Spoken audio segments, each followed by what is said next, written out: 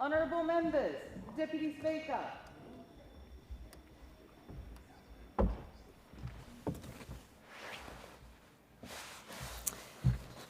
I acknowledge the Ngunnawal and Ngambri peoples who are the traditional owners of the Canberra area and pay respect to the elders past and present of all Australia's Indigenous people.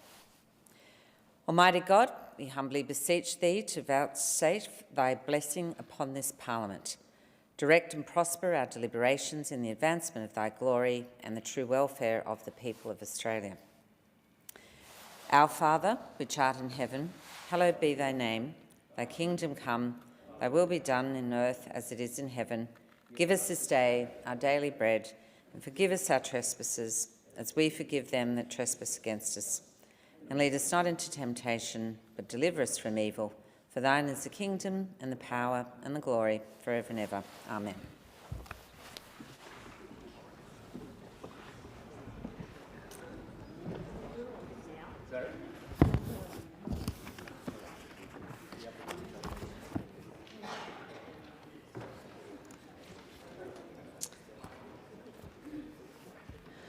On behalf of the Speaker, I present report number 14 of the Selection Committee relating to the consideration of committee and delegation business and private members' business on Monday, the 7th of September 2026. The report will be printed in Hansard for today, and the committee's determinations will appear on tomorrow's notice paper. Copies of the report have been placed on the table.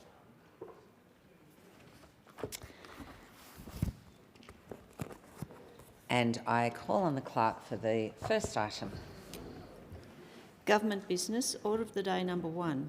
News Journalism Payments Bill 2026. Deferred division on the amendment moved by the member for Lindsay.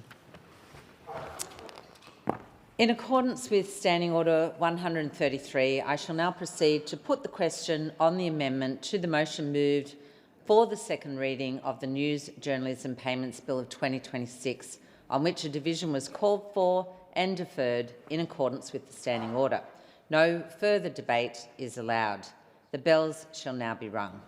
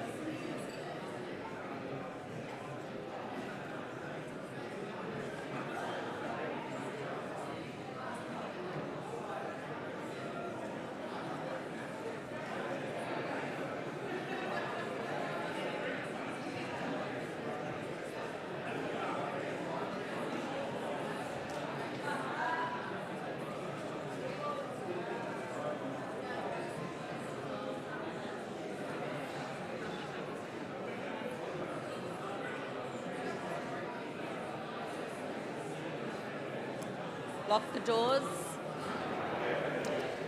Order. The question is the matter before the House. Sorry, just wait for the doors to lock.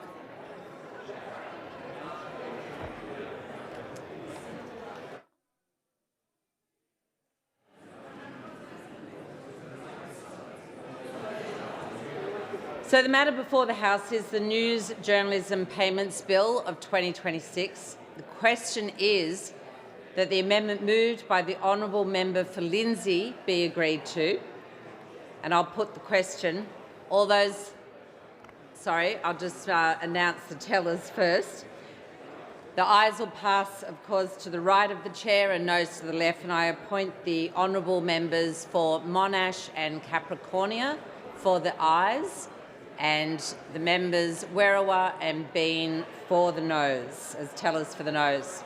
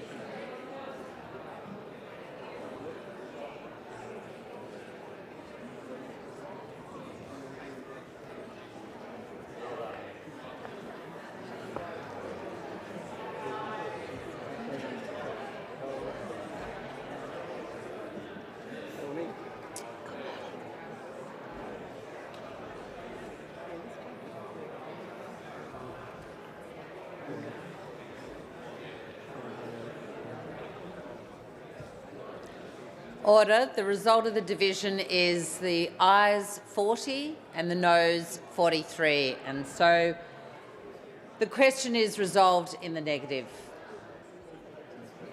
Sorry. Just to repeat, the result of that division is the ayes 40 votes, the noes 83. So the question has been resolved in the negative.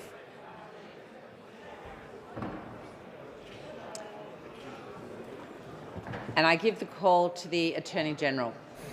I move that the debate be adjourned and the resumption of the debate be made an order of the day for a later hour this day. The question is that the debate be adjourned and the resumption of the debate be made an order of the day for a later hour this day. All those of that opinion say aye. To contrary, no. I think the ayes have it.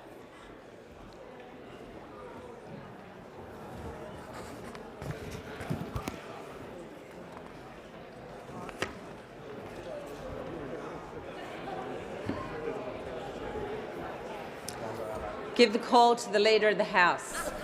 Thanks, Deputy Speaker. I declare that unless otherwise ordered, the following bills stand referred to the Federation Chamber for further consideration. 1.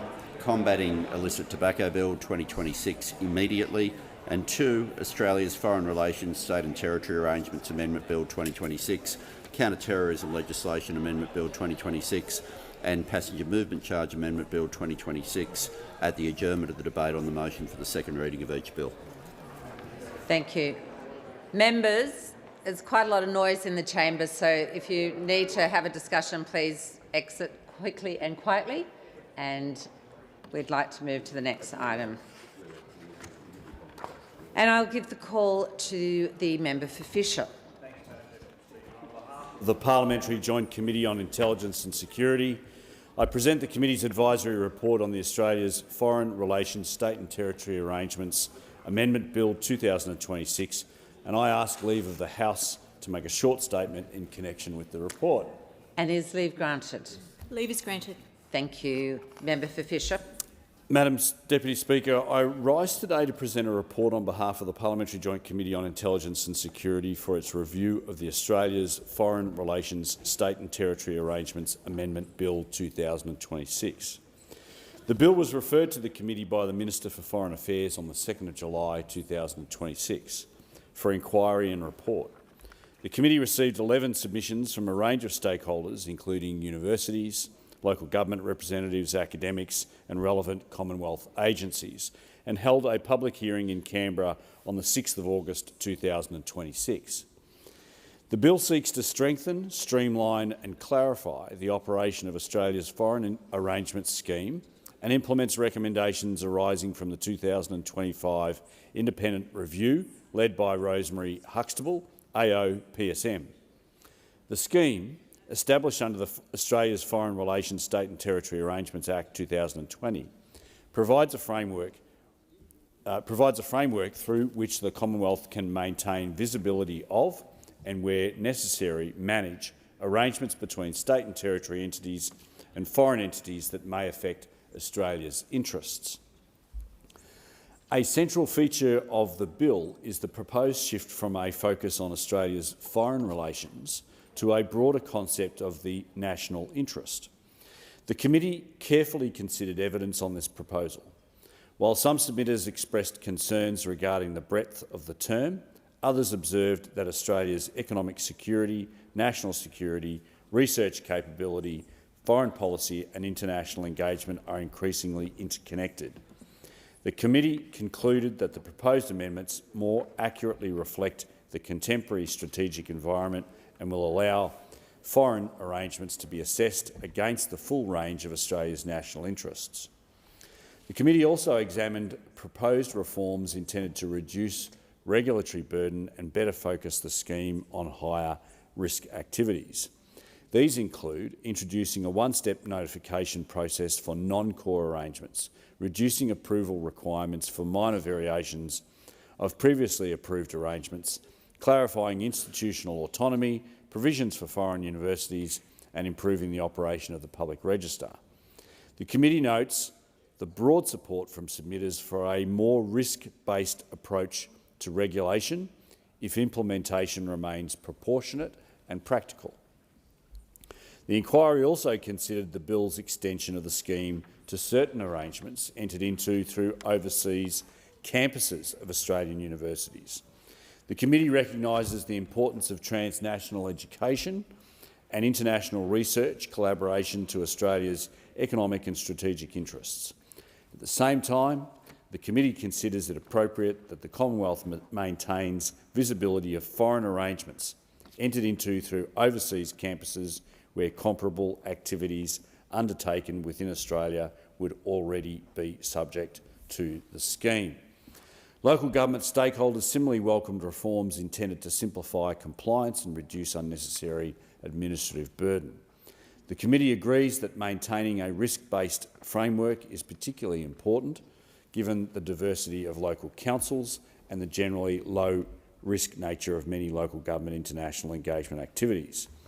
Throughout the inquiry, submitters emphasised that many of the bill's anticipated benefits will depend on the content of the rules and the quality of implementation guidance provided by the Department of Foreign Affairs and Trade.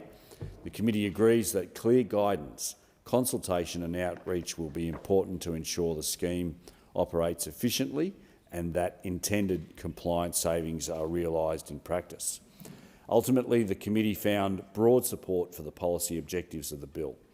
The committee considers that the amendments strike an appropriate balance between maintaining Commonwealth visibility and oversight of foreign arrangements that may affect Australia's national interests, while reducing unnecessary regulatory burden for lower risk activities. Accordingly, the committee has made one recommendation that the Australia's Foreign Relations State and Territory Arrangements Amendment Bill 2026 be passed by the Parliament. I thank the Chair, Senator Ciccone, committee members and all those who contributed to the inquiry through submissions and evidence at the public hearing. Madam Deputy Speaker, I commend the report to the House. Thank you. And I'll call on the clerk for the next item of business, please.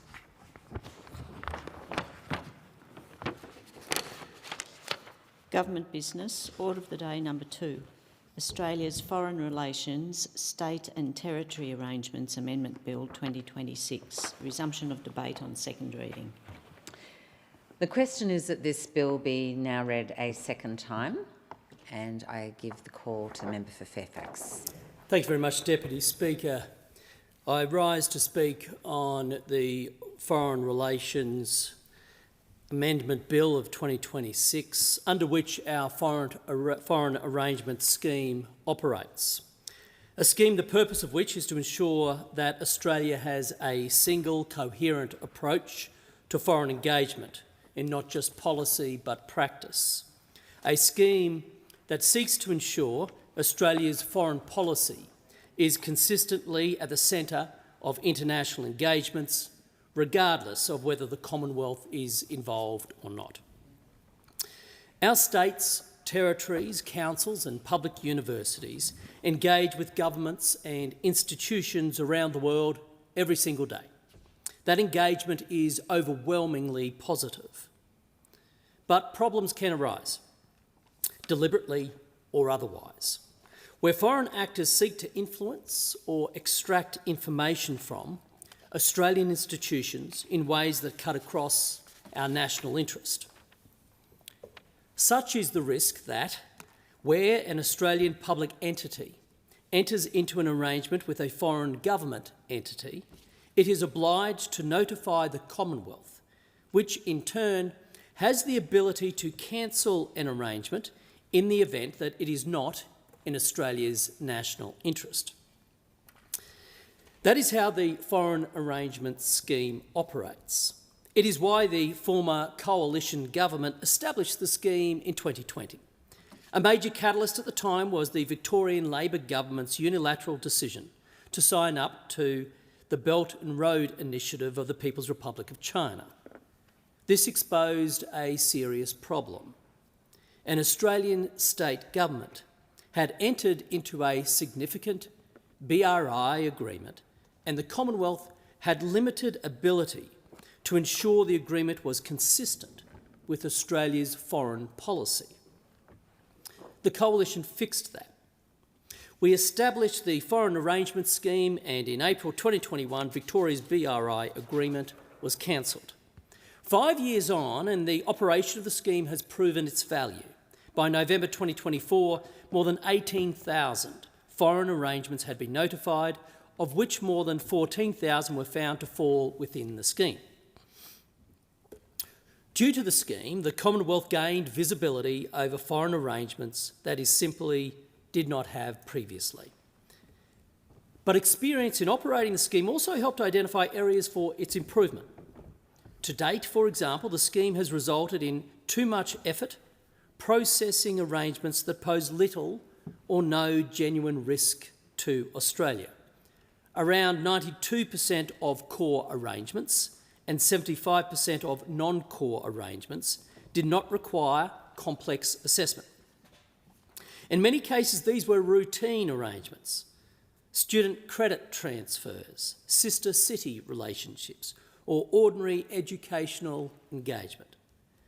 There is little national benefit in drowning universities, councils, state and territory governments and the Commonwealth in unnecessary paperwork about run-of-the-mill routine arrangements.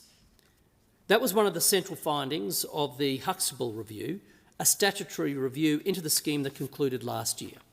The review found the scheme was effective, but needed to be better targeted and less burdensome.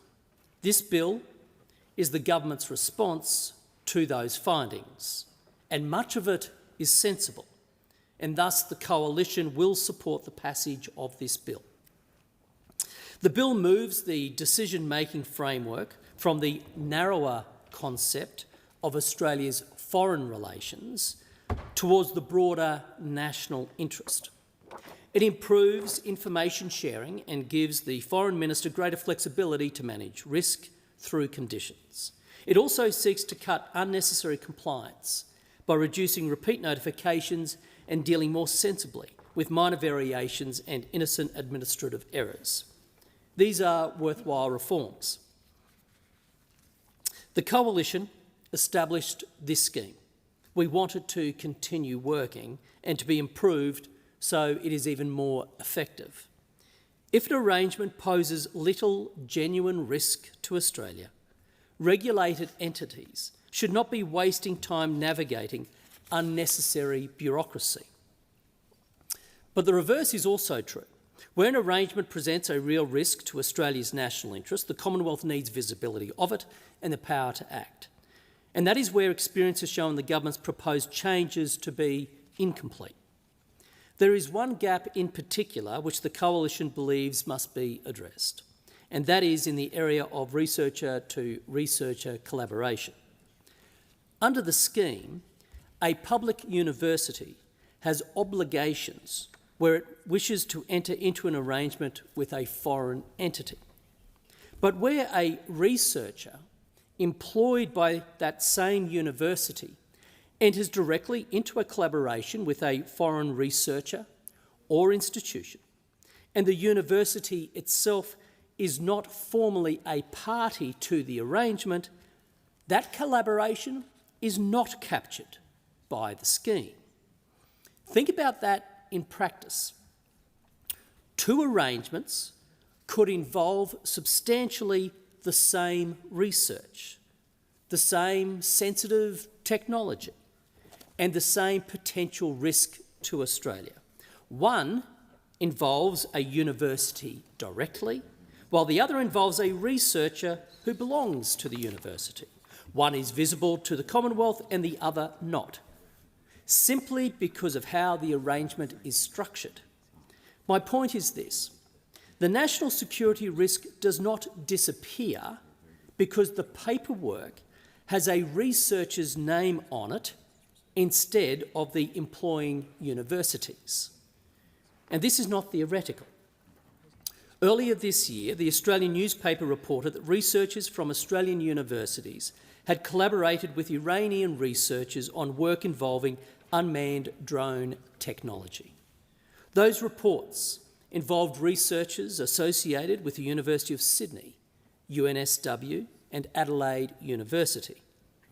There has since been further scrutiny of Australian academic links with Iran, including an investigation by the University of Sydney into the travel and research links of one of its academics. I do not intend to prejudice or prejudge at least every detail of those individual cases, but to note that questions remain about what particular work was undertaken and precisely what institutional arrangements may have applied. What matters is the question for the Parliament to which these cases give rise, namely, does the bill before the House today capture comparable high-risk collaborations such as those between researchers and researchers? The answer is no. And this is the gap that needs to be closed. Now, we recognise that the Foreign Arrangements Scheme is not the only protection against foreign interference or inappropriate foreign involvement in Australian research, nor should it be. There are other safeguards. The University Foreign Interference Task Force, UFIT, brings government and universities together to manage foreign interference risks. Its guidelines encourage universities to undertake due diligence and maintain systems for disclosure and transparency. Australian sanctions law also has a role. And the Australian Research Council now conducts strengthened national security screening of ARC grant applications. Indeed, in May this year, the Education Minister refused funding for 13 ARC grant applications on those grounds. This is a good thing, and it shows the Commonwealth already accepts the principle that sensitive research and foreign affiliations require scrutiny. But ARC screening protects just one stream of Australian grant funding.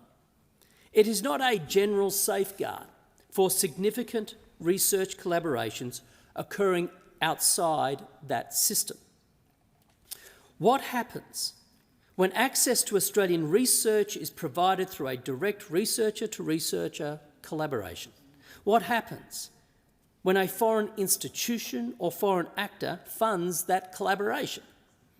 We need confidence that foreign money cannot be used to buy access or influence sensitive capability through Australian researchers without appropriate scrutiny.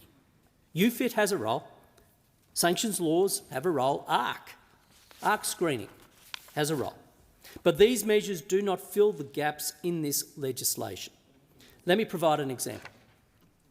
In response to reports of Australian researchers' involvement with dual-use technology in Iran, the government had the Education Department write a series of warning letters to the relevant universities in March this year. But when it was later revealed that Sydney University had sent a staff member to Iran last year in defiance of warnings, the course of action taken by the Education Department was to send yet another letter to reiterate the government's expectations. Strongly worded letters from ministers to universities and the issuance of guidelines are not a substitute for a statutory obligation. The government has relied on letters and statements of expectation to universities to manage some of these issues, but they have not proven to be effective. That should tell us something. An expression of an expectation is not an obligation. A letter from a minister is not a statutory notification requirement. The Coalition created this scheme, and we continue to believe it is an important layer of Australia's national security architecture. To this end, I urge the Labor Party to work constructively with the Coalition to ensure the Australian government has the necessary powers to protect Australia's national interest. While we acknowledge there is more to be done outside of this scheme, the first step is getting this bill right. That is why the Coalition is seeking to amend the bill. Our amendment is targeted. It does not intend to capture routine academic engagement, nor does it discourage engagement. Indeed, international academic collaboration is important to Australian research and it should continue. But technology developed for civilian purposes can have military applications. Research can move across borders quickly, and foreign governments understand the strategic value of gaining access to Australian science, technology and knowledge. Our laws need to recognise that reality.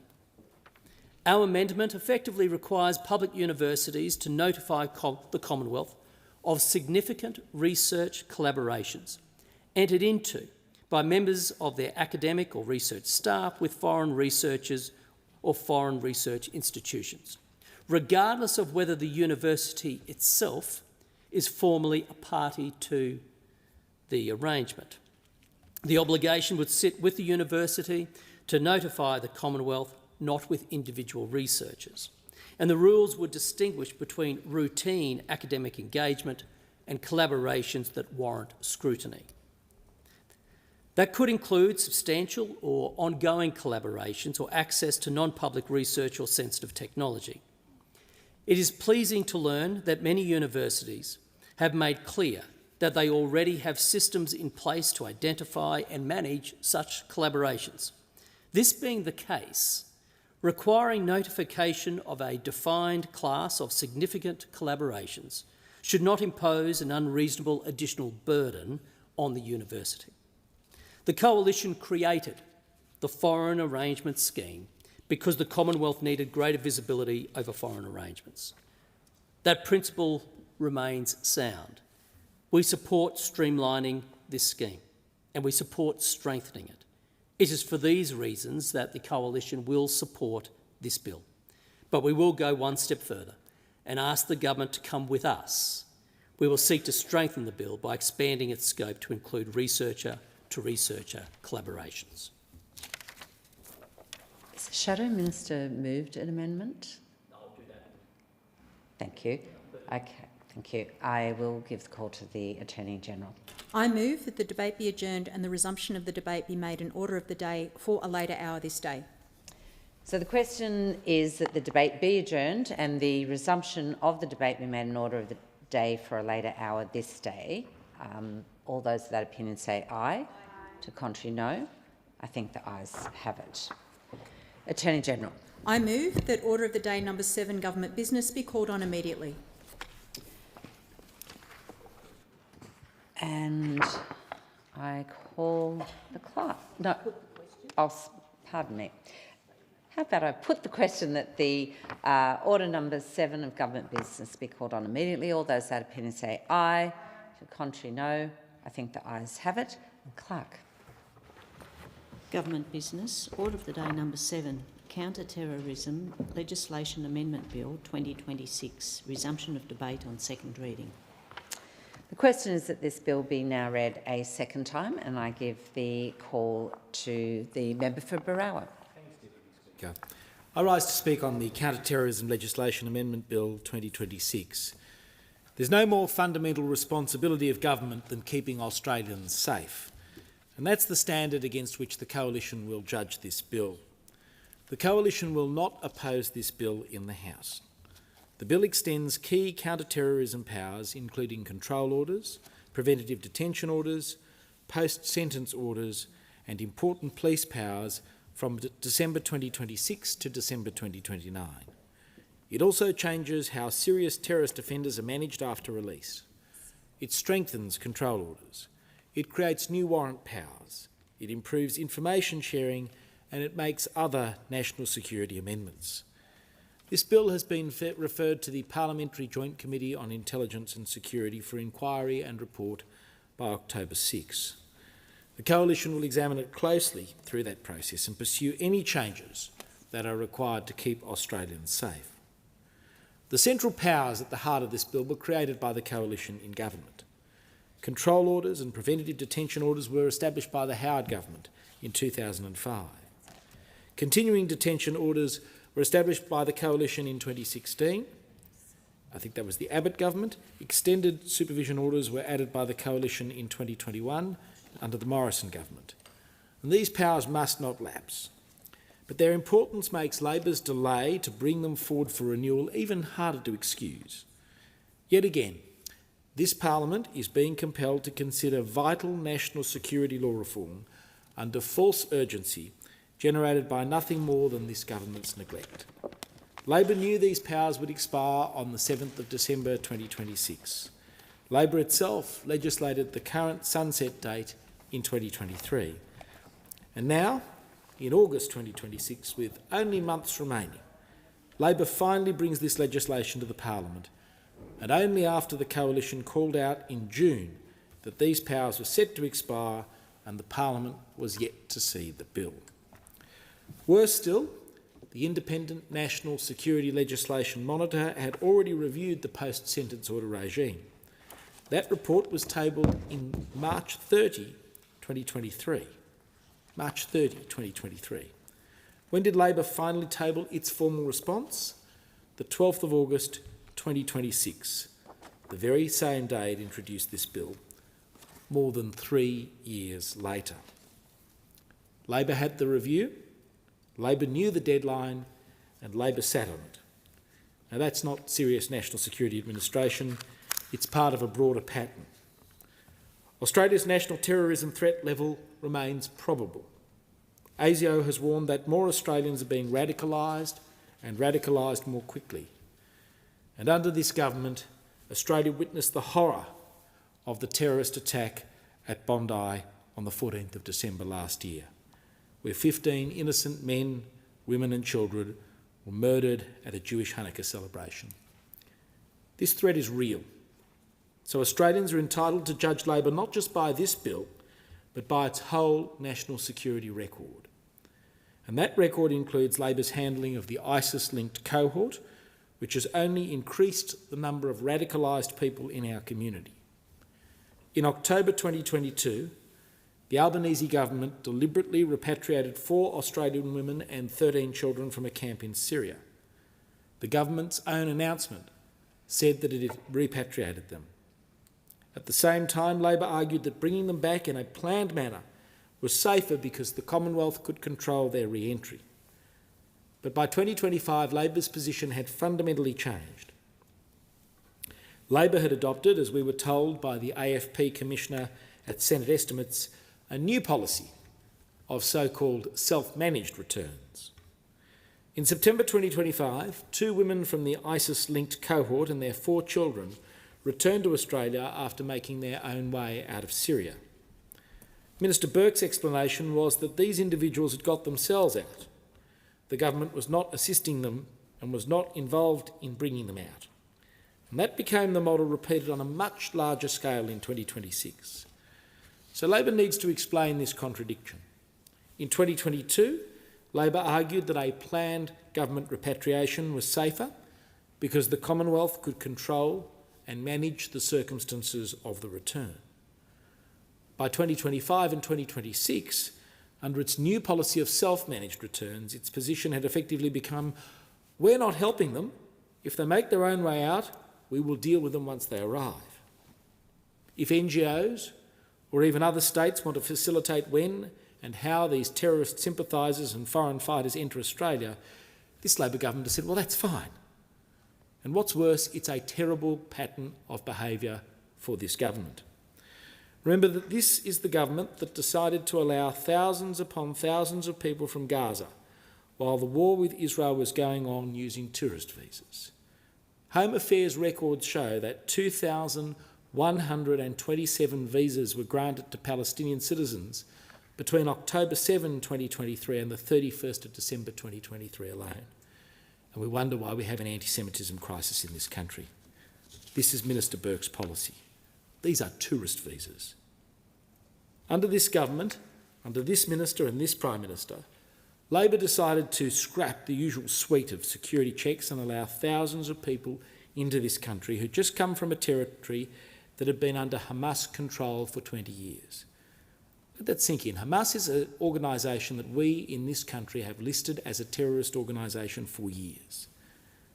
Yet Labor decided to let thousands of people into this country from a territory that had been run by listed terrorists, an organisation that both Labor and the Coalition considered to be terrorists, an organisation that deliberately teaches children in its schools to hate Jews and celebrate their murder, an organisation that had just orchestrated the murder, rape and torture of hundreds and hundreds of Jews in Israel.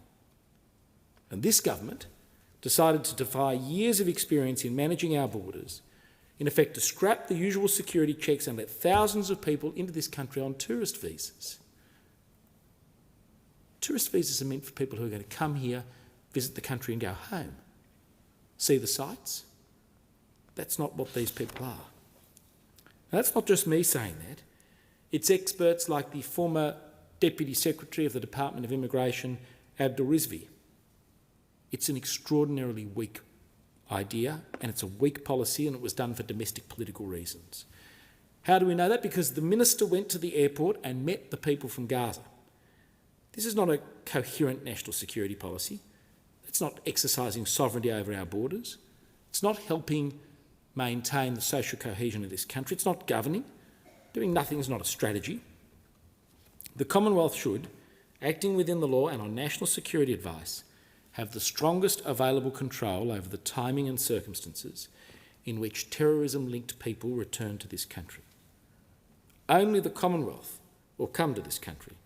Only the Commonwealth should determine when and how these people enter the country. And if third parties want to facilitate that, they should only do so with the permission of the Commonwealth. That was the simple premise of the bill the Coalition introduced into Parliament in March. What did this government do? Did it support this bill? Of course not, because it's the pathology of this incompetent government that they cannot admit when they've made a mistake. And mistakes have been made. The recent returns raise serious questions. The temporary exclusion order regime was created by the Coalition in 2019. It gives the Commonwealth the power, where the statutory threshold is met, to temporarily prevent a terrorism-linked Australian from returning and then to control the timing and the manner of their return and impose conditions through a return permit. In February this year, 34 Australians attempted to leave the Al Roj camp and make their way back to Australia. Minister Burke issued a temporary exclusion order against one woman in that cohort. He told Australians at that stage that security agencies had not advised him that any other member of the cohort met the required legal thresholds for a temporary exclusion order. Then in May, 4 women and 9 children returned to Australia. These women were all arrested on arrival. One was charged with alleged membership of a terrorist organisation and entering or remaining in a declared area. 2 were charged with alleged crimes against humanity involving slavery. So Australians are still entitled to ask some very serious questions. What assessments had been undertaken before these people travelled? Why had the temporary exclusion order threshold been met in only one case? What other national security powers were considered? What consideration was given to passport powers? And what was Labor's plan for border control? The answer cannot simply be that they made their own arrangements. And that's why the Coalition introduced the Criminal Code Amendment Keeping Australia Safe Bill 2026. That bill would have created an offence dealing with the unauthorised organisation or facilitation of the entry into Australia of certain people who'd engaged in terrorism-related conduct or who were or had been members of a terrorist organisation. The principle was simple. The Commonwealth, not a third party, should exercise the strongest lawful control available over when and how people in that specified terrorism-linked cohort return. Labor opposed it. Labor voted it down at the second reading. And now Labor tells Australians the security environment requires stronger counter-terrorism laws. Well, we agree. But there's nothing in this bill that creates that offence. Nothing strengthening the temporary exclusion order framework. Nothing resolving the policy failure exposed by self-managed returns. There's a pattern here. On the ISIS-linked returns, Labor chose passivity. On counter-terrorism powers, it knew were expiring, Labor chose delay. Now look at Labor's stance on temporary protection visas. In 2023, Labor created a permanent pathway through the resolution of status visa for eligible existing temporary protection visa holders. Labor itself called it the permanent pathway, and that says everything. Temporary protection visas were designed to do exactly what their name suggests, to provide protection where Australia owed it, without automatically turning temporary protection into permanent settlement. Now that's the approach that operated under coalition governments, under the government of John Howard, under the government of Tony Abbott, under the government of Malcolm Turnbull and under the government of Scott Morrison. Labor came to office and dismantled it for the existing cohort, replacing temporary protection with a pathway to permanency. The coalition's principle was different. If Australia owes protection, Australia provides protection. But protection didn't automatically mean permanent settlement. The same pattern appeared elsewhere. Coalition members of the Parliamentary Joint Committee on Intelligence and Security were calling for action against Iran's Islamic Revolutionary Guard Corps in 2024 and offered support for legislative change if it was needed. Indeed, when I was Shadow Attorney General, I stood at this very dispatch box and said that we would provide whatever support was needed for the government to list the IRGC back in 2022. The state-sponsored terrorism framework, however, was not enacted until 2025, after ASIO concluded Iran had directed attacks on Australian soil, 3 years after we first offered our assistance to help Labor list this terrible terrorist organisation, the IRGC. Too often on national security, Labor moves after delay, after pressure, or after the threat has become so much worse. And perhaps nowhere is that more concerning than with the radicalisation of Australia's children. Labor was warned early. In November 2022, the then Home Affairs Minister acknowledged that extremist content online meant people could be radicalised in days and weeks, and specifically identified the radicalisation of minors as a significant challenge.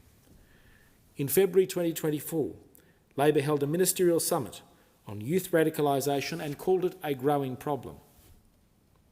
Then in August 2024, ASIO raised Australia's terrorism threat level back to probable and warned that radicalisation was accelerating and minors were increasingly embracing violent extremism.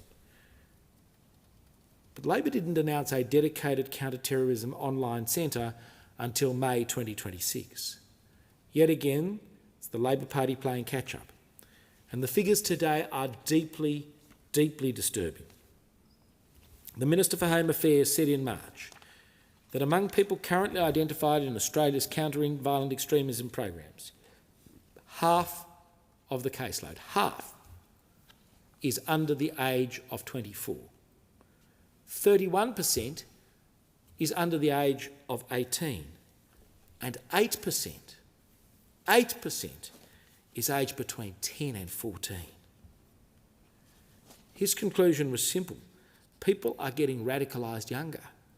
10-year-olds, 11-year-olds, 12-year-olds, and that should shake this parliament. The Coalition understands that prevention matters, and we invested in it. This bill itself reflects the seriousness of youth radicalisation. At present, confirmed control orders for people aged between 14 and 17 are subject to a special 3-month maximum. This bill removes that special limit, so the general 12-month maximum will apply. The prohibition on orders against a child under 14 remains. The Court retains its discretion as to duration and the requirements that the best interests of a young person be treated as a primary consideration is untouched by this bill. But the policy point is bigger than the legal mechanics. If Parliament is being asked to strengthen control order arrangements for people aged 14 to 17, Labor must demonstrate that everything is being done before a child reaches that point that it is fit for purpose. Let me say that again. If this Parliament is being asked to strengthen control order arrangements for 14 to 17-year-olds, Labor must also demonstrate that everything being done before a child reaches that point is fit for purpose. Are intervention and de-radicalisation programs working? Are they keeping pace with online radicalisation? A control order is at the back end. National security must also stop a 10, 12, 14-year-old reaching that point in the first place. Then there's one significant issue in the bill requiring rigorous scrutiny through the Parliamentary Joint Committee on Intelligence and Security.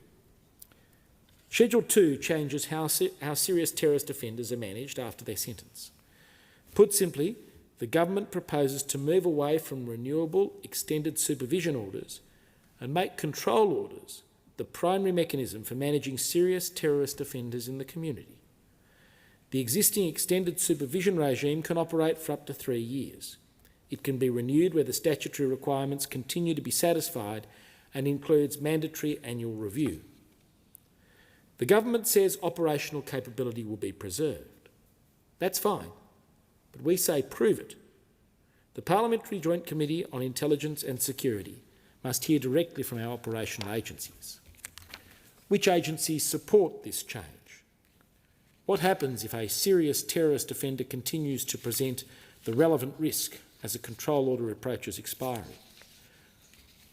What intelligence and surveillance capabilities will be available to support future applications? Schedule 4 creates new warrant powers for exactly that purpose. But on the face of new Section 6 D A of the Surveillance Devices Act and the new Section 6 UAA of the Telecommunications Interception and Access Act, those warrants are available only while the offender is in custody or under a detention order and not once he or she is in the community. And can the AFP and ASIO tell this Parliament unequivocally that the new framework gives them every capability they need? That's what matters. Capability and keeping Australians safe. The Coalition supports extending the essential sunsetting powers to 7 December 2029. We support sensible improvements to control orders. We support sensible improvements to information sharing. We support sensible improvements to warrant powers. But we will scrutinise this bill through the Parliamentary Joint Committee on Intelligence and Security and its processes. Labor knew these powers were expiring. Labor delayed. Labor had the Independent National Security Legislation Monitor report for more than 3 years. Labor delayed. Labor repatriated 4 women and 13 children from Syria in 2022 on the basis that a controlled return was safer, and then retreated to self-managed returns for later cohorts. Labor voted down the Coalition's legislation dealing with the unauthorised facilitation of specified terrorism-linked returns. Labor replaced temporary protection with a pathway to permanency for the existing TPV cohort. Labor was warned about youth radicalisation from 2022, and yet the dedicated online Counterterrorism Centre was not announced until 2026. Too often, Labor has chosen passivity where national security demanded resolve. That's the national security record that the Labor Party has to defend.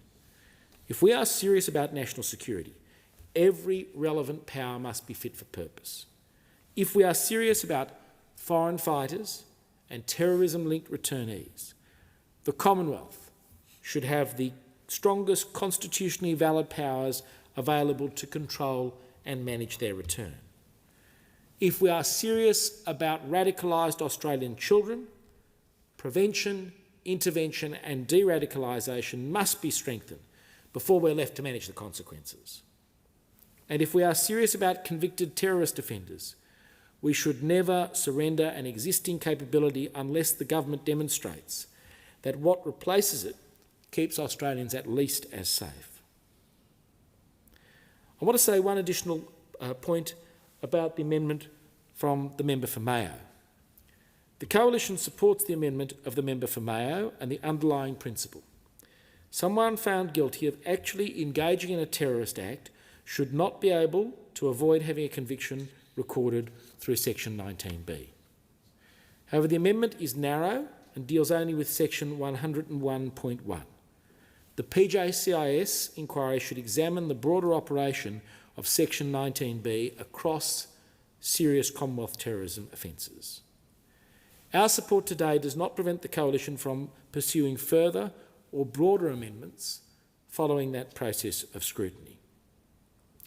Deputy Speaker, again let me say the Coalition will not oppose the bill in this House.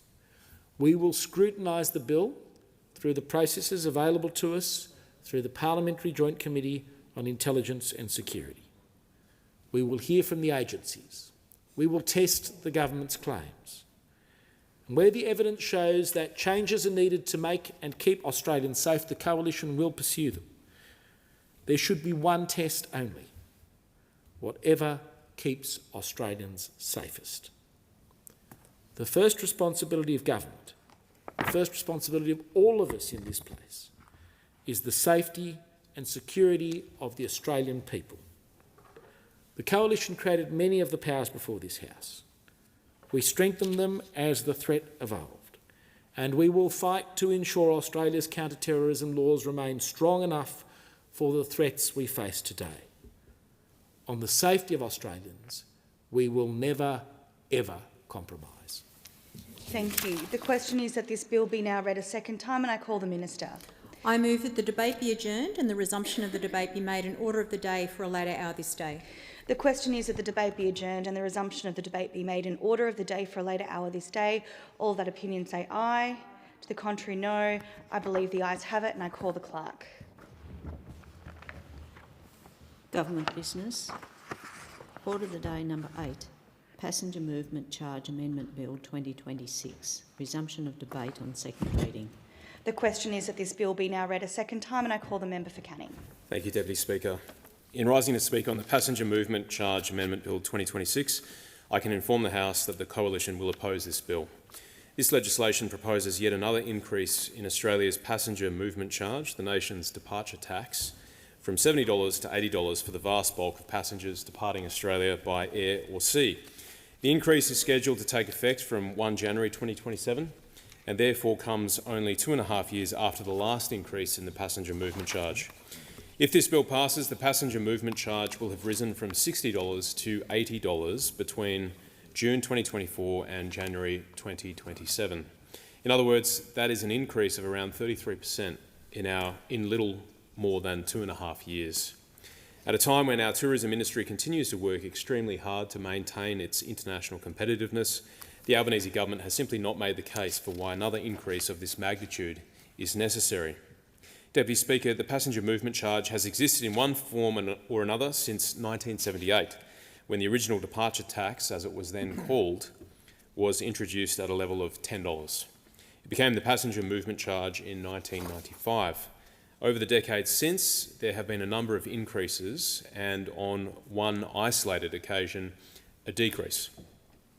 But the question for the Parliament today is not whether the passenger movement charge should exist, nor is it whether the rate can or should be adjusted. The question is whether this government has made the case for this particular increase at this particular time, and the Coalition believes it has not. The government expects the measure to raise an additional $745 million over the forward estimates, and that's a significant amount of money. But the additional revenue for the Commonwealth is not, by itself, a sufficient justification for imposing another tax increase on Australians and on our visitor economy. And the government has not established a sufficiently clear connection between this additional revenue and improved services for the people who will actually pay the charge. The tourism, aviation, airport and cruise sectors have consistently argued that a greater share of passenger movement charge revenue should be reinvested in the infrastructure and services that support the movement of passengers across our border. That includes enhancements such as more smart gates, better border technology, improved investment in airport and border infrastructure, and more appropriate resourcing for the Australian Border Force. Yet this bill provides no guarantee that the additional revenue will be directed towards any of those ends. Passengers are being asked to pay more, but there is no corresponding commitment from the government that they will see improved border processing or passenger facilitation as a result. And I think that's a very legitimate and a very widespread concern. The government's process in bringing forward this increase has also been poor. Key aviation and tourism stakeholders have said they were not meaningfully consulted, and that is particularly concerning given the practical consequences of the commencement date. Airlines were already selling tickets for travel after 1 January 2027 before this legislation had been passed, and that creates a foreseeable implementation problem. Carriers cannot simply collect a higher statutory charge before that higher charge has become law. The government knew, or certainly should have known, that airlines sell international tickets many months in advance. This was entirely predictable. Yet the industry has been left to deal with the consequences of a compressed implementation timetable. That stands in contrast to the substantially greater notice that accompanied the previous increase. This is not a theoretical concern. It affects airlines, travel agents, booking systems, and ultimately passengers, who should also reasonably expect to know the full cost of a ticket when they purchase it. Better consultation and better planning could have avoided this situation. Very understandably and justifiably in these circumstances, industry reaction to this measure has been overwhelmingly critical. The Australian Airports Association, for one, has expressed disappointment about the increase and has warned about the impact on price-sensitive travellers and on Australia's tourism competitiveness.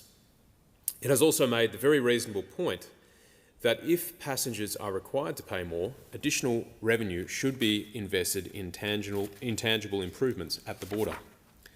The Board of Airline Representatives of Australia has also criticised both the increase and the lack of consultation. Airlines are already dealing with elevated fuel and operating costs, and this measure adds yet another cost to international travel. The Tourism and Transport Forum and Cruise Lines International Association Australasia have also raised concerns about the effect on Australia's tourism competitiveness.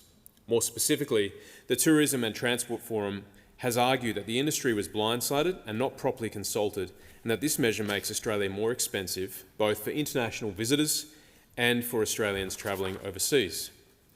Those concerns deserve to be taken seriously, and indeed the Coalition has done so in reaching the position that this bill should be opposed. Tourism is an extraordinarily important part of the Australian economy. It supports businesses and jobs across metropolitan, regional and remote Australia. International aviation connects Australian businesses with global markets and connects Australian families with the world. The government should be looking for ways to make Australia more competitive as a destination, not lazily treating travellers as an easy source of additional revenue. It is true that some stakeholders have expressed a more nuanced view about the direct effect of an additional $10 on overall travel volumes, and it is fair to acknowledge that. However, even those voices have reinforced the broader argument that passenger movement charge revenue should be reinvested in tourism and border infrastructure. That is a recurring theme across the sector and across the community, and the government has not adequately responded to it. The Coalition's position is therefore straightforward. We do not oppose changes to the passenger movement charge as a matter of principle. We supported the 2024 increase in circumstances where the charge had been unchanged for 7 years, and the increase broadly reflected accumulated inflation. And we went to the 2025 election with a policy for predictable CPI indexation. But this bill is different. To recap what I said earlier, it imposes another $10 increase after a period of only 2.5 years. It lifts the PMC by 14.3% in one step. It goes well beyond CPI growth over the relevant period, and this would all mean, if the bill is passed, that the charge had increased by a third between June 2024 and January 2027. The government also failed to provide a sufficiently compelling policy justification for that increase. It has failed to meaningfully consult key sectors before putting them in the position of having to manage a rushed implementation, and has failed to guarantee that the additional revenue should be reinvested in the border infrastructure, technology and services for which passengers and industry are asking. Australians are already paying enough. Our tourism and aviation sectors already face significant cost pressures, and simply raising another $745 million for the Commonwealth in the form of a desperate tax grab to try to offset some of the many disastrous budgetary decisions by the Labor Party is certainly not sufficient reason to wave through another substantial increase in a tax on international travel. For all those reasons and many more, and especially in acknowledgement of the position of the tourism and transport sectors on this legislation, the Coalition will oppose the Passenger Movement Charge Amendment Bill 2026, and I commend that position to the Parliament. Thank you. Thank you. The question is that this bill be now read a second time, and I call the Assistant Minister. I move that the debate be adjourned and the resumption of the debate be made an order of the day for a later hour this day. The question is that the debate be adjourned and the resumption of the debate be made an order of the day for a later hour this day. All that opinion say aye. The contrary no. I believe the ayes have it, and I call the clerk. Government business. Order of the day number 9. Universities Accord opening the doors of Opportunity Bill 2026. Resumption of debate on second reading and on the amendment moved by the member for Kooyong. The original question was that this bill be now read a second time. To this, the honourable member for Kooyong has moved as an amendment that all words after that be omitted with a view to substituting other words.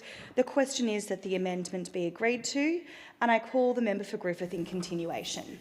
Thank you, Deputy Speaker. The Universities Accord drew on more than 820 public submissions and set out a plan to change those figures. The Albanese Labor government has acted on more than 30 of its 47 recommendations in full or in part. We made Commonwealth-supported university places demand-driven for all First Nations students who meet the entry requirements. We created the National Student Ombudsman and a national code for universities to prevent and respond to gender-based violence. We expanded free university preparation courses, opened new suburban and regional study hubs, expanded Commonwealth paid prac and established the Australian Tertiary Education Commission. We have also reduced the cost of gaining a qualification. We cut help and other student loan balances by 20%. Nationally, that removed more than $16 billion from the debts of more than 3 million Australians. In Griffith, almost 32,000 people have a HECS debt, and thanks to Labor's reforms, they received an average cut of $6,392 each. We've also capped annual indexation and the lower of inflation or wage growth, and lifted the repayment threshold and introduced a fairer marginal repayment system. For someone earning $70,000, compulsory repayments have fallen by around $1,300 a year. That is real relief for young workers managing rent, groceries and other daily costs while building their careers. Marsha, a West End local, told me why she took on a large debt to study psychology. She wants to help people, especially those doing it tough. One of her sisters became a teacher because she wanted to support the next generation. They did not choose those paths for the money, they chose them because they care. Marcia said, cutting student debt and lifting the repayment threshold recognised working class people who gain an education and give back through their work. Her words capture the values behind these reforms. If we ask people to train for jobs our communities need, we should make it possible for them to complete that training without carrying an unfair burden. These measures make it easier to enter tertiary education, complete a placement and manage the cost after graduation. This bill now reforms the funding beneath the university system itself, Deputy Speaker. Under managed growth funding, the Minister for Education will set the total pool of fully funded Commonwealth-supported places. The Independent Australian Tertiary Education Commission, ATEC, will allocate those places to universities and other eligible providers. Each provider will receive a core student load and a growth allocation. The core protects its funded base. The growth allocation allows ATEC to direct new places towards students and communities with the greatest need. The new system will add 16,000 places in each of the next 3 years. From 2030, it will add 19,000 places each year.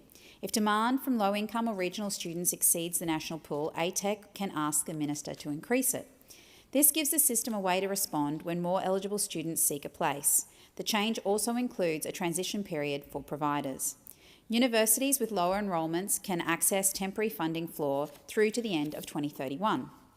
For 2027, ATAC expects to allocate about 20,000 more Commonwealth-supported places to universities that currently teach students without the matching Commonwealth contribution. This gives universities greater funding certainty.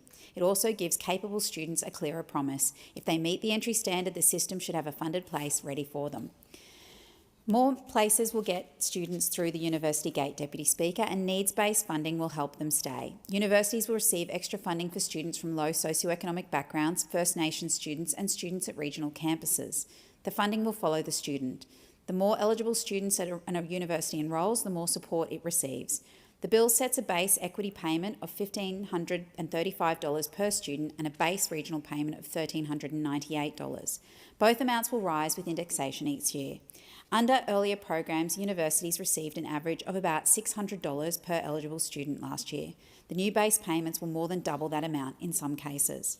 Universities can use the funding for tutoring, mentoring, academic support scholarships and emergency grants. Regional providers can meet the higher costs of delivering courses across longer distances and smaller campuses. That support can take many forms. It could provide a tutor for a first-year student who has fallen behind. It could pay an emergency grant that keeps a student housed through a family crisis. It could connect a first-in-family student with a mentor who helps them understand university life. These are practical supports, but their effect can be profound. One timely grant can stop a student from withdrawing. One trusted mentor can help someone believe that they belong. Financial access creates opportunity. Steady and personal support helps turn that opportunity into a qualification. Deputy Speaker, I am Labor because I believe in the primacy of education and its power to transform lives. As a qualified secondary school teacher and a mother to 2 young boys, I know education is the key to every single Australian's future. And as our Minister for Education shared, it is the great equaliser in an unequal world. I believe in the importance of civics education and media literacy in upholding our democracy and the importance of teachers to our learning outcomes. And whatever school a family chooses, their child deserves the best education Australia can offer. Deputy Speaker, the Australians who will shape our country in 2050 are sitting in our classrooms today. Somewhere in Australia today is a student who could become an outstanding nurse, engineer, teacher or filmmaker. They may live in a regional town, face financial pressure, or become the first in their family to attend university. Our responsibility is to ensure opportunity reaches them to unlock their potential. Reaching the Accord's target of 80% tertiary attainment by 2050 starts with the investments that we make now. This bill invests another $3.6 billion in higher education over the next decade. It will fund an estimated 230,000 additional commencing university students. It will create more places and give students stronger support to complete their studies. Education gives people the skills to build secure lives and serve their communities. I have seen this time and again through my many years in my career.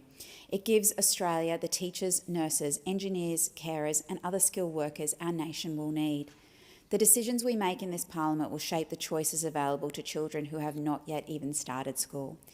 We should want every one of those children to grow up knowing that their ability will be recognised, their work will be rewarded and the doors of opportunity will be opened to them.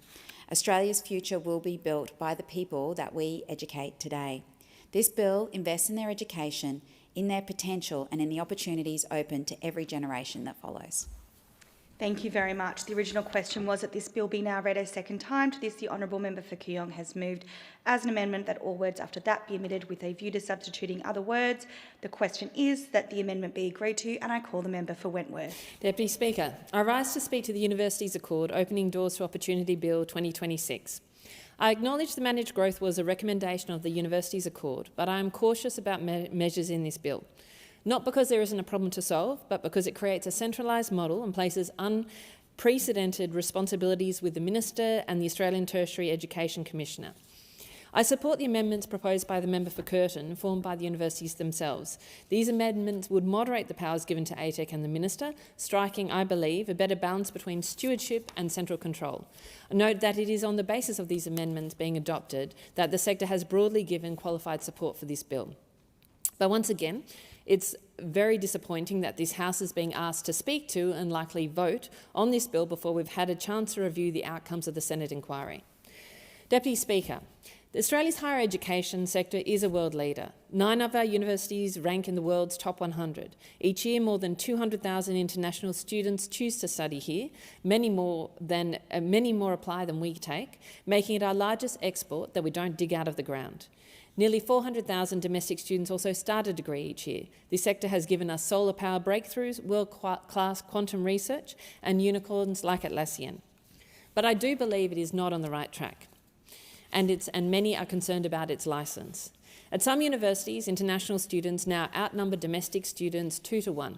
Job-ready graduates, a failed policy, means many students pay more than they did a decade ago for certain degrees. From 2027, students in the highest paid band will pay $56,000 for a degree, and it will take many more of them more than a decade to pay it off. And what are they getting for that money? Many class sizes are growing. Teaching is increasingly casualised. Student satisfaction is falling. Employers are telling us that graduates aren't work ready, and firms like the Big Four and major law firms are cutting graduate intakes as AI takes over junior roles. No wonder students and parents are asking, is university really worth it? On top of this, governance failures and a poor record on student safety and inclusion in recent years have further eroded public trust. The Universities Accord set out to address the sector's sustainability. It set a target, 80% of working-age Australians with a tertiary qualification by 2050, 55% of those with a university degree. That means doubling the capacity from 860,000 university places today to 1.5 million by 2050. The Accord's answer was managed growth, central coordination to stop universities scrambling for enrolments in a race to the bottom. To be fair to the universities, some of this scramble isn't their fault. It's a consequence of incentives. Job-ready graduate rewards exactly the wrong behaviour. Arts, commerce and law are less capital-intensive and relatively easy to scale. As a result of this failed policy, they also happen to attract the highest student fees. And for years, the government has asked for more of universities while funding them less per student, pushing them to lean on international fees to make up the difference. Most people in the sector accept something needs to change. But the question for this bill right now is, does it set ourselves up for the changes that this sector needs to make? There are 3 main things in this bill. Firstly, changes how universities are funded, from a capped grant to a system based on total student numbers, with the Minister able to set or lift the total allocation pool. It gives the Minister the power to cap international student numbers and legislates needs-based funding for low-income First Nations and regional students. Now, the old cap system let universities manage their own intake, making early offers, absorbing surprise demand without second-guessing the funding consequences. Yes, it lets arts and commerce degrees overexpand, but also gave universities room to move and room to innovate. This bill removes that room. As Andrew Norton puts it, policies introducing both greater bureaucratic control and enrolment growth seem to be at least partially contradictory. He expects total enrolments will still grow, just not as much as they could under a more flexible system. And this model asks the Minister to forecast course-by-course demand 6 months out, locking in allocations every June. Norton warns this will lead to a rush of revisions over the Christmas holidays as we adjust for realised demand. Now, handing the Minister over the total allocation pool, with ATEC deciding how it's split between the universities, risks student choice too. If Jobs Ready Graduate taught us anything, it's that students don't easily switch preferences just because of a signal from government. Our universities aren't viewed as perfect substitutes, and nor should they be. I understand that we don't want overflowing classes in metropolitan areas at the expense of the regions, but we do want universities competing on quality, not on resting on guaranteed allocation. And this is probably my greatest concern in the bill in this direction. I want to see greater innovation in the university sector. I want to see greater competition between the universities to provide outcomes for students through their education that sets them up. And I want to see the universities compete on that. I think that is more important now, particularly with the development of AI and how that is going to influence the workforce than ever. This innovation in the university sector is more important than ever. And I am concerned about elements of this bill that make it, that again take away some of that incentive to innovate and that incentive to differentiate, which I think it should be part of the overall strategy for the universities. I think there are other ways that the government could be thinking about this, including addressing issues such as the breadth of course or the breadth of research every single university needs to provide. I don't know that necessarily that is appropriate, and greater specialisation in our universities could be a significant opportunity for our university sectors to seek excellence in particular areas rather than having to have broader responsibilities across a breadth of areas. So I think that is the concern I have in terms of where some of this government is going. I understand the kind of rationale, but the question really is, are we going to drive a university sector that competes to be the best in the world for its students and for research using some of this piece? The second piece is around international students, and again this bill gives the Minister the power to set international student allocation pool, with ATEC deciding how it is divided. Now, I do believe we need a more evidence-based approach to international students across the board. It's not just the university sector, it also applies very much to the TAFE and other parts of the sector. The question I really have is that the government has failed to put forward a comprehensive migration strategy. It has failed to talk to the Australian community about where it is expecting its our migration and our population to go over time, where it's going to come from, and build a social licence about the choices that it is making. And that is true also in the international student space. I do have concerns about a department or a minister having control of these areas when we are completely missing a broader narrative that the Australian population is willing to back around where our migration system is going. And finally, it comes to needs-based funding, which is a part of the bill that I support.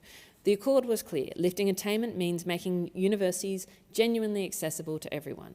The bill legislates needs-based funding for regional, First Nations and low SES students. That is welcome, and I support that without reservation.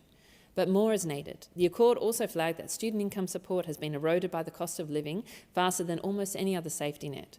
I understand the budget pressures this government is under. I simply ask that this one stays on the agenda as unfinished business, alongside the overdue overhaul of the Job Ready Graduate Scheme as well. Deputy Speaker, what I want to see is a university sector that prepares students for work while respecting their right to choose their own path. I want universities to compete and to specialise rather than all offering the same homogeneous experience.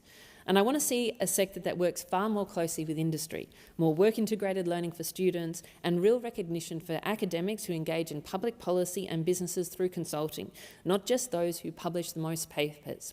We have an issue of productivity in this country. We have excellent research in our universities, and we are failing in some cases in that translation. And I think that is part of the problem, is the silo that universities operate in compared to the business world and other parts of our economy. And I think we should be doing everything we can to deepen those connections between universities and other parts of our economy. So I will join the chorus of critics arguing that this system needs reform. But this bill points towards a model that is heavily centralised, potentially anti-competitive, and in some places is self-contradictory. It leaves issues on the tables, including the failed job-ready gadget scheme, and I don't see enough here to convince me that the long list of problems that we are all aware of in the university sector will be fixed through this model. I urge the government to consider the member for Curtin's amendments to this bill, principally seeking to increase oversight of ministerial decisions, given the unprecedented powers, and preserve the autonomy of universities and higher education providers to do what they think is going to make the best difference to their students. Thank you. Thank you very much. The question is that the amendment be agreed to, and I call the member for Blair. Thank you, Deputy Speaker. I'm pleased to speak in support of the Universities Accord, Opening the Doors of Opportunity Bill 2026, and I am surprised to find how few speakers are from Liberal and National Party electorates in regional and rural areas on this bill, because this is the sort of bill that would help people in the communities that they represent in regional Queensland who struggle to get to university, who really need their regional universities funded better, and to make sure that those kids get every opportunity in life. So I'm very surprised that there are so few speakers from the Conservative side of politics speaking on this legislation. Labor governments, Deputy Speaker, have always been about opening the doors of opportunity, always. I grew up in a working class family in Ipswich, and my dad was a cleaner in the meatworks and my mum was a shop assistant, and I was the first person directly in my family ever to go to high school, let alone university. It was those teachers in Year 12 at Bundamba State Secondary College which gave me the aspiration, the inspiration and the opportunity to go to university. And I'm the first person from my high school ever to study law at university. I would not be here today in this place if not for the interest and support of my teachers and for the opportunities given to me as a working class boy in Trumper Street, East Ipswich, at the back of a flood-affected house, in the back of a school in a battling suburb in Ipswich. Education raised my expectations. It gave me a chance to be in this place to build, along with, at first, my fellow business partners and then my fellow directors and shareholders, a multi-million-dollar business as a lawyer in the Brisbane CBD. So education changes lives, and it certainly changed mine. Education lifts people up, including kids in regional and rural communities and in working class communities like the one I grew up in Ipswich. On the night of the last election, the Prime Minister talked about how Labor governments opened the door of opportunity and how this government will open it just a bit more. And that's what this bill is about, opening the doors of opportunity wider for more Australians. The Albanese Labor government has introduced this legislation to help more Australians get to and through university. And the bill makes two major reforms to our university system and how we fund our universities. Not for us, Australian workplace agreements and the imposition of work choices and defunding of universities should those universities not take up that pernicious system of work choices that those opposite inflicted upon us back in the Howard days. We have a different approach to universities.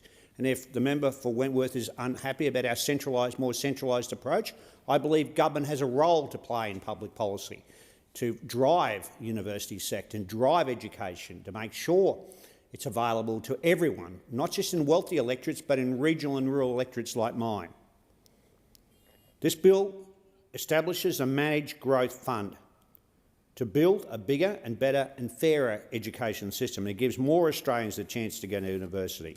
And secondly, it puts in place needs-based funding so young people from disadvantaged backgrounds will get the support they need to succeed at university. This is the seventh piece of legislation introduced by our government to implement the Universities Accord, and it's part of a broader response to that accord. And it means an extra $3.6 billion in funding for universities over the next decade. Specifically, what has it done? First, on managed growth funding this year, more students are starting university, and we're building on that by funding more university places. Over the next 3 years, there'll be an additional 16,000 places for students in the system each year. From 2030, this will increase to 19,000 additional places each year. Over the next decade, we expect an additional 230,000 students commencing university studies. We're funding that growth and giving the Australian Tertiary Education Commission, or ATAC, the tools to manage it. As part of this bill, the government will set the total number of Commonwealth-supported places, and ATAC will allocate those places to universities. We think that's the best approach, not a situation of competition like the member for Wentworth talked about. The ATAC will also have the power to allocate additional funds and places, where it thinks that they are needed to meet the demands from students from disadvantaged backgrounds and from regional and remote communities. And that's why it bewilders me that there are not enough and not more speakers from conservative regional and rural communities across Queensland and elsewhere speaking on this bill. What this bill will do will effectively mean places for those students will now be uncapped. Uncapped. Moving on to needs-based funding, we know the Gonski model for student funding in primary schools and secondary schools provides schools with extra funding based on where they are located and the needs of the students they educate. Students who come from disadvantaged backgrounds receive additional support, and so do schools in regional and remote communities. The Minister for Education has put it well, I think, when he said this bill is like Gonski for universities. I agree. Universities will receive more funding as they enrol more students from lower socioeconomic backgrounds, First Nations students, and students studying at regional campuses. At the end of the day, if you get the marks and you've got the skills, you've got what it takes, you deserve a place. I think that's the Australian way. These reforms mean we'll guarantee you a Commonwealth-supported place, and we'll make sure you get the support you need when you get there. This is similar to the reforms we're implementing to fix the funding of our schools, as well as tying those reforms to help more kids finish high school and then go to university or TAFE. So needs-based funding will provide universities with additional resources for tutoring, mentoring, academic assistance, scholarships and emergency financial support for those students. And that's important because we know that kids from regional Australia, kids from disadvantaged backgrounds, are about twice as likely as other students to drop out of universities in the first year at university. What does this mean in practice for those kids from disadvantaged backgrounds, whether they grow up in Ipswich or Esk in my electorate of Blair, for example, will more than double the amount of funding to help them finish their degree, with things like extra academic support, tutoring and mentoring, from $600 a student to more than $1,500. So the bill sets out the base equity amount of $1,535 and the base regional support is set at $1,398, with both amounts indexed each year. Guidelines will set out the base amount is to be applied to each student based on which cohort they're in.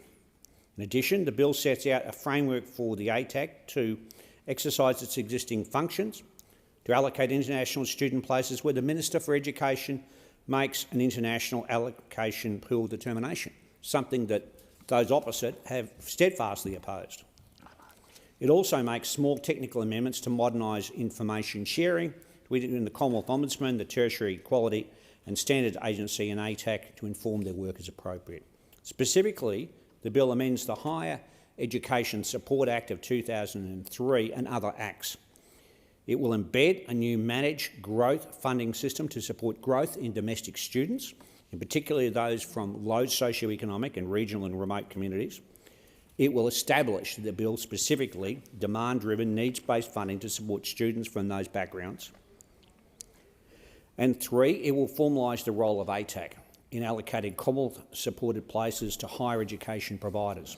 In addition, it sets out a framework for ATAC and the existing functions. It's worth noting these critical structural reforms have been the subject of extensive stakeholder consultation, and universities and peak bodies have indicated they're supportive of the new model, and why wouldn't they? Now, we know that under Bob Hawke and Paul Keating, the number of Australians finishing high school jumped from around 40% to almost 80%, which was nation-building in terms of our economy and in terms of equity. And so these reforms are the next step in our efforts to build Australia's human capital. The Universities Accord set a target that by 2050, 80% of the workforce will have a TAFE qualification or a university degree. And the only way to do this is to break down the barriers to stop many young people getting to university, and certainly from regional and rural communities and from low socioeconomic backgrounds. If the talent is there, the opportunity has not been there. As a nation, we need to build capacity and spread opportunity across the country. We need to do that to guard against the tyranny of low expectations, as former Prime Minister and Education Minister Julia Gillard put it, and to ensure every school leaver in this country is given the tools for success in life. Now, these reforms build on the Bradley Review reforms that Julia Gillard put in place during her time in government. And it will mean more young people from poorer families from the regions and the bush get a crack at university.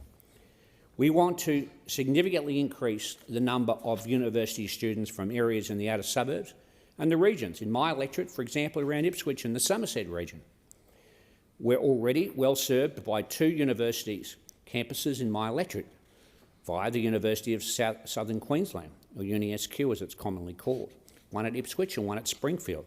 And I congratulate UniSQ on their 20-year anniversary for their Springfield campus, which I attended the wonderful celebration just the other week there on Saturday. Both campuses have done so much to improve access to education in the fast-growing Ipswich region and beyond, in Logan and in the regional areas such as the Scenic Rim, the Somerset region and the Lockyer Valley. It's contributing, the University of Southern Queensland, to our economic development and our local workforce needs. Indeed, Deputy Speaker, in your electorate as well in the Lockyer Valley. So University of Southern Queensland, with the campus in Toowoomba at one end, Ipswich and Springfield, that whole corridor was well served, and it means that young people from disadvantaged backgrounds, from regional and rural communities, can get the opportunity to go to university. Why? Because they can see the campuses there. They can see the opportunity, and they can seize that opportunity, not just see it, seize it. And that's really crucial for kids from the Somerset region, from the Lockyer Valley, from the Scenic Rim and from Ipswich, because they are disadvantaged. There is no doubt they're disadvantaged. Establishing that campus at Springfield was so critical, integral part of the greater Springfield area. Establishing was the vision of Bob Sharpless and Maha Sunathambi, and I congratulate both of them for the work they've done in establishing Springfield City Group Education City Vision. It really has grown in line with the master plan community, bringing together education, industry, health and civic life. And I dropped into the Ipswich campus of UniSQ the other day to talk to some of their allied health students about the government's announcement that we're expanding paid prac to 10 additional courses like physiotherapy, occupational therapy, speech pathology and pharmacy. These are on top of our cuts to student debt that we've done, which was so popular in the last campaign, I might add. The students were very happy with the government providing real cost of living relief and helping them train for some of the most important jobs in our country, and especially our region. And I think it's fantastic, by the way, that there's a health focus at the University of Southern Queensland Ipswich campus, and I commend them for their interest in establishing a centre there for palliative care with Ipswich Hospice, so that students can train from that campus in palliative care, allied health students, medical students and the like. What a great initiative, and I commend that. Something that I'll be fighting for in terms of funding, and I know this is very, very important for my local community as it's so fast growing. Now, we don't want to be a country where your chances in life depend on how rich your parents are. We don't, or where you happen to live. And certainly, I grew up in a tough background and a tough environment. But education offered me the opportunity to get ahead in life. And we don't want to be in a situation where your race, your religion, your location, your postcode dictates your chances in life. That's not what we want to be as a country. We want to be a country that believes in the fair go. Legislation like this is what this is about. It's about what we hope to achieve. what we believe as a country is important. And it's no good criticising and nitpicking if you come from a rich area. You don't understand at times, people who come from the big capital cities, how tough it is in regional areas. For universities, the idea of going to universities if you're a kid growing up in Toogoolawah is a massive change in life, a massive. If you're living in Laidley or Boona or Esk, it is a huge change. You have to uproot yourself to go to university. It is a major, major change. Legislation like this will majorly affect them and, importantly, assist them. It will mean that those universities will have greater opportunity to offer courses and more funding to assist those students. It will mean more students and more funding. This is a big structural reform. It will build a bigger, better and fairer higher education system. It will change lives and it will change the country. And I thank the Minister. He made the point that almost 50% of us young Australians in their 30s today have a university degree. That is not in my community either, Minister, or Deputy Speaker as well. It is not in my community and we need that to be the case. I want a time when a kid who lives in Ipswich or a kid who lives in Kilcoy aspires to university and gets that chance. Bills like this and funding like this will make a difference. I thank the honourable member for his contribution, and the question is now that the amendments before the House be agreed to. And with that, I give the call to the most honourable member for Warringah. Thank you, Mr Deputy Speaker. I rise to speak on the Universities Accord Opening the Doors of Opportunity Bill 2026. I support the central purpose of this bill, to give more Australians the opportunity to attend university and to give students from disadvantaged backgrounds the support they need to succeed once they get there. Our most valuable national asset is our people. And training and educating Australians must be at the centre of any serious plans to improve productivity, fill critical skills shortages and build the industries and the Australia that we need and want.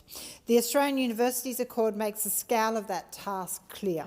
By 2050, at least 80% of Australia's workforce will need a university or vocational qualification, up from around 60% from the Accord reported.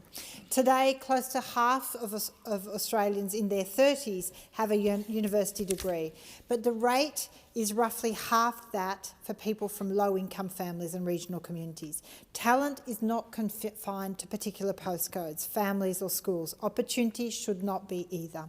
This bill is an important step towards a larger and fairer system, and I commend the government for progressing it. But it must create a funding and governance system that is fair, transparent, durable and protected from political misuse, regardless of who occupies the ministerial office or government. Under the new managed growth funding system, the Minister will set a total allocation pool and the Australian Tertiary Education Commission, ATEC, will allocate core and additional growth places to universities and other eligible providers. The government expects this model to support an additional 230,000 places commencing university students over the next decade, backed by an additional $3.6 billion in funding. And the bill also establishes need-based funding for universities enrolling students from low socioeconomic backgrounds, First Nations students and students studying at regional campuses. These are welcome reforms, and I also welcome the greater long-term coordination through ATEC and mission-based compacts.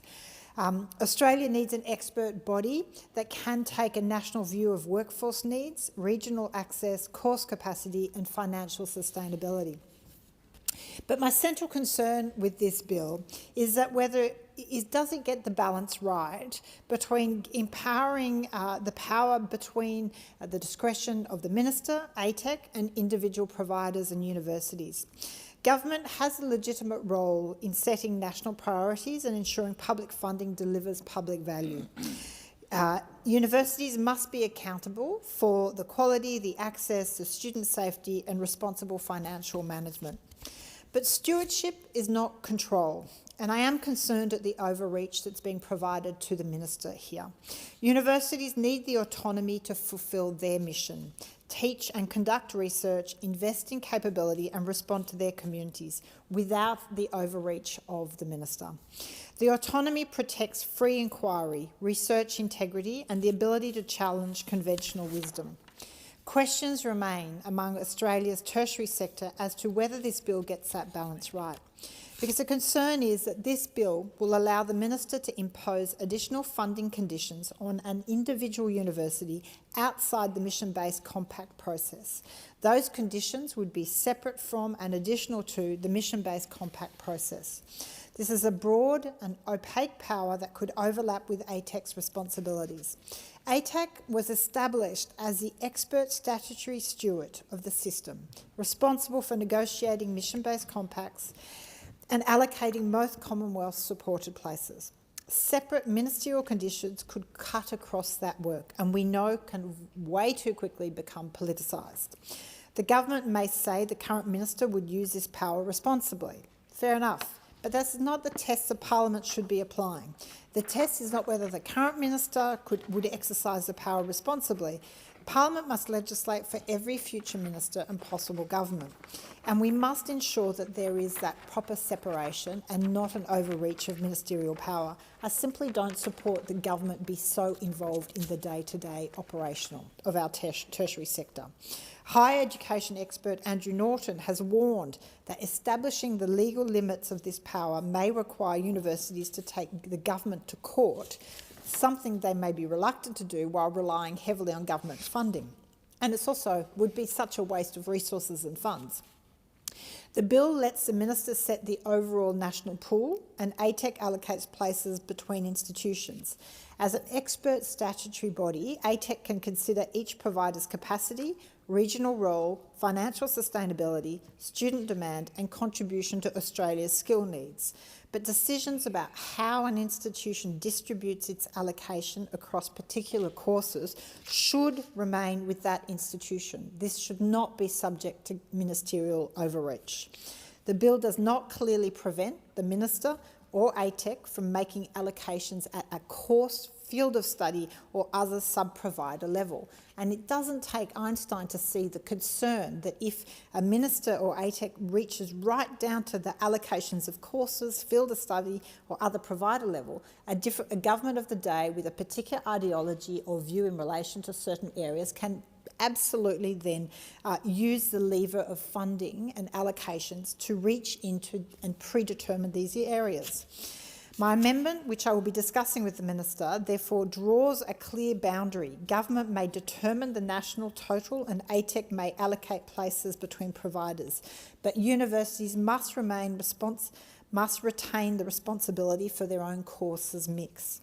Neither the Minister nor ATEC should be deciding how many international students an individual university may enrol in a particular course. Course-level controls would intrude directly into academic decision-making and prevent universities from responding flexibly to student preferences and changing workforce needs. We have seen the impact of such decisions in the Job Ready Graduates Scheme for domestic students, a horrendous program that the government has yet to remedy, despite being now 4 years into government. The bill nevertheless gives the minister here broad power to prescribe matters that ATEC must follow and consider when allocating international student places.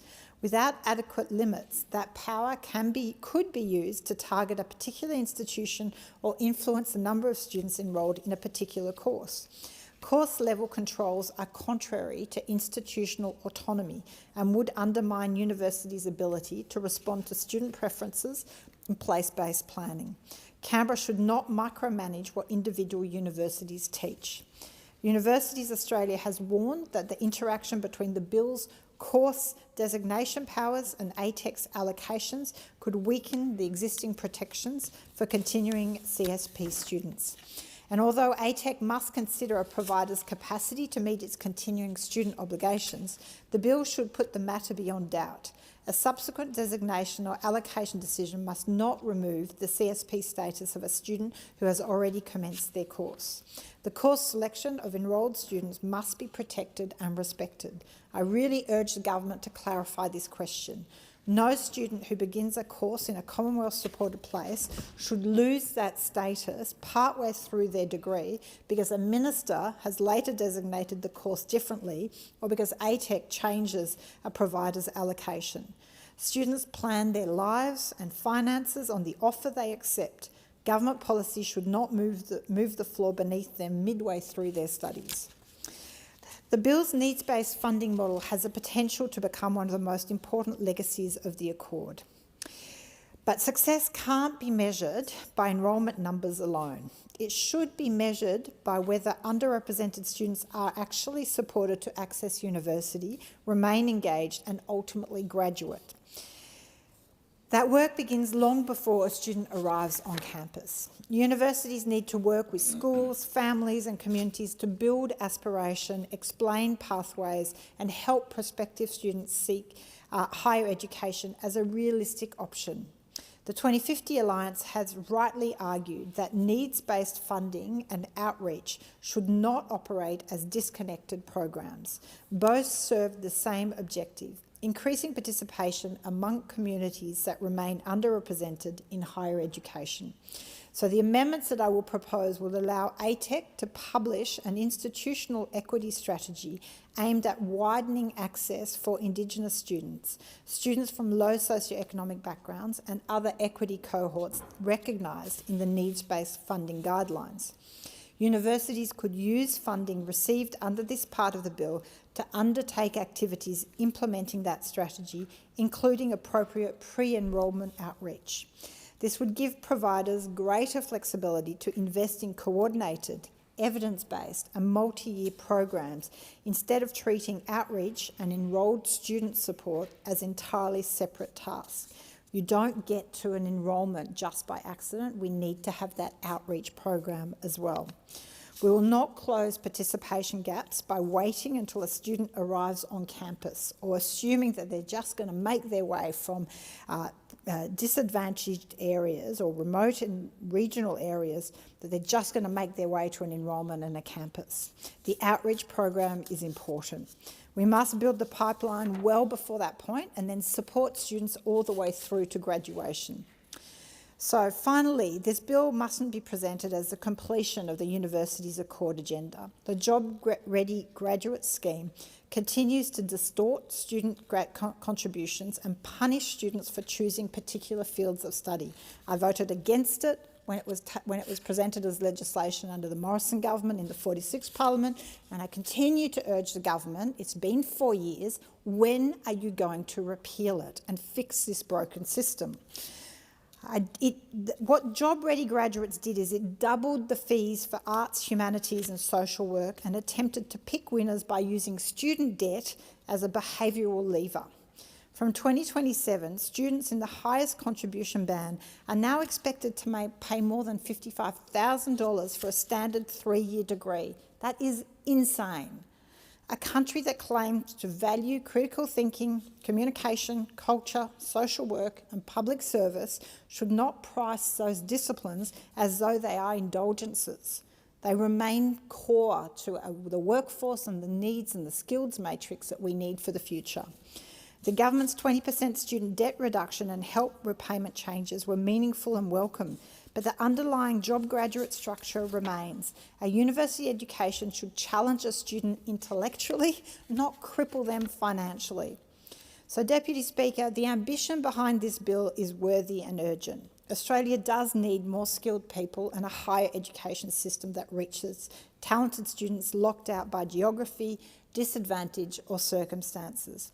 Managed growth funding and needs-based funding can help deliver that.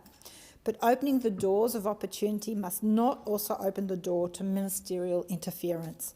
The Minister can set national direction, ATEC can independently make provider-level allocations and negotiate mission-based compacts, but universities should remain autonomous institutions, accountable under clear and transparent law. Students must have certainty that the place they begin in when they commence their study is the place they can complete, and the bill can open the doors to opportunity wider. We must build a system that is strong enough, fair enough and independent enough to keep those doors open for generations to come and make sure that it is immunicated from political interference. I thank the honourable member for the contribution, and the question before the House now is that these amendments be agreed to. And with that, I give the call to the most honourable member for Chisholm. Thank you so much, Deputy Speaker. In my first speech in this place, I shared how I am forever grateful for the education, the keys to the kingdom, as Paul Keating put it, that I received, and acknowledged that education changes lives. It changed mine, and it changes so many lives for people right across communities in this country. I've also previously acknowledged the transformative impact that education has had right across Australia, particularly higher education. And those words that I shared in 2022 when I first came to this place, including the words around my passion and strong conviction for ensuring we have a robust and independent higher education system, were true then, and they are still true today. We need a higher education system that values and fosters intellectual curiosity and supports people to think, to create new ideas and to ask the tough questions. That's the kind of higher education system that is essential to the future of Australia. I'm really proud to stand on this side of the House and be part of an Albanese Labor government that absolutely values higher education. I've said in this place before that when you value something, you invest in it. And Labor has taken our responsibility seriously when it comes to investing in higher education. It's why our Labor government got on with future-proofing our higher education system as soon as we had the opportunity to do so upon forming government. We wasted no time at all. Led by Minister Clare, our government got to work. The Australian Universities Accord was the biggest and broadest review of higher education in Australia in almost 20 years. And through the Accord, we undertook a top-to-bottom review of Australia's higher education system. Led by Professor Mary O'Kane AC, we engaged a panel of eminent Australians. Collectively, the panel represented some of the sharpest minds in this country, bringing a depth and breadth of experience throughout higher education that would be the envy of the world, but also well placed to make recommendations about the future of our system. In November 2022, Minister Clare charged the panel with conducting a review to drive lasting reform in our higher education system. And this is reform that would deliver a higher education system that not only would meet the current needs of our country, but the future needs of our nation too. A plan that would have targets and measurable outcomes so that we as a nation could track our progress. The panel engaged extensively across the higher education sector through the University Accord consultation process, engaging with students, staff, researchers, with industry and with other governments to examine a range of issues. My electorate of Chisholm is home to many students, many academics, university staff and families with an incredibly deep interest in higher education. And I'm really pleased to say that my community had the opportunity to participate in the Accord review process. This included direct feedback that I received via electronic correspondence and mobile offices, including on campuses, Monash and Deakin University in my electorate at that point, and I had the opportunity to hear directly from students, and I'm incredibly grateful for the feedback that was provided. Students spoke with me and my staff about the need to improve student supports. They spoke about student safety on campus. They spoke about the lack of access to Commonwealth-supported places and about the challenges of balancing studies whilst trying to earn an income, and at the same time needing to undertake unpaid prac placements for their nursing or teaching degree. Sadly, I also heard from students about their very deep worries around student debt and the prospect of potentially never being able to afford a home of their own, something we're seeking to fix through our recently passed tax changes around negative gearing. Feedback from our community was also received by way of a comprehensive higher education survey that I conducted across my electorate, which received hundreds and hundreds of submissions.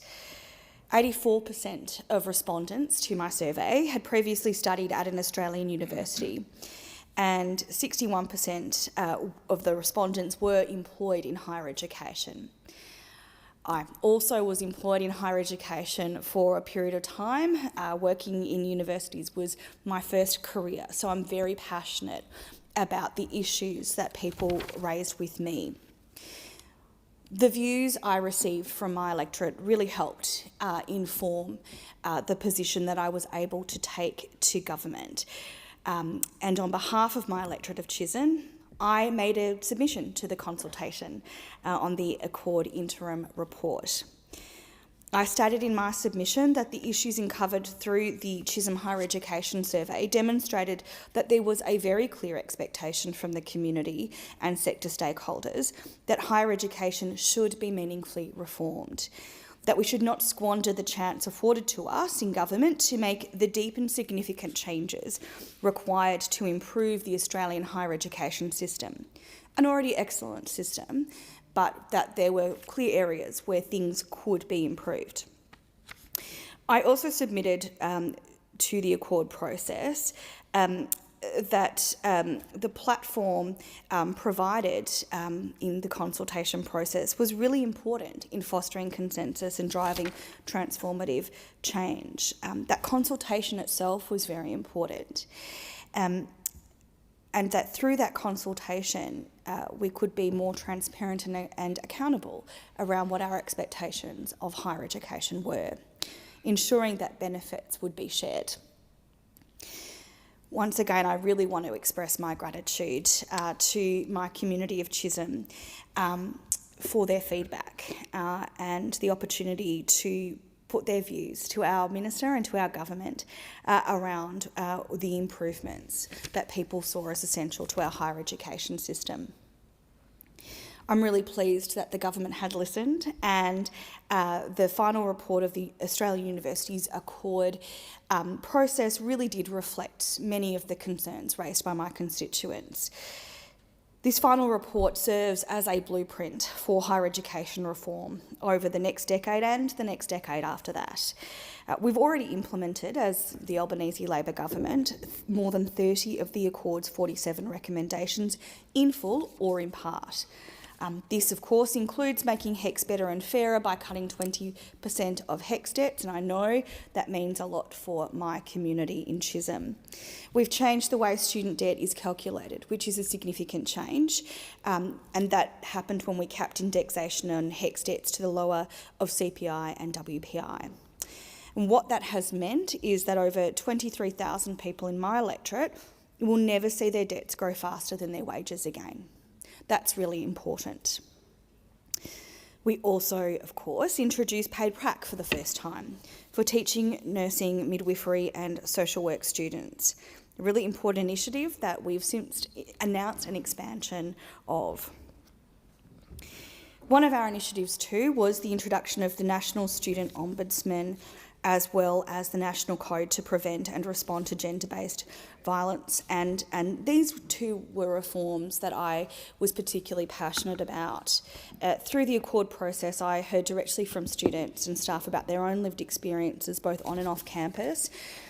And it also gave me cause to reflect on the lived experiences of myself and my peers throughout my academic life, both as a student who did live on campus and as a staff member in a university. I recognised how important it was to introduce a new student ombudsman, and I'm really pleased to say that we have delivered on this recommendation. The Australian Universities Accord also recommended adopting a new funding model for higher education that's planned and managed by the Australian Tertiary Education Commission through mission-based compacts, recommending increasing the number of higher education student places from underrepresented backgrounds, matched by a focus on the success of these students. And what these changes do is inject an additional $3.6 billion in Australia's higher education system over the next decade to increase the number of students at university and to meet Australia's future skill needs. I do at this point Deputy Speaker, want to acknowledge that there is unfinished business here. The unfinished business of repealing the Job Ready Graduate Scheme. And this is something I've been pretty outspoken on for a number of years, including before I entered the Parliament. And I've had some very constructive conversations with the Minister on this issue, and I hope to see more progress soon. This bill before us today, though, enacts our commitment to expanding access to university through a new funding system. It will embed a new managed growth funding system and establish a demand-driven, needs-based funding model to support students from underrepresented backgrounds to access university and to succeed at university. The completion of courses is very important. Will also formalise the role of the Commission in allocating Commonwealth-supported places. This new managed growth funding system will effectively uncap the number of places for students from low socioeconomic backgrounds and from regional areas. This new system will address existing issues in the higher education funding system and will better align Commonwealth funding with enrolments at universities. Our changes are expected to result in an extra 230,000 commencing domestic students at university over the next decade. That's 230,000 lives that are going to be changed and are going to be able to access opportunities they may not have otherwise been able to. Higher education providers will be supported to transition to the new funding system. Demand-driven needs-based funding will provide extra funding to support students who come from economically disadvantaged backgrounds, First Nations students and students studying at regional campuses. Similar to Gonski funding for schools, the more students a university has that meet the appropriate criteria, the more funding they will receive to help those students to participate and to succeed at university. Under this new needs-based funding system, the amount of funding per student will more than double next year in some cases. This bill sets the base equity amount at $1,535 and the base regional amount at $1,398. That is more than double the average amount provided to universities per student last year, which was as little as $600 under similar previous programs. Universities will be able to put this extra funding towards things like tutoring, mentoring and other academic supports, for direct financial assistance through scholarships and grants, and offsetting the higher cost of campuses in regional and remote areas. In addition, the bill sets out a framework for the Commission to exercise its existing function to allocate international student places, where the Minister for Education makes an international allocation pool determination. In summary, this bill embeds a new managed growth funding system to support growth in domestic students, and particularly domestic students from low socioeconomic backgrounds and regional and remote backgrounds. It establishes a demand-driven, needs-based funding model to support students from low socioeconomic backgrounds, First Nations students and students studying at regional campuses. And it critically formalises the role of the Australian Tertiary Education Commission in allocating Commonwealth-supported places to higher education providers. Significantly, these changes have been supported by a range of stakeholders within the higher education sector. Australian Technology Network of Universities Executive Director Dr Andy Marks stated that making access to university fairer is just the beginning. These measures will lift the nation's skill base in targeted technology-based areas. Professor Theo Farrell, the Vice-Chancellor of La Trobe University, has said that for Australia to meet its future workforce and productivity needs, we must increase access to higher education and ensure there is enough growth in the system. This legislation is an important step towards that vision. And on funding, we've also heard from students, including through the National Union of Students National President Felix Hughes, who has said that these reforms recognise that equity must be built into higher education funding system that support students from underrepresented backgrounds. This is essential to creating a more accessible higher education system. There is, of course, more to be done when it comes to making our higher education system better, fairer and more accessible. This legislation is a very important step. It will help to open the doors of opportunity, as the name suggests, opening those doors wider.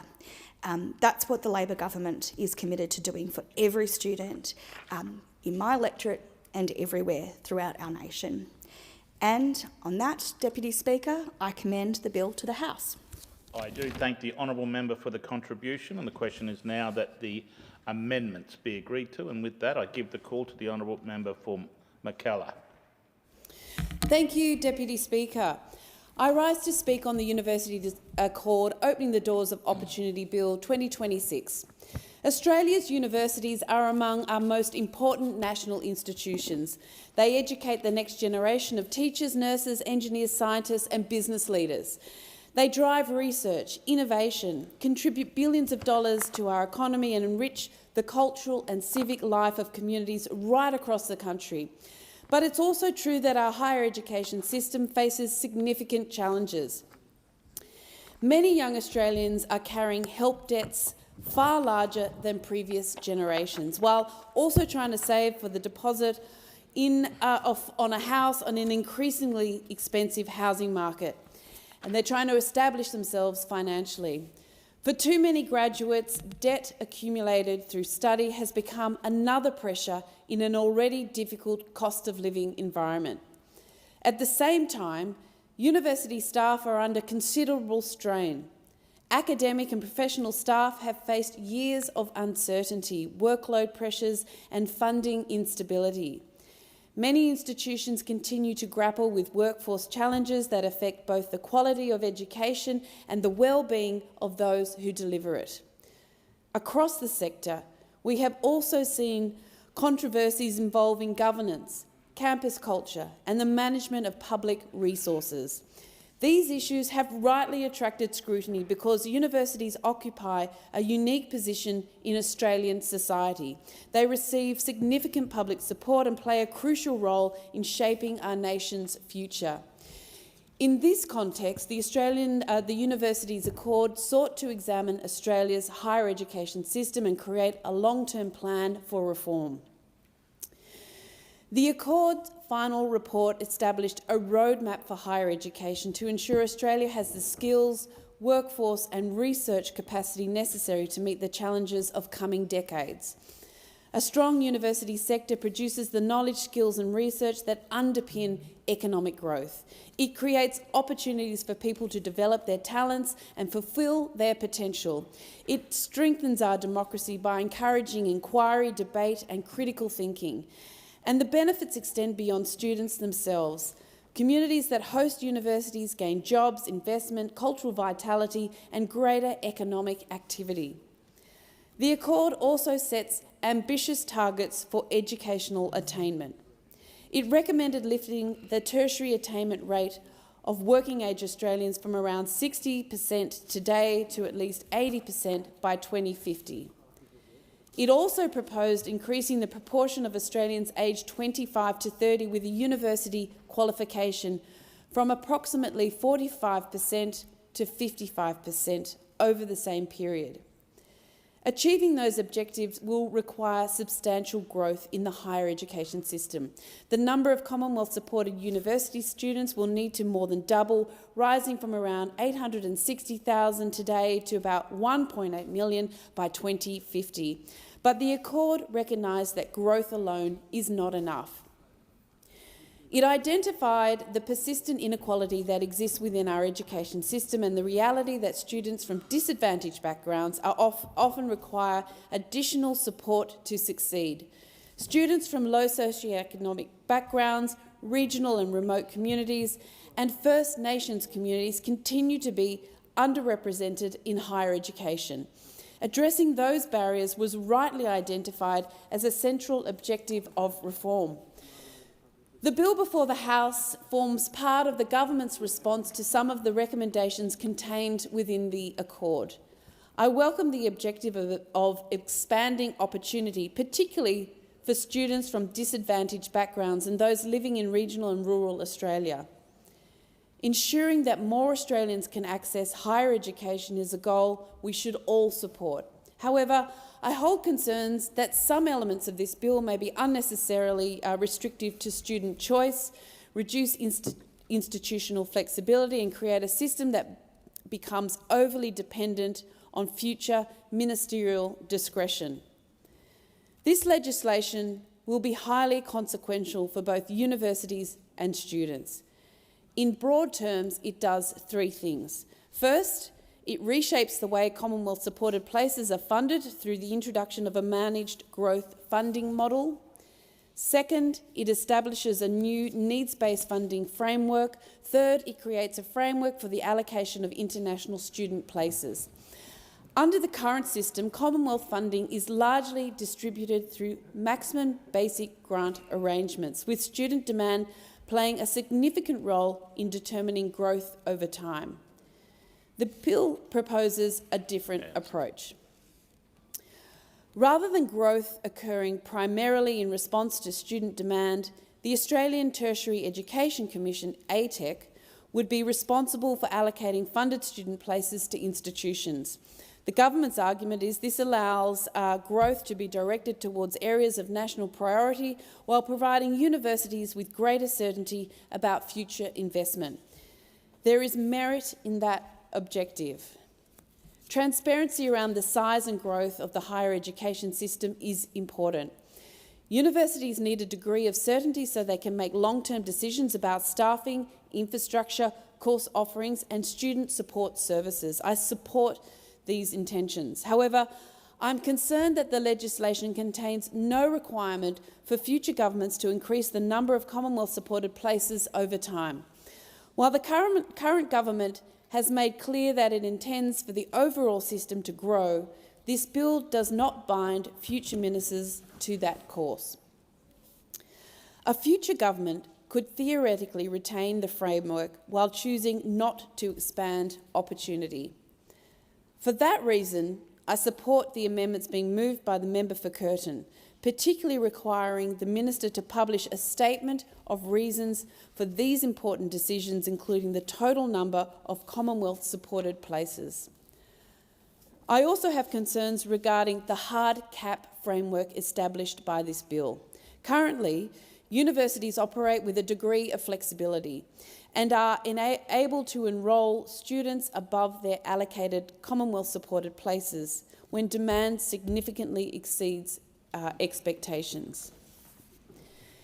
This flexibility has allowed universities to respond to changing circumstances and accommodate student demand when additional places are needed.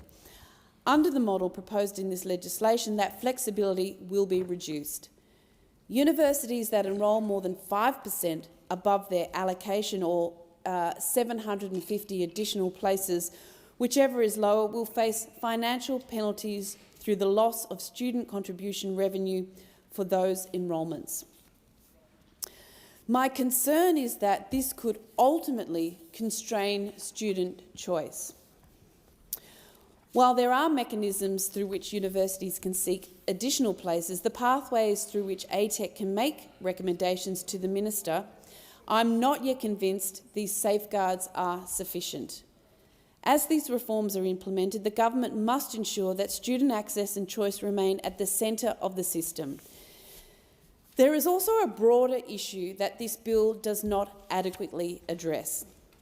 One of the major drivers of distortions within the higher education over recent years has been the Job Ready Graduates package. The Job Ready Graduates reforms were built on the assumption that changing the price of degrees would significantly change student behaviour. Certain degrees became cheaper in the hope that students would move into areas of workforce shortage, while others became substantially more expensive. That assumption has not been borne out. Students did not suddenly abandon their interests, talents and career aspirations because university fees changed, nor did large numbers switch disciplines simply because one degree costs less than another. Instead, student preferences remained relatively stable while debts increased dramatically for many students. Today, some graduates leave university carrying debts many times larger than those of their peers studying different disciplines. For many students, A 3-year degree can result in debt exceeding $50,000 before they have even secured full-time employment. As Universities Australia Chief Executive Officer Luke Sheehy has observed, job-ready graduates reduced public investment in university teaching by around $1 billion a year, while increasing the share paid by students. The government is now spending $16 billion reducing help balances while leaving in place a system that continues to inflate them. That is not fiscal discipline, it's deferred reform.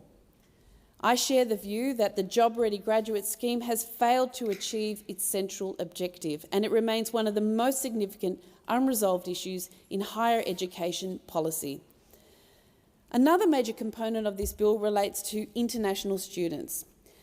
The legislation establishes a framework through which a future government may determine an overall national cap on international student commencements, with ATEC responsible for distributing places across institutions. I support the principle of managed growth.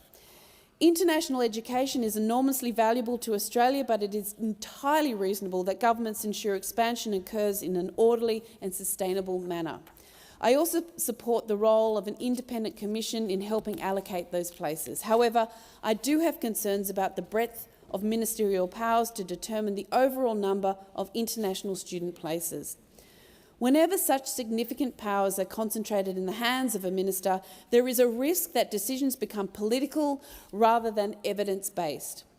The challenge is to strike the right balance between accountability, independence and transparency. I believe further safeguards can strengthen the framework and reduce that risk. The final major reform contained within this bill is the introduction of a needs-based funding model. Under this approach, universities will receive additional funding linked to enrolling and supporting students from groups that have been historically faced barriers to higher education, including First Nations students, students from disadvantaged socioeconomic backgrounds and students from regional and remote communities. The legislation also requires those funds to be directed towards student support and regional delivery purposes. This is a reform I strongly support. Access to higher education is not equal across Australia. A student's opportunities are often shaped by where they grow up, the resources available in their school, their family's financial circumstances, and whether they can relocate to pursue study. Recognising those realities is about ensuring that talent is not overlooked simply because opportunity is unevenly distributed. If we are serious about expanding participation and meeting the ambitious targets set out in the Accord, then additional support for underrepresented students is essential. In conclusion, I support the aims and many of the reforms contained within this bill. Planned and purposeful growth is preferable to the unmanaged drift identified in the Accord process. Needs-based funding is a long overdue recognition that equity requires more than simply opening the front door, and a stronger role for independent oversight in the allocation of international student places represents a positive step forward. However, I remain concerned about the hard enrolment caps proposed by the legislation, the scope of ministerial powers regarding international student numbers. I will therefore support the crossbench amendments designed to address these concerns. I also strongly urge the government to remove the failed job-ready graduate scheme, which continues to burden students with higher debts without delivering the workforce outcomes it promised. Despite these reservations, I acknowledge the genuine ambition behind this legislation, expanding opportunity, broadening participation and preparing Australia for the skills challenges of the future are important objectives and they deserve our support. I thank the Minister for his leadership on this vitally important work, and I commend the bill to the House. Thank you. I give the call to the Minister. Thank you, Mr Speaker. I move that the debate be adjourned. Question the debate be adjourned. I put the question. Those opinions say aye. Against no. I think the ayes have it. I call the clock. Government Business, Order of the Day number 1, News Journalism Payments Bill 2026. Question put on the second reading. The question is the bill be now read a second time, and I give the call to the Honourable the Prime Minister. You have to put it.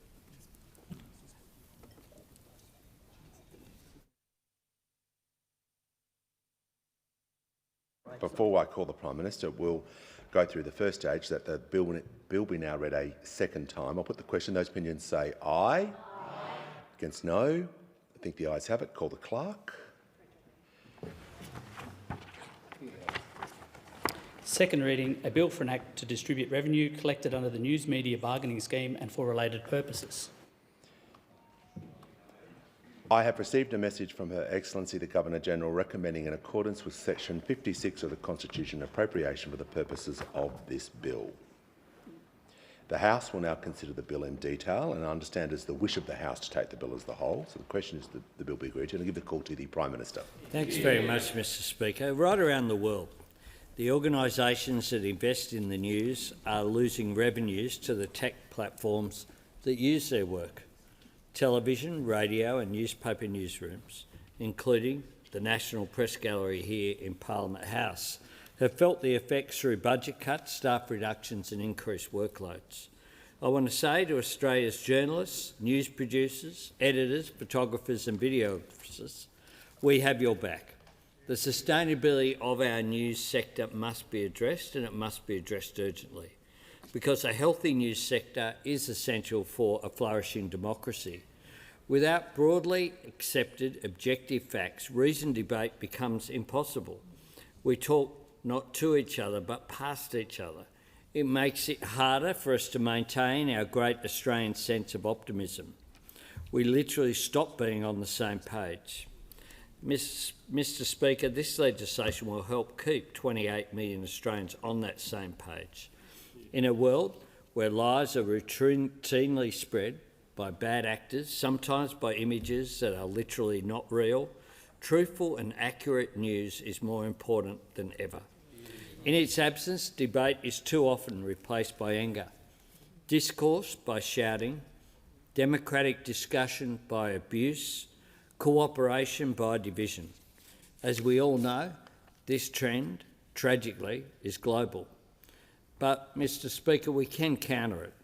With this legislation, Australia is now once again taking leadership on making digital technology work for people, making sure that platforms make an appropriate contribution to the news that they rely on and from which they make enormous profits.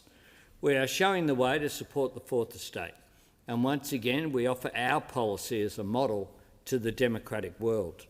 The news bargaining incentive is world-leading legislation that will help keep our media sector vibrant and sustainable into the future. It is bipartisan and it is strong. Mr Speaker, the original News Media Bargaining Code was designed to give Australian media companies a fair shot at doing deals with some of the largest companies on earth who use their content, often free of charge. This legislation, however, is needed because there is a loophole that has been used. This will keep our news gathering strong and fulfil the promise of the bargaining code. It will mean that large digital platforms cannot avoid their obligations. If those platforms fail to do deals with Australian news creators, which is what we want to see, they will incur a charge that will make its way to the Australian media sector through a payment scheme. Importantly, there is no revenue to be gained for the government. This is directly about supporting journalists. Every single dollar collected will be returned to the sector, and any funds will go directly to employing journalists. Following extensive consultation and engagement with the opposition and other members of Parliament, the media and tech stakeholders, the original legislation has been strengthened in several important ways, most notably narrowing the charge base while increasing the rate of the incentive, increasing the number of deals that platforms need to make from 6 up to 8, adding professional networking sites and broadening the definition of journalists to include additional essential news roles, including the many freelancers who produce so much new content. And I want to praise the Minister for Communications for the extraordinary work that she's done to consult and to bring this legislation before the Parliament. Yeah. This means that more media companies in Australia will be supported, particularly smaller ones who will negotiate with the big tech companies in block, including our ethnic media organisations, some of the regional media organisations as well. It is important that we back Australia's vibrant small publishers and online news sites. Notably, 5% of any incentive funds will be directed to AAP as a recognition of the important role that it plays in supporting public interest journalism and news organisations across Australia. This legislation once again places Australia the world leader when it comes to making technological change work for people. As with our social media minimum age, our gig worker reforms and our forthcoming standards for AI, we are showing that Australians will always stand up for the national interest, and I commend the bill to the House. The question is the bill be agreed to, and I give now the call to the honourable member for Curtin. Thank you. I ask leave of the House to move amendments 1 to 13 as circulated in my name together. Is leave granted? I give the call to leave is granted. The member for Curtin may proceed. Thank you. I support the intent of these bills. Platforms that profit from Australian journalism should pay for it. I'll just get the member to move the amendments. Oh, sorry. I move amendments 1 to 13 to the News Journalism Payments Bill as circulated in my name together. Proceed. I support the intent of these bills. Platforms that profit from Australian journalism should pay for it, and the previous code failed the moment the platforms realised they could simply walk away from the news. But as drafted, this scheme will work for Australia's largest publishers and leave small, independent and community media behind. My amendment addresses this. The first group of amendments to this bill ensure that small publishers get a share of the deals. Under the scheme as drafted, a platform must strike a minimum of 8 deals to discharge its obligations. Nothing in this bill requires any of those deals to be with a small publisher. Australia's largest media companies own dozens of outlets between them. One Western Australian player alone publishes 22 papers, so 8 deals can be reached without a single independent publisher being party to any of them.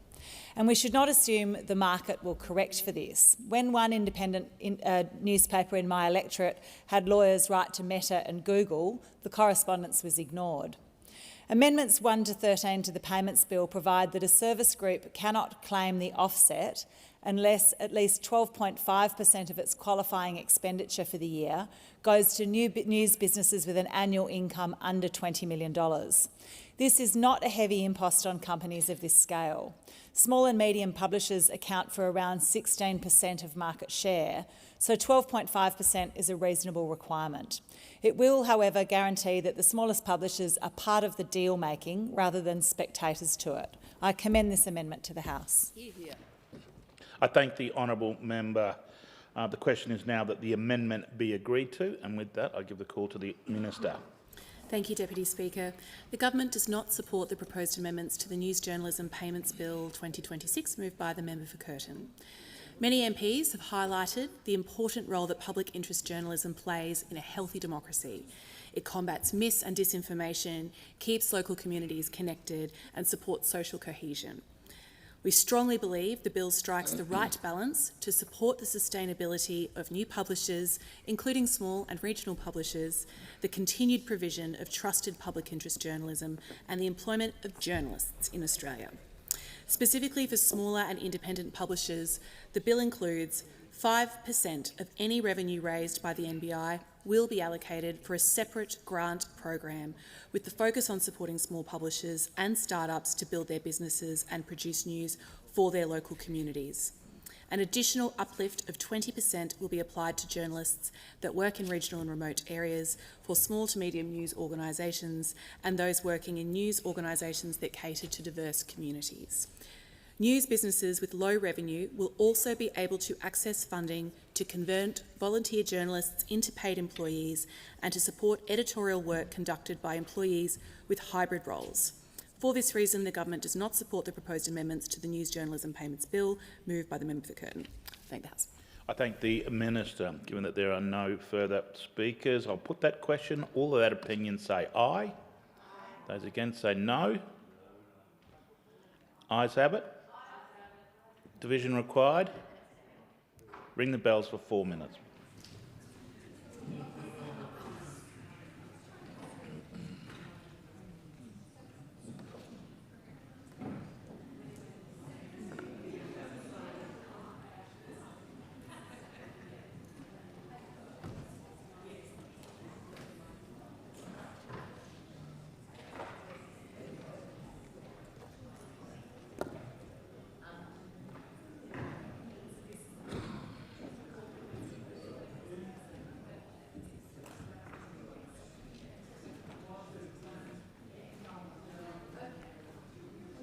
Hello, mate.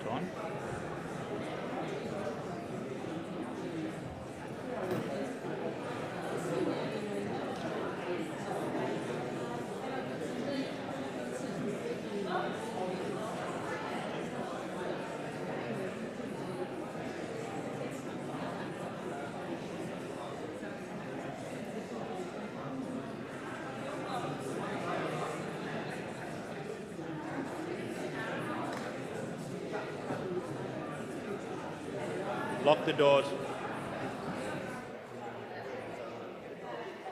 The question is that the amendments be agreed to. Invite those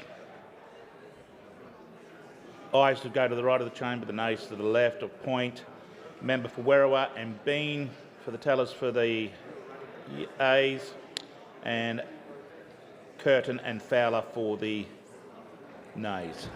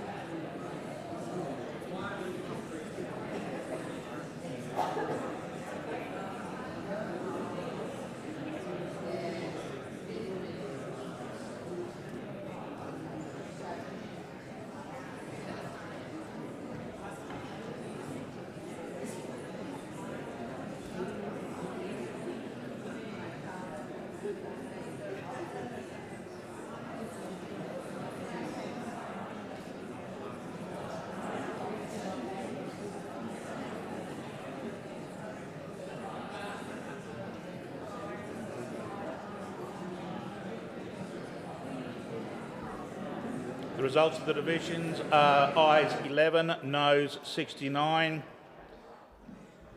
Was found in the negative. I'll put the question now to the bill be agreed to. All of that opinion say aye. Those against say no. The ayes have it. Okay. The bill's been agreed to. Minister. And seek leave for the House. For the reading to be third.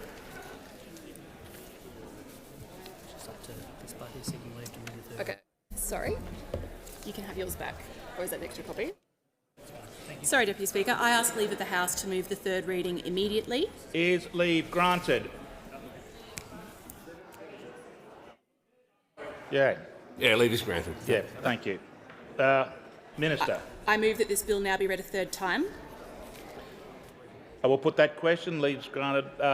We'll put that question. All that opinion say aye. Those against say no. Ayes have it. Clerk. Third reading. A bill for an act to distribute revenue collected under the News Media Bargaining Scheme and for related purposes. No.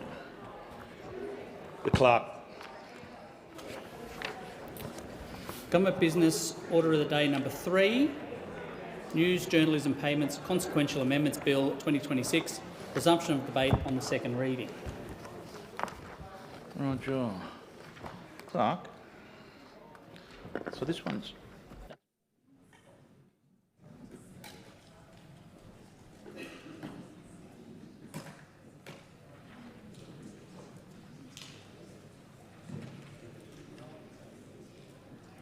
The question is that this bill now be read a second time, and I'll give the call to...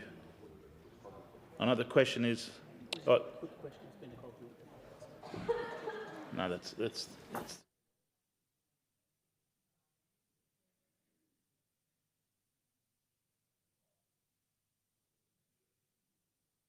Is that this bill now be read a second time, and we'll put that question at the conclusion of the debate, given that there's no contributions there.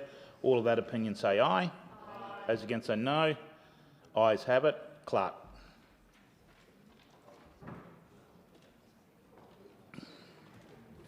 Second reading, a bill for an act to make amendments consequential on the enactment of the News Journalism Payments Act 2026 and for related purposes. Is leave granted for the third reading to be moved immediately?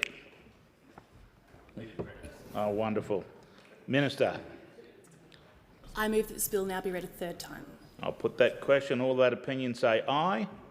Those against say no. The ayes have it. Clark. Third reading, a bill for an act to make amendments consequential on the enactment of the News Journalism Payments Act 2026 and for related purposes. Payment journalism. I want that. Which one? Got news media? Copy. The question is that this bill now be read. Call the clerk. Thank you. Government Business Order of the Day number 4, News Media Bargaining Administration Bill 2026, resumption of debate on the second reading. I thank the clerk. I'll put the question is now that this bill be read a second time. I'll put that question at the conclusion of the debate. No one wanted to make a contribution there. All of that opinion say aye. Sorry? Okay. Working together collectively here.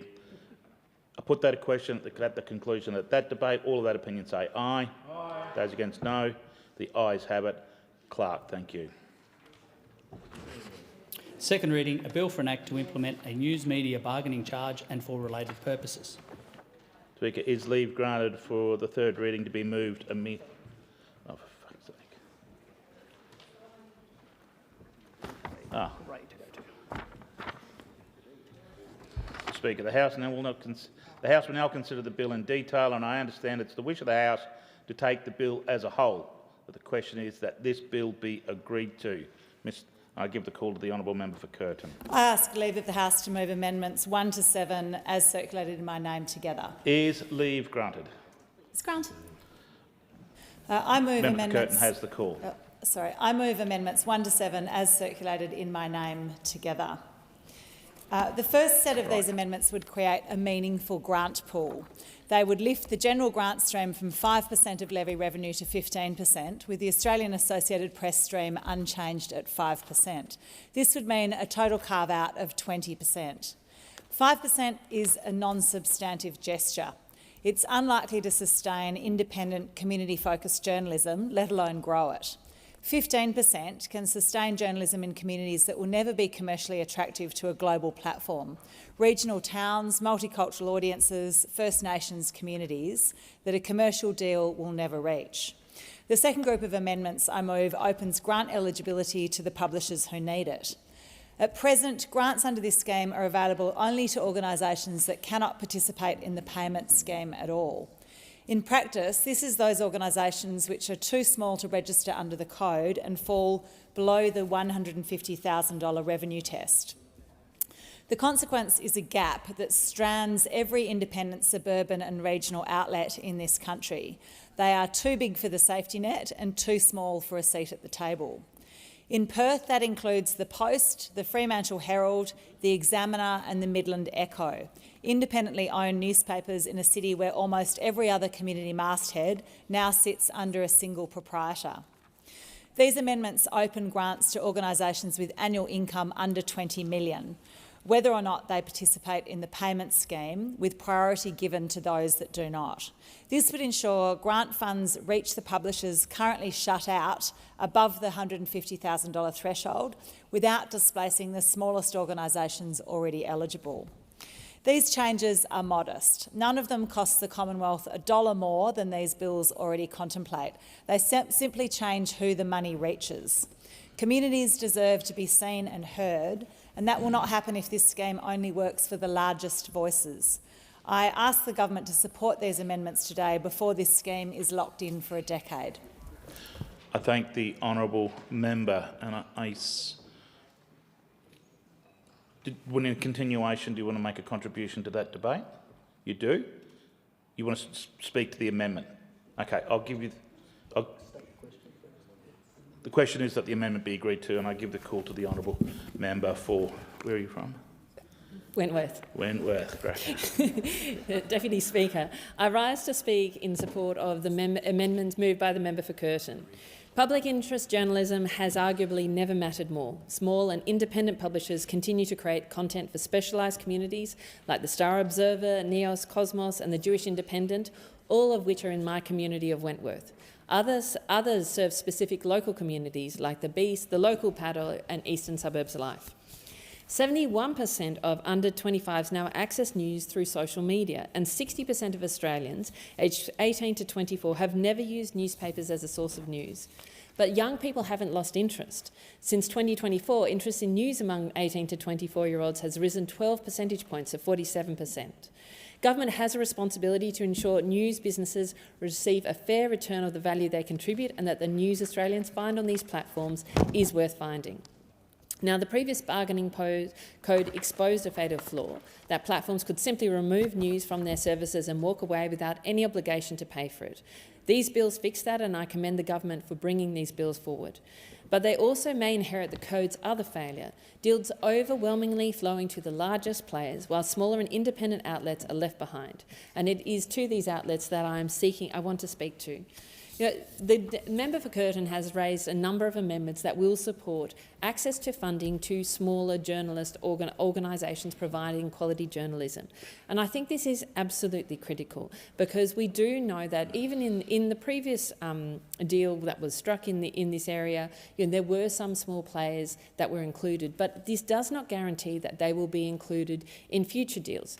Specifically, for instance, having spoken to a number of the smaller players, they talked about the challenges they had in dealing with the large players like Google, and the concern that had they not had actually philanthropic support to organise around doing deals with these large players, that they would not have been included in the future. And this is really what these amendments go to. It's like we have to create an environment that allows small news sources, emerging news organisations to be supported. And I just do not believe, as the bill is currently structured, that this allows this. Again, the member for Curtin has put some useful and constructive amendments forwards in terms of allowing this. You know, I recognise that the government has listened to stakeholders, including by lifting the offset rate to 200% for deals with smaller publishers, and by including freelancers in journalist headcounts. These were changes called for by the Local and Independent News Association, and they matter.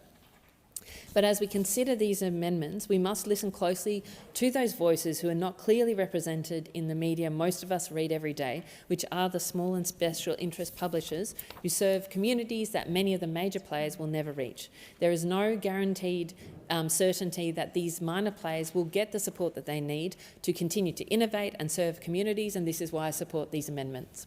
I thank the member. The question is that the amendment be agreed to. Are you seeking the call to speak to that amendment as well? Minister or something? You want to speak to the member for Curtin's amendment? Yes. Wonderful. I give the call. The question is that the amendments be agreed to, and I give the call to the honourable member for Warringah. Thank you, Mr Deputy Speaker. And I rise to support the amendments moved by the member for Curtin and to commend them to the Minister and to the House. The principle behind this legislation is straightforward. Major digital platforms should not be able to derive value from Australian journalism without making a fair contribution to the people and organisations that produce it. I've argued for years that our news media are engaged in a David and Goliath battle with global social media and search platforms. These platforms have enormous market power, and they increasingly control how news is distributed, how it is discovered and whether it is seen at all. This bill and these amendments are important attempts to correct that imbalance, but we must ensure its benefits do not flow overwhelmingly to the largest media companies, while smaller local and independent publishers remain on the sidelines. So these amendments are really important. The bill currently reserves only 5% of any revenue collected through the charge for grants to smaller news organisations. These amendments would increase that share to 15%. That would also expand eligibility for those grants to news organisations with annual income below $20 million, rather than limiting the program to the extremely narrow group of publishers with revenue below $150,000. Importantly, priority would be given to news organisations that are not otherwise eligible to receive payments under the main scheme. In practical terms, these amendments create a fairer opportunity for small, local, independent and emerging publishers. It's particularly important all over Australia, but especially also in Warringah. We're fortunate to have dedicated local publishers, including Manly Observer and the Northern Beaches Advocate. And Tawny Frogmouth, for example. These outlets report on the issues that directly affect our community: council decisions, local development, transport failures, environmental threats, small businesses, schools, community organisations and public health. During emergencies, they provide trusted and immediate local information. They attend the meetings that national outlets do not. They follow stories after the television cameras have gone, and they know the community because they are part of it. In 2024, I congratulated the Manly Observer on launching its own news app. It became a hugely popular news app in Australia's Apple App Store. That remarkable response demonstrated the demand for trusted local reporting, but it also demonstrated the length to which a small publisher must go to avoid being entirely dependent on the algorithms and commercial decisions of a global platform. Local journalism should not have to survive solely through ingenuity, unpaid work and goodwill. Strong local journalism is also one of our most fundamental defences against misinformation. When trusted news disappears from people's feeds, it is not necessarily replaced by careful or verified reporting. It's replaced by rumour, outrage, conspiracy and divisive content designed to keep people scrolling. A healthy democracy needs national investigative journalism, but it also needs someone reporting from the council chamber and local government level. Community level. It needs someone covering local court proceedings, asking questions about delayed road projects, investigating illegal vape sales near schools, or connecting a family in crisis with local support. So these amendments simply ensure that a meaningful share of the revenue is available to smaller organisations, to broaden the range of eligible publishers and prioritise those that cannot access the principal payment scheme. If the purpose of this bill is to sustain Australian journalism, then it must sustain journalism at every level, not merely organisations that already possess the greatest negotiating power. I urge the Government and the House to support these amendments. I thank the member for the contribution. So the question now before the House is that the amendments moved by the member for Curtin be agreed to. Are there any other contributions? The Minister will put the Government's response to the amendment. Thank you, Deputy Speaker. The Government does not support the proposed amendments to the News Media Bargaining Administration Bill 2026 moved by the member for Curtin. Many MPs on both sides of the House have highlighted the important role that public interest journalism plays in a healthy democracy, and in particular the valuable work of small and special interest publishers. That's why we strongly believe the bill strikes the right balance to support the sustainability of new publishers, including small and regional publishers, with the continued provision of trusted public interest journalism and the employment of journalists in Australia. Specifically for smaller publishers, the bill includes the requirement for platforms to enter at least 8 commercial agreements to offset their liability under the charge, and a 200% weighting on commercial deals for small or medium-sized businesses. For this reason, the Government does not support the proposed amendments moved by the member for Curtin. I thank the Minister. I just need you to... So the question before the House now is that the amendment moved by the honourable member for Curtin be agreed to, and I'll put that question. All of that opinion say aye. Aye. Those against say no. No. Ayes have it. Noes? No division required. Okay.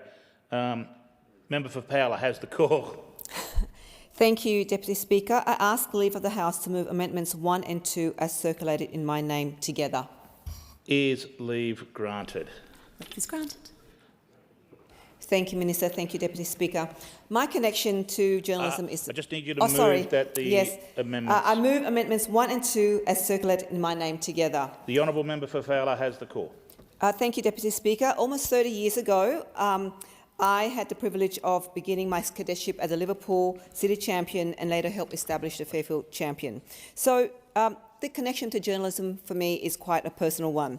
That work taught me the values of local and grassroots journalism. The stories that matter most to people are often not the ones that reach national television or dominate the headlines. They are the stories about a dangerous intersection, a struggling family business, or a community group, a sporting group awards night, or a local Rotary Club activity. Those are the ordinary and extraordinary stories of communities like mine.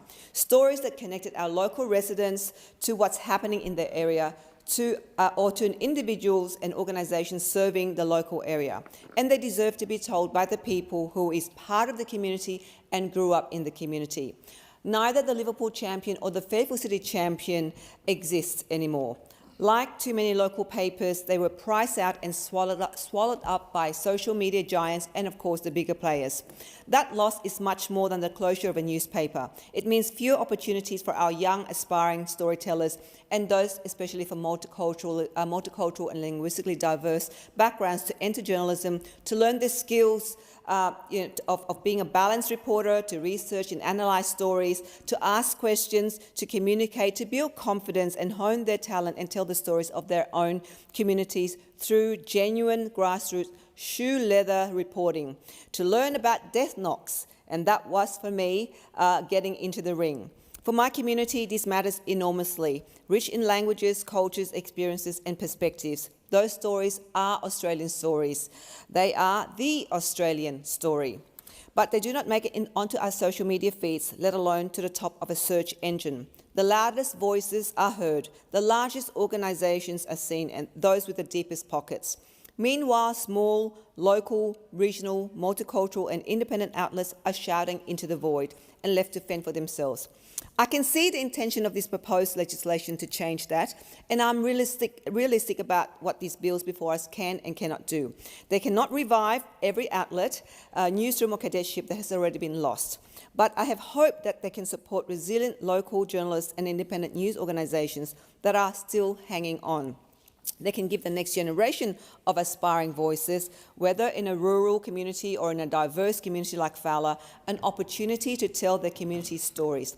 But if this scheme is to strengthen media diversity, we must ensure smaller players are not again swallowed up or edged out by the largest ones. So I have moved a very simple amendment. As the bill stands, a platform can qualify for the offset by spending money on at least 8 news groups. My amendments add one more test. No two of those news groups can take more than half of that spending between them. Put simply, at least half the money must go beyond the 2 biggest names on the list. It is a small change, but it matters. It means platforms have to make real agreements with a wider range of newsrooms, local, regional, multicultural, community and independent, not just the 2 that already have the loudest voice and the deepest pockets. Without it, a platform could tick the box of dealing with 8 news groups while sending almost all of its money to just 2 of them. That would meet the letter of the law. It would not meet its purpose. This amendment is not about punishing the big players, it's about making sure this scheme does not repeat what has already happened in this country, where the big gets bigger and the smallest get swallowed up. Lifting up the weakest members of society is core of a true democracy. So too is ensuring the communities can tell their own stories in their own voices. I support these bills and urge the House to support this sensible amendment. I thank the honourable member for Fowler. The question is that this amendment be agreed to, and I give the call to the honourable member for Clare. Speaker, and I wish to support this very worthy amendment by the member for Fowler, who, as this House has heard, has a background in journalism and understands the importance of those local voices. I am from central western New South Wales, and against the odds, we still have small independent media outlets telling our local stories. And so we need to make sure that this legislation filters down to those smaller independent organisations which, quite frankly, are doing it tough. It's amazing that they still exist, but against the odds, through passion for journalism and telling our local stories, we have hard-working people, journalists out there, telling the stories of regional Australia in our local communities. And they need our support. And what we want to make sure is that it's not just the large media organisations that benefit from this legislation, because, quite frankly, we need as many diverse local voices in country Australia as we can get.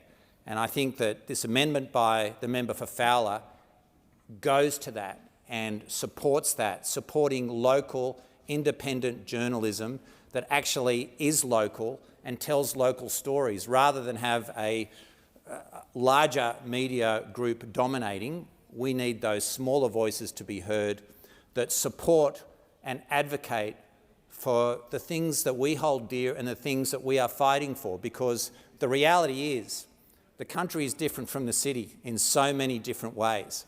And we've got some really big issues facing regional Australia at the moment, and we need as many advocates and country voices out there fighting for us. And that's what these smaller independent media outlets do. So I commend the member for Fowler for bringing this really important amendment, and I would urge every right-thinking member in this House to get behind this amendment and not only support country journalism, but support the smaller independent media outlets that our country community still relies so much on. I thank the honourable member for Clare. Now, before I give the Minister the call, the clerk has just asked that if, for the benefit of Hansard, that the amendment moved by the honourable member for Curtin, that I say that the noes had it. Because I think I just took your advice that no division required, but there's a wording that I noes had it. So thank you for your indulgence there, and thank you to the two speakers. The question is now that the amendments moved by the honourable member for Fowler be agreed to, and I'll give the call to the Minister. Thank you, Deputy Speaker. The Government doesn't support the amendment proposed by the member for Fowler for similar reasons I won't relitigate as the amendment by the member for Curtin. I'll note that the member for Fowler said this is a small change, and I think that's the point. It would have a sizable impact on the balance of the deal that has been struck here between continued provision of trusted public interest journalism with employment of journalists in Australia and the small and regional publishers. And in expanding the bill to 8 commercial agreements to entice deals, we are doing what every single publisher who has come through my door, through the Assistant Treasurer's door, has asked, which is including Lena, including everybody who the small and special interest group publishers have said, which is the first priority of this is for deals to be struck. That is what we are trying to achieve, and this work is supposed to be the backup if that doesn't work. So we believe that we have struck the right balance here, and we will not be supporting the amendment. I thank the Minister. So we'll put the question that the amendment be agreed to. All of that opinion say aye. Those against say no. I think the noes have it. Division required. Ring the bells. That's pretty clear, isn't it? Ring the bells for 4 minutes.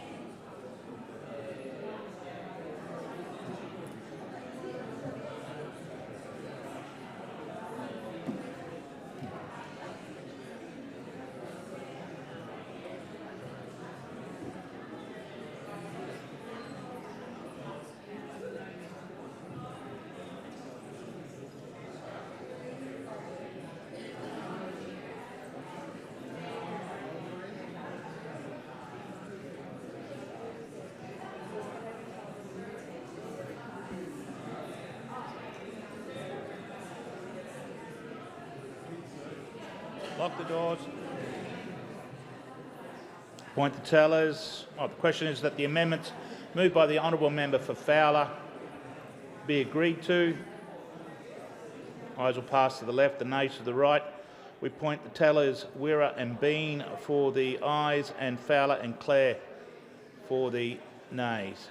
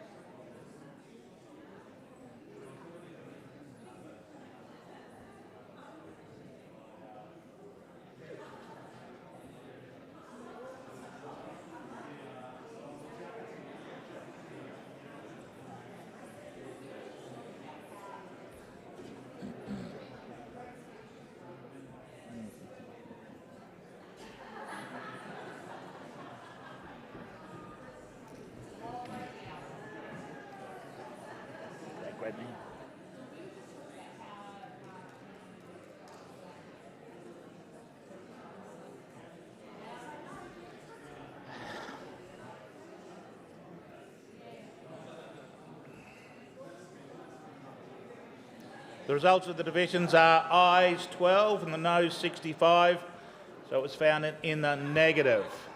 Sorry about that.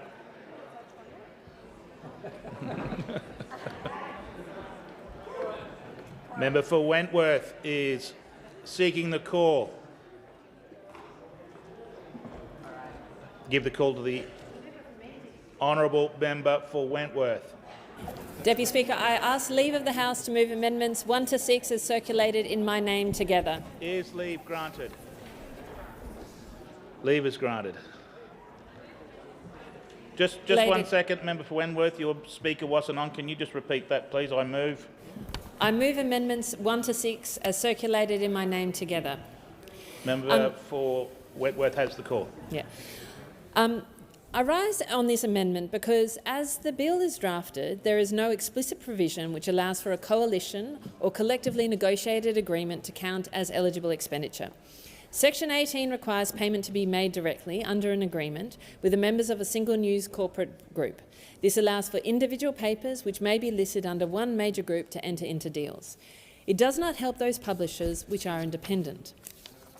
If a digital platform strikes one deal with a coalition of, say, 3 or 18 small regional publishers acting together, there may be ambiguity in this legislation about whether or not such an agreement would count as expenditure. There should be no uncertainty. We should be encouraging tech giants to negotiate with smaller publishers whenever we can. Even if it does get counted, there's no mechanism to attribute it back to the individual mastheads for the purpose of the 8-group threshold or the small business offset rate. This amendment fixes this gap directly. It inserts a new Section 18A, which treats a coalition deal as if it were a separate agreement with each participating publisher's own corporate group to the extent of this publisher's attributed share of the payment. How that share is worked out is left entirely to the coalition and the platform to negotiate between themselves, as the agreement will be individual. It simply requires that whatever shares are agreed add up to no more than what was actually paid. Each publisher's share then counts separately towards 8 different group thresholds and towards the enhanced offset rate where the publisher is a small or medium business, with the safeguard to ensure that the same dollar can never be counted twice. This is not a hypothetical problem. We have real lived experience of exactly this model working in this country. Country Press Australia negotiated on the behalf of 240 regional and community publications. The Minderoo Foundation brought together 18 small independent publishers under the Public Interest Publishers Alliance. These arrangements exist because the ACCC recognised back in 2021 that individual small publishers have no real bargaining power against Google and Meta, but a coalition does. Country Press Australia itself has welcomed the increase in number of required commercial agreements under this scheme on the assumption that regional and independent publishers will be part of that count. But under the bill as it stands, the assumption may not hold. Now, I want to let the Minister know I'm not dividing on this amendment. I recognise that the amendment was circulated in late, though, to be honest, we're frustrated, I'm frustrated that we're, again, debating this bill without the Senate inquiry. But I think that this is an area that would benefit from clarification, because I think it is not clear in the legislation as written, so it could be through an amendment or it could be through another mechanism, to make sure that it's clear that an expenditure which is under collectively bargained agreement, negotiated through a coalition or a bargaining representative, can count as eligible expenditure. I think this is a genuine challenge and a genuine question that's been raised with me with independent publishers. And I raised the point that I raised in my earlier speech, which is, the Minister and others, or the Assistant Treasurer in particular, indicated that Google in the past had ended up with, an agreement with a range of small publishers, and that indicates that it's possible to strike bargains with small publishers. The great challenge, however, of that is, having spoken to some of those small publishers who are part of that agreement, it was incredibly hard to get to the table to do that. They wouldn't have been able to do that as individuals. They did it because they were actually funded philanthropically to build a collective, and then there's enormous pressure, and sometimes in those cases those deals fall apart. And it was actually more the social pressure that enabled those deals to continue, because it would simply have been easier for the major players not to be negotiating with these small players. So this is a difficult area. I think we all collectively want to support small regional players, and I do want to make sure that there are ways that those smaller players can come together, and in this legislation make sure that they are not going to be, some sort of collective agreement where the smaller players come together is going to be supported by this legislation, because this is a concern that's been raised by me by the sector, and I think it's a genuine question that those group of publishers have.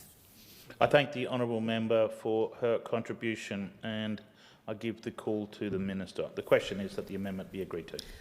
I thank the member for Wentworth for her amendment, and we won't support it today, although I appreciate the intent of the amendment. And I can say we, myself and my office, have also had those meetings with those stakeholders. I think there's at the moment there's a disconnect between the intent of the bill and perhaps a requirement for, or a request for an explicit nature of the bill to be attended to. We will continue to work that through. You have my word on that. I think we share the same values on this, and we're trying to get to the same outcome. I also, ironically, have Google waiting for me in my office, because this has all run a bit longer than we expected. So may I say I will immediately relay this to Google on behalf of our shared stakeholders in this space. I thank the Minister for putting the government's position. The question now before the House is that the amendments moved by the honourable member for Wentworth be agreed to. I'll put that question. All of that opinion say aye. Those against say no.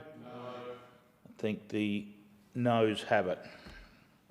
The question is now that this bill be agreed to. And I'll put that question. All that opinion say aye. Those against say no. I think the ayes have it. This bill has been agreed to. Minister, if I could ask you to come, Minister, if I can ask you to come to the dispatch box for the third reading, please. Mr Deputy Speaker, I move that this bill be now read. Nope. Ask leave of the House for the third reading be Mr Speaker, Mr Deputy Speaker, I ask leave of the House to move the third reading immediately, please. Is leave granted? Mr Deputy Speaker, I move that this bill be now read a third time. And we'll put that question. All of that opinion say aye. Those against say no. Well done, the clerk. Third reading, a bill for an act to implement a news media bargaining charge and for related purposes.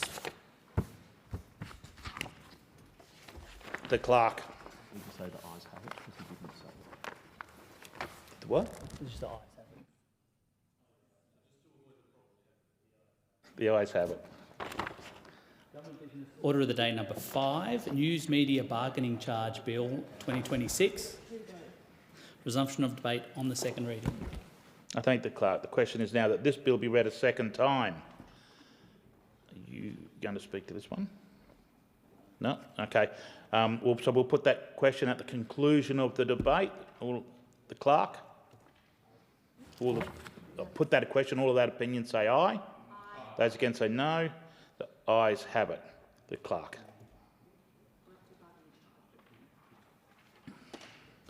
Second reading, a bill for an act to impose a news media bargaining charge.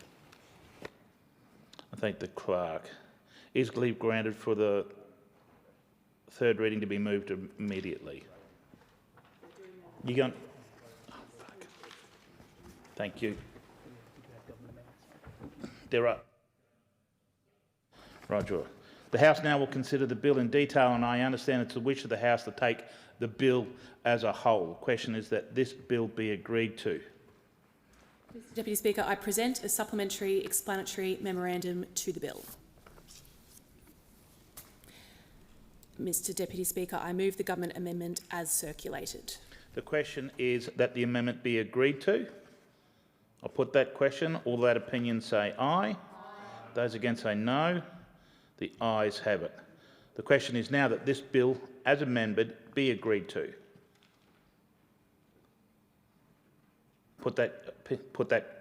All that opinion say aye.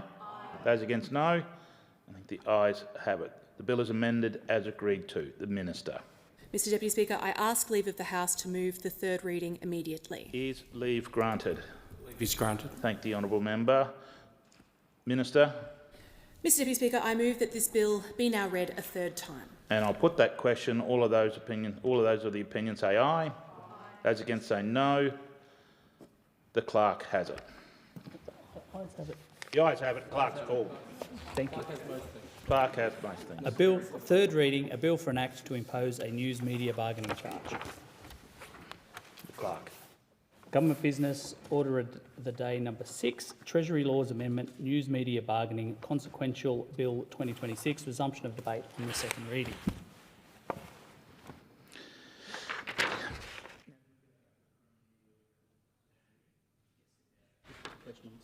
The question is now that this bill be read a second time. Put that question. All of that opinion say aye. Those against say no. The ayes have it. The clerk. Second reading, a bill for an act to make amendments consequent on the enactment of the News Media Bargaining Administration Act 2026 and for related purposes. Is leave granted for the third reading to be moved immediately? Leave is granted. Thank the member for Barker. Minister? I move that this bill be now read a third time. And you put that question. We'll put that question. All of that opinion say aye. Those against say no. The ayes have it. The clerk.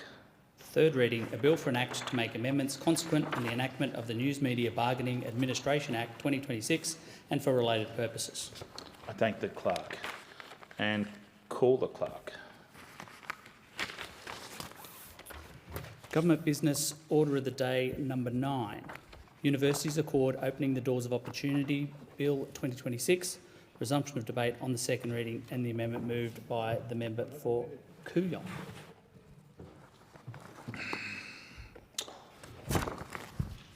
Question is that the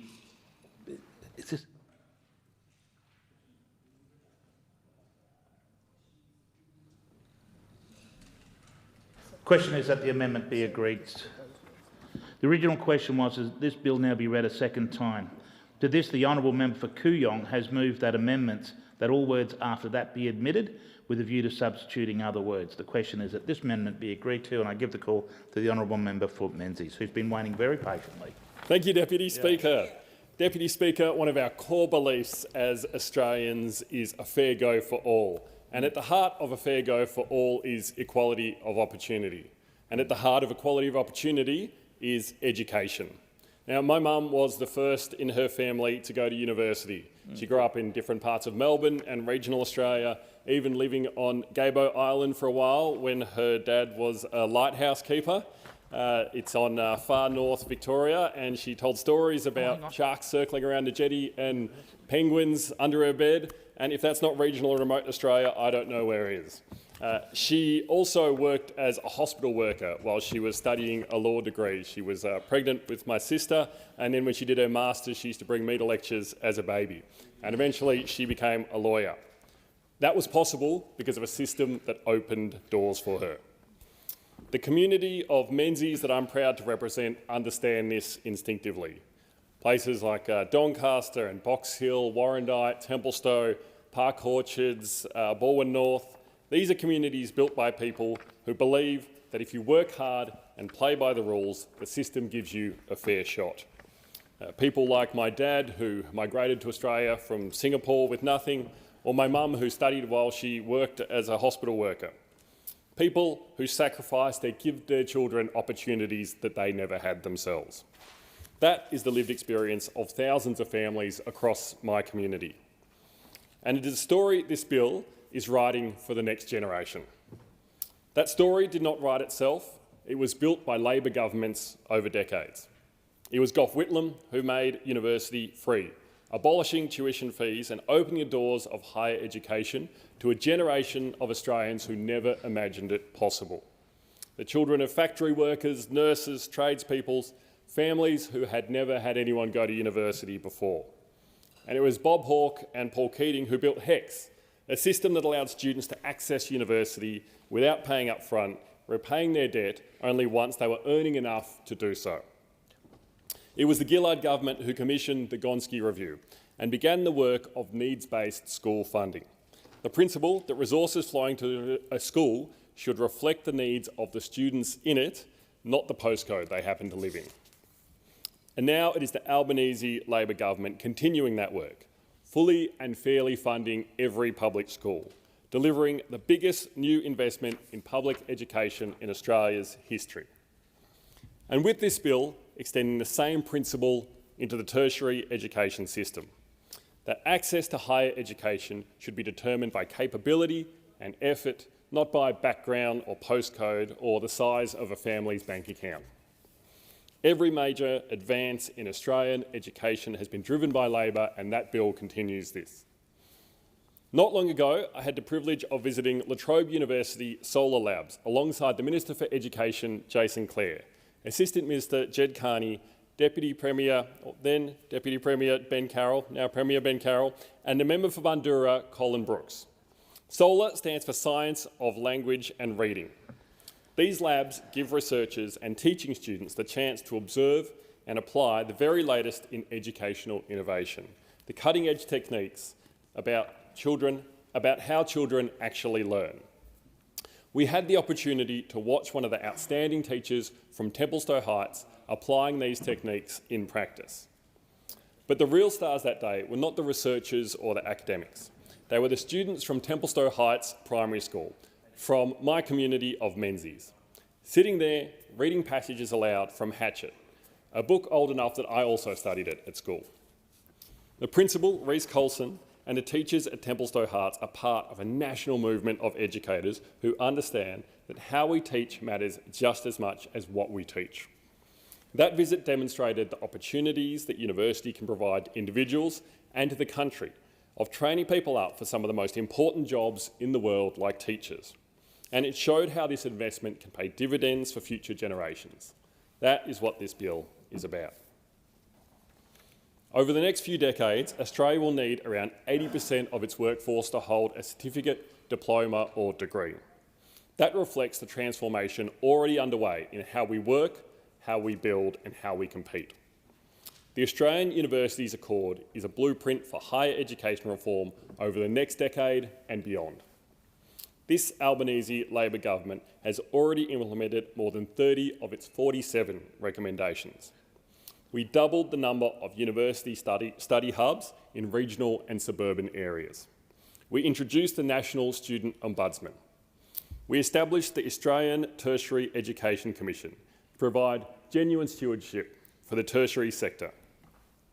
We've also cut HECS debts by 20%.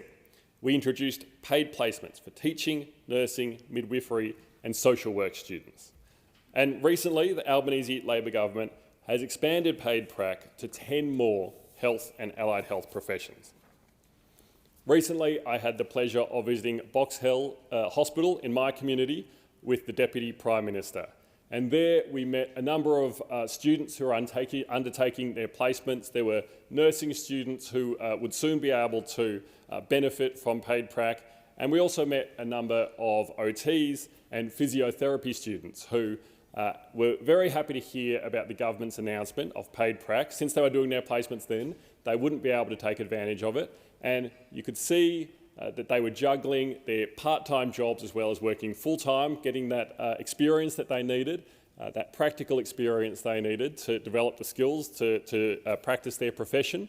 But they also had to work as footy coaches or work in Big W at the same time in order to get the accreditation they needed. So paid prac will mean that they'll be able to focus on their studies, they'll be able to get their qualifications without the stress of having to work part-time jobs to also pay their rent and pay their bills.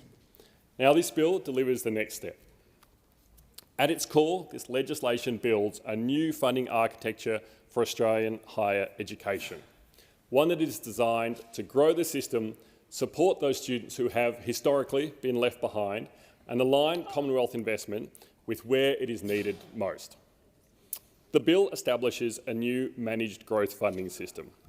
In practical terms, it effectively uncaps university places for students from low socioeconomic backgrounds and from regional areas.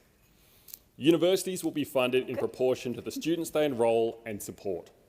The more students a provider takes from a disadvantaged background, the more funding they receive to help those students succeed. This is the same logic that underpins the Gonski funding for schools, and it works. The legislation also introduces needs-based funding. This is direct, targeted support for students from economically disadvantaged backgrounds, First Nations students, and those studying at regional campuses. The base equity amount is set at over $1,500 per student, and the base regional amount is around $1,400. That is more than double what was provided under similar previous programs, which in some cases were as little as $600 per student. Universities will be able to put that funding toward tutoring, mentoring, academic support, scholarships, and offsetting the higher costs that come with regional campuses. These changes inject $3.6 billion into Australia's higher education system over the next decade. They are expected to result in an additional 230,000 commencing domestic students at universities across that period. That is 230,000 people whose path to a degree and opportunities that come with it become possible because of this legislation. Let us be clear about what those opposite have delivered when it comes to higher education. They cut university funding, they deregulated fees and tried to drive up the cost of a degree. They allowed HECS debts to spiral, with indexation eating to balances faster than graduates and students could repay them. They underfunded the sector and stepped back from the role government has to play in ensuring Australia's skill base matches our economic needs. The result was a system that worked well for those who were already advantaged and left too many others behind. This government has reversed that direction step by step. We cut 20% from HECS debts. We changed the way debts are indexed so that it is lower of either CPI or wage growth, restoring hope to students that they'll be able to pay off their student debt. We introduced paid placements so that students, nurses, teachers, social workers, midwives and, more recently, pharmacists, OTs and physiotherapists are not forced to choose between their studies and paying rent. We established the ATEC so that tertiary education has genuine, long-term stewardship and is not left adrift from one political cycle to the next. And now we are rebuilding the funding foundations. Evidence-based teaching is not just a phrase. At Templestowe Heights, it's the difference between a child who learns to read with confidence and one who falls further behind. Our broader school funding reforms are part of that same agenda. Full and fair funding for every public school, billions of dollars in new investment, tied not to blind spending, but to evidence about what actually improves education outcomes. Phonics checks and numeracy checks to identify the children who need extra help. Small group tutoring to give those children the support they deserve. The biggest new investment by an Australian government in public education. And this bill extends that same logic upwards into the tertiary education system. Because the question is not simply whether a child learns to read in Year 1, it is whether that child, 20 years later, can access the qualification they need to participate fully in the economy that we're building and to participate fully in the civic life that we all contribute to. Menzies is one of the most sought-after places to live in Melbourne's east for a simple reason. Families move to our area due to our outstanding schools. People really value education in our community. They move to places like Surrey Hills and Mont Albert and Doncaster East and Box Hill and Blackburn because they know their children will get an outstanding education. They plan their lives around school zones. They make financial sacrifices to get into those catchments. They make their single biggest investment, buying a home, based on which schools are within walking distance. That reflects decades of a community committed to education. It also reflects the strong principles that we have and the dedicated teachers, parents who are involved and engaged, and a culture that takes learning seriously. And Menzies has some of the best schools in Victoria.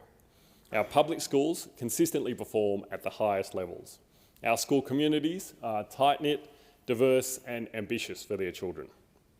What families in Menzies understand is that a great school is not just about the building, it's the foundation of a child's future. It shapes what is possible and it determines what doors open for them later in life. That is exactly what this bill is about. Deputy Speaker, this bill matters because the decisions we make about education are decisions about what kind of country we want to be. A country that reserves opportunity for those born into it, or a country that ensures equality of opportunity for everyone, regardless of background, where you're from, or what language you speak at home.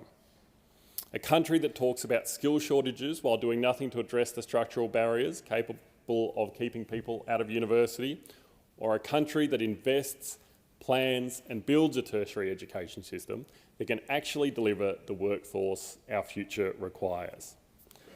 This government has made its choice. 230,000 more students at university, needs-based funding for those who need it most, a managed system built for the long term, a funding model that rewards universities for doing the hard work of genuine inclusion. Labor is the party that has opened the doors of Australian opportunity in our country and in education. This bill opens them wider. It opens them wider for students from regional areas, from disadvantaged backgrounds, for Aboriginal and Torres Strait Islander students. And it opens the doors wider for people like my mum, who will be the first in their family to go to university. I commend this bill to the House. The question is that the amendment be agreed to, and I give the call to the member for McPherson. Thank you, Deputy Speaker. Deputy Speaker, I rise to speak to the Universities Accord Opening the Doors of Opportunity Bill of 2026. And I'll just say at the outset that the Coalition hasn't finalised its position on the bill, and we will refer this to a Senate Committee for Inquiry and report. Because ultimately, Deputy Speaker, we believe in evidence, and the evidence that comes through that committee will be vital for us in determining our final position. And it does take a lot of focus, this bill, because it does make significant structural changes to the higher education system. Deputy Speaker, I'll say at the outset, and I associate myself with some of the previous comments, because universities in this country matter, and they matter in terms of not only the country we want to be, but in terms of the calibre of our next generation. And it's something that we can't discuss lightly. It's something that is very important to who we are as a country, and it will be very crucial to the country that we end up becoming over the years to come. Deputy Speaker, I think of the opportunities that the universities I attended and the incredible support that they provided me. They were very much a foundation to my career and to the life that I set up.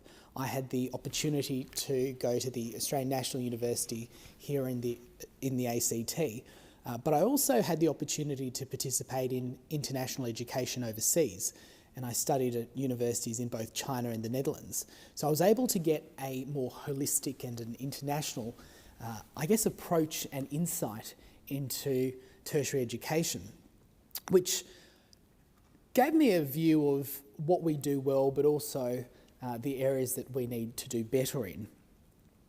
Deputy Speaker, what we are seeing at the moment is very concerning with our universities in Australia, and we're seeing under Labor that universities have become measurably worse.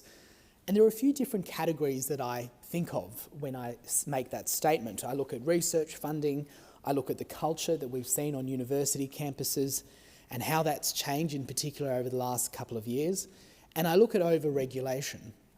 Deputy Speaker, I represent the Southern Gold Coast, and people on the Southern Gold Coast are so fortunate to have two fantastic universities.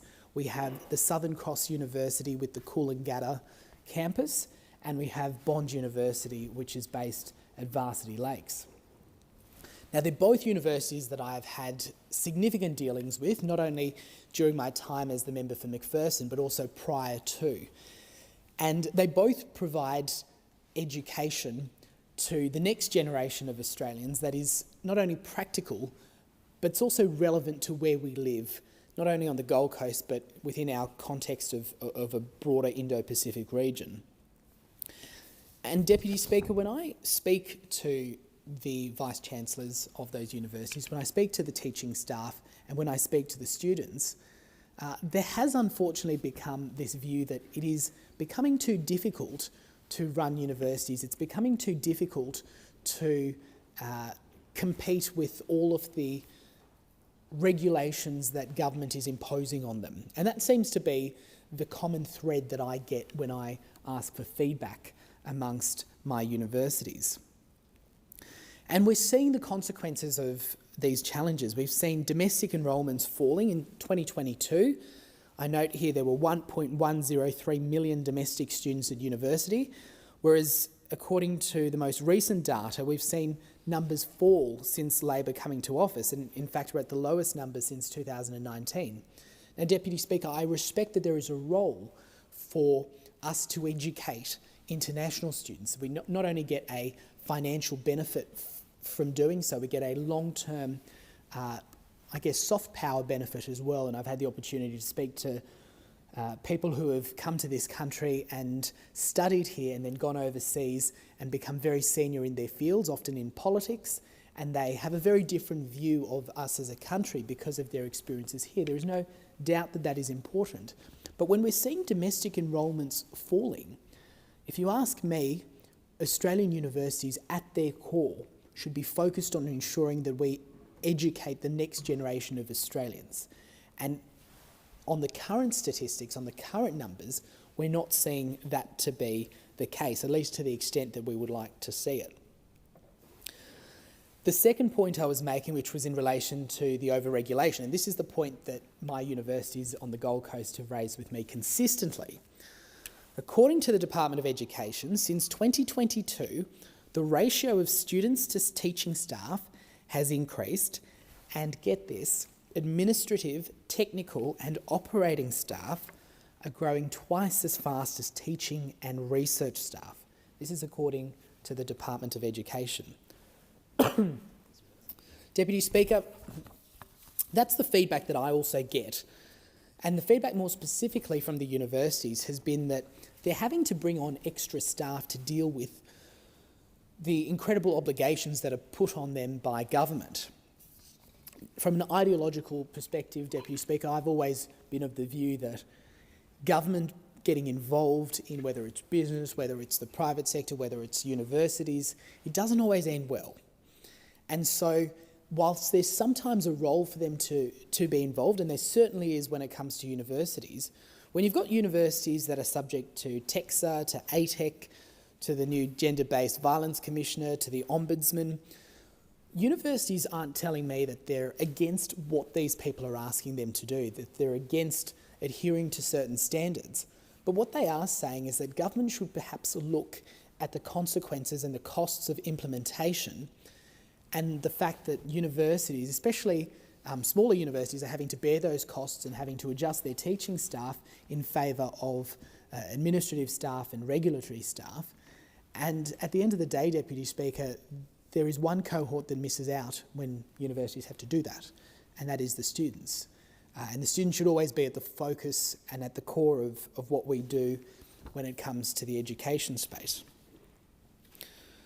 I made reference to the changing culture on campus at universities, and Deputy Speaker, over the last few years, what we've seen in Australia is very unrecognisable to me, as somebody who went through our tertiary education system, quite frankly, not that long ago, about 8 years ago, and to see the spectacle after spectacle, week after week, of encampments on university campuses in this country preaching hate against not only the country, which is bad enough in and of itself, but also against specific minority groups, and in particular against the Jewish population in this country. I think that has been quite concerning to see that at places that should be beacons of thought and opportunities for debate. And Deputy Speaker, we've seen this across the country, and it's actually been reflected in data that's been acquired through the Racism at Uni survey, which found that there were extraordinary levels of this sort of abuse, and in particular against Jewish students and other groups. Deputy Speaker, when we have situations where our education system is handbraked by regulation or is handbraked by the decisions of this place, it does result in consequences for our education rankings and our standards around not only Australia but the world. And we saw that when more than half of Australia's universities dropped in world rankings in June this year. And just to put some numbers to what I was saying about the regulation, and I mentioned Censure and a few of the different regulatory bodies. Censure itself, I understand, lodged a submission recently which said that there are now at least 15 different regulators and oversight bodies that universities report to. Now, as a member of the Australian public, as somebody who is probably going to be the beneficiary of the intellect of students at universities now at some point in the future, I do not want our educators, I do not want our universities to be having to find themselves tied up dealing with these sort of 15 different regulators and oversight bodies. Or the more than 300 pieces of legislation and regulation that they're required to adhere to and comply to. So, Deputy Speaker, I say to this place, again, reserving the Coalition's right to make a decision on this bill, these are the sort of high-pressing issues that need to be addressed, and I don't get the impression that those opposite are actually addressing these issues. This is the direct feedback that I've received as the Federal Member for McPherson from the universities that I represent, and it's something that I also have recently acquired the role of being the co-chair of the Parliamentary Friends of International Students, and I had the opportunity only last week to meet with university representatives from around the country. And this was also a great part of the feedback that we received. It was that they do feel very much handbraked by the regulation that's imposed in this place. And as far as I can see, in this legislation, in this Universities Accord bill, there's very little effort going to address those concerns and those issues. And that's something that, Deputy Speaker, we do need to have a real conversation about. Now, I've been listening to some of the contributions from those opposite. And there's, I think, perhaps a mismatch in understanding what the bill is actually about and what the bill is, or what members opposite are saying the bill will do. Labor seems to be pretending that the bill's about funding and student places. and that it's about increasing university funding for specific groups such as Indigenous Australians and people from lower socioeconomic statuses, and also people from rural and regional areas. But it's not actually right. It's not accurate when you read the content of the bill, because you don't need this bill to do any of those things. What the bill actually does is it centralises a significant amount of power over universities and higher education providers in the hands of the relevant minister. And so it moves what currently is a higher education system towards a centrally managed model. And this means practically that the ministers or the minister and future ministers as well would gain extensive powers over a few things: over domestic Commonwealth supported places, over international student allocations, over demand-driven higher education course places, conditions imposed on providers, needs-based funding, and priorities and directions given to ATEC. And there's a good thing about this. It means that the powers could be used by a future government to address some, serious policy problems or concerns. But on the flip side, we do have some concerns about competition, about the autonomy of institutions, about efficiency, about parliamentary oversight, and about ministerial discretion. And Deputy Speaker, that's what the essence of this bill is.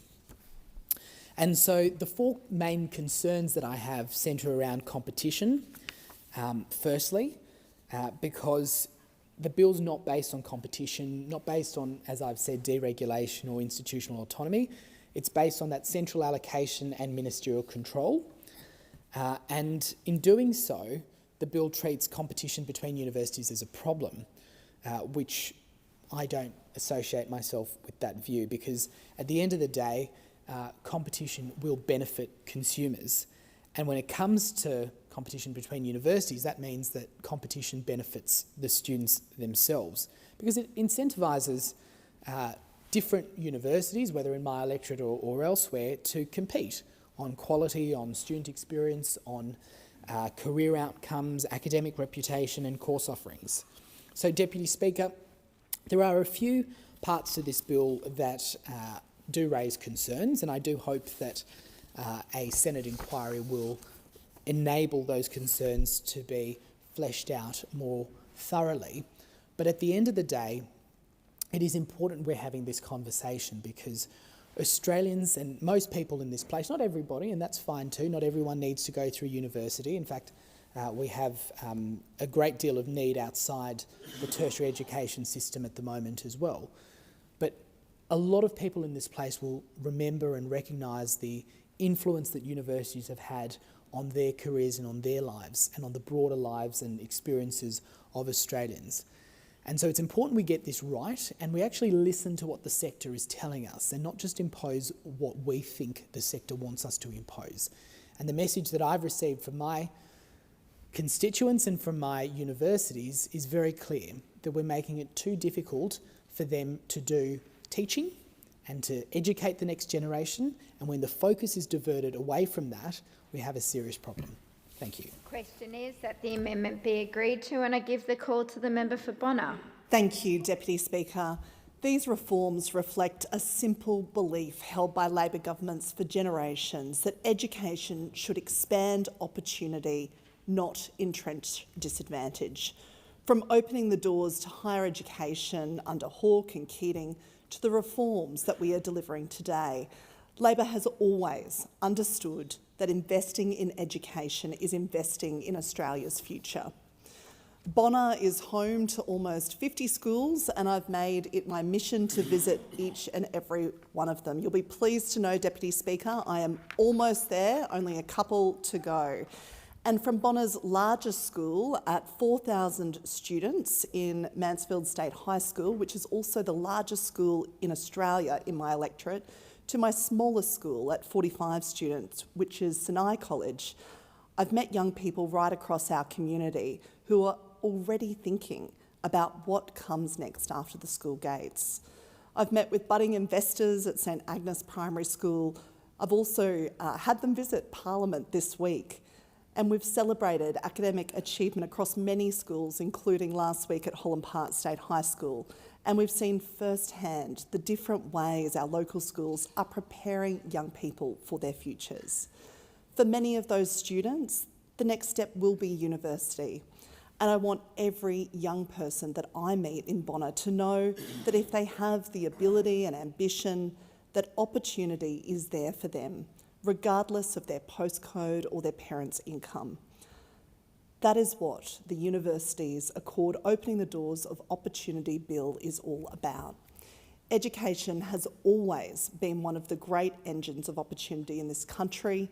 It changes lives and it strengthens communities, and it builds the skilled workforce that we need here in our country. But opportunity only works if the doors are actually open, and that is exactly what this legislation does.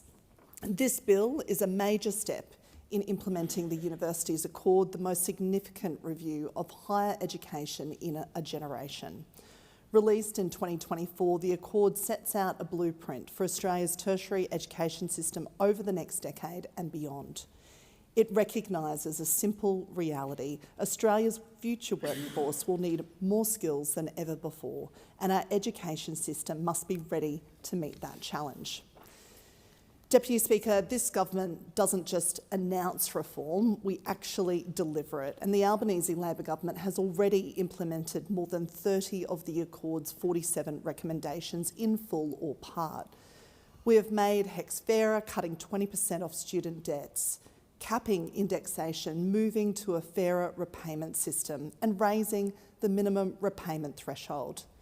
In my electorate of Bonner, over 20,000 people have already had their student debt cut.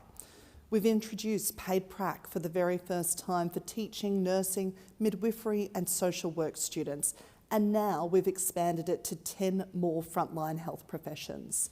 So more students don't have to choose between completing their studies and paying the rent. We've doubled the number of university study hubs, establishing 20 new regional university study hubs and 14 suburban university study hubs, so students don't have to leave their community to get a start on a degree. We've increased free university bridging courses. We've introduced the National Student Ombudsman and National Code to prevent and respond to gender-based violence on campus. We made demand-driven Commonwealth-supported places available to every First Nations student who earns the marks to get in. And we established the Australian Tertiary Education Commission as steward of the system. This bill is the next step. Deputy Speaker, Australia is changing. The jobs of the future will demand new skills, new knowledge and new ways of thinking. Almost 9,000 people in my electorate are currently studying at university or in higher education. They are preparing to become the nurses, teachers, engineers, researchers and professionals our communities will rely on in the years ahead. This bill is about making sure more Australians have that same opportunity. This legislation is the most significant reforms to higher education funding in a generation. It represents an additional $3.6 billion investment in Australia's higher education system over the next decade, supporting around 230,000 additional domestic students to commence university. Importantly, the new managed growth funding system will effectively uncap Commonwealth-supported places for students from low socioeconomic backgrounds in regional Australia, helping ensure talented Australians are not held back by where they live or the circumstances they were born into. And Deputy Speaker, on a personal note, as someone who is from regional Queensland and the first in their family to go to university, I know how important that is. Deputy Speaker, for too long, universities have been expected to educate more Australians without the certainty that funding would keep pace with demand.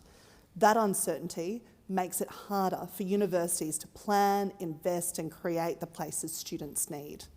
This legislation will address this by establishing a managed growth funding system that will support a bigger, better and fairer university sector.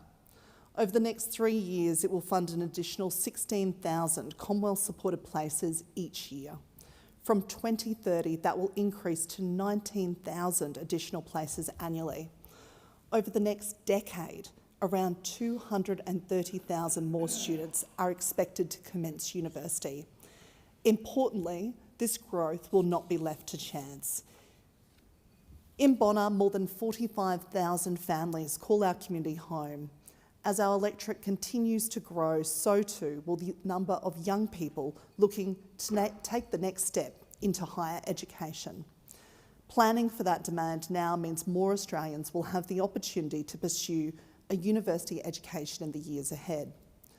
The Australian Tertiary Education Commission will work with universities to allocate Commonwealth-supported places where they are needed most, while ensuring universities have that certainty to plan for the future. It will also have the flexibility to allocate places for students from disadvantaged backgrounds and regional and remote communities, helping ensure opportunity reaches those who are too often missing. Because when a capable student earns their place, the availability of a university position should not be the barrier that stands in their way. Deputy Speaker, we know that opening the door to university is only part of the story. We also need to make sure that students have the support they need once they walk through that door to stay the course and graduate. Not every student starts from the same place, and their circumstances do not diminish their talent or their potential. Evidence tells us that students from a lower socioeconomic background and students from regional and remote Australia are not just less likely to start a university degree, they are also less likely to finish one. In fact, the data shows that they are twice as likely to drop out after their first year of university than other students. That is why this bill introduces needs-based funding. Just as the Gonski reforms recognised that schools needed additional support to help students facing disadvantage, this bill applies the same principle to higher education. Universities will receive additional funding for students from lower socioeconomic backgrounds, for First Nations students and students studying at regional campuses. Under the previous arrangements, universities sometimes received as little as around $600 per eligible student. Under this legislation, the base equity amount will be over $1,500 per student and the regional amount over $1,300. In many cases, that is more than double the previous levels of support. That funding can be used for tutoring, mentoring, academic assistance, scholarship and emergency financial support. This reform is demand-driven, meaning that the more eligible students a university supports, the more funding it will receive. Opportunity is not just about getting a place at university. It is about making sure that every student has the support that they need to succeed once they get there.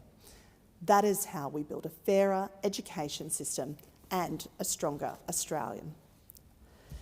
Deputy Speaker, this bill also strengthens the way international student numbers are managed. International education is one of Australia's greatest success stories. It enriches our campuses, strengthens research and innovation, supports thousands of jobs and makes a significant contribution to our economy. But growth needs to be well managed and well planned.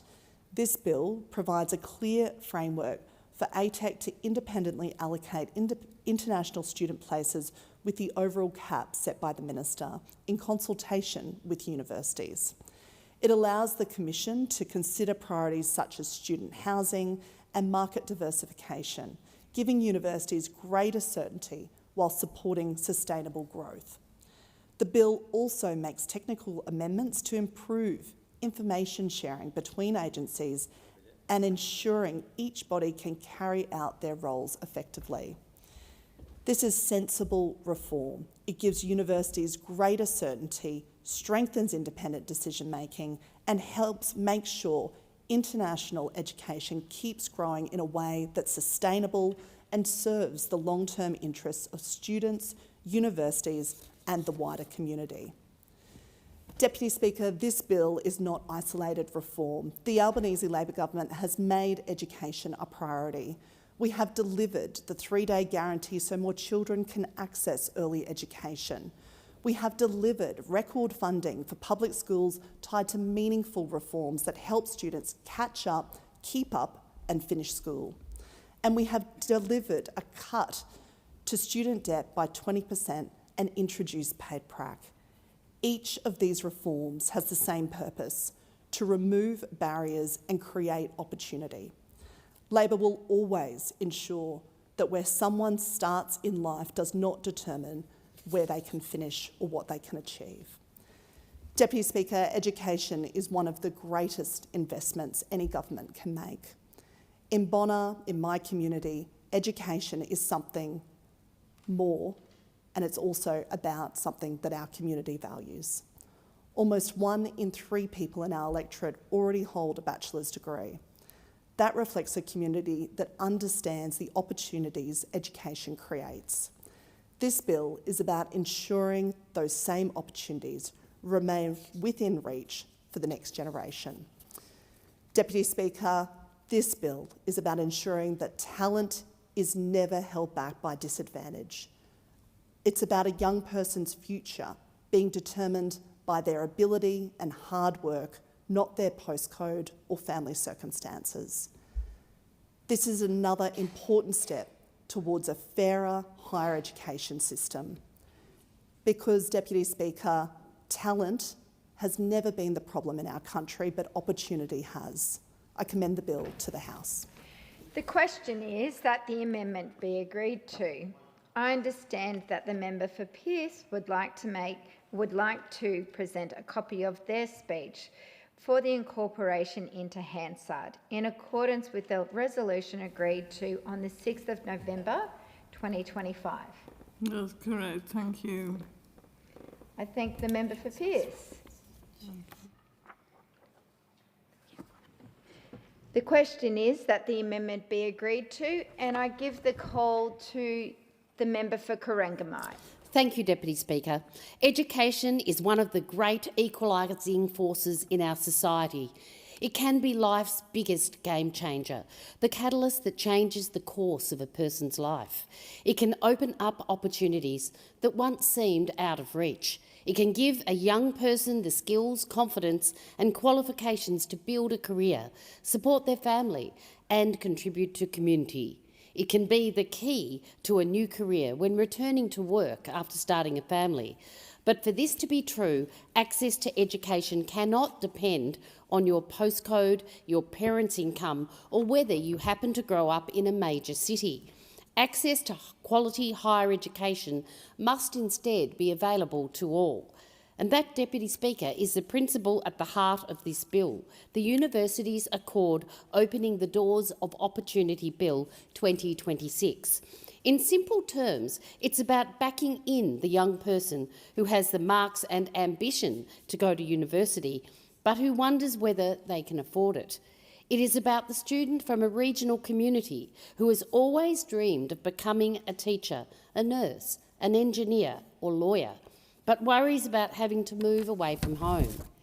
It is about the first person in a family, just like the member of Bonna who just spoke, the first person to go to university, navigating a system that their parents may never have experienced themselves. And it is about making sure that when those students get through the university door, that they have the support to stay at university and finish their degree. That is why this bill is so important, Deputy Speaker. This bill builds a stronger, fairer system by creating a new managed growth funding system for Commonwealth-supported places. In practice, this means the government will set the total number of funded places, and the Australian Tertiary Education Commission will allocate those places between universities, with additional places directed to areas of greatest need and demand. That means universities have greater certainty about their funded places, while more opportunities can be directed to students from disadvantaged and regional backgrounds. This is important because our nation already has more Australians studying at university than ever before, and that number is going to continue to grow. The Albanese government is backing in that growth, Next year, there will be an additional 16,000 funded Commonwealth supported places. There will be another 16,000 the year after that and another 16,000 the year after that. By 2030, there will be 19,000 additional fully funded Commonwealth supported places. Across the next decade, the government expects to fund an additional 230,000 commencing students at university. That is a significant investment in the future of Australians. And the important point is, this is not growth for growth's sake. The system is designed to make sure those opportunities reach Australians who have historically been less likely to access university. Students like those in my electorate of Corangamite, a regional electorate. The Australian Tertiary Education Commission will have responsibility for allocating Commonwealth-supported places to universities and other eligible providers. Each university's allocation will include a core student load, providing stability, as well as an additional growth allocation. That additional growth allocation is where this reform can make a real difference. It gives the ATEC the ability to direct additional places to areas where they are most needed, including students from low socio-economic backgrounds and students from regional and rural communities. And that matters enormously. If AdTech determines that the total allocation pool is not sufficient to meet demand for students from disadvantaged backgrounds or regional and rural areas, you can ask the Minister to increase that pool. In other words, we're building a system that can grow where the need is greatest. That is a very different approach to the former coalition government, which did little to ensure equitable access to higher education. Deputy Speaker, the second major reform in this bill is needs-based funding for universities. There is a very clear reason for this. We know that students from lower socio-economic backgrounds and students from regional or rural communities are less likely to commence a university degree. We also know they are less likely to complete one. The data shows that these students can be twice as likely to leave university after their first year. This is not because they are less capable. It is because the barriers they face can be greater. The bill provides additional funding for things like tutoring, mentoring and academic support, as well as direct financial assistance through scholarships and emergency grants. And importantly, this funding will be demand-driven. It will target need. That is a significant change. Under previous arrangements, programs such as the Higher Education Participation and Partnership Program provided important support, but funding was capped. Deputy Speaker, it should be noted that the more eligible students a university has, the more funding it will receive.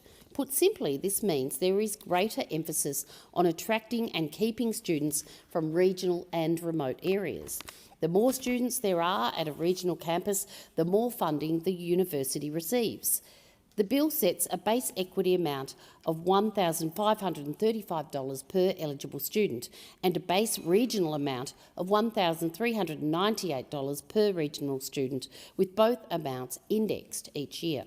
Under the previous HEPPP arrangements, the average amount provided to universities per student was around $600 last year. Under this new needs-based funding system, it will be more than double. This means universities can use funding in a timely way that responds to the immediate needs of its students, so they are supported. That is a substantial and meaningful investment. But what matters most is that that investment makes possible many things. It is especially important for regional universities and campuses. In my electorate of Corangamite, Deakin University is a major part of our community. Deakin plays an important role in opening the doors of higher education to students who may otherwise have found university much harder to access. Deakin provides opportunities for students to study close to home. It contributes significantly to the local economy. It supports local employers with highly skilled graduates. It conducts research that benefits our community and the broader region. And importantly, it creates pathways for students from a wide range of backgrounds. I work with Deakin and engage regularly with students because I see the difference that the right support can make. For a student, having access to university is important, particularly one close to home. And what is just as important is knowing that there is somewhere and someone to turn to when things get difficult. We need universities to be places where students can succeed, not simply places where students can enrol. This is why the needs-based funding component of this bill is so important. It recognises that universities serving communities with greater need require the resources to respond to that need. This is the same basic principle that underpins needs-based school funding. If we accept that schools should receive additional resources because of the circumstances of the students they educate, then it makes sense to apply that same principle when thinking about higher education. This bill does exactly that. It is also about preparing Australia for the future. The Universities Accord provides a long-term vision for our higher education system. By 2050, Australia will need a workforce in which about 80% of people have a TAFE qualification or a university degree. This is a huge challenge, Deputy Speaker, but it is also a huge opportunity. We must ensure Australians from every part of our nation can participate and contribute to a changing workforce. That means expanding access to tertiary education. It means better harmonising VET, vocational education and higher education. It means working closely with our universities, and it means backing in free TAFE. And Deputy Speaker, it also means ensuring regional communities aren't left behind. So investing in higher education is not simply an investment in individual students. It is an investment in the strength and resilience of our communities. Deputy Speaker, this bill also gives the Australian Tertiary Education Commission the tools to manage the growth of the system. This matters because we need a higher education system that is coordinated, nimble and sustainable. We need universities to have certainty about their funding. We need students to have access to places, and we need public investment to be directed where it can deliver the greatest benefit. The bill also provides transitional arrangements for universities as the new system comes into effect. This is important. Reforms of this scale need to be implemented carefully, with universities given the stability they need to plan for the future. Deputy Speaker, there is a reason education features so prominently in the story of Labor governments. We understand that education can change the trajectory of a person's life. As a former teacher myself, I've seen that many times. Education is the key, and I believe in it. We understand that a child who has the opportunity to learn can become an adult who has choices. And we understand that when we invest in people, we strengthen our nation. For my electorate, these reforms are real and practical. They mean more opportunities for young people who want to study. When I speak with many young people in my electorate, I hear a consistent message. They do not expect everything to be handed to them. They want to work hard. They want to build a career. They want to contribute. The way we can deliver this is by removing the barriers and implementing reform that creates a fairer, more supportive and more accessible higher education system. This bill is an investment in students, it's an investment in our universities, it's an investment in regional Australia, and ultimately it is an investment in Australia's future. Talent is everywhere. Our job is to make sure opportunity is too. I commend the bill to the House. Thank you. I thank the member for Corangamite. The question is that the amendment be agreed to, and I give the call to the member for Gorton. Deputy Speaker, on this side of the House, we believe something simple, that no matter where in Australia you live or how much money your parents make, you deserve the same opportunities as your fellow Australians. It is this simple principle that underpins the work of the Australian Labor Party and the changes that we push for in this government, that underpins a fair go for all Australians, and that underpins this bill, which I'm honoured to stand and speak on today. The name of this bill, the Universities Accord, Opening the Doors of Opportunity Bill 2026, reflects something that the Prime Minister said on election night last year, and which was repeated by the Minister for Education when he introduced this bill, that we are committed to opening the doors of opportunity for Australians a little bit wider. Because in Australia right now, not everyone has the same access to higher education. Close to 50% of Australians in their 30s have a university degree. But it's only about half that if you grew up in a poor family or in the regions. It's even less in the bush. Young people who grow up outside our major cities or who are born into lower income families are less likely to have the opportunity to go to uni. And if they do, less likely to finish their studies. That's not right, and that's this issue that this bill is addressing. But it's not new for the Albanese Labor government to make the right changes for a fairer education system. We've seen to fairer access to education with cheaper childcare, the 3-day childcare guarantee, and the Better and Fairer Schools Agreement, all while investing in these fantastic educators at these early learning centres, backing this incredible workforce all the way with a 15% pay rise. Deputy Speaker, I have one of the youngest electorates in the country. With 10 babies born in the city of Melton every single day, we're growing. So many centres are being built and opened in the western suburbs. And we're building even more of these through our $1 billion Building Early Education Fund, meaning more non-for-profit early centres in areas where families need them most. Like the Gorong Early Learning Centre Victoria, which I was proud to open alongside our Minister for Education and Minister for Early Childhood Education. And just a few weeks ago, alongside the Victorian Government, I announced a new early learning centre in Rockbank. This will be co-located with a brand new school, which will open at the same time in 2028. When I had a look at the site a few weeks ago, it was just an empty field, and I'm so excited to see construction kick off in coming months. Access to education starts early, and early childhood education sets up a child's education journey throughout their life. It's why projects like this is so incredibly important, because no matter where in Australia you're born, you deserve fair access to education throughout your entire education journey. I'd like to commend the Victorian Labor government for working with our educators who support our kids every day to deliver a significant pay rise and better working conditions, which the AEU just voted for in favour on Monday.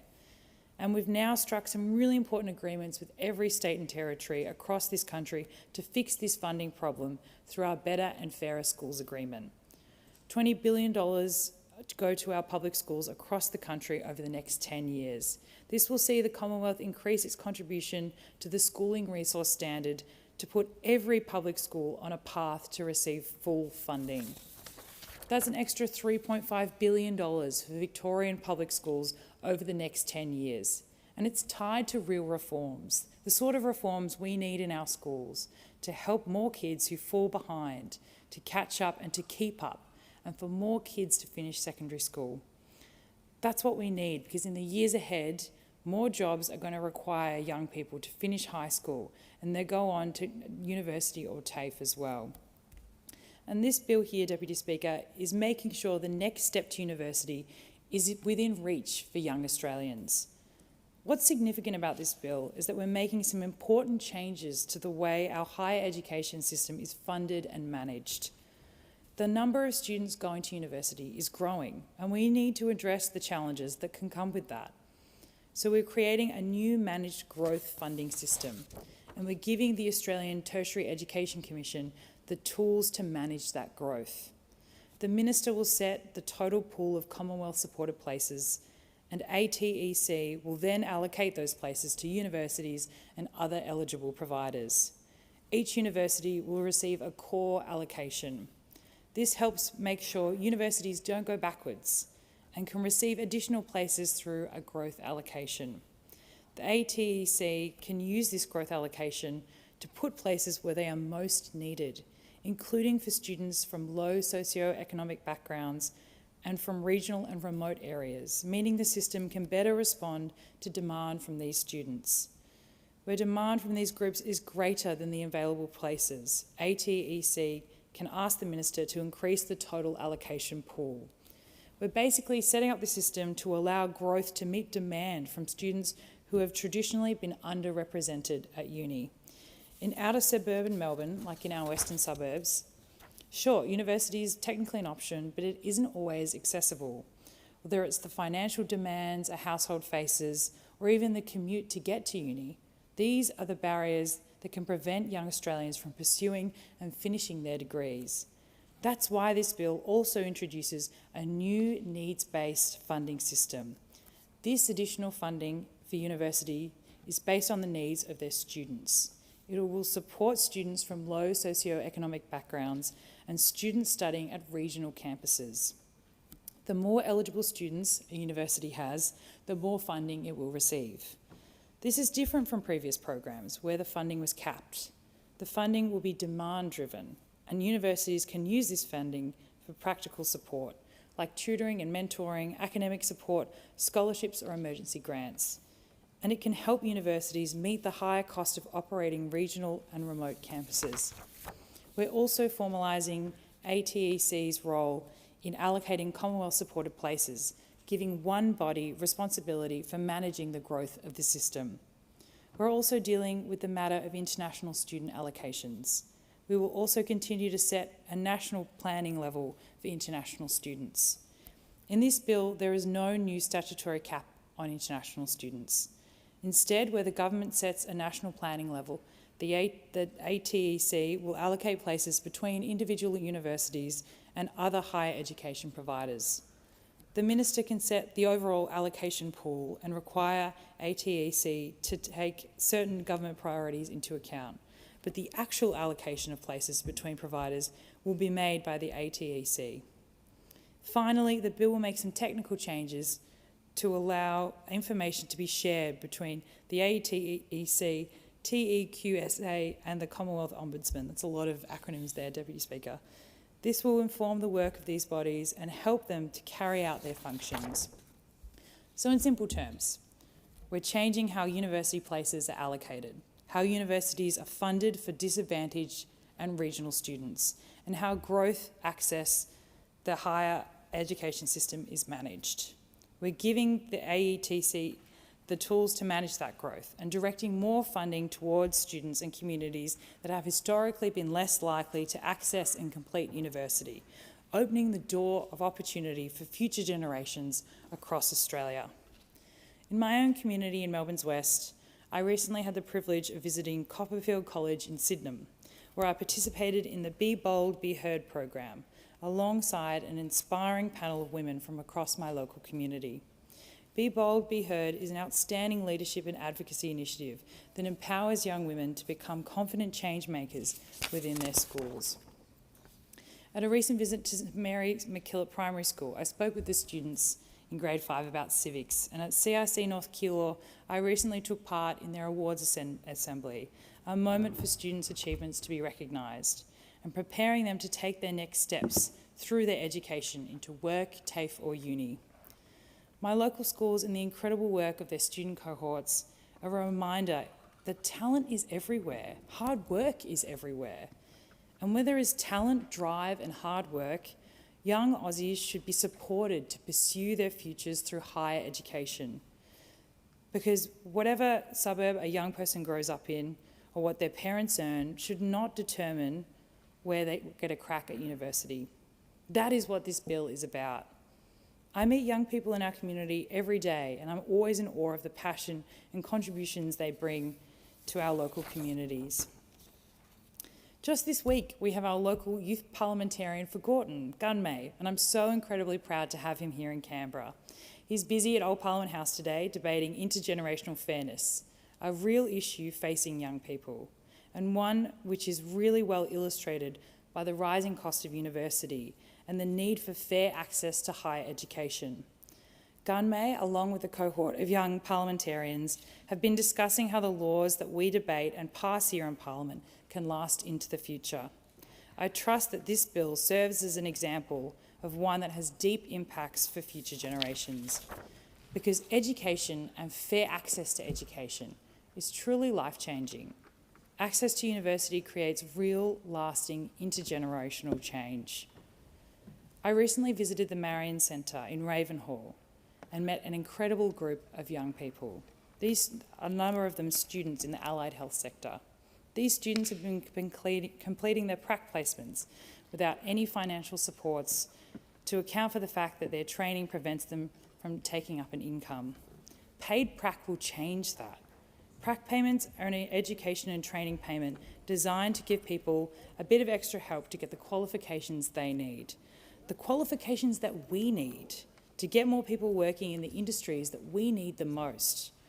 We've recently introduced paid prac for teaching, nursing, midwifery and social work students. When unpaid hours spent working at mandatory practical placements is a barrier to young Aussies completing their education.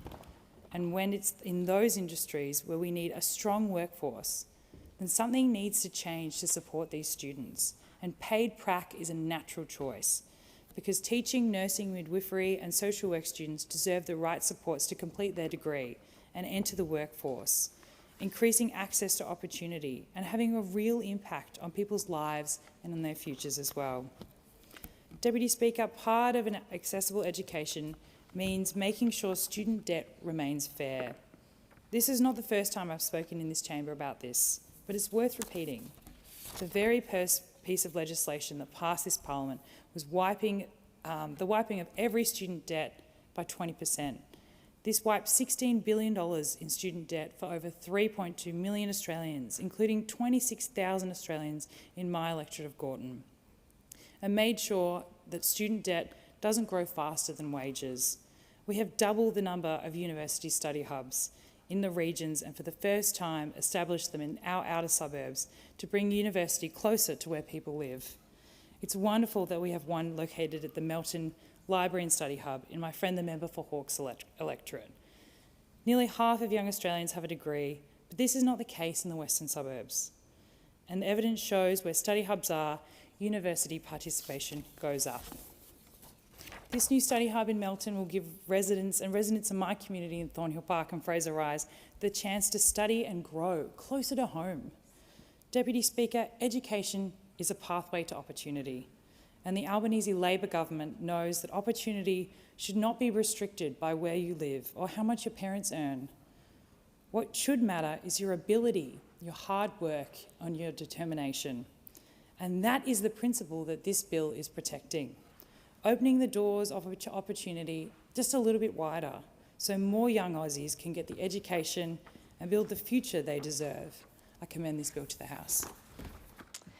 Thank you. And the time being almost 1:30, the debate is interrupted in accordance with Standing Order 43, and the debate may be resumed at a later hour.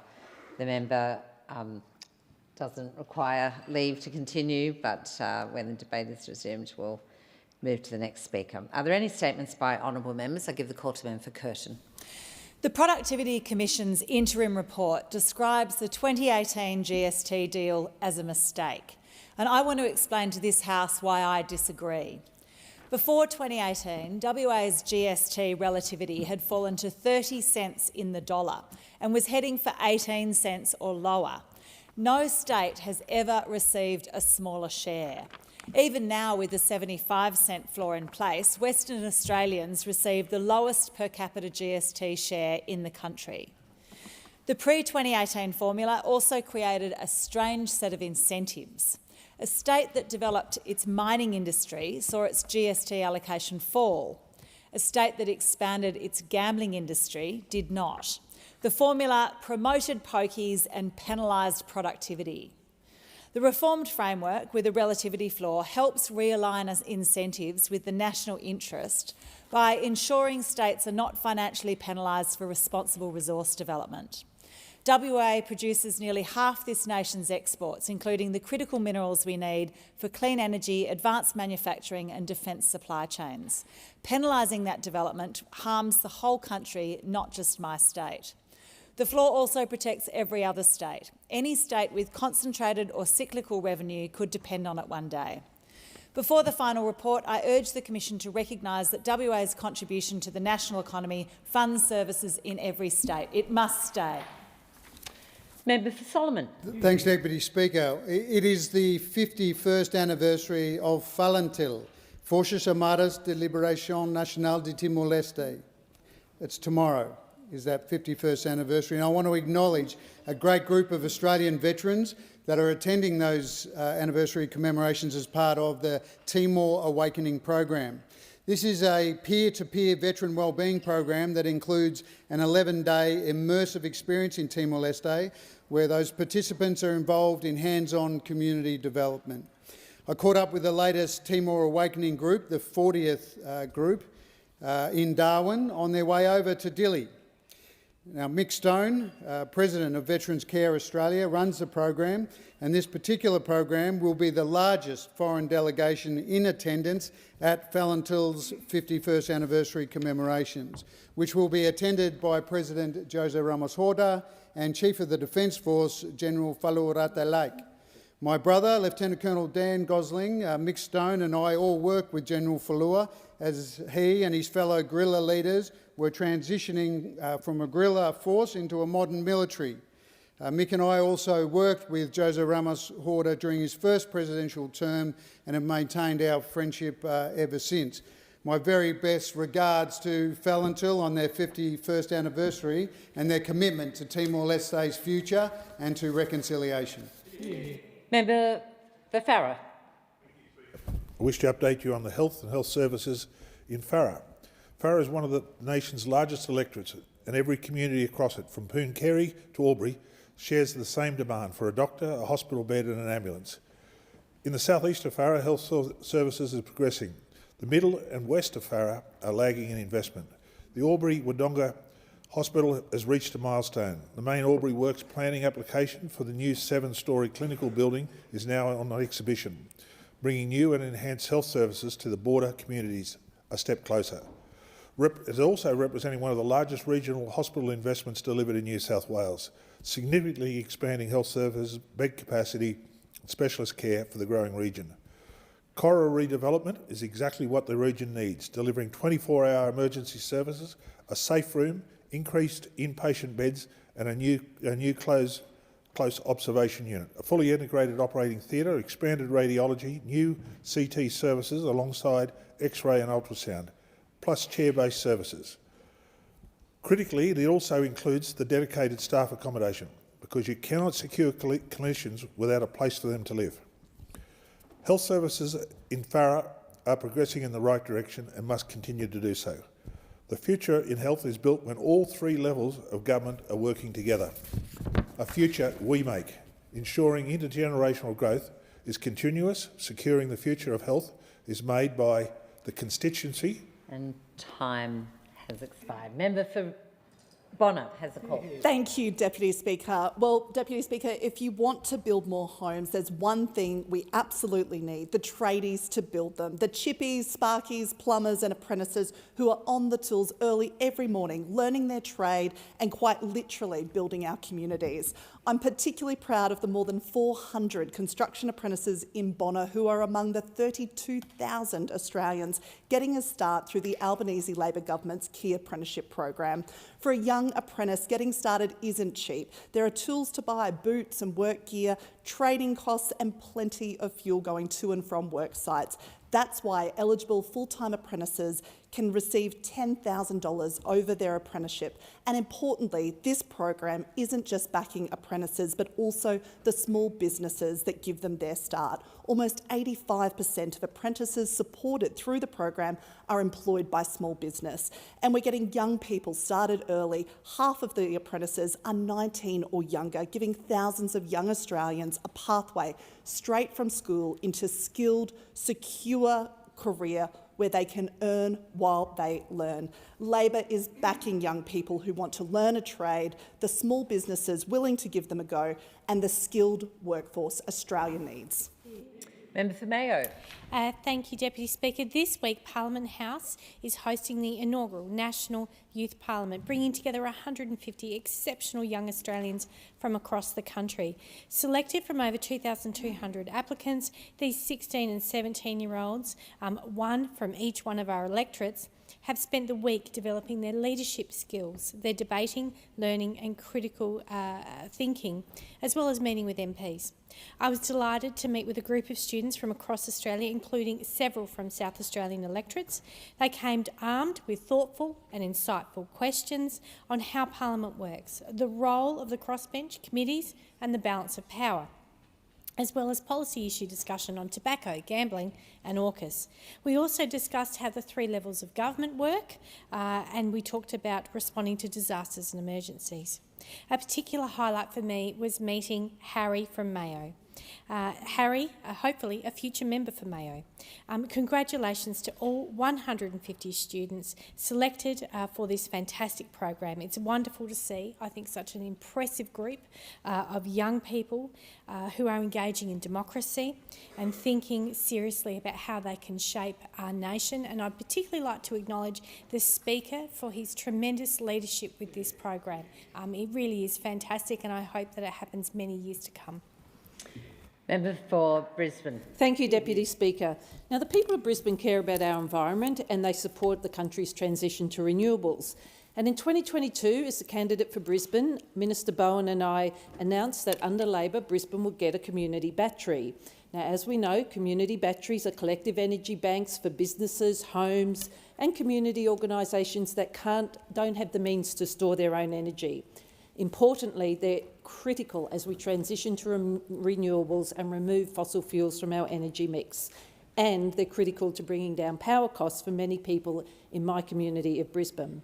But since 2022, the LNP Brisbane City Council has used every excuse under the sun to block the community battery from being delivered. My favourite, Deputy Speaker, was that it would take up too much green space. So I'd like to remind the LNP Council that the batteries are only the size of a small car. And even if it weren't true, the benefits to the community, the benefits to families, the benefits to the environment far outweigh that challenge. Deputy Speaker, it is now 2026 and the LNP Brisbane City Council are still playing politics. It's not just about Brisbane. That council continues to block a community battery in my neighbouring seats of Ryan and Lilly. That's 3 in total. This has gone on far too long, and I call on the LNP Council to find a suitable location so that the battery the federal government has ready and is sitting in a storage shed can be delivered to the people of Brisbane. It's what they want and it's what they need. Member for Mitchell. Thank you, Deputy Speaker. I rise to mark the life of Tony Wood, a fervent anti-drug campaigner, and our House will remember the father of Anna Wood, who was just 15 when she took an ecstasy tablet in a Phoenician nightclub in Sydney and died, marking a generation about the dangers of drug use. As a young man, I found myself in New York with her mum, Angela Wood, at a conference where, as a young person who lost my own mother, with a mother who lost her daughter, we formed a bond that has lasted for many years. In State Parliament, I was able to help Anna's mum and dad, Tony and Angela, campaign against drugs in schools across New South Wales, in Sydney. In fact, just 1 week after the death of their daughter, they started a foundation called Love This Life, the iconic Anna Wood's life, saving the lives of tens of thousands of young people across New South Wales and around Sydney. It was a great privilege to know them. It was a great privilege to know Tony and Anna. We shared many views about the inadequacies of harm minimisation and some of the policies been adopted in modern years by governments that simply aren't sufficient to teach young kids about the dangers of drug use. There's nothing more effective than parents who've lost a daughter going to schools and speaking with young adults about the dangers of drug use and loving their life. And I just want to commend to the House the life of Tony and Angela Wood, both of whom have passed away. This remarkable family, this remarkable Sydney story, this remarkable Australian story that has saved the lives of so many young people. Member for Robertson. Thank you, Deputy Speaker. And every life in public service is shaped by people whose names may never appear on a ballot paper, but whose loyalty, sacrifice and belief make that service possible. And for me, one of those people is Jessie Corder. And Jessie has been there since the beginning, from pre-selection in 2021 through elections fought on the streets of the Central Coast, through long nights, hard days and moments when the outcome was far from certain. Jessie stood beside me. He did not so for recognition or headlines, but because Jessie believes in service. And as a son of the Central Coast, Jessie has given back to the community that raised him. He has served the people of Robertson with compassion and determination, and through his work in the Australian Parliament, he has served his country with distinction. There are sacrifices in political life that the public will never see. The missed weekends, late-night phone calls, burdens carried quietly, and the moments when duty comes before everything else, and Jesse gave those things generously. And there are moments in my own journey that simply would not have been possible without him. Titles come and go, offices change, elections are won and lost, but character endures. And Jesse's character, his loyalty, his decency, his courage and his unwavering commitment to others is something I will remember long after our time in this place is over. Jesse, you have served the Central Coast, you have served this Parliament and you have served Australia, and I wish you every success, every happiness and every opportunity in the years ahead. Thank you. Member for Cowper. Thank you, Deputy Speaker. I'd like to welcome and congratulate Hunter Davis, our passionate youth member for Cowper, who was here in Parliament this week as part of the National Youth Parliament program. A proud Port Macquarie local, Hunter is no stranger to regional representation, having been awarded the 2026 Port Macquarie Hastings Council Young Citizen of the Year. Hunter passionately volunteers across conservation, parish and major community events, and was last year here in Canberra as a ABC Haywire competition winner. And I'd like to actually read from part of his entry where he says, "Growing up, it was always Mum and me against the world. She worked 2 jobs, gave up her dreams and still showed me unconditional love. Mum grew up in Housing Commission. She never got the chance to go to university, but she made sure I had every opportunity she didn't. Even when we were living out of a suitcase, she kept me in a good school. She'd say, 'I didn't get this, but you will.' Well, mate, you have taken every opportunity that your dedicated mum has provided you with both hands. She must be so incredibly proud of the impressive young man you have become. On behalf of our electorate, I'd like to say how proud the Cowper community is to have you. Thank you for representing our region's youth here in Canberra, and I look forward to your speech this afternoon." Member for Whitlam. Thank you, Speaker. A search is ongoing for Lily Hooper, an 18-year-old woman who was last seen heading out for a bushwalk a week ago in Natai National Park in my electorate of Whitlam. Our thoughts are with Lily, her family and everyone who knows and loves her. Lily's disappearance has been a source of worry and concern for many people in the community, and at this incredibly difficult time, our thoughts are with her, her family and her loved ones, who are facing unimaginable worry and uncertainty. On behalf of the community, I would like to express my deepest gratitude to everyone involved in the multi-agency response to Lily's disappearance. To the police officers, SES and RFS volunteers, specialist search teams, helicopter crews and everyone working tirelessly across the challenging terrain of Natai National Park to search for Lily. We say thank you. Your dedication, courage and determination in searching through challenging conditions demonstrate an extraordinary commitment to bringing Lily home. We recognise the long hours, difficult conditions and emotional strain on everyone involved. We're incredibly grateful for everything you're doing. Speaker, Lily's family and loved ones are at the forefront of our thoughts. To Lily's family, please know that so many people in the community are thinking of you and hoping for Lily's safe return. We stand with you. You're in our thoughts at this incredibly difficult time. Thank you, Speaker. Member for Parkes. Deputy Speaker, the Australian dream is a home among the gum trees, a place where you can put your feet up at the end of the day and a place to call your own. But, Deputy Speaker, this Labor government is demolishing the Australian dream. With barely survivable cost of living, the home ownership is not the Australian dream but a pipe dream. The Labor's budget measures have thrown the housing sector into absolute chaos. Now many Australians who cannot afford to buy or who need to rent are caught up in the middle of this housing crisis. There are fewer homes, higher rents and landlords who have absolutely lost confidence in the market. Australia's biggest rental property manager, Ray White Real Estate, says investors will have to raise rents by about 30% to cover their losses. Mortgage applications are down, housing availability is down. And what does it look like outside in the real world, outside of the Labor-owned policy machine?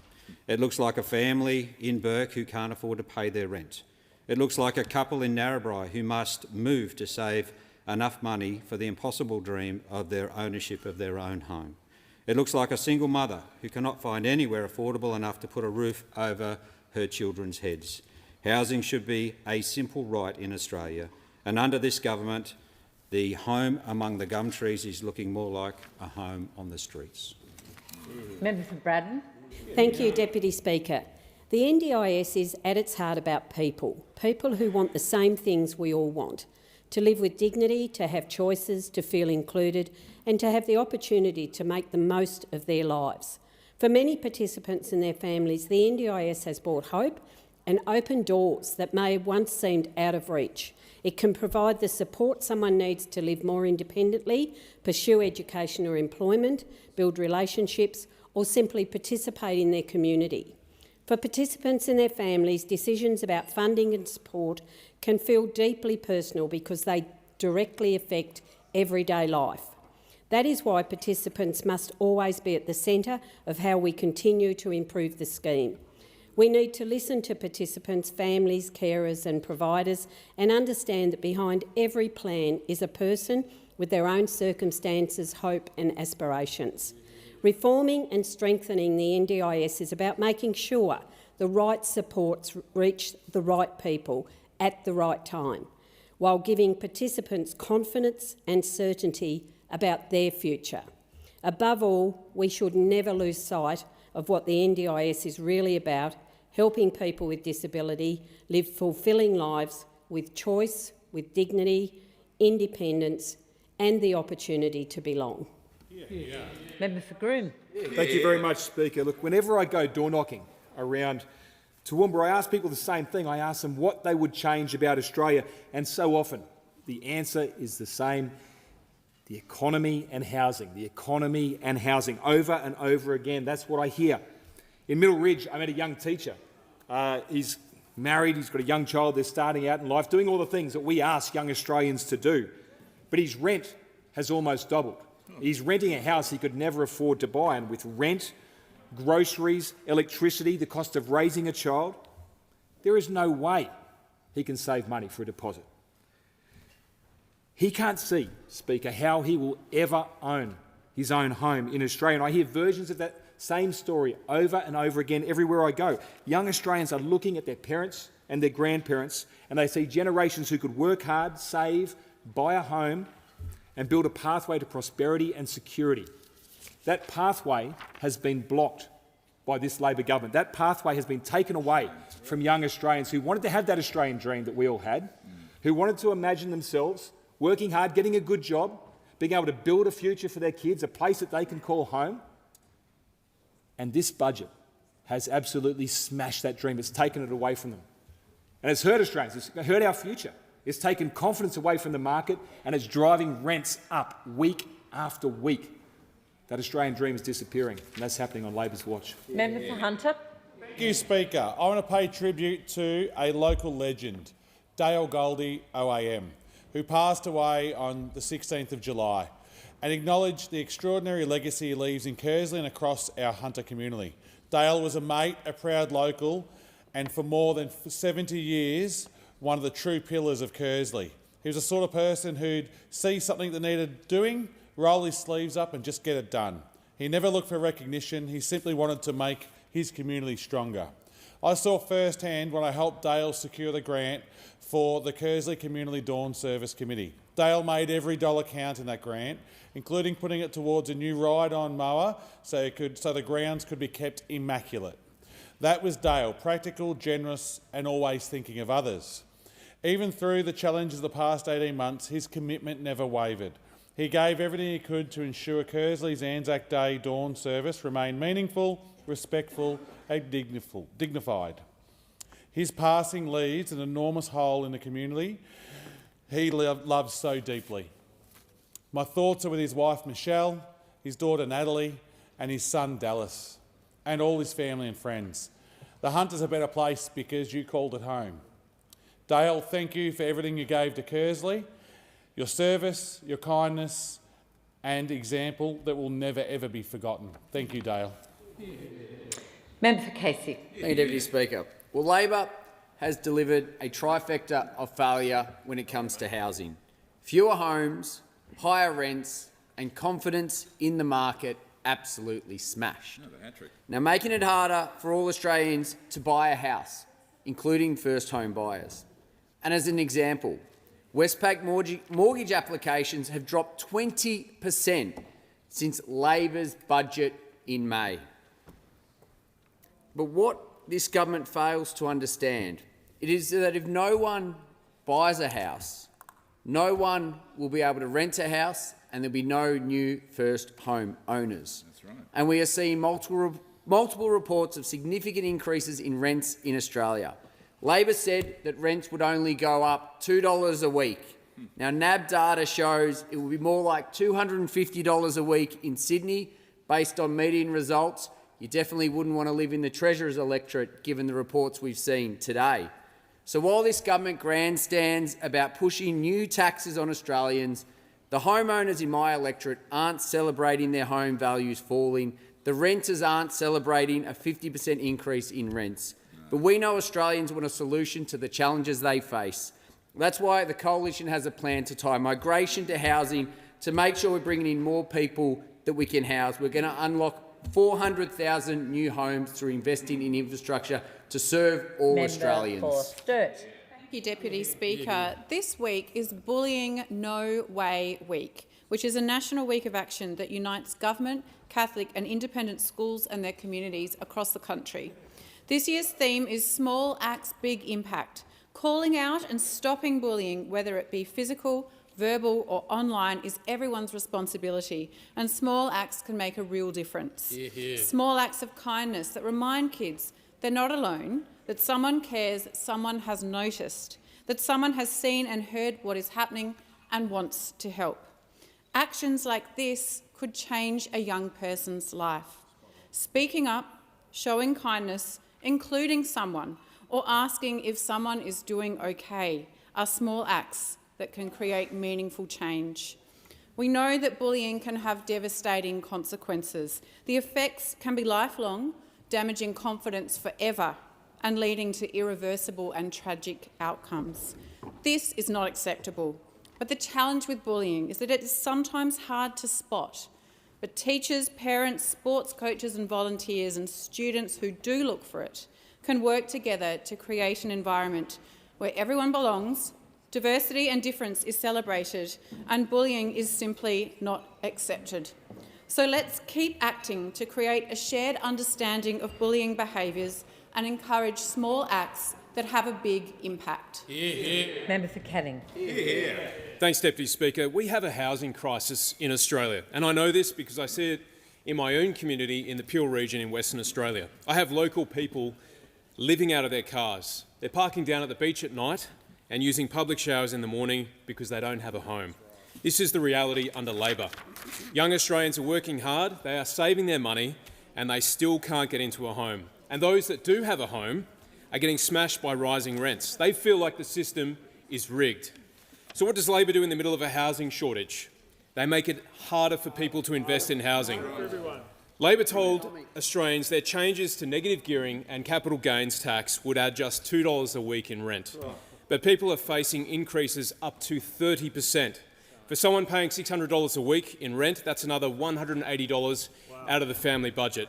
More than $9,000 a year in additional rent. How's a working family supposed to find that money? Here's the reality under Labor. Immigration numbers are out of control. Not enough homes are being built. Rents are skyrocketing and new housing taxes have smashed investor confidence. This is why Australia is facing a housing crisis that this Labor government has caused.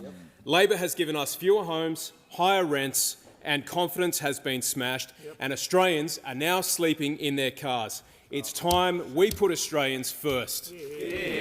Member for Dunkley. Thank you, Deputy Speaker. This year on National TAFE Skills Week, we celebrate that TAFE is life-changing.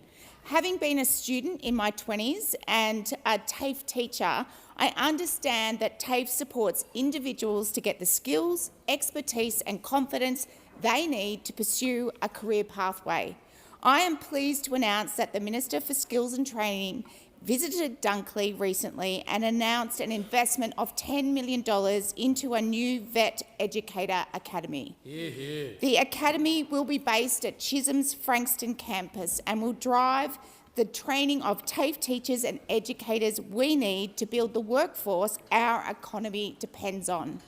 It was also a great opportunity to meet with apprentices and hear directly about their experiences and how the $10,000 Australian Apprenticeship Incentive Scheme is making a real difference. We met with Jackson, Anthony and Daniel from DP Heating and Cooling, who spoke about the $10,000 incentive that has helped them cover the costs of insurance, car registration and tools. There are nearly 20,000 apprentices currently training in and across Dunkley. They represent this government's investment in the future of our community and our economy. I am proud to see the Albanese Labor government's investment in skills and backing the next generation of workers. Leader of the Nationals in the House. Mr Speaker, for what they have done, this we will do. These are important words in the Veterans Covenant which was passed in 2019.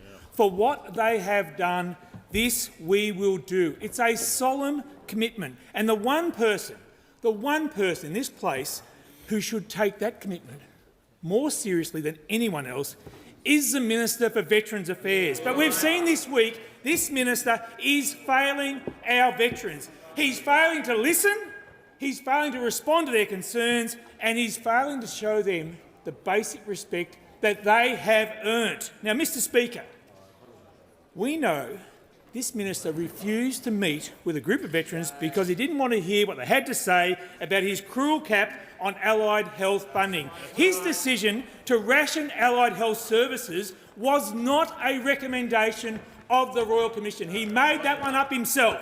It's a cut to veteran services without any consultation with our veterans, and this minister didn't want to listen to their complaints until he was shamed into that meeting. Then, according to Air Force veteran Tim Nelson, he was rude to them because he was missing out on a function with the Governor-General. According to Tim Nelson, and I quote, he walked into the room, refused to shake our hand, sat down with his arms crossed and rolled his eyes. Minister, it's time to scrap this cruel cap and show some respect for our veterans. The call to the member for McNamara.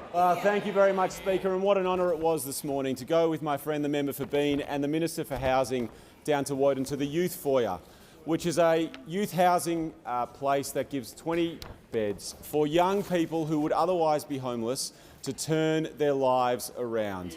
And what a fantastic collaboration it was between different layers of government working together to support young people. And we met the incredible young KD, who went from foster homes and to houses, insecure housing, finally into a place that had his back and allowed him to turn his life around and get the training and the skills that he needs to support himself and build a better life. And that is what we believe on this side of the House, is that we believe that young people deserve support and opportunity in this country, and that is why we announced a further $300 million to support 13,000 young Australians who need that exact opportunity.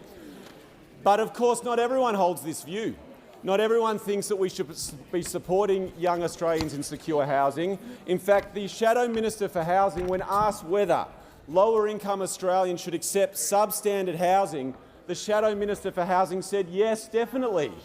And of course, he then had to get dragged into the Leader of the Opposition's office for a telling off. But while those opposite are working out whether or not people should live in substandard housing, we are building housing so young Australians can build a future for themselves.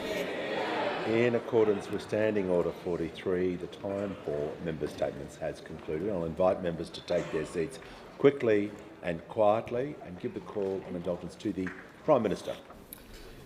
Thank you, Mr Speaker. This morning it was delightful to welcome Prime Minister Anutin to Australia of Thailand.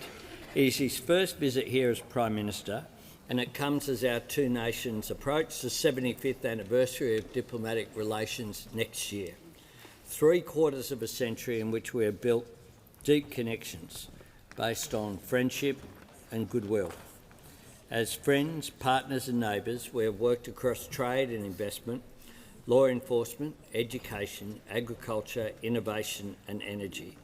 It is a relationship that we value deeply and one that continues to pay dividends for both of our people. Today, Prime Minister Anutin and I discussed how we can make an even stronger contribution to a peaceful, stable and prosperous region.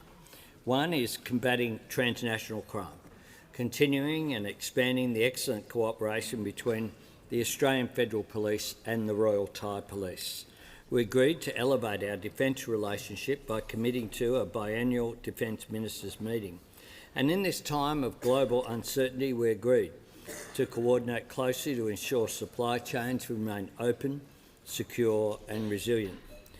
Thailand is Australia's fourth largest trading partner in Southeast Asia, and our investment links run into the billions of dollars on both sides. Enhancing the strength of our economic ties is a top priority for this government, a part of our Southeast Economic Strategy to 2040 that was developed with the leadership as well of Nicholas Moore. There is much in the world right now that is uncertain, but our relationship with Thailand is certainly not. This is a relationship that goes back as well, so many years. My first visit to Thailand was a great privilege with the former prisoners of war, including Weary Dunlop, Louis Rutherford, Tom Uren and others, where I went to the opening of Hellfire Pass at Kanchanaburi and indeed took a trip down the River Kwai on a longboat with Sir John Carrick, where I got to know him. These amazing men, most of whom have passed now, had something in common, apart from their solidarity and camaraderie with each other and their extraordinary overcoming of hardship. It was their thanks to the Thai people who smuggled them in, bit of food, water, cared for them, and that is something that we should never forget about the Thai people. The debt that we owe them, forged at our darkest moment, but one which in peacetime has continued to develop to the point where today we are very close friends indeed, and that relationship will continue at the meetings that will be held. The Prime Minister will attend the pre-COP in Fiji to talk about our common interest in the region about dealing with climate change, but we'll also continue to engage right across the board about the full suite of measures, because those two great democracies, we have much to give each other, and it is to our mutual benefit. Indulgence, the Leader of the Opposition. Thank you, Mr Speaker, and can I associate the opposition with the fine words of the Prime Minister.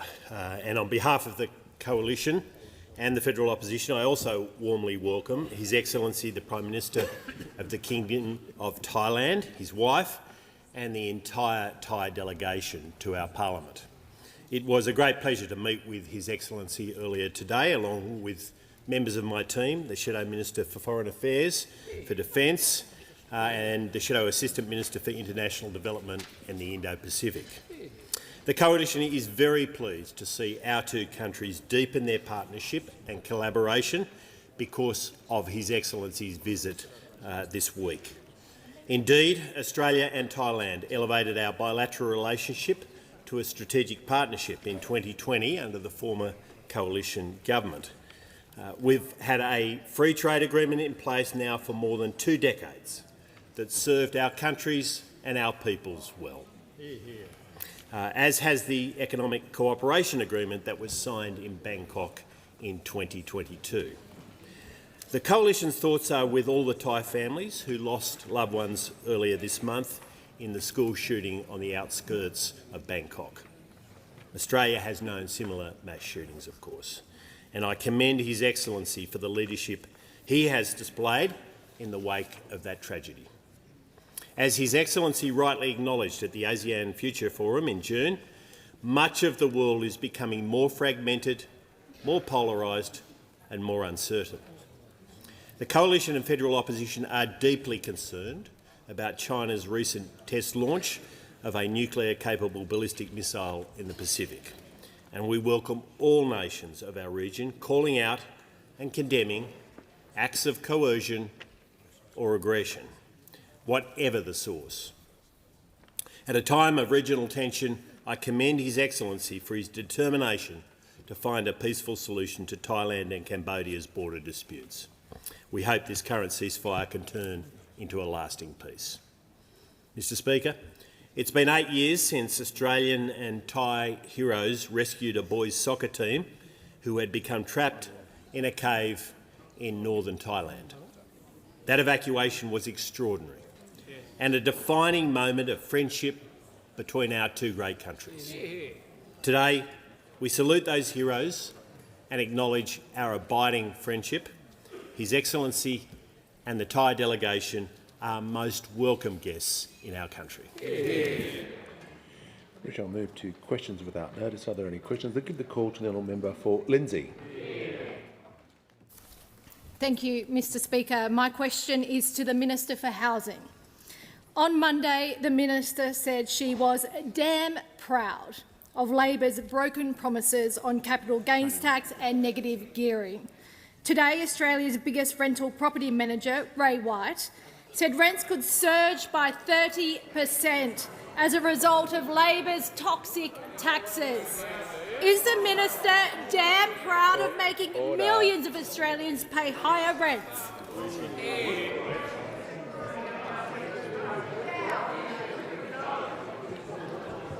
Order. Interjecting to someone to sit down is highly disorderly.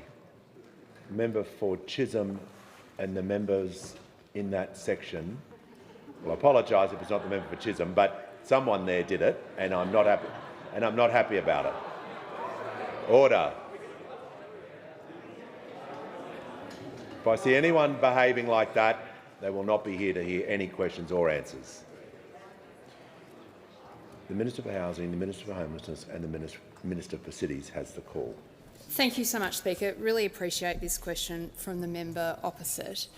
Speaker, I think I've said to the parliament before that we should try to speak the truth in this chamber whenever we can. And I'm really worried for the honourable member opposite who's asked me this question for just the sheer number of mistruths that she was able to pack into one question. So let's just go through it one by one. The first is that she has knowingly misquoted me in her question. But the second is that she has reached for Ray White, and I want to read to the parliament what Ray White have said today.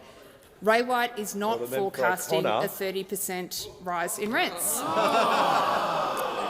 Now, Speaker, how incredibly embarrassing for the opposition, because this is actually the second day in the row that they have come into this parliament and misquoted a party saying this. So I just want to remind the parliament that when they came into the parliament yesterday, they accused the National Australia Bank of saying the same thing, and then the National Australia Bank clarified this was not a forecast, and it is important to note that we do not forecast rental yields. I mean, seriously, you just could not make this stuff up.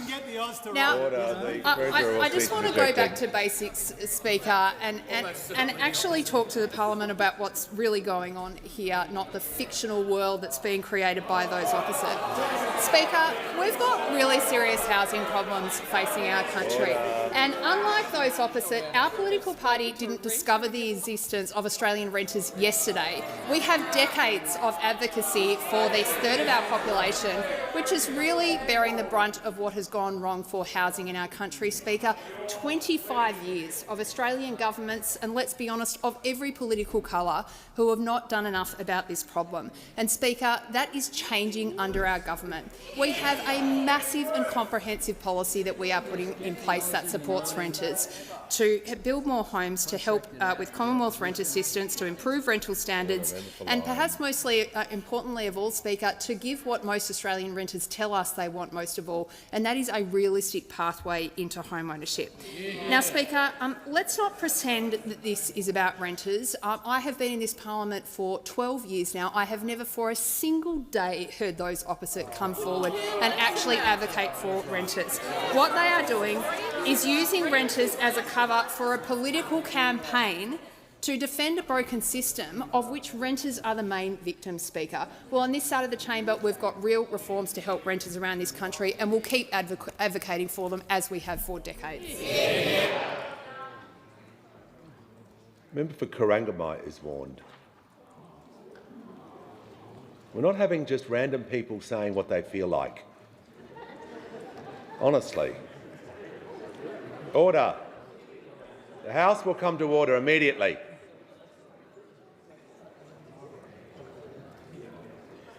Member for Robertson has the call. Thank you, Mr Speaker. And my question is to the Prime Minister. How is the Albanese Labor government progressing real reform and delivering real change? And why is this agenda so important to Australians? And what are the threats to this work? Give the call to the Prime Minister. I thank the member for Robertson for his question and for his outstanding work looking after the people of the Central Coast. Now, as a government, we are taking action in so many areas where reform has been put off for too long or progress has been too slow. Putting in the hard work so we can deliver real change for Australians, just like the Housing Minister just indicated in that area. We're taking action because it's the right thing to do, both now and for the future. And last night, our reforms to safeguard and strengthen the NDIS passed the Senate.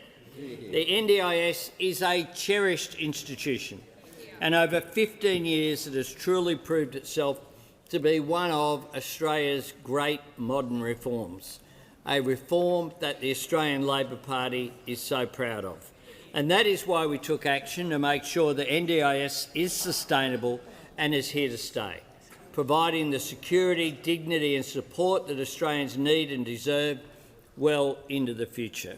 And yesterday, our reforms tackling gambling harm passed through this House. Problem gambling is a very real issue, and the connection between gambling and sport is an issue as well. And doing something about it requires a national effort, and that is why we took action, legislating the strongest reforms to tackle gambling harm of any government ever, and striking a balance so that Australians can still have a punt, if appropriate and if they wish, on a Saturday afternoon. And today, the House has passed our reforms protecting Australian journalism now and into the future. The way that Australians consume news has changed, but the important contribution that the media sector makes to our Australian democracy has not. That is why we have taken action, putting in place reforms that encourage these tech giants to do deals with media companies. But if they don't, they will make a payment that will directly assist in the employment of journalists. Good reform, making sure that in the future we continue to have news media organisations. Now, none of these are easy reforms. They require listening, they require hard work, they require action. But that is what delivering real change requires. And delivering real change is what our government is determined to achieve right across the board. Give the call to the member for Riverina. Thank you, Mr Speaker. My question is to the Minister for Veterans Affairs and Defence Personnel. The Australian Defence Veterans Covenant Oath says, "We undertake to preserve the memory and deeds of all who have served and promise to welcome, embrace and support all military veterans as respected and valued members of our community." This week, veterans and their advocates say the minister meant to represent them has, in their words, treated them with contempt. Is the minister confident veterans would agree he is upholding the Covenant Oath? Give the call to the Minister for Veterans and the Minister for Defence Personnel. Thank you, Mr Speaker, and I thank the member for his question. And I thank him for referencing that legislation, because that was legislation that was passed by this parliament with the support of all sides, as you would absolutely expect. Because not only are we honoured by the presence of those people that have served in our Defence Force in our parliament, and we thank them for their service, but it is the responsibility of our nation, of our parliament, of any government to make sure that we look after our veterans. And I don't think anybody would disagree with that proposition or what's in that legislation and set out as our obligation.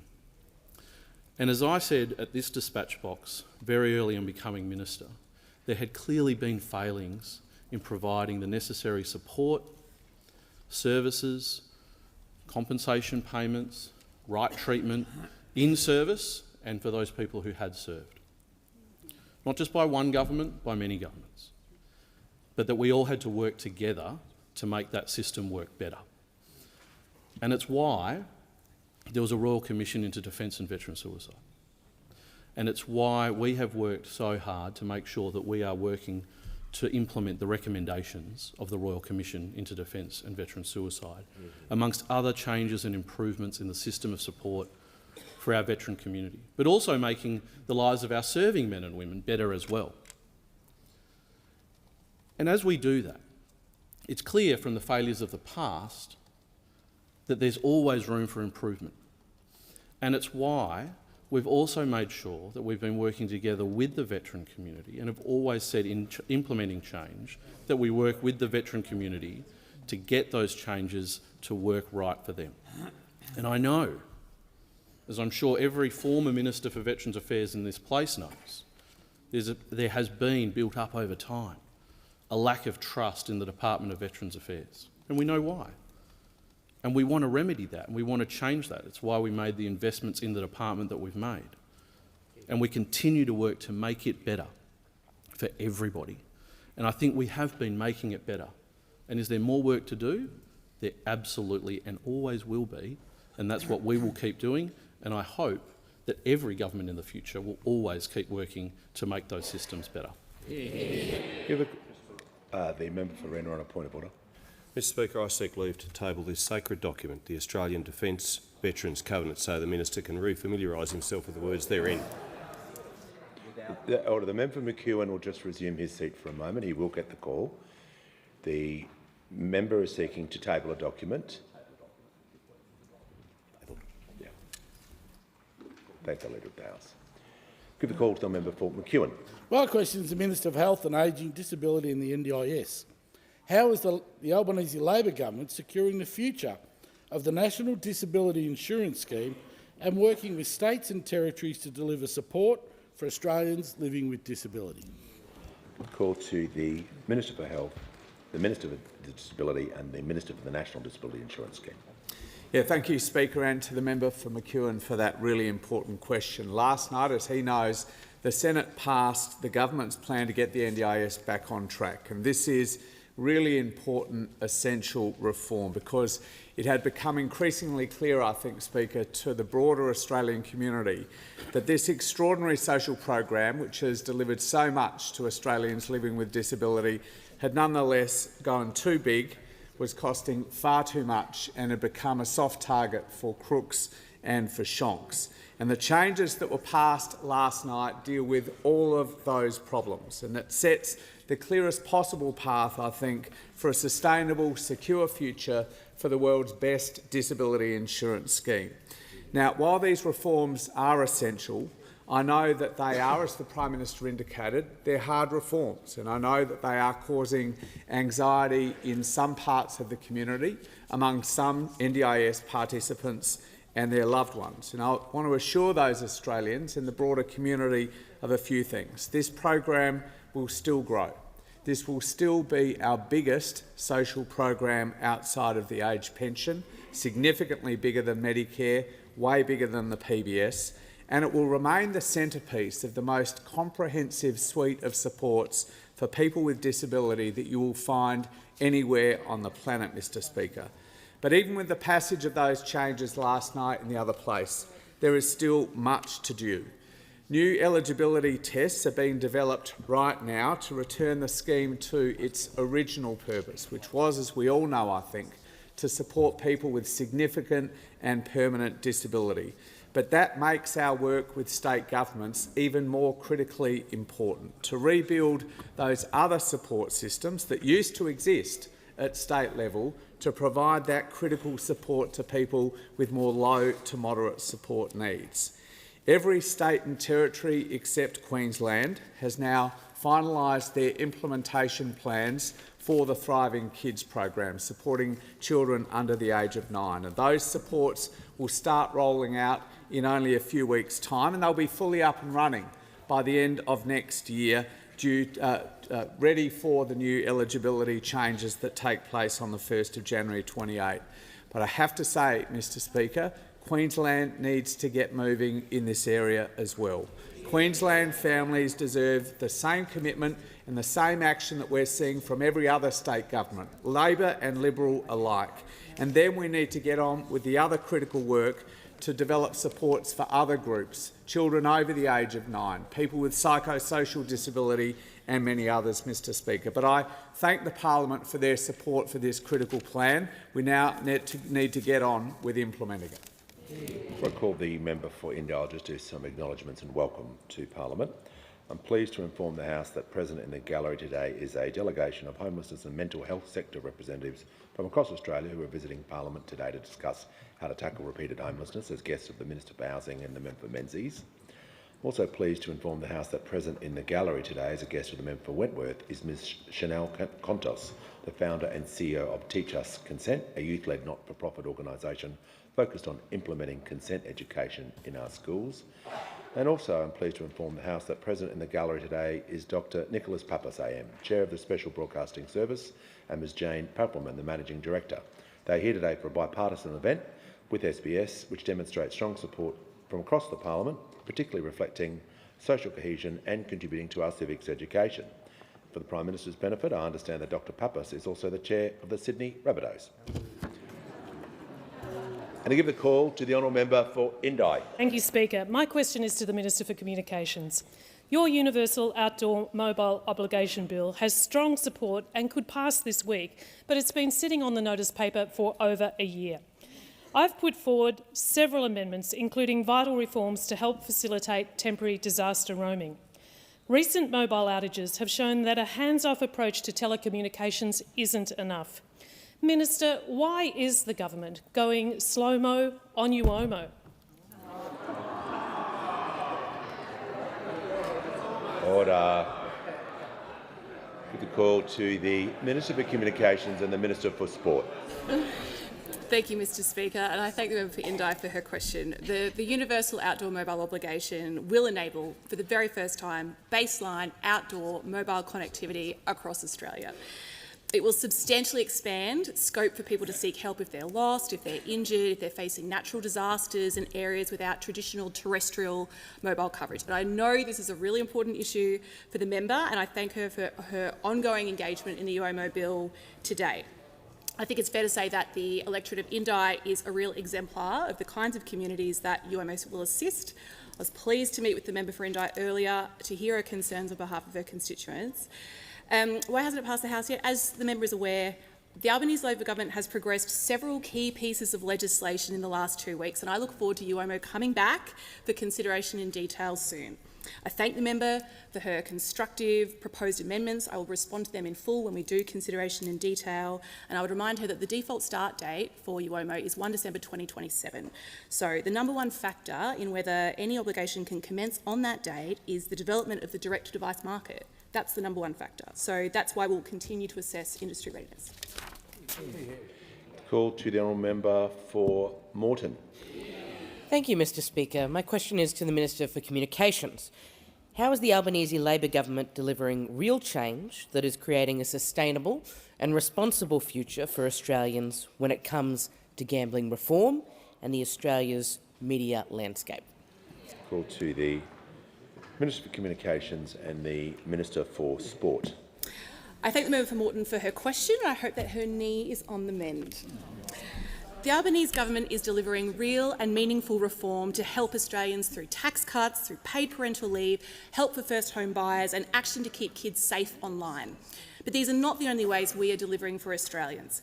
People across the country rely on journalists and public interest media to be informed about issues that matter to them. The Albanese government is delivering direct support for the media through our $153 million investment in the News Media Assistance Program. the member for Moreton introduced me to Emily at the Queensland Chinese Times in Sunnybank to talk about the funding they have received through the Albanese Government's Journalism Assistance Fund. This is a small newspaper, but it is an important part of the local community, helping people stay informed about what is happening and what's important to them. Publications like this ensure local voices are heard and that local stories are told. The media matters, journalism matters. Journalism is the lifeblood of a robust democracy. It holds people, businesses and governments to account, which is why the Albanese Government is backing a strong and sustainable media sector. And there's never been a more critical time to ensure the sustainability of Australia's media sector. That's why we're progressing the news bargaining incentive legislation through Parliament this week, with coalition support. Keep up, there's 2 bills. We believe it is only fair that large digital platforms contribute to the hard work of journalists and the stories that enrich their feeds and drive their revenue. They should pay their fair share, and that's what the news bargaining incentive will ensure they do. If digital platforms do not do deals with news publishers, they will need to pay a charge, and any revenue raised will be distributed to the news media sector to support journalism in Australia. And in this Parliament, in the last 2 days, we have delivered significant reforms which will build a sustainable, responsible future for Australians. This includes the intractably difficult job of reforming the NDIS, and this includes taking the strongest ever action to tackle the harms of gambling. In households today, we no longer just gather around one TV to watch our teams or our favourite shows. And our gambling advertising reforms acknowledge this, which is why amendments introduced yesterday go further to protect children from seeing gambling ads, be that via streaming or on TV. We are protecting children, supporting people at risk while making reform workable and keeping industry accountable for their practices. Our gambling advertising reforms are focused where Australians need protection most, while ensuring the new rules are practical, enforceable and capable of delivering real change. Call to the member for Herbert. Thank you, Speaker. My question is to the Minister for Veterans Affairs and Defence Personnel. This morning, Renee Wilson, the CEO of the Families and Veterans Guild and partner of combat wounded Gary Wilson, told the media the first she heard of the Minister's discussion paper about his cruel cap was in question time yesterday. Why on earth hasn't the Minister picked up the phone to the CEO of the organisation representing Australia's war widows? Call to the Minister for Veterans Affairs and the Minister for Defence Personnel.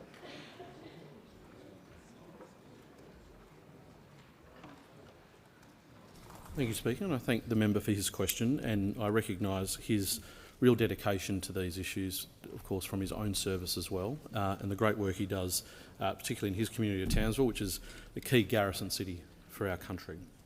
I have had engagements with Renee, as you mentioned. She does great work through her guild and the work that she does to support our veteran families, and I've had many engagements with her. And we've been clear when we announced the changes to allied health to improve access that we would also be consulting with the veteran community around how do we make sure that we ensure that there's no gap in service provision to our veteran community as a result of these changes. And we've been very clear about that, and we'll be starting that soon. And as I mentioned in question time yesterday, that will involve a discussion paper. I haven't had a direct conversation with her about the discussion paper, but we really look forward to seeing all of that feedback come in as part of that process, including from Renee and her organisation and the many other ex-service organisations around the country. Before I call the member for McNamara, I'd like to draw the House's attention to an important delegation that's joined us on the floor of Parliament, and a historic one. For the first time in our Parliament's history, I get to welcome the Lord Speaker of the Legislative Assembly of Tonga, led by His Excellency Lord Vaya, and his parliamentary delegation.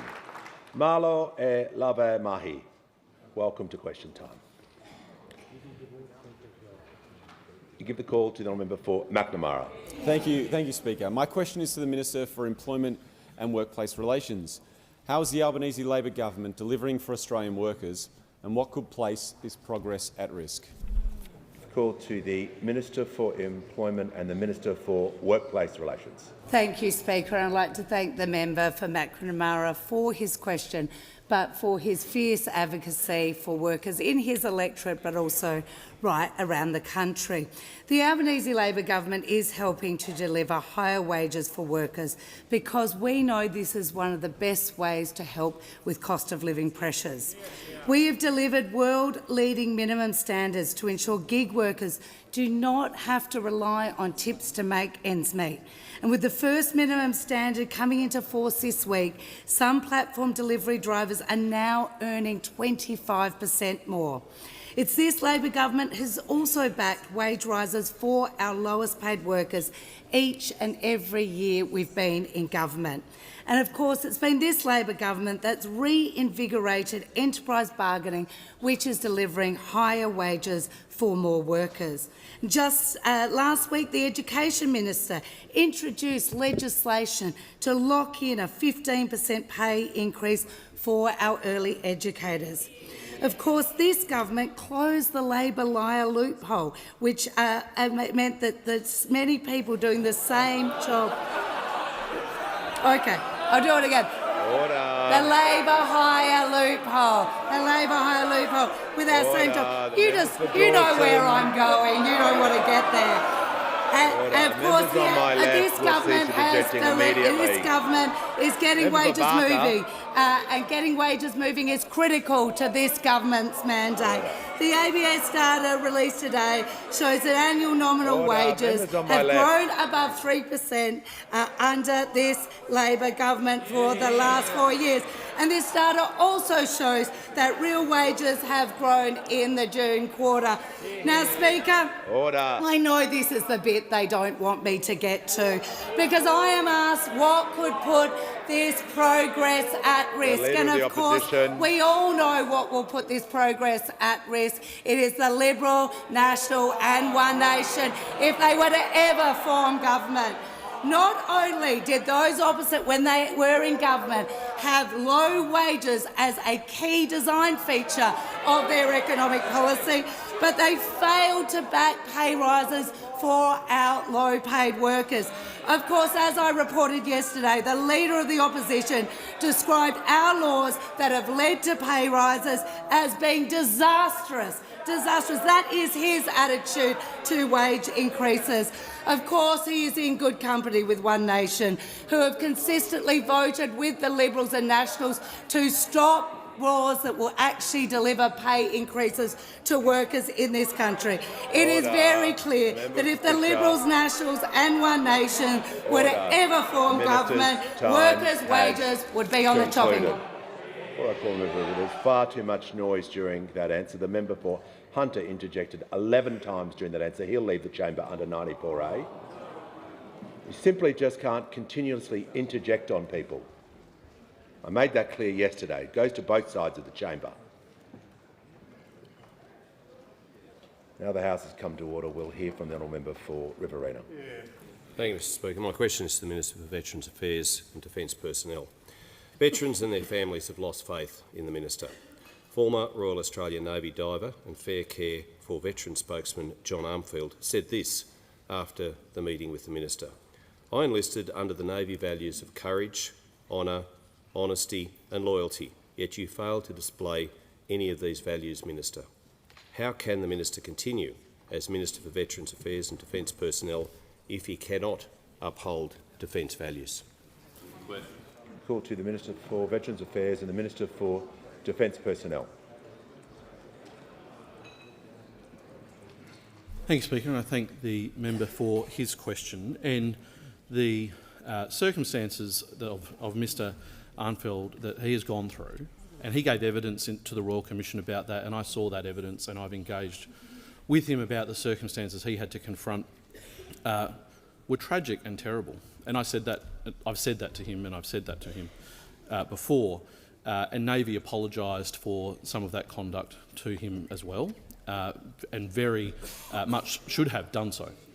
And so I can very much understand why he would feel that there has been a breach of faith with him in terms of the upholding of the Australian Defence Force values and his engagement. And so I understand that. I am sorry that he holds that view about me. And all I can do, as I try to do each and every day, is to make sure that we're continuing to the work of improving the system that exists to support our serving personnel and our veteran community and their families so that they get the service and the support that we all agree that they deserve. Call to the honourable member for Melbourne. Thank you, Speaker. My question is to the Treasurer.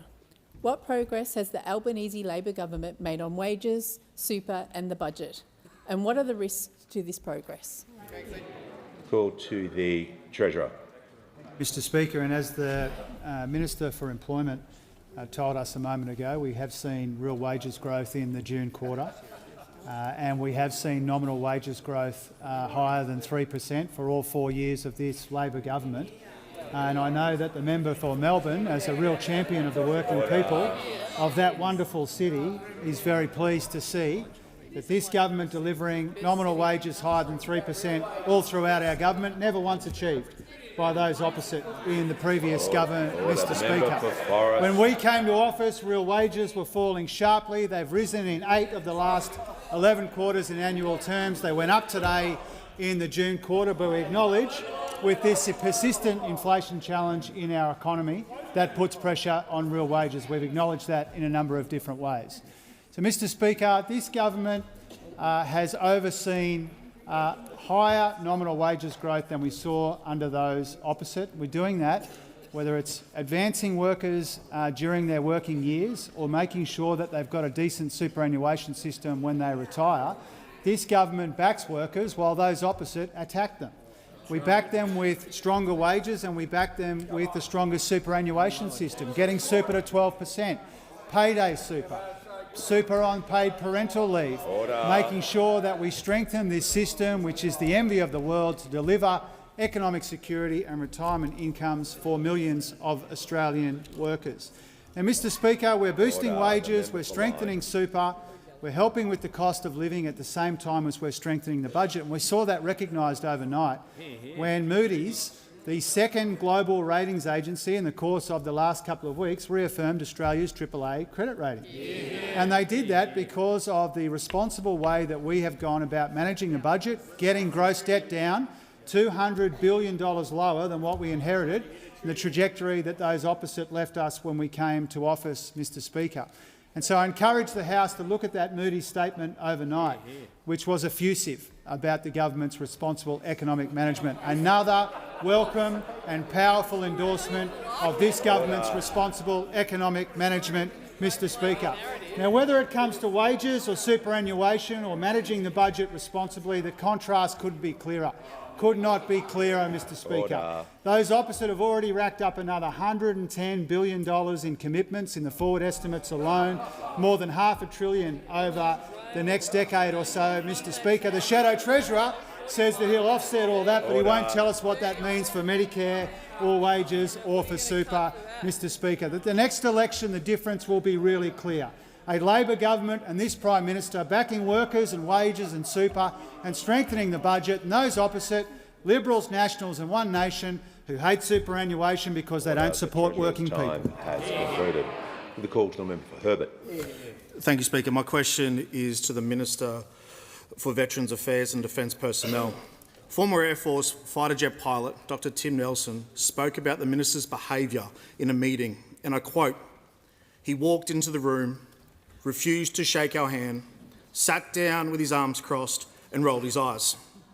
Yesterday, the Minister told the House, and I quote, "I don't agree with the characterisation that you've just outlined." Is the Minister calling this veteran a liar?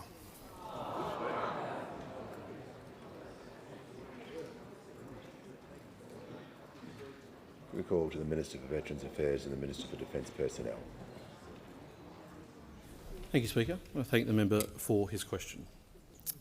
I meet with many veterans, veteran family members, defence personnel on a regular basis, and I respect every position that they put to me in what they say and describe, but I also am not in the habit of repeating the content and detail of all of those conversations and meetings in the Parliament every day. And I provided the answer that I provided yesterday. Give the call to the honourable member. Order. When the House comes to order, we'll hear from the honourable member for Macquarie. Thank you, Speaker. My question's to the Minister for Infrastructure. How is the Albanese Labor government working with the New South Wales government to deliver for the community and improve the Mitchell's Causeway on the Great Western Highway?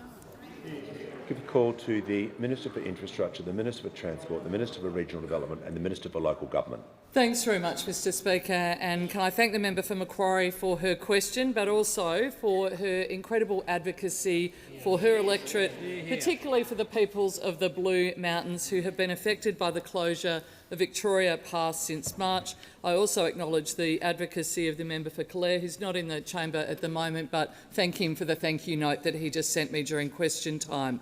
I told the House we would have an update to provide very, very soon, and I'm very pleased that we can now share that update.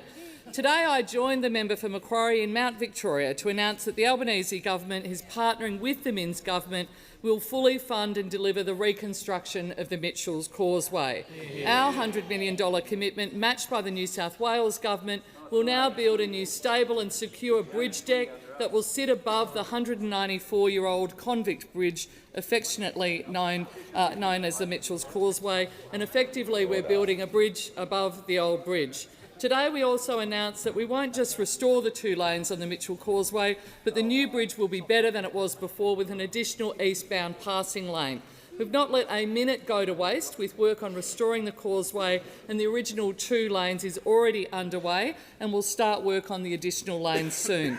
This was very welcome news for anyone heading up into the mountains from the central west, and this new passing lane will give cars the freedom to safely navigate around slow-moving trucks and make the climb easier for truck drivers as well. It's been incredibly tough for residents on both sides of Victoria Pass since March, with serious defects identified forcing its closure.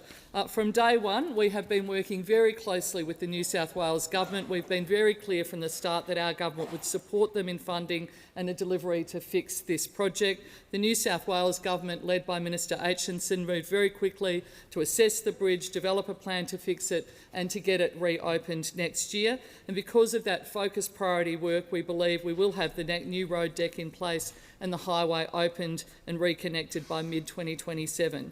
Because this $200 million commitment, it's a joint commitment of both levels, of both state and federal governments, not only seeing the causeway rebuilt but built back better.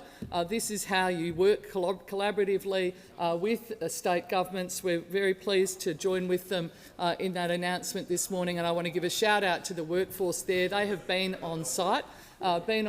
Since day one, the geotech work, all of that done, and it's a great example of what communities can do together. And again, thank very much the communities around Victoria Pass for their patience, but also you have some very strong advocates in this place, particularly the member for Macquarie for her great work in making sure we're aware of what was happening for this project. Before I call the member for Wentworth, I'm also pleased to inform the House that we've been joined by a delegation from the Queensland Parliament, including Corinne McMillan MP, Michael Healy MP, Nikki Boyd MP and the Honourable Glenn Butcher MP.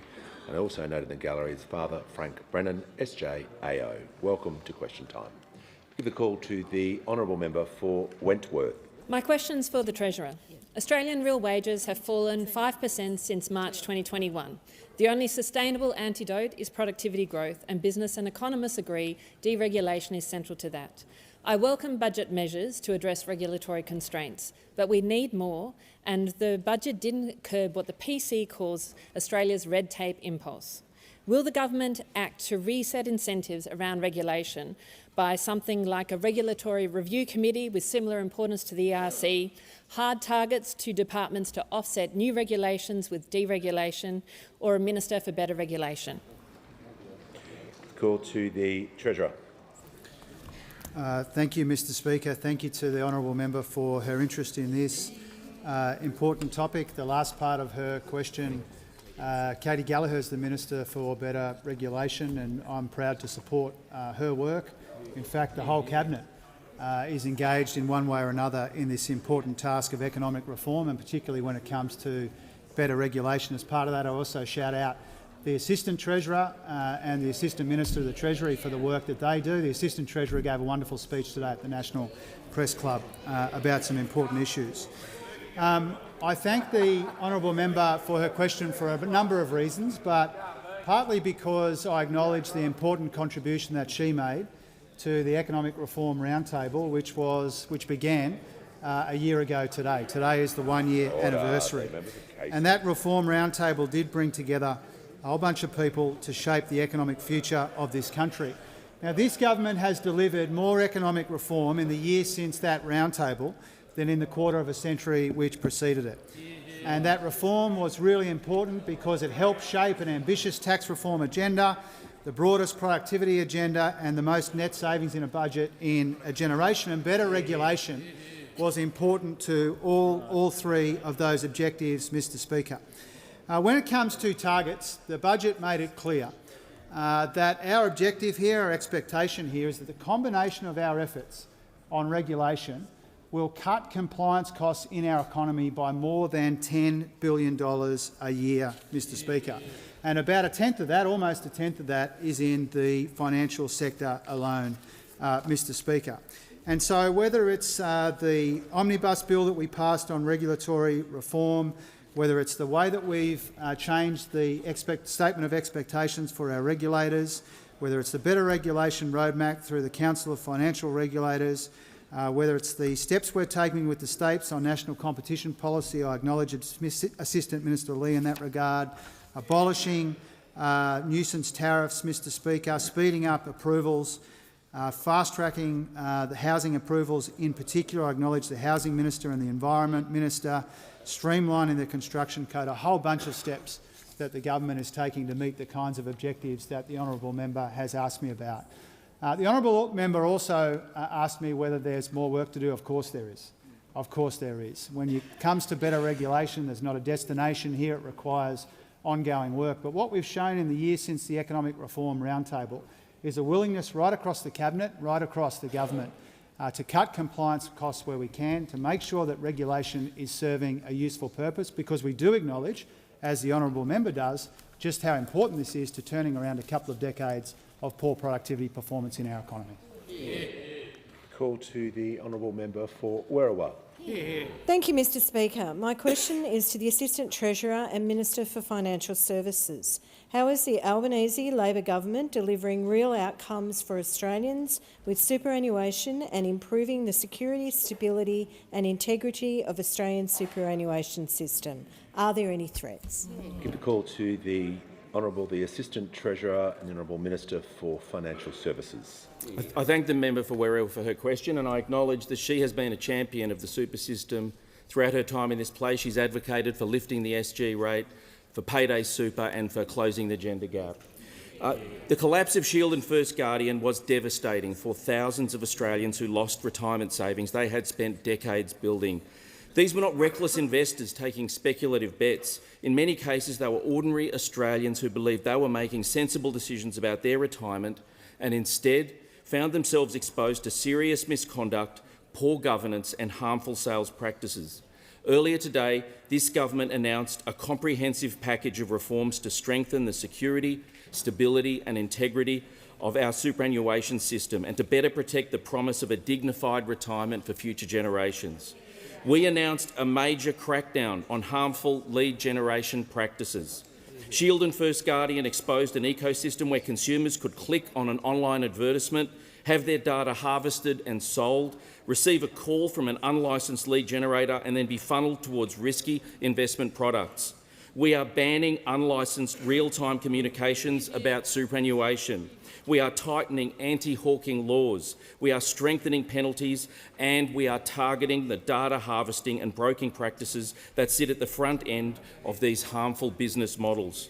The objective is simple: to stop consumer harm before it occurs and shut down the pathways that bad actors use to gain access to Australians' retirement savings. The second pillar that I announced today is stronger accountability and compensation arrangements across superannuation platforms. Australians should be able to trust that if a trustee places a product in front of members, that trustee stands behind it. That's why we're creating a new framework that enables ASIC to direct trustees to commence remediation processes where there are credible concerns that they have failed in their obligations. Where trustee failures have contributed to losses, members should have access to clear and practical pathways to compensation. We are also giving APRA powers to ensure trustees offering higher risk products have the financial capability to meet those responsibilities, that they have the backing to stand behind their obligations. These reforms will provide compensation closer to the source of failure. And the third pillar is improving access to safe, affordable and reliable financial advice. As our superannuation system matures, Australians increasingly need help navigating complex retirement decisions. We're progressing long-awaited financial advice reforms. Taken together, these reforms address the lessons of Shield and First Guardian, strengthen consumer protections right across the system and improve accountability and expand access to advice. They put superannuation members first and help ensure Australians can have confidence in their retirement system. Time has gone. Give the call to the Leader of the Opposition. Prime Minister, yesterday the Minister for Veterans Affairs admitted he got it wrong in refusing to meet with veterans to discuss Labor's cruel cap on allied health services. He also got it wrong on trying to put a use-by date on medallic recognition. He got it wrong on refusing to support the Invictus Games. And he got it wrong on cutting funding for the family of fallen Victoria Cross hero Cameron Baird VC MG. Why won't the Prime Minister sack this incompetent and disrespectful minister? Order. The member for Corangamite will leave the chamber under 94A. She's on a warning. Highly disorderly to interject on anyone, particularly the Leader of the Opposition, during his question. Order. The rules apply to everyone in this place. The Prime Minister has the call. Thank you, Mr Speaker. I have every confidence in the Minister for Veterans Affairs. And indeed, I consider it to be one of the great privileges of my time in this place that I, as Prime Minister, but previously as well, get to engage with those men and women who wear our uniform, who serve in our name and who deserve our total respect at all times for what they do. Our veterans stepped up for us and we must step up for them. And I spoke earlier today about my first experience overseas back in 1986 with those extraordinary veterans led by Weary Dunlop. Since then, every single conflict has seen Australia's men and women serve with honour, with dignity, and they deserve our respect. Now, the Minister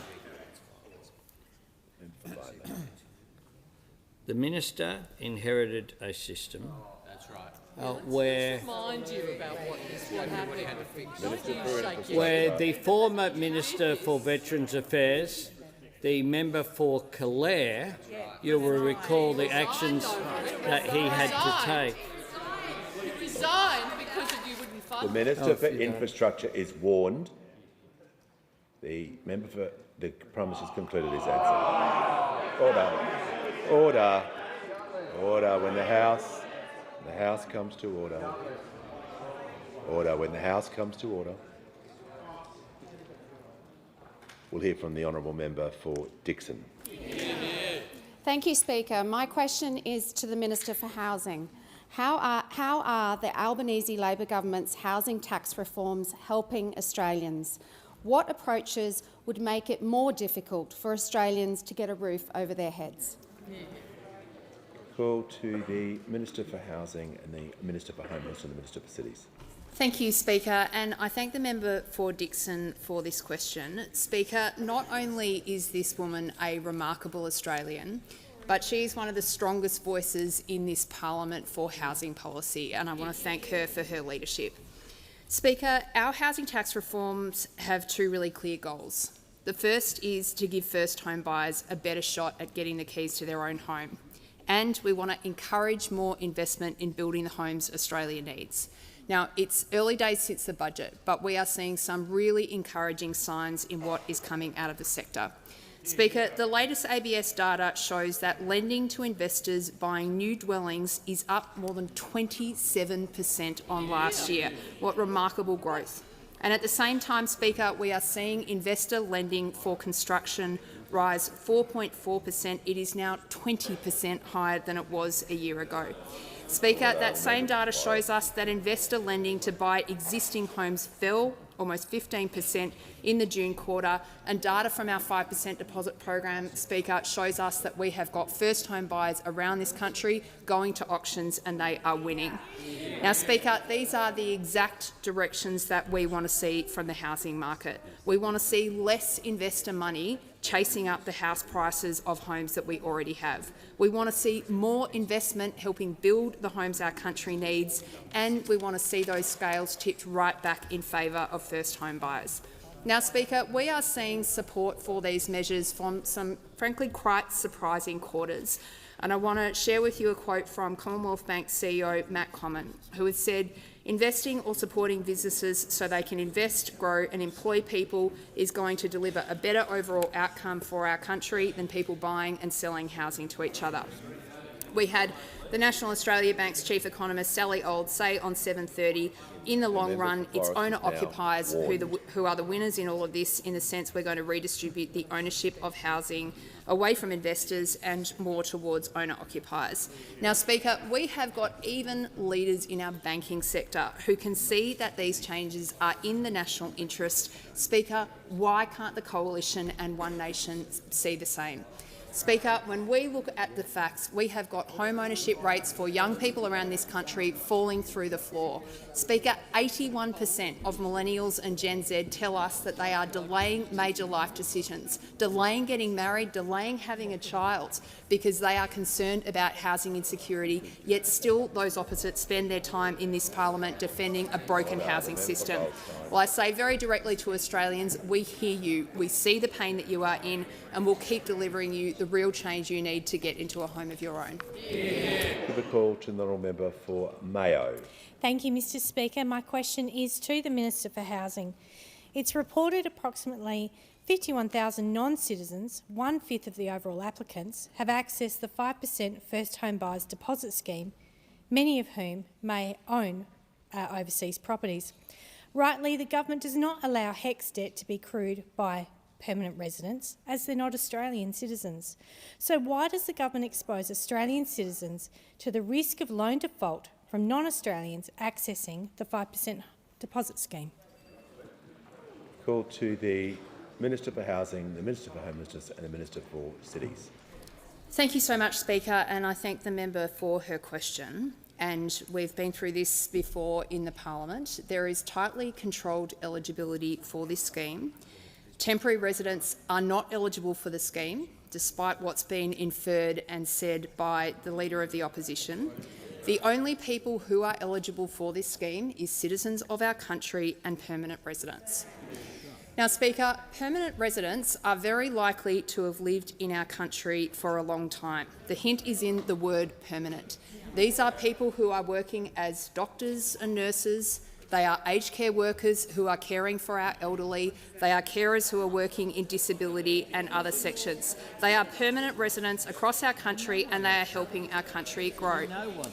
Now, I'm hearing a lot of interjection from the Leader of the Opposition, and Speaker, I want to remind him again that the words that he utters in this parliament are not just heard by the people he thinks. I'm responding to an interjection, Speaker. Well, I can handle it, Minister. Thank you. Order. The manager's entitled to raise his point of order, so I'll hear his point of order. Out of respect to the member who asked this question, it didn't have anything to do with the opposition, and I think the minister should be brought back to the question itself. Ridiculous. Yes, there was no. I'm just reading the question. There was no analysis of opposition policy, so I'm just going to get the minister to get back to the 5% deposit scheme, but I'm going to make sure if she is doing any policy relating to the topic, or comparing and contrast, has got to be relevant to the question she was asked. Yes, the Leader of the House. Yeah, just in terms of the compare and contrast issue, there's a series of different points throughout that question, just looking at it now. It's not even limited to one policy area, it contains other comparisons, so the capacity to be able to compare and contrast is broader in that than it would otherwise. Take the call if you want to chat. Okay. Yeah, we'll get through this. The Manager of Opposition Business. Speaker, the Minister was referencing specifically the Leader of the Opposition. Now, there was nothing in there about the Leader of the Opposition in that. Okay, well, we'll be able to sort this out and I'll hear from the Prime Minister. Thanks, Mr. Speaker. The Minister was referring to the policy issue which related directly to the question that was asked. The question that was asked went to eligibility for the 5% deposits. It is perfectly relevant for the Minister, and indeed in order to give an answer to that question, it is necessary for the Minister to point out who is eligible for this scheme. And the fact is... The Manager was heard in silence. Order. I give the courtesy to the Manager. I'll ask the same courtesy to be applied to the Prime Minister. And the fact is that that is why the Minister needs to go through the way the scheme operates and why the explanation of its eligibility is critical. Order.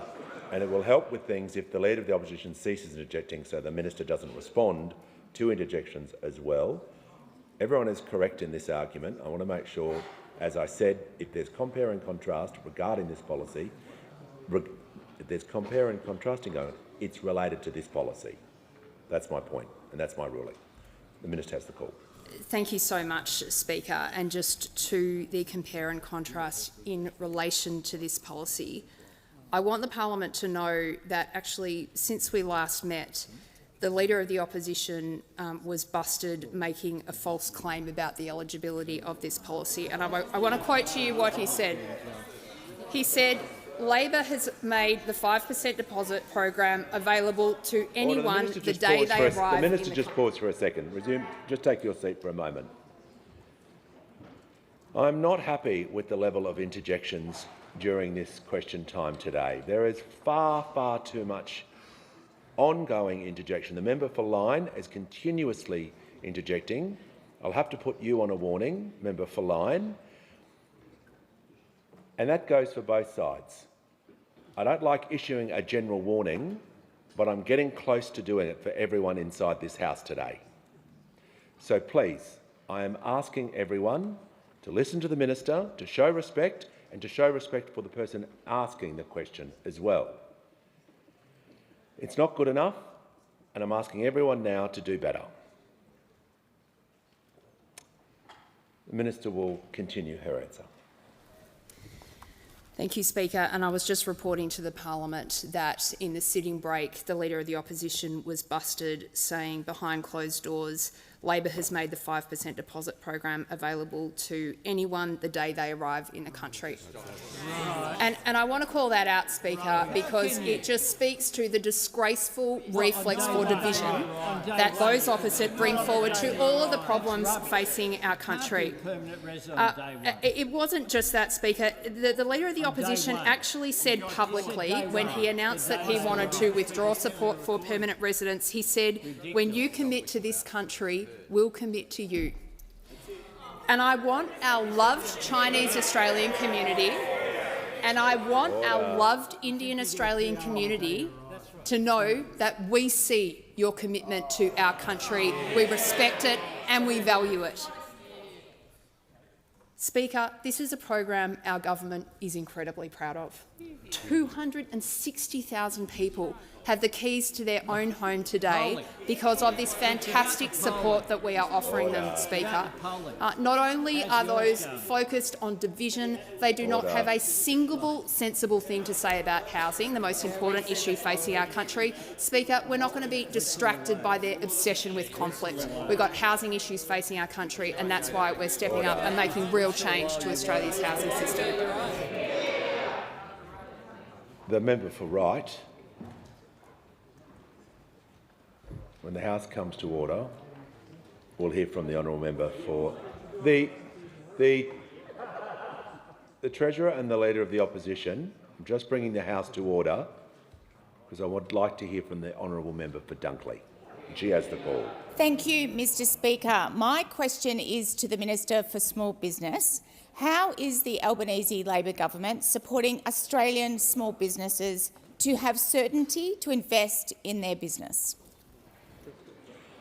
Give a call to the Minister for International Development, the Minister for Small Business and the Minister for Multicultural Affairs. Thank you so much, Mr Speaker. And can I thank the member for Dunkley, not just for her question, but for the tireless way that she comes here every single day and advocates for the small businesses in her electorate of Dunkley. Mr Speaker, there are 2.7 million small businesses across Australia, and behind this figure are millions of Australians, mums and dads, migrants, young and old, people with a passion and a talent. But starting a small business is more than just monetising a passion or a talent or a skill. It's about contributing to our economy and, importantly, also contributing to our community. And when people take that plunge and they decide to start a business, they need confidence and they need certainty. Certainty to be able to make the long-term decisions for growth and sustainability for their business.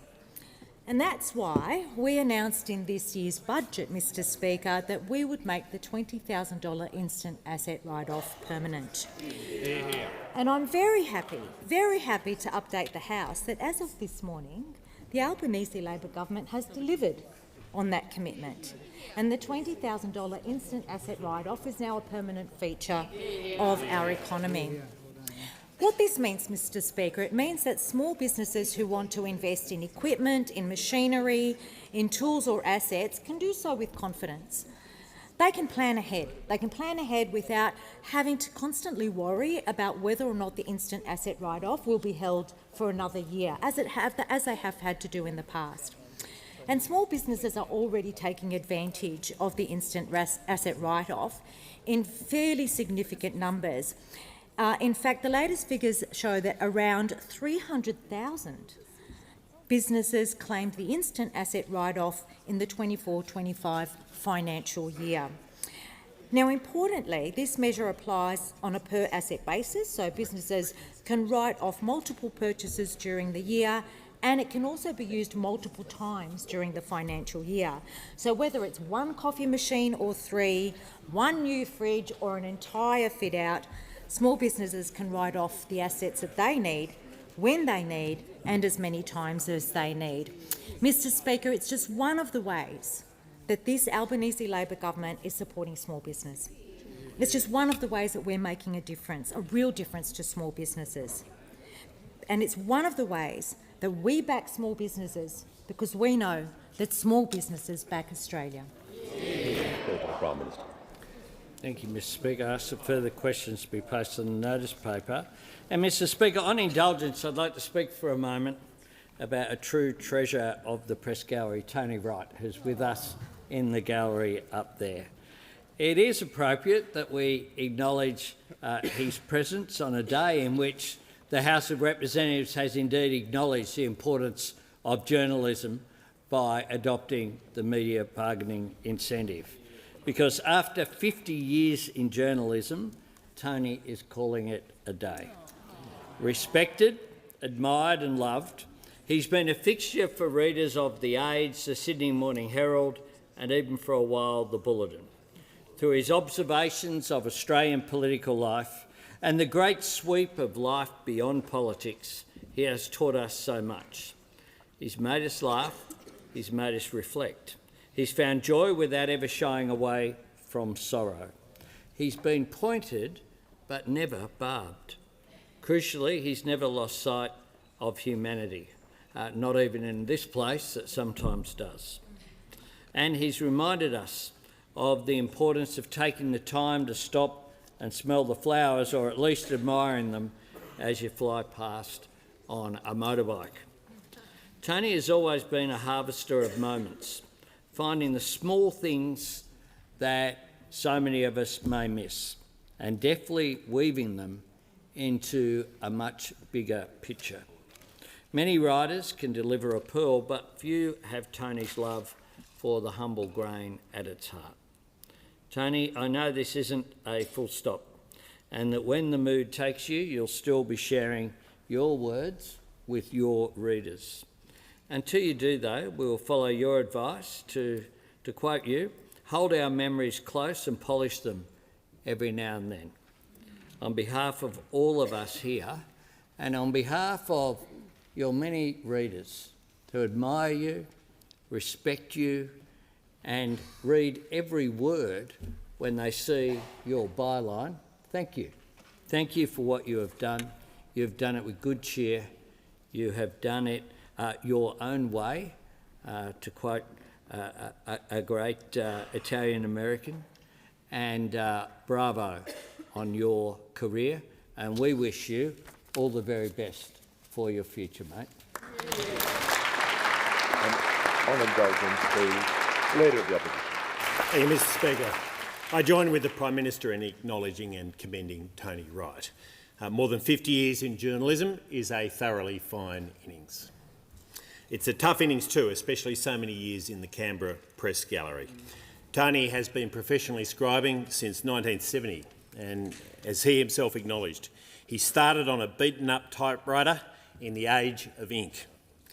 Some of you may have seen a quite iconic black and white photograph of Tony from the 1970s. Everyone in seeing that photo would be drawn in, not only by the young man's inquisitive journalistic gaze as he peers into and beyond the camera, but also by his striking, flowing flock of hair, benefiting from both the times and his profession. Tony, from that young man in his early career to the seasoned journalists we salute in the gallery today, you've seen so much, done so much and written so much. From a school holiday freelancer for your small country paper, the Albury-Wodonga Border Mail, to associate editor and special writer for The Age and the Sydney Morning Herald. From covering the fall of the Berlin Wall and the Soviet Union, iconic events in my lifetime and the lifetimes of so many here, to the fallout of Pol Pot's regime in Cambodia, to the genocide in Rwanda, to the ups and downs of Australian politics and elections. As many have acknowledged, the pieces you've penned have been vivid, informative and a hallmark of clarity. But more than that, you have a deep appreciation of history. And as you've said, if something has happened before, it most likely will happen again. History is often so surprising that it will capture the reader. A reader captured is a reader looking for meaning. You also had wise words for budding journalists in your observation that everyone has a story. You simply have to know the questions to ask, and usually they'll tell you. Tony, we commend you for more than 50 years of words and stories that have stayed in people's heads and touched people's hearts. In acknowledging your retirement today, we know that no writer ever truly retires, so we wish you well for what's to come. The call to the Leader of the House for papers. We'll just do papers first. And then. Thanks, Mr Speaker. These documents are tabled in accordance with the list circulated to honourable members earlier today. Full details of the documents will be recorded in the votes and proceedings. Before we move to the MP, I give the call, and if members can leave the chamber quickly and quietly or resume their seats, I give the call to the honourable member for Herbert. I move that so much of standing and sessional orders be suspended as would prevent the member for Herbert from moving the following motion immediately. That this House notes that the Minister for Veterans Affairs and Defence Personnel has, through his own cruel and reckless actions, undermine the safety and welfare of our veterans, refused to meet with ex-service organisations concerning the Albanese Labor government's cruel cuts to allied health services, and disgraced himself by failing to uphold the Australian Defence Force Veterans Covenant Oath, and failed to demonstrate due respect to veterans and their families who have served our country selflessly, and therefore has no confidence in the Minister for Veterans Affairs and Defence personnel. Speaker, nothing in this place is more abhorrent than the actions of the Veterans Affairs Minister. And this Prime Minister should demand the Veterans Affairs Minister sit in here now and answer to his failings, instead of walking off on his phone with no care in the world. Well, I can tell you, Speaker, that veterans have lost faith in this Veterans Affairs Minister, and this Prime Minister should sack him today. He is out of his depth. He is nowhere to be seen. He refuses to meet those brave men and women who serve this nation, and now he can't even stay in here and answer for his actions. He is a disgrace. And as I was getting up to read this suspension motion, an important moment, I saw the Leader of the House whoosh everyone away, telling everyone to get out, leave, don't stay. What a disgraceful action. We're talking about Veterans Affairs. We're talking about those who serve this nation, but instead they all run off. No minister at the table, no care in the world, no one cares. This is absolutely disgraceful. The Veterans Covenant, we the people of Australia respect and give thanks to all those who have served in our Defence Force and their families. We acknowledge the unique nature of military service and the sacrifice demanded of all who commit to defend our nation. We undertake to preserve the memory and deeds of all who have served and promise to welcome, embrace and support all military veterans as respected and valued members of our community. For what they have done, this we will do. This is not just a piece of paper, it is a commitment. That's right. It is a bond that we give and a promise that we have with our veteran community. And this Minister for Veterans Affairs has failed that. Right. He has failed the veteran community and their families. He has betrayed those who have served, and he is not fit to hold office.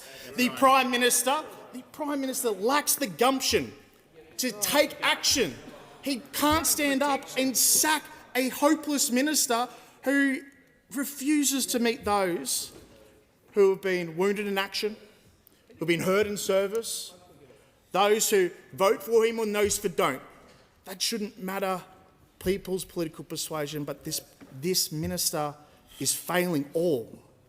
And as this Labor government normally goes, he'll probably fall up into another position. But the problem is we have veterans today who are reaching out to all members across the aisle. I've had Labor members come and see me and say how disgraceful the actions of this minister has been.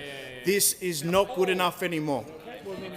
We haven't even got through the week and this minister can't answer a question, can't meet with a bunch of veterans because he has to go to Government House.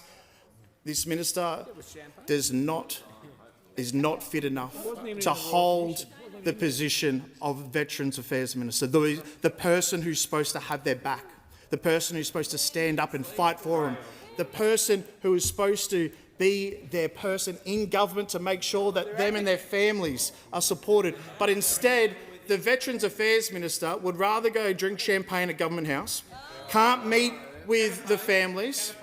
I'm baffled. I just can't understand how a minister who has such an important care role this is a care role, who couldn't care less, who couldn't meet with those that have served.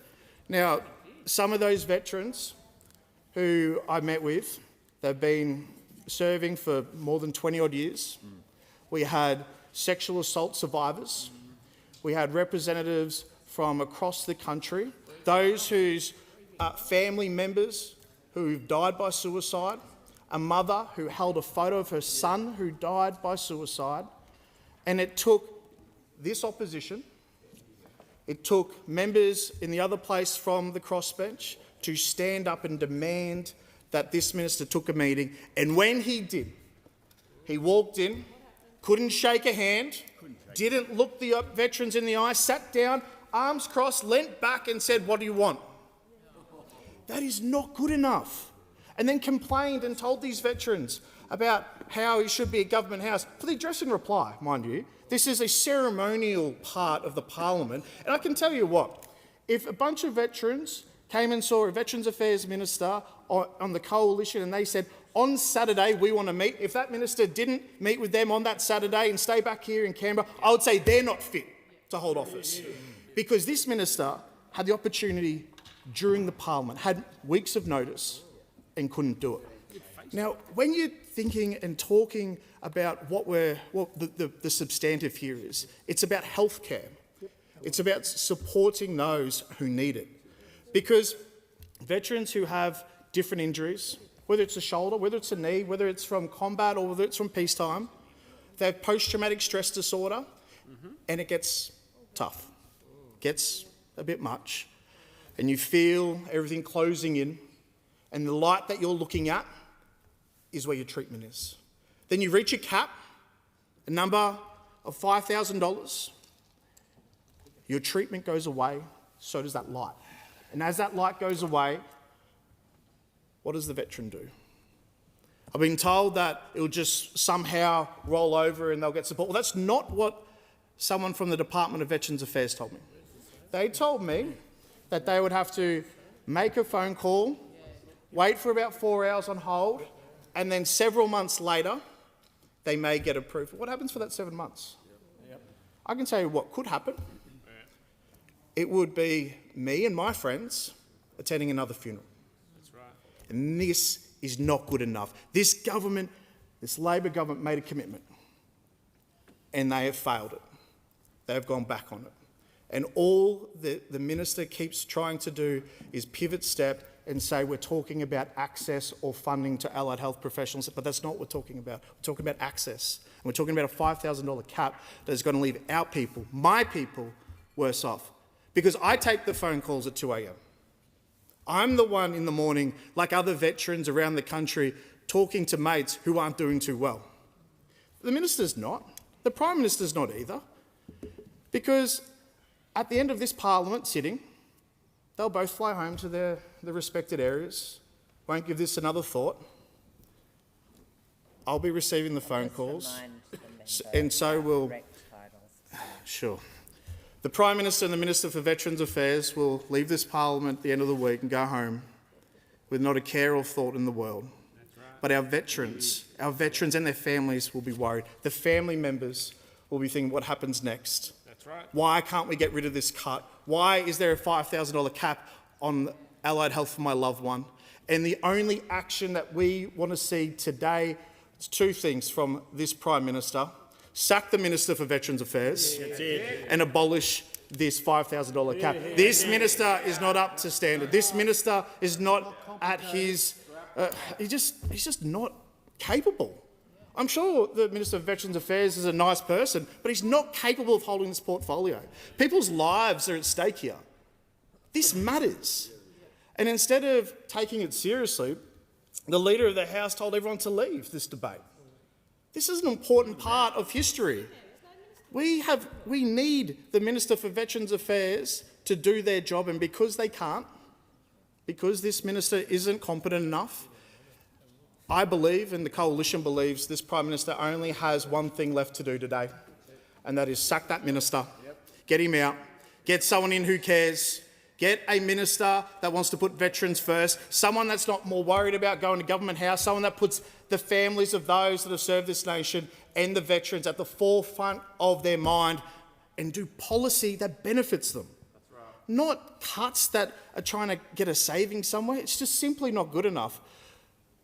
On behalf of the veterans that have reached out to me, I want to say I'm sorry. This minister is incompetent and he shouldn't have a job. Yeah.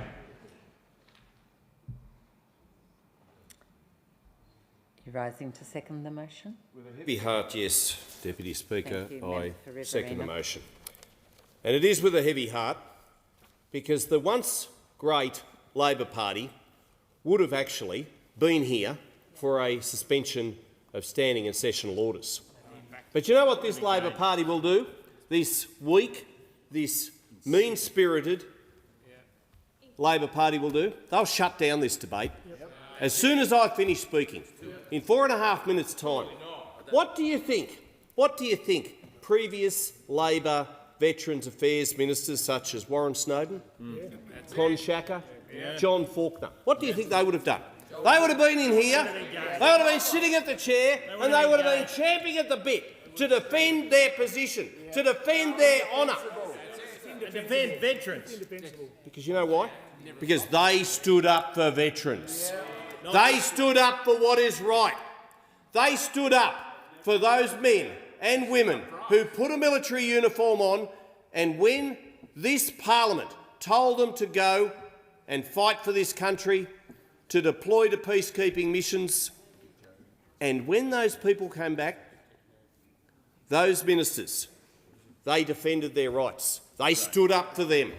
And yet this government turns its back on those men, those women who have worn a military uniform, who have done the right thing by this country, who have served, who have sacrificed, and whose memories we should uphold, whose service we should respect. And respect is a word earned.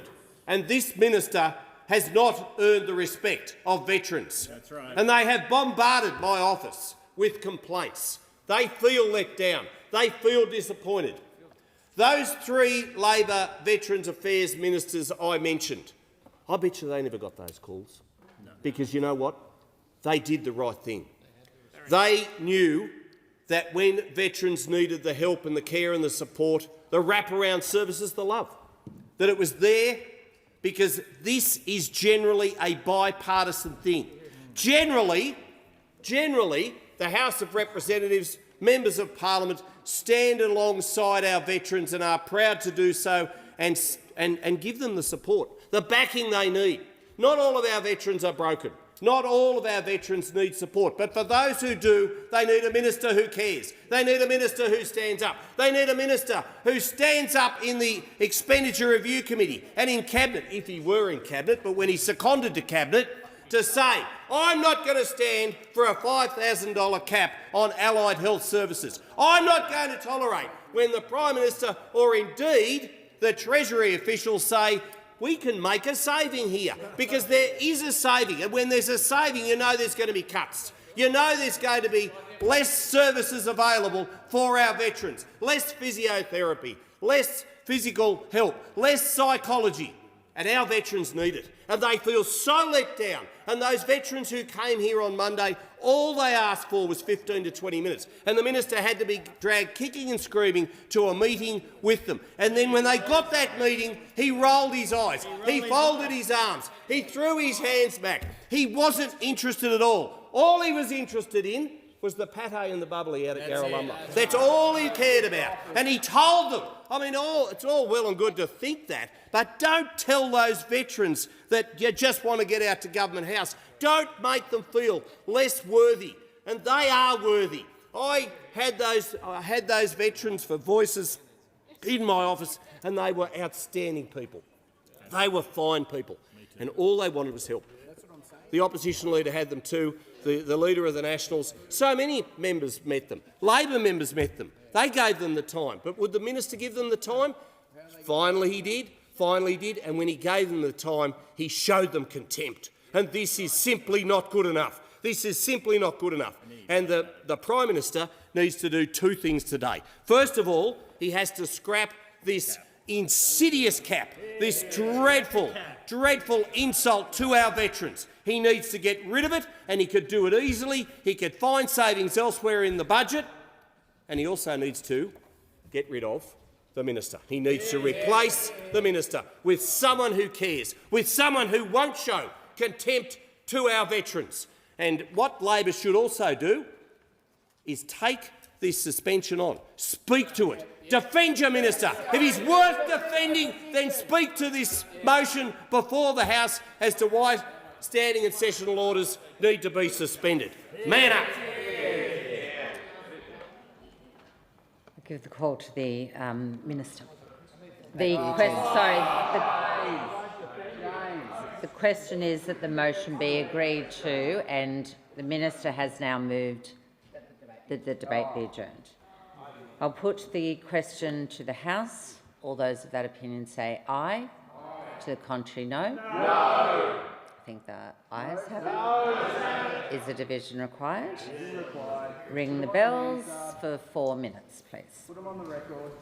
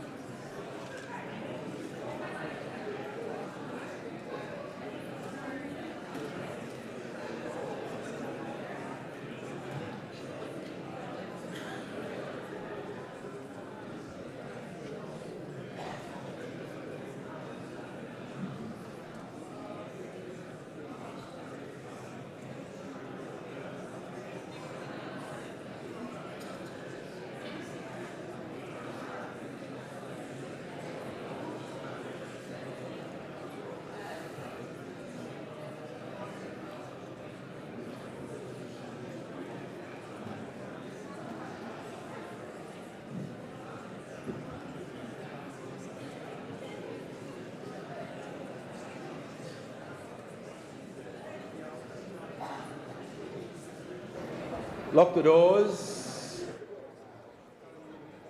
The question is the debate be adjourned. The ayes will pass to the right of the chair and the noes to the left. I appoint the honourable members for Werriwa and Bean as tellers for the ayes, and the honourable members for Capricornia and Monash as tellers for the noes.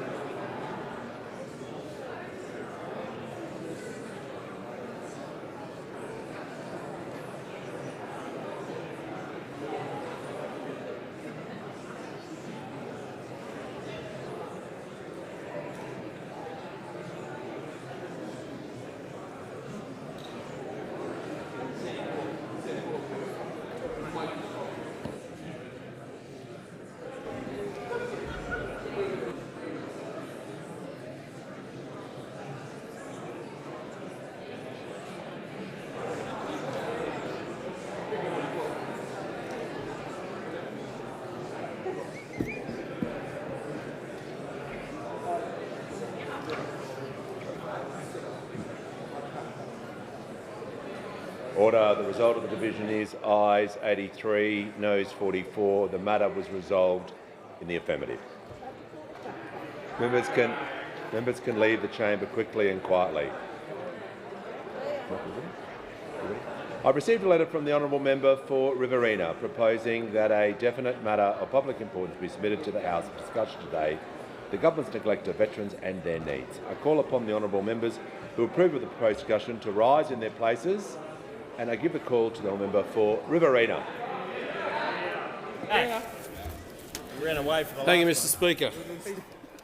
This is volume 3 of the final report into military sexual violence, unacceptable behaviour and military justice, the Royal Commission into Defence and Veteran Suicide. It runs to 600 or so pages.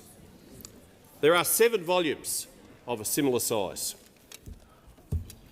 There were 122 recommendations from that Royal Commission.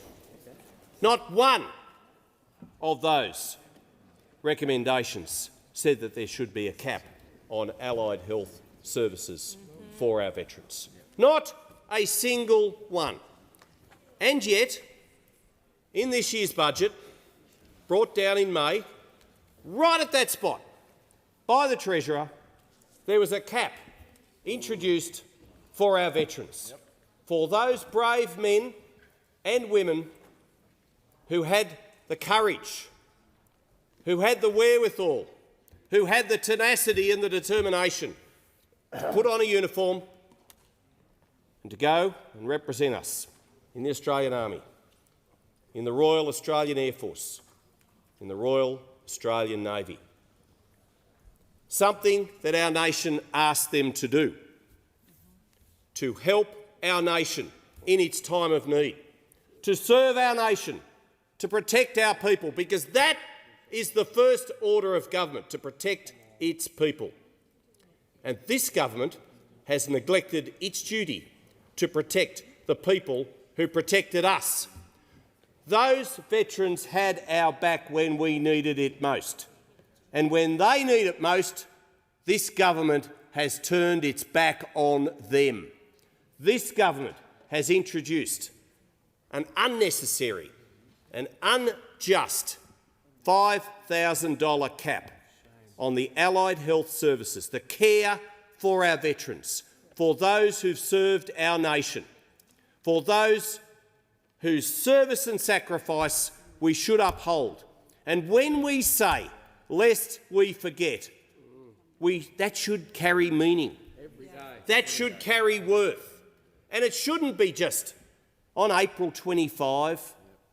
It shouldn't be just on the 11th of November that we say, lest we forget. We should say it every day. We should say it in our hearts. We should say it from our minds. And we should say it in our actions.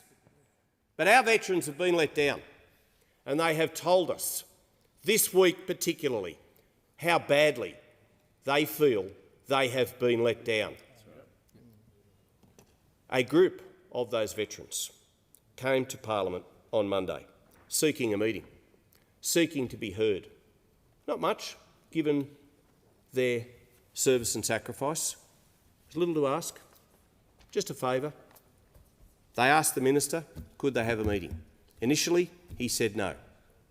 He then, after pressure, had a meeting with them, and they felt let down in that meeting because of the minister's demeanour, because they felt that the minister showed reckless regard in his body language in that meeting. And that is a shame to hear. That is a shame to hear, Minister, because I felt you were better than that. And they feel let down because they came here to ask questions, to ask why the $5,000 allied cap had been introduced. And I know the minister has said on many occasions after the budget, defending this unjust cap, that there will be consultation, that veterans groups will be asked. Well, here was your opportunity, Minister, to have some consultation, to get the feedback from veterans who are decorated, veterans who have served tri-services, veterans who just wanted to be heard. They didn't ask for much. They didn't ask for you to roll your eyes, fold your arms or throw your hands back in the air. They just wanted to be heard. That's right. And when, Minister, you talk about consultation, why wasn't the consultation on the allied healthcare cap done prior to the May budget? That's right. And that is a fair and genuine question. Why wasn't the consultation with stakeholder groups widespread? Why weren't veteran groups? And there are many of them. There are many of them. Widows. And widows. The Widows Guild and so many. Why weren't they asked? Why weren't they consulted? That's right. And then we have veterans such as mums such as Julianne Finney, the mother of a veteran. Now, I've met Julianne on many, many occasions, and I know you too have, Minister, but she feels very badly let down by the lack of consultation, by the lack of respect and care, and it comes back to respect. She has lost everything. I don't know what it's like to be in a mum's shoes who's lost their son. No parent should ever lose a son, let alone a son in those circumstances. And that is why we had a Royal Commission. That is why the Royal Commission went right around this wide brown land, consulting listening and making recommendations. And yet, out of 122 recommendations, not one of them said there should have been an allied cap. And interestingly, on the front page of the actual Royal Commission volumes, there is a sculpture. There is a sculpture, and it is for every drop shed in anguish. And that sculpture apparently was opened, the dedication on the plaque says it was opened by the Veterans Affairs Minister, but you know, he wasn't there. He wasn't there. Now, I don't know whether he insisted on his name being on the plaque, but the member for Kingsford Smith opened that particular sculpture. And again, you might shake your head, Minister, and that's what you did to the veterans the other day. And that's the issue. That's the problem. That's the problem. Sometimes when you don't like the truth, sometimes when a minister doesn't like what he or she hears, you just have to cop it. I know I've been in meetings where it hasn't been that nice, where I haven't liked what I've heard, but you've got to listen. And we're not just talking about just your regular stakeholder groups. You're not just talking about just your constituents who might come in with a grievance. We're talking about veterans. We're talking about people who are broken, people who have mental health and anguish and anxiety. And we've already heard from members of that group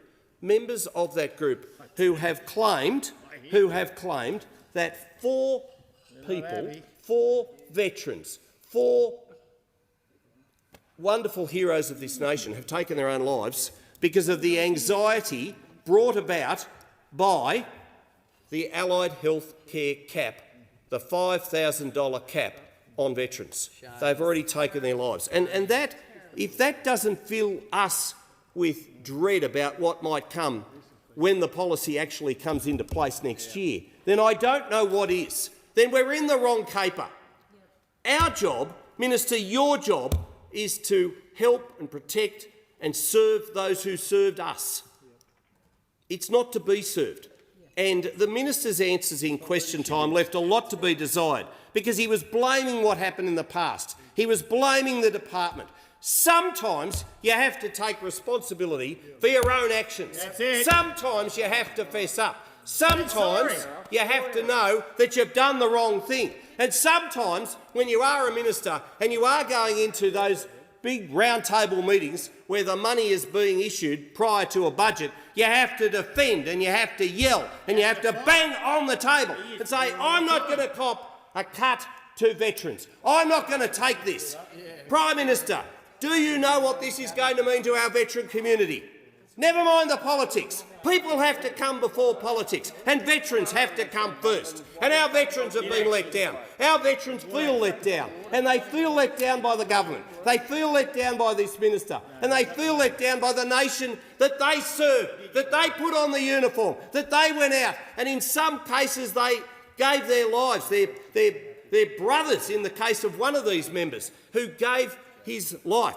And it's just simply not good enough, because our veterans deserve better. And if we've got one job to do in this place, it's to help our veterans to get back into civilian life, to give them every care and support and love and wraparound service they need. It's not to say to them, your service is now going to be so limited, your access to health care, that it's going to be $5,000 and you have to go back every time. Now, the minister will no doubt come to the dispatch box and he'll explain away in talking point forms exactly why the allied health care cap he thinks is necessary. But it's not necessary, and don't take my word for it, and certainly don't take the minister's word for it. Take the veterans' words, because they're the ones who matter, and they're the ones we should be serving, not ourselves, Minister.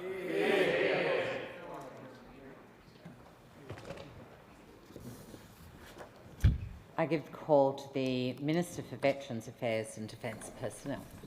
Thank you, Deputy Speaker. I think everybody in this parliament accepts the very real obligation that sits upon all of us as members and on any government to live up to the solemn obligation to make sure that for those who serve our nation in our uniform, that they are properly looked after during their service and after their service, and that the families that support them are also properly looked after.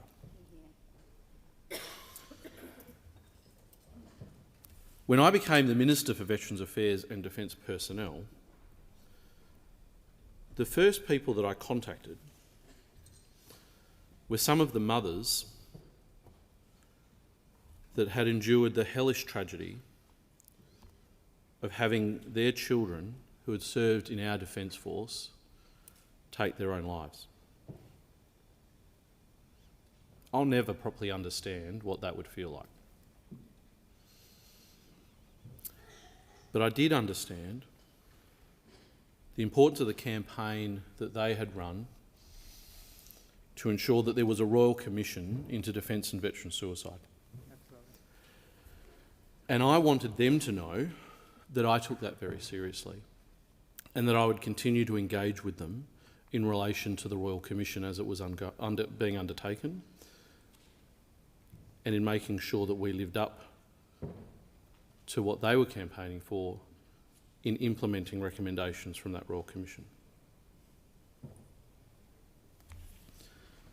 I also then set about making sure that I was regularly engaging with our serving personnel, our veterans, their families, not just at the senior level, not just in national organisations and peak bodies, generals and admirals, but the vast majority who have served and are still serving. The first base that I visited, I made sure that I got to have an informal engagement with our enlisted Army members.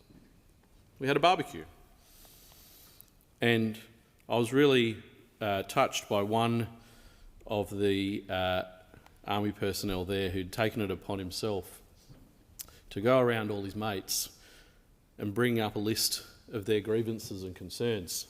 He'll make a good shop steward. Absolutely. And I get why he did it, because no one necessarily wanted to come and front the minister with this, these are all of my things. But I was really glad that he did it, because the purpose of the visit and being able to talk to our personnel was about understanding about their gripes on the ground. What are the things that were seeing them leave the Defence Force? What were the things that were causing them harm? What were the things that we could do better?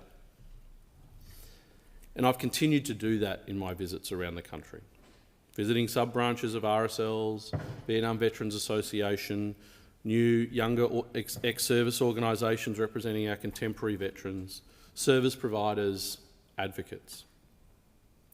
Meeting people where they are so they can share with me their story, so that I can sort of build together what it is that we need to be doing to make things better for them.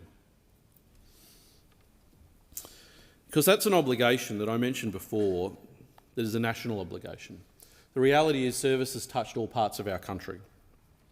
One of the things that I really like about the local war memorial in Armidale, a town that really grew because of its brickworks, is that the war memorial is made of bricks. And it lists the names of those who passed away, who made the ultimate sacrifice in the First World War.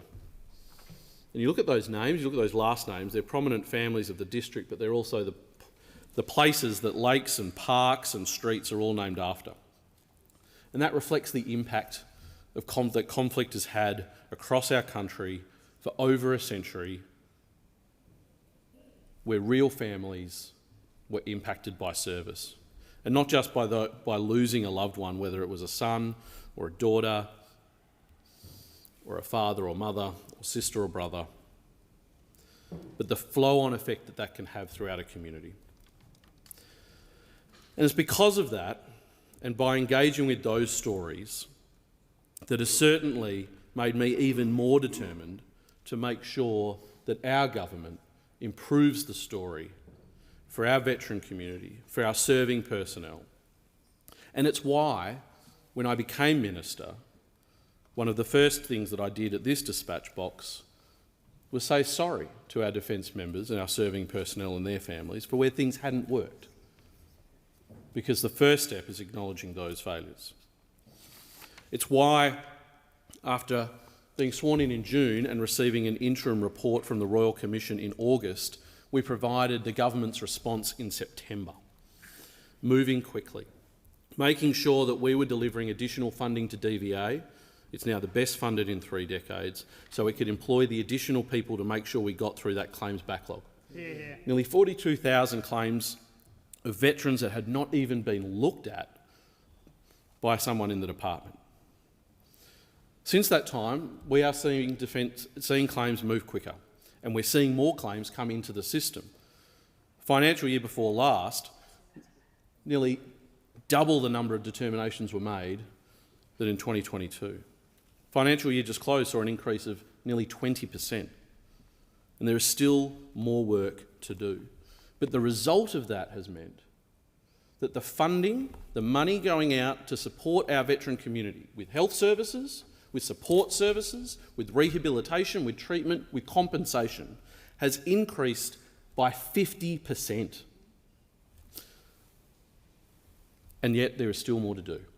And that's why we undertook the really important and complex work of making sure we fixed up the Veterans Entitlement System through the Vets Act, moving to a single system so that for veterans and their families, it would be clearer to know what they were entitled to, easier to access those support services, quicker to have their claims processed, delivering a better overall service and support to our veteran community and their families.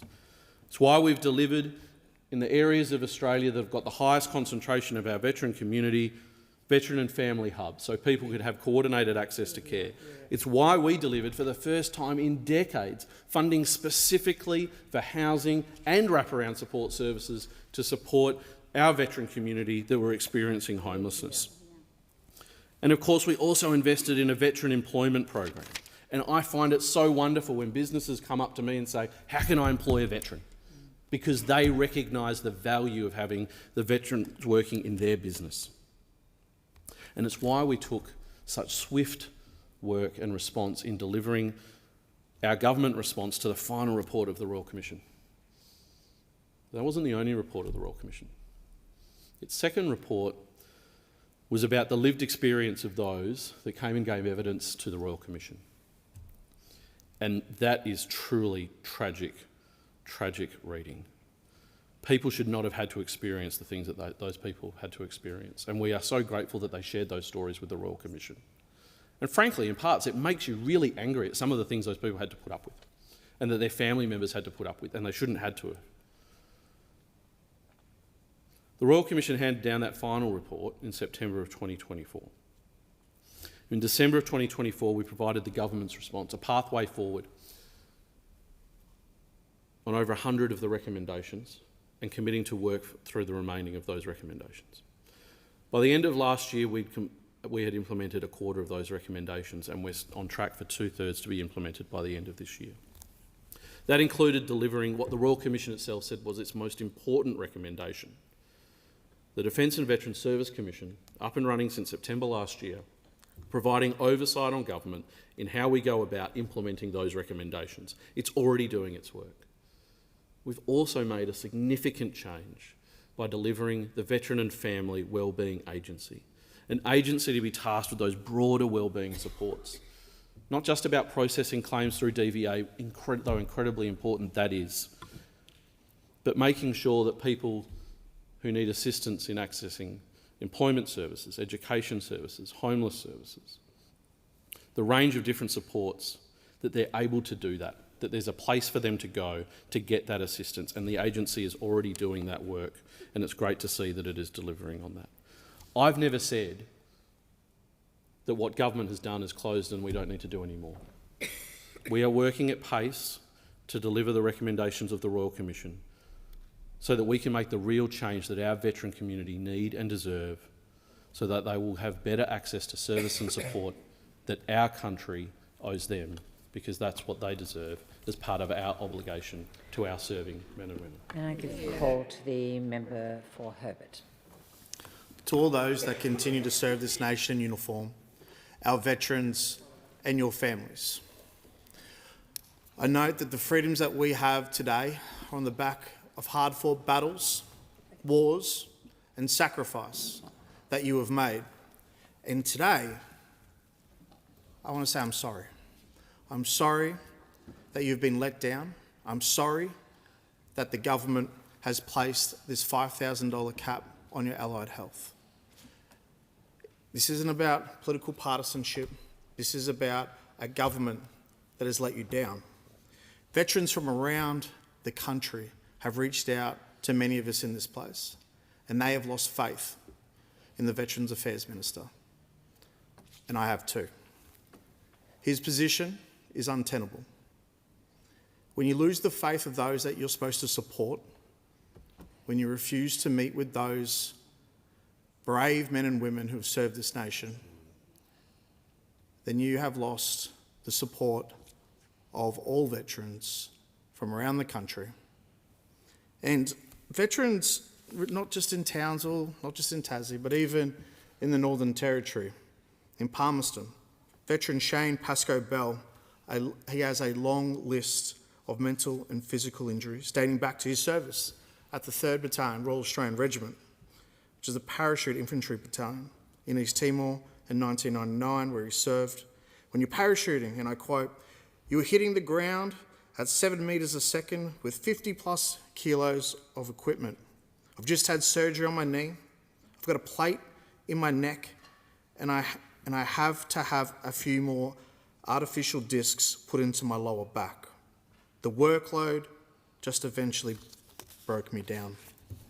I'm already asking myself whether if I have to go without physio for a couple of months or not to see the counsellor for a couple of months."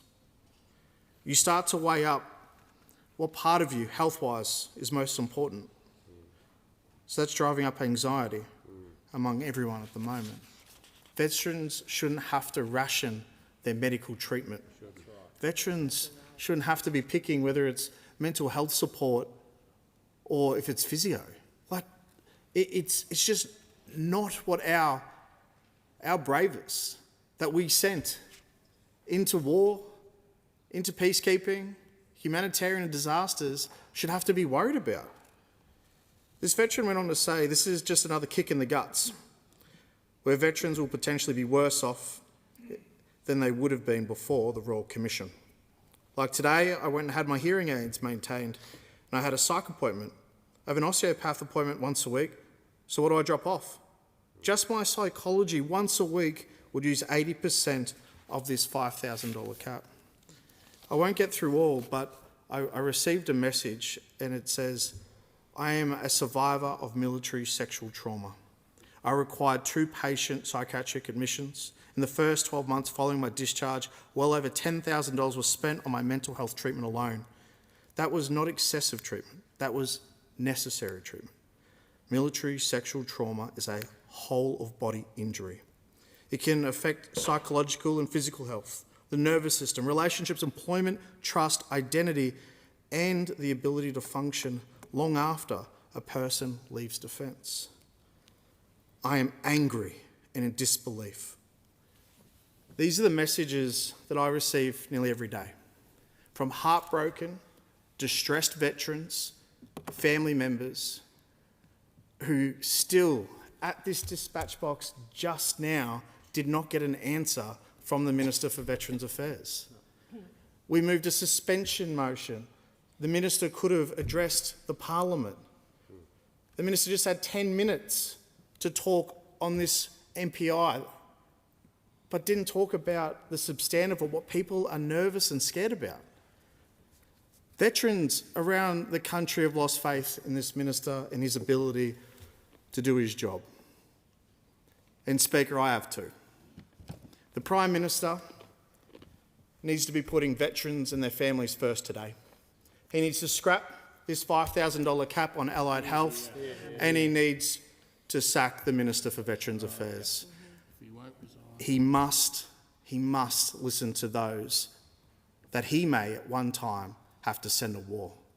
We must listen to our veterans. Our veterans want Minister Macchio gone. Member for Robertson has a call. And before anything else, I want to say something that should never need qualification or explanation. To every Australian who has worn the uniform of this nation, thank you. Thank you for your service. Thank you for the sacrifices that you and your families have made.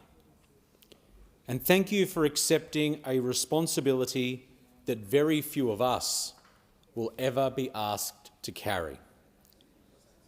When a person raises their hand and swears an oath to serve Australia, they do something that is quite extraordinary. They place the interests of their country and they place the interests of their fellow Australians alongside, but more often ahead of their own. And we owe them our gratitude, Deputy Speaker. And we owe them more than gratitude expressed in ceremonial occasions. We owe them our respect and our remembrance. And we owe them a commitment that when their service is completed, that they will never, Deputy Speaker, be forgotten. Deputy Speaker, every veteran has a story. Some who served in times of war and conflict, others in times of peace.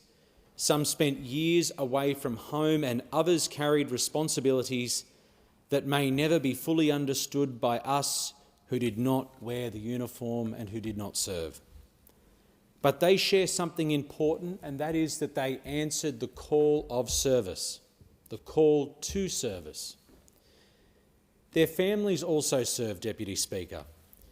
They carried the uncertainty of separation, they carried the worry of deployment and the challenges that come with a life of service, and they also deserve our thanks. Australia has been fortunate to have generations of men and women willing to stand in defence of our country and of our values, and we should be grateful for that service. And we should never allow gratitude to become simply a word that we constantly repeat. Our veterans should know that their country remembers what they gave, respects what they did, and values the contribution that they continue to make for Australia and for their local communities. I just want to briefly talk about some of that local support that our government has provided to our veteran community, particularly on the Central Coast. And when I make reference to the Central Coast, I talk about the electorate of Robertson in the south, the electorate of Dobell in the north, and also sort of the bottom third of the electorate of Shortland. One example of that support from this government has been the Building Excellence in Support and Training funding, or the BEST funding. And this program supports ESOs, those ex-service organisations, to deliver free compensation and wellbeing advocacy services. And there are some amazing organisations on the Central Coast that provide this service. And recently, in the 2026 funding round for BEST funding, we saw that the Central Coast New South Wales Legacy received funding, but also too did the Vietnam Veterans Peacekeepers Peacemakers Association of Australia Central Coast Sub-Branch, who do amazing work for our Vietnam veterans, amazing work for our peacekeepers and peacemakers on the Central Coast.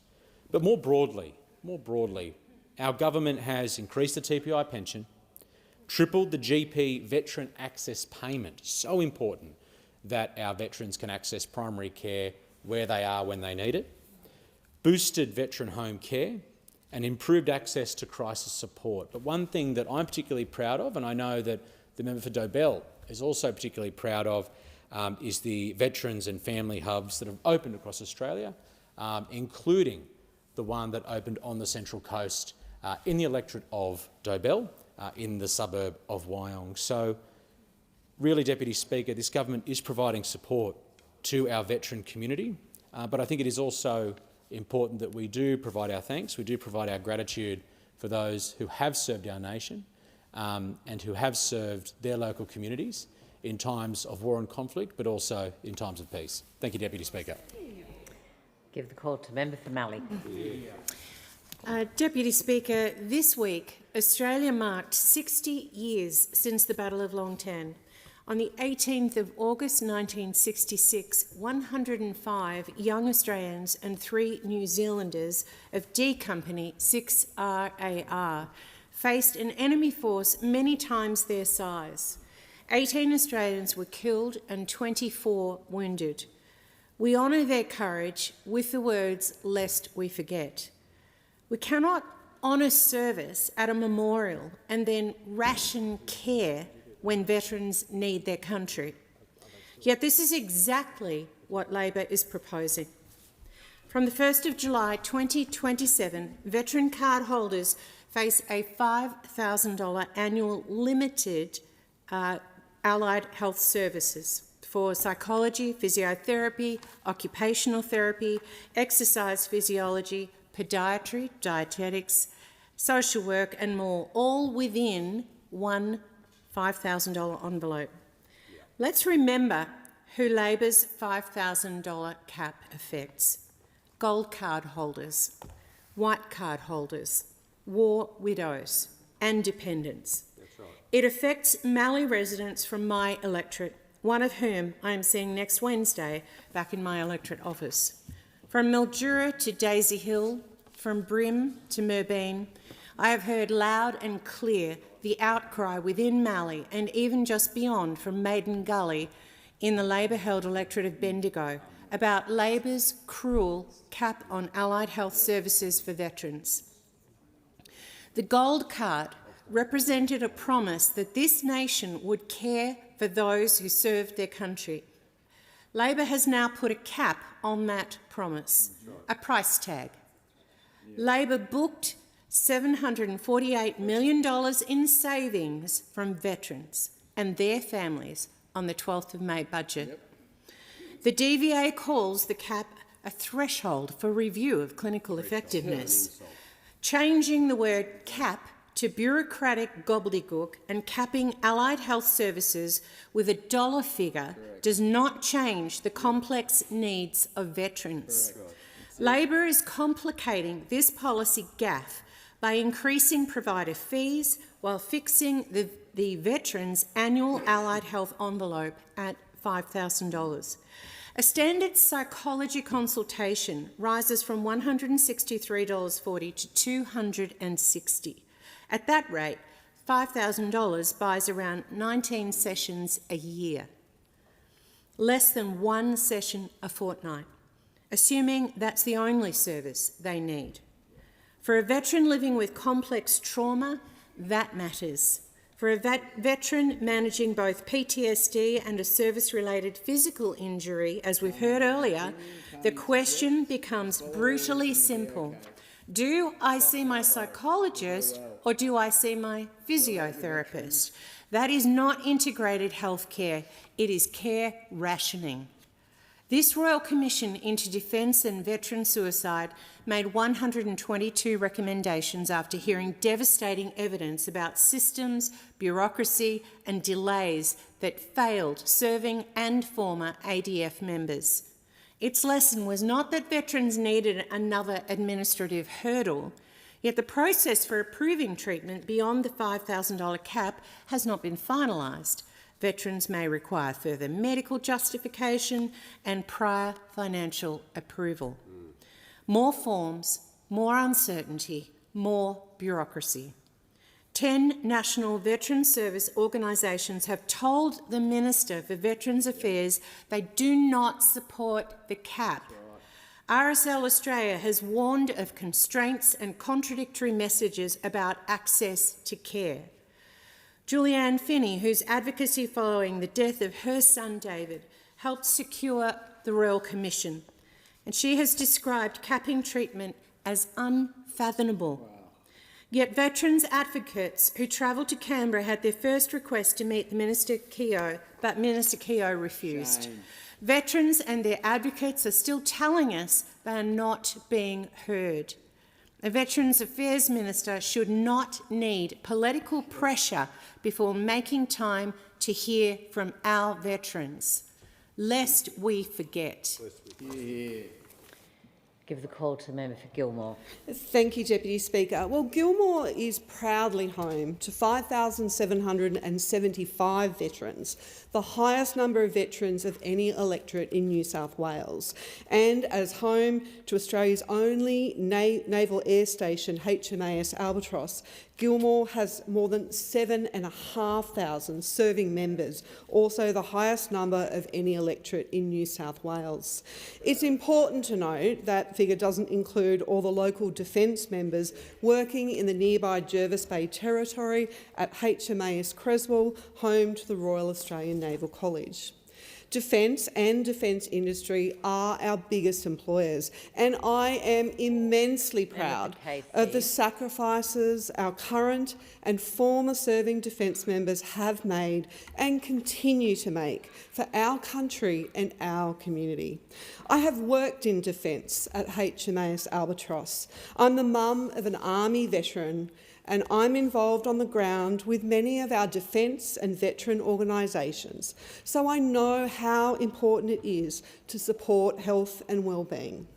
I've always supported our veterans, our defence members and their families, and I will continue to do so. I'm extremely proud to be part of a government that is investing $5.7 billion in 2026-27 to support our veterans and is delivering on the recommendations from the Royal Commission into Defence and Veterans Suicide. Importantly, we're delivering $169.7 million funding over 5 years to increase fees for allied health providers from 1 July 2027. This is the largest investment in allied health fees for veterans in more than 20 years.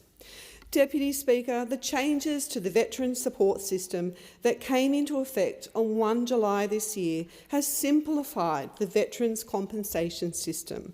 It has made it easier for veterans and families to know what they are entitled to and make it quicker for DVA to process their claims.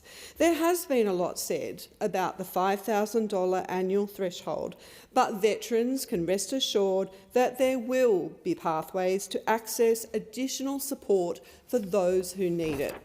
For most veterans and families, there will be little or no change to their current situation.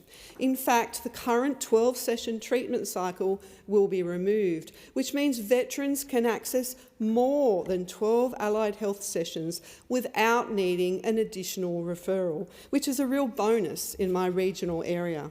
These changes aim to make it easier to access care, reduce unnecessary approvals and improve the veteran support system. Deputy Speaker, I will always stand up for our veterans. I campaigned heavily for Invictus funding, which is vitally important for veterans in my community, and I've advocated for local veteran organisations.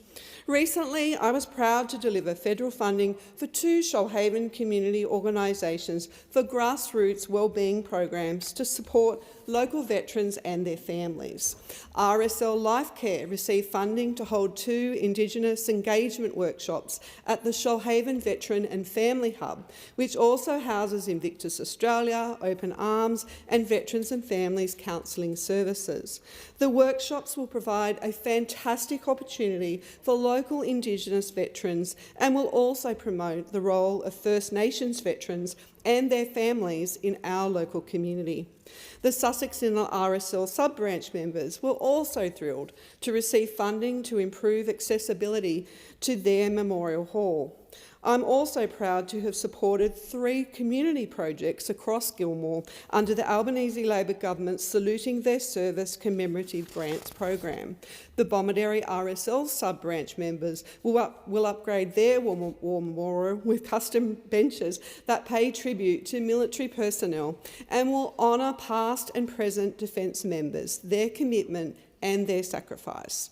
The Kiama Jamberoo RSL sub-branch will restore the wheels on its Japanese cannon to preserve a solid reminder of the challenges faced during wartime and the efforts made to defend Australia. And the Jamberoo RFS will install a new flagpole and landscaping for local remembrance services in the village. Deputy Speaker, I thank the local veterans that have contacted me about allied health, and I encourage them to participate in the consultation sessions. Member for Fisher. Thanks, Madam Deputy Speaker, and I want to acknowledge the veterans that came and saw me yesterday in my parliamentary office for their service. Kirk from Narimba was injured while serving our country, and he still requires ongoing physiotherapy for that service-related injury. He's calculated that physiotherapy just once a fortnight could exhaust his treatment allocation, forcing him back through another approval process simply to continue care already prescribed by his doctor. Minister, why should Kirk have to keep asking permission to treat an injury he received serving this country? Mark from Little Mountain. He's a retired Air Force firefighter. He lives with chronic pain, complex injuries and multiple service-related conditions. His health needs are not confined to one neat category. Different conditions require different providers and different forms of treatment. Under the system he faces, separate referrals and repeated trips back through the medical bureaucracy just to continue managing injuries the Commonwealth already accepts as service-related. Veterans with complex conditions are precisely the people who will feel these changes most heavily. How many times, Minister, should a veteran have to prove that he or she is still injured before this government simply lets their doctors treat them? Ellie from Merredin Plains served for 7 years in the Royal Australian Navy, including 2 Middle East deployments and service in the South China Sea. She now needs psychology, physiotherapy and dietetics to manage injuries resulting from that service. From July 2027, Labor proposes to place all of that allied health treatment inside the same $5,000 envelope. That means veterans with both physical and psychological injuries are effectively being asked to make a choice between different parts of their health care. Ellie should not be forced to decide whether her mental health, her physical rehabilitation or another clinically necessary treatment matters most. Which treatment does this government expect Ellie to give up first? Mark from Pariara has only recently been medically discharged from the Royal Australian Navy. He's living with lung disease, physical injuries and mental health conditions arising from his service. His recovery is only just beginning. Yet before that recovery is properly started, he already knows that the government intends to put a $5,000 cap around his allied health treatment. For a recently discharged veteran dealing with multiple serious conditions, that creates uncertainty at exactly the point when the system should be giving him certainty and support. We should be helping veterans transition from defence into civilian life, not telling them from day one where the financial limit on their treatment sits. Minister, what does this government say to a veteran whose recovery has barely begun but who already knows where this government's financial limit is? Joe from Palmwoods. He's an Afghan and an Iraqi veteran. Joe was medically discharged in 2011 and is TPI with multiple accepted service-related conditions. He requires around 20 allied health appointments each month and expects to reach the $5,000 cap very quickly. His GP considers his treatment clinically necessary and coordinated across the treatment team. He fears the exemption process will add bureaucracy and interrupt treatment that has helped him make significant progress. Joe believes DVA should target providers who wrought the system rather than impose blanket caps on veterans with genuine complex needs. And Teresa from Little Mountain relies on regular psychology, TMS, dietetics and exercise physiology treatment to manage PTSD. She estimates the $5,000 Allied cap would be exhausted within months. Why are we imposing a cap? Why is this government imposing a cap on treatment that is helping veterans stay well and preventing greater healthcare costs later? Member for Spence. Thank you, Deputy Speaker. Not too far from this chamber, just down the corridor, up a couple of flights of stairs, is my office. And when you walk through the door of my office, hanging on the wall in my part of my suite, is a quilt that has the history of some of my family's service, dating back more than 100 years. Sacrifice in World War I, service and sacrifice in World War II, my service, my uncles, great uncles, and there's a lot more service that is not recognised on that quilt. When I walk through the streets of my electorate, whether I'm in Gawler, in Elizabeth, in Salisbury, veterans are at my every turn. I am extremely fortunate to have an electorate in the seat of Spence that has a very high number of serving personnel and a very high number of veterans. It's no surprise because we have RAF Base Edinburgh that sits at the very heart of my electorate. And from there emanates stories of service on a daily basis. So whether you sit at the St George's Cafe opposite the Coles DC, just down the road from the base, over at the Elizabeth Shopping Centre, or in the local boozer at the Gawler RSL, you're never too far away from a conversation about someone's service.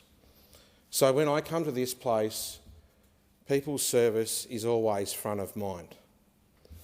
And I remember when I was elected to this place, the Royal Commission was underway. And Nick Coldis put a challenge to each and every single one of us in this place that we must do better. Because for more than 3 decades, we haven't delivered the level of service that our veterans had expected. And unfortunately, whether we like it or not, the Department of Veterans Affairs was failing veterans abhorrently. When I look at the MPI statement, the government's neglect of veterans and their needs, I go straight to the fact that when we came to office here, the first order of business was to put all of our resources in to dealing with the backlog of claims. Now, I'm not apportioning blame to either side of the chamber in this debate regarding that backlog. It was allowed to fester for far too long. The veterans deserved better, and we did so. We skilled up and we delivered a much bigger workforce to work through that list of claims that was frustrating not just veterans but also their families. That's not neglect. That's meeting people where they're at and answering their call. That's what we did. In the lead up to my election, I stood with the member for Blair as the Shadow Minister for Veterans Affairs, and we announced that we would be investing in a Veterans and Family Wellbeing Hub in my electorate. And I'm proud to say that in a week and a half's time, we will celebrate the 1-year anniversary of that being delivered. And the best thing about that Veterans and Wellbeing Hub was that was designed by the people for the people. And it is so successful. We have got people walking through those doors every single day. I just met up with one of my ESO leaders just yesterday in the Speaker's courtyard and talking about how successful the Veteran Wellbeing Family Hub has been for our community. That's not neglect. This government has been doing everything we can to better help our veterans and thank them for their service. I want to provide some content and detail to people out there that want to be engaged in this debate and shape the consultation feedback process to the Minister. Provide constructive feedback. You can do that via the DVA Consultation Hub, and you can do that either by the direct feedback form, dva.gov.au. Be involved in the discussion and help shape a better system to honour your service. Thank you. Member for Lyne. Speaker, the purpose of the Department of Veterans Affairs should be very simple: to support the men and women who've served our country and to ensure they are treated with dignity and respect.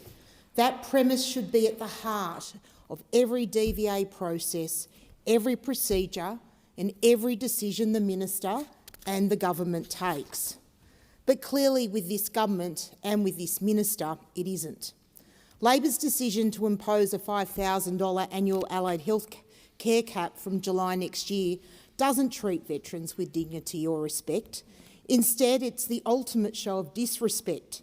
It's heartless, it's shameful. This is not how you treat veterans. Where is the dignity and respect in a policy that effectively denies veterans the health care they need, the health care they deserve?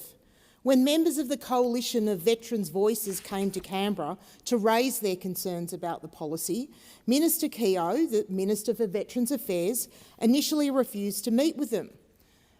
He refused to even look them in the eye when speaking about them when they were standing in this chamber. How can the very person whose one job it is to listen to and represent the interests of veterans treat them with such contempt? I thank the veteran advocates that came to see me this week and all those from my own electorate that have written to me advocating to ensure their fellow veterans get the support they deserve. Now, I'd like to share what some of those veterans have said to me about this policy. Matthew from Coopanook said that $5,000 cap would be exhausted in approximately 6 weeks due to the level of treatment he genuinely requires. After 6 weeks, Matthew will have to wait weeks or months for the DVA to assess and approve additional treatment whilst he goes without any care. Continuity of treatment is critical. Mental health recovery and physical rehabilitation should not be interrupted by administrative processes. Delays increase anxiety, worsen symptoms, reduce functional capacity and potentially lead to more expensive interventions or hospital admissions in the future. Ian from Tuncurry encapsulates the failure of this policy well. He said the suggestion that additional funding may be available in exceptional circumstances introduces uncertainty, additional approvals and delay into an already overstretched system. Veterans should not be placed in a position where necessary treatment is interrupted while administrative processes determine whether care can continue. Vicky from Karua perhaps best summarises the government's appalling policy. Veterans are not a line item, she says. They are Australians who put their lives, bodies and futures on the line for the country. They served when Australia asked them to serve. When they come home injured, the least we can do is make sure they can access the care they need. The Royal Commission into Defence and Veteran Suicide told us that veterans need greater choice and autonomy, not more obstacles between them and the support they need. The government itself acknowledges that around 1 in 10 veteran cardholders who use allied health services will exceed the cap. Veterans have lived with DVA bureaucracy. They know what delays mean. They know what happens when a provider decides dealing with DVA is simply too difficult. And they know that every additional administrative hurdle can become another barrier to care. DVA processes exist to serve veterans. Veterans do not exist to serve DVA processes. So, Minister Keogh, scrap the arbitrary $5,000 threshold. Fix the provider and payment problems. Give veterans genuine choice over their care and ensure that every process, every procedure and every decision made by DVA reflects the Australian Defence Veterans Covenant Oath, which has been said here numerous times today. And I'll repeat it, that we, the people of Australia, respect and give thanks to all who have served in our Defence Force and their families. We acknowledge the unique nature of military service and the sacrifice demanded of all who commit to defend our nation. We undertake to preserve the memory and deeds of all who have served and promise to welcome, embrace and support all military veterans as respected and valued members of our country. For what they have done, this we will do. Minister, I ask you to serve the people of Australia by serving these words in what you do. Take action now, scrap the cap. I call the member for Heslop. Thank you, Deputy Speaker. Let me start by thanking the veterans and the RSLs serving the veterans in Hasluck, at Allenbrook, Bassendean and Bellevue, and also the families and the volunteers and the committee members and the advocates who give so much of themselves to support those who have served. They understand better than most that supporting veterans is not something we only do a few days of the year. Deputy Speaker, I've spoken previously in this House about my own service in the Army Reserve. I have always been careful not to overstate that experience. Compared to those who have deployed, served overseas or faced conflict, my experience was very limited. But it gave me an appreciation for the culture of service. It taught me about duty, it taught me about teamwork, and it taught me that military service affects not only the individual who wears the uniform, but entire families and communities. It's always easy for people to remember just the Anzacs, but the veterans of today are those who served more recently in conflicts such as Vietnam, the Nachos, the Gulf, Afghanistan, and those peacekeepers, as well as those who have served in disasters here at home. Next week, I will join again with the ADF for Parliamentary Exchange, as I have done before. And in September, I will host my 4th ADF in turn, and I carry their stories and their perspectives into my work. One of the first stories I told in this Parliament was about a veteran from the Perth Hills, a 30-year-old veteran, a man whose body was riddled with shrapnel, a man who was physically and mentally broken, a man who asked me why he could not access the support he needed. That story has stayed with me because it captures what this debate should really be about. Under Minister Matt Keogh, the government has implemented 32 Royal Commission recommendations already, with 2/3 expected to be completed now by the year end. He has consolidated the Vets Act, the biggest reform in a century. He has committed more than $770 million in additional funding to support the implementation of these Royal Commission recommendations. He has invested hundreds of additional staff in DVA to reduce the claims backlogs and improve decision-making times, improved treatment and rehabilitation pathways for veterans through a wellbeing focused approach. He has increased support for mental health interventions for earlier access to care. He has established consultation mechanisms to strengthen veterans' advocacy. He has made the largest investment in allied health fees for veterans in more than 2 decades. And there's a lot more.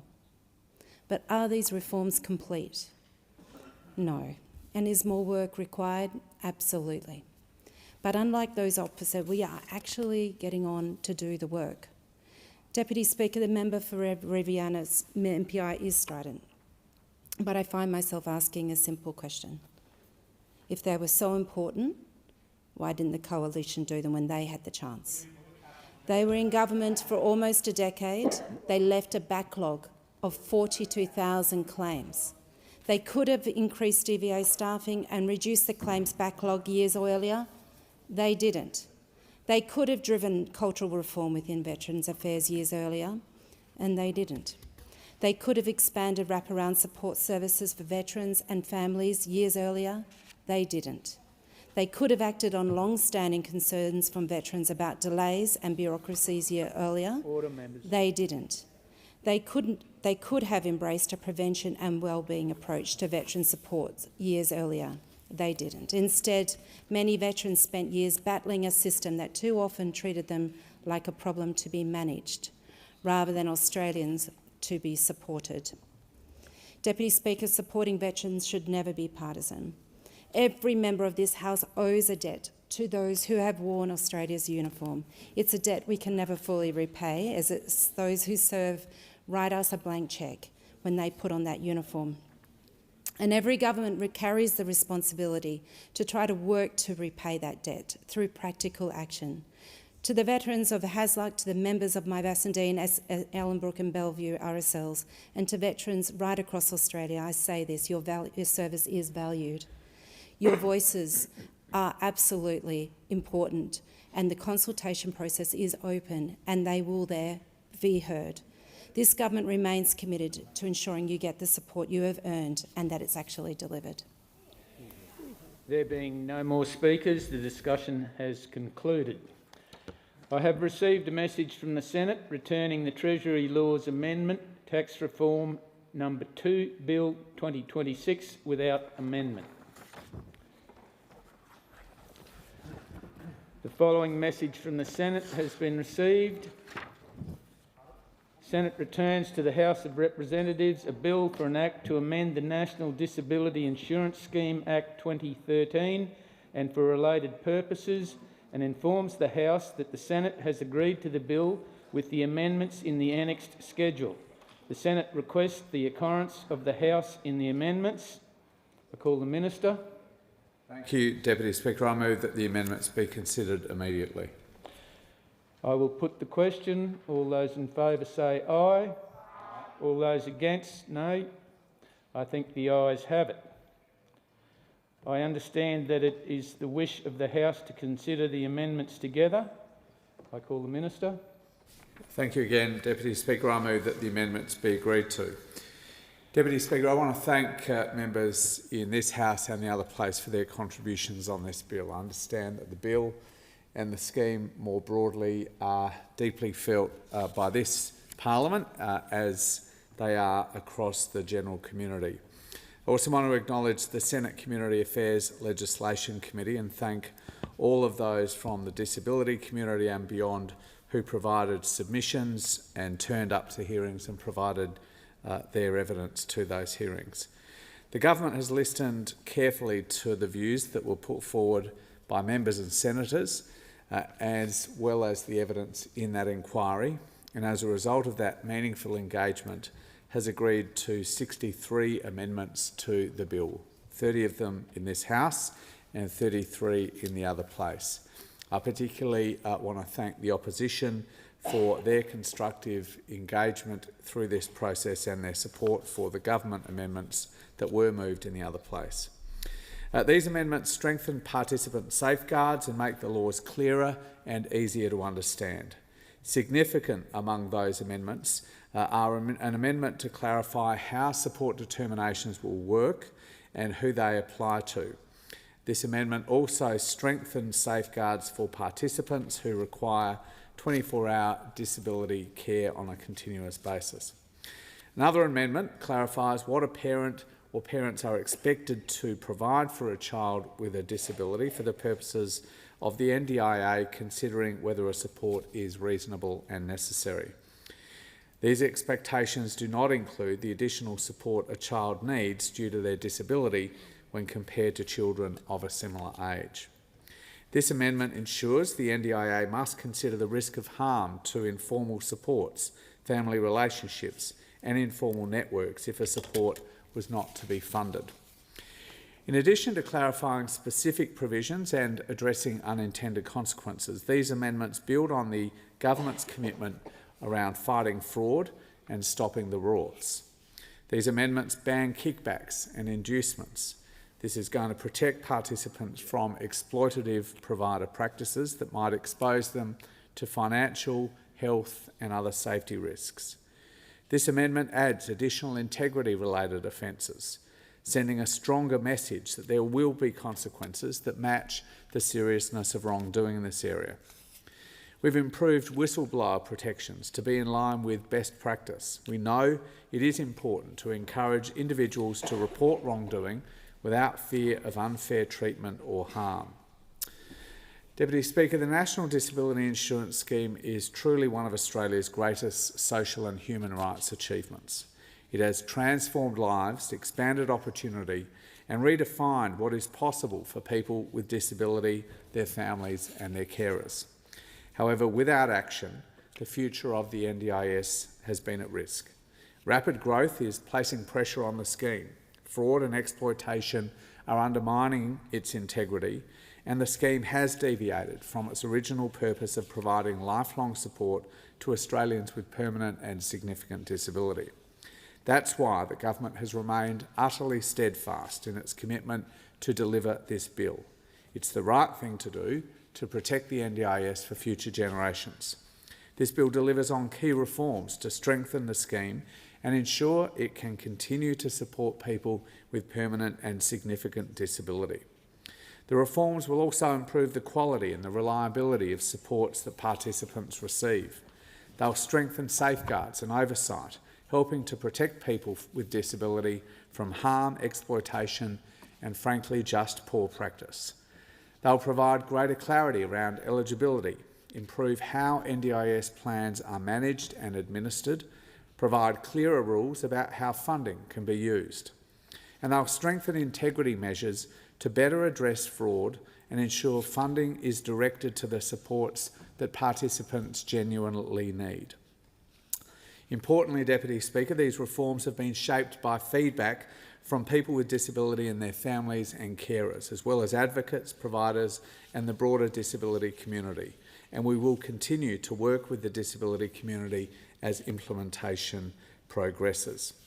Australians expect the NDIS to support people with a disability and their families and to continue to transform their lives. And that is what this bill delivers: a stronger, safer and more sustainable NDIS that will continue changing lives for decades to come. The question is that the amendments be agreed to. I will put the question. All those in favour say aye. Aye. All those against no. I think the ayes have it.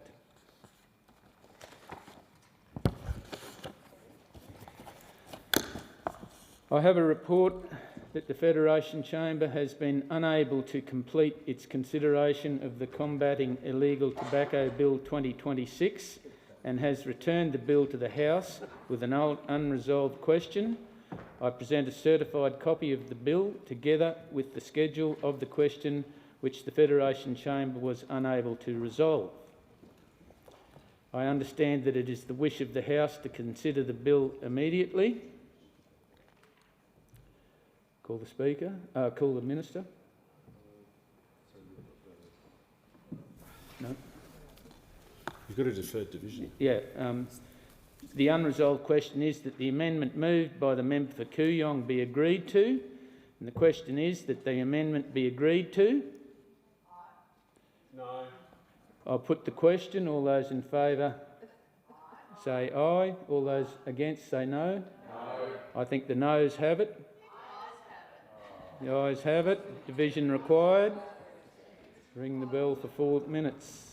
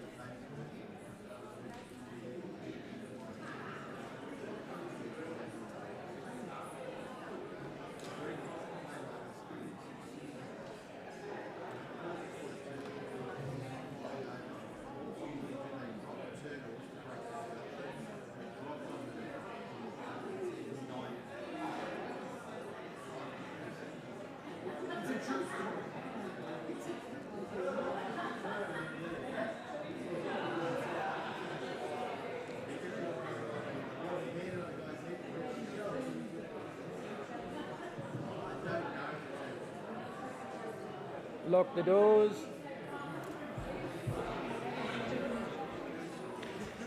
The question is that the member moved by, the question is that the amendment moved by the member for Kooyong be agreed to. All those to the ayes to the right of the chair, all those noes to the left of the chair. I appoint the member for Kooyong and the member for McKellar as tellers for the ayes. Curtin and Kooyong, I beg your pardon. And I appoint the member for Werriwa and the member for McKellar as tellers for the noes.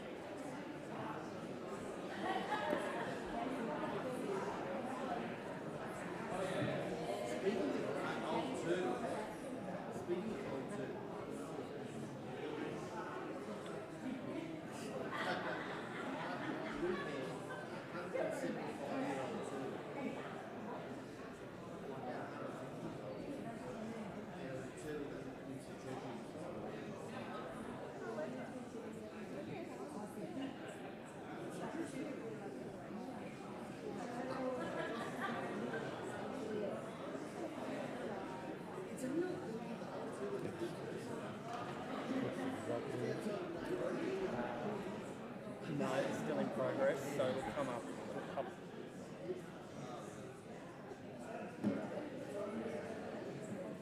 Also, tell me that.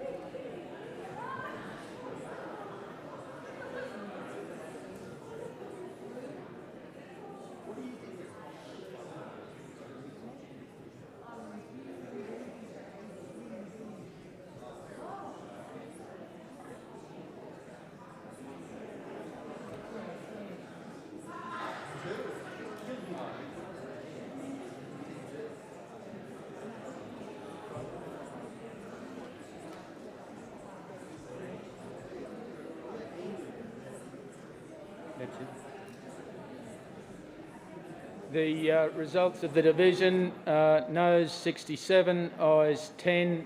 The question has been resolved in the negative.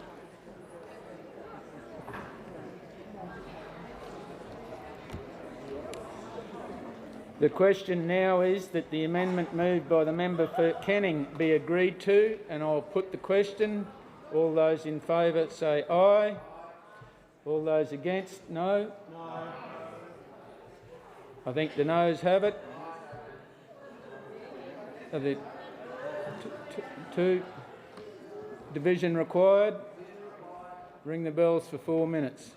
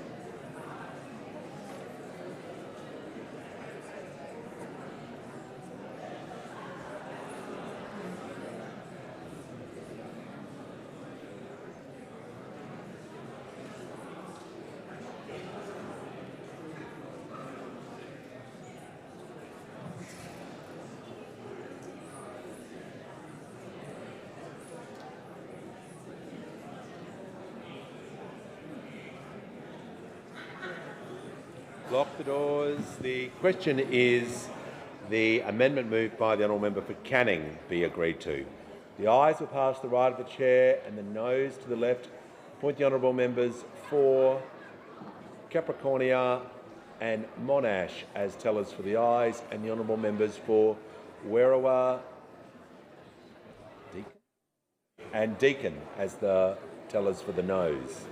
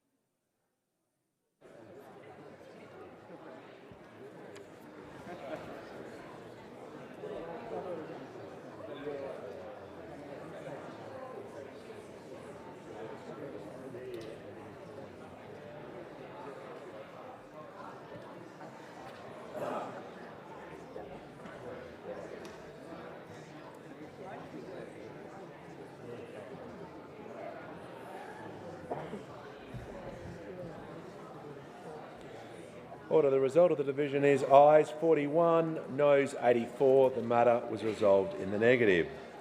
The question now is that this bill be now read a second time. I'll put the question. Those opinions say aye. Against no. I think the ayes have it, and I call the clerk. Second reading, a bill for an act to amend the law relating to proceeds of crime, telecommunications, interception, customs, excise and taxation, and for related purposes. I have received a message from Her Excellency the Governor-General recommending, in accordance with Section 56 of the Constitution, an appropriation for the purposes of this bill. I'll just invite members to return to their seats quickly and quietly as we move to the consideration and detail stages of this bill. The House will now consider this bill in detail, and I understand it is the wish of the House to take the bill as a whole. The question is that this bill be agreed to, and I give the call to the honourable. All right. Before we move to that stage, I'll just call the Assistant Minister. Thank you, Mr Speaker. For the information of honourable members, I present a replacement explanatory memorandum to the Combating Illicit Tobacco Bill 2026. Thank you, Assistant Minister. Now the House will now consider the bill in detail, and I understand it's the wish of the House to take the bill as a whole. The question is the bill be agreed to, and give the call to the honourable member for McKellar. The amendment stated in my name. I rise to speak in support of the Combating Illicit Tobacco Bill 2026. This bill aims to expand law enforcement powers to investigate illicit tobacco-related offences and increases the penalties and consequences for persons involved in these crimes. Where are we? The Assistant Minister for Customs told the National Illicit Tobacco and E-Cigarette Symposium in March this year that official estimates show that 50 to 60% of tobacco sold in Australia in 2024-25 was illicit. Organised crime groups earned an estimated 4.1 to 6.9 billion in profit from this trade during this period, an estimated excise evasion of up to $11.8 billion. In his speech, the Minister stated that this may get worse before it gets better. Speaker, the amendment I'm introducing today is a proactive step recommended by the Cancer Council Australia to help ensure the situation we are facing gets better, not worse. I thank the Minister for engaging with the Cancer Council Australia directly on this amendment, which would designate tobacco manufacturing equipment as a prohibited import under the Customs Prohibited Imports Regulations 1956. It would make it an offence to import such equipment into Australia unless permission has been granted in writing by the relevant minister or authorised person. This would ban the importation of tobacco manufacturing equipment intended for use in the illegal manufacture, production, design or adaptation of tobacco products. Speaker, this is a sensible and uncontroversial amendment. Australia already controls tobacco products and unmanufactured tobacco at the border, but illicit operators can still obtain or import the machinery that converts loose leaf tobacco or counterfeit inputs into mass-produced cigarettes. Current enforcement then becomes reactive. Authorities must find the machine after it has entered Australia and often after production has begun. This is not hypothetical. Industrial-scale tobacco machinery is being used right now in Australia for illicit production. In January this year, authorities raided a Rouse Hill self-storage facility in northwestern Sydney and found a tobacco manufacturing machine with capacity to produce up to 3.6 million cigarettes a day. Australian Border Force, the ABF, linked the operation to organised crime. We need a stronger mechanism to stop tobacco manufacturing equipment at the border before it becomes operational. This amendment is justified because it would firstly disrupt illicit manufacture upstream by allowing Australian Border Force to seize suspect machinery at the border rather than waiting for post-import raids. Two, it would close the gap between product and production controls. Since tobacco products and unmanufactured tobacco are already controlled, but machinery is not addressed in the same direct way. Three, it would align Australia with international best practice, particularly the World Health Organization Framework Convention on Tobacco Control, which Australia is a signatory. And four, it would reduce organised crime profitability. And five, it would create a clear evidentiary test where importers must demonstrate legitimate use, end-user location and compliance history before importation. The current customs regulations already control importation of other dual-use production equipment such as tablet presses and encapsulators. Therefore, there is a clear legislative precedent for the prohibited imports regulations to control goods that enable illicit production, and tobacco manufacturing machinery fits that model. Speaker, I move the amendment as circulated in my name. Thank you. I call the Minister. Thanks, Deputy Speaker. Can I thank the member for Mackellar for the very constructive discussions that we've had. It is a very well-intentioned amendment and appreciate where it came from. The government's not able to support it, but I'll just put on the record in reasonably succinct form the reasons why. Tobacco manufacturing equipment is inherently multi-purpose. It's also used to make a wide range of pharmaceutical products, food and beverage, as well as chemical processing. If members are deeply interested or fascinated to learn more, they're of course very welcome to come and have a separate conversation where we could talk about granulation and compression of pharmaceuticals, powder dosing and filling of pharmaceuticals, the extraction of pharmaceuticals, all of which occurs on the same basic machinery, or we could talk about the conditioning and thermal drying of food and beverage products, the mixing and blending of food and beverage products, industrial extraction of food and beverage products, or of course the grinding and slicing or liquid spraying as part of chemical processing. It's all the same basic equipment. I appreciate the comparator and the discussions we've had with respect to the analogy, if you like, of tablet presses, which are regulated. The very firm and clear advice from the Australian Border Force is not to include tobacco manufacturing equipment in a border control framework, and their advice is that the comparator, and we've had a look through it again, there's detail if any members are interested to talk about later, but that the comparator is not the same given the scope of uses across pharmaceuticals, agriculture and food and beverage. Tablet presses are controlled, as you note, under the regulations. Importation is prohibited unless a permit is granted. Control is targeted to equipment but not parts, and that's a further complication. Legitimate industries can access equipment and require a permit. But the comparison just doesn't sit in a practical level with the broad types of multi-purpose equipment detailed above that large swathes of legitimate industries need to import for their product. All of these things then are a question of cost and benefit. To set up such a regulatory regime would be a more significant diversion of Border Force's resources than perhaps is appreciated given the wide range of machinery. And right now, I think the priority which I accept for the Australian Border Force and their operational advice is not to divert those resources away from inspecting containers at the border. And I'll just put on the record the appreciation, I think, of the work that they've done over the last 6 to 12 months. They've had record levels of seizures at the border. Operation or campaign print wall, now an ongoing operation print wall, between December and March seized over 1 kilotonne of illegal tobacco. They had a record month in March, a record week in March, a record month in April, a record week in April. And I think in the circumstances we should listen to their advice and not divert those resources into a complex regulatory regime that the cost-benefit doesn't stack up. Final point I'd make, my office has engaged with the Cancer Council on this and taken them through, and I don't want to verbal them, but I think there's broad understanding and acceptance about the posture at the moment. But I thank the member for Mackellar and her fellow doctor sitting next to her as well, the member for Kooyong, for your genuine interest in this topic. The question is that the amendment be agreed to. I will put the question. All those in favour say aye. All those against, no. No. I think the noes have it. The question now is that the bill be agreed to. I call the Minister. I'll put the question.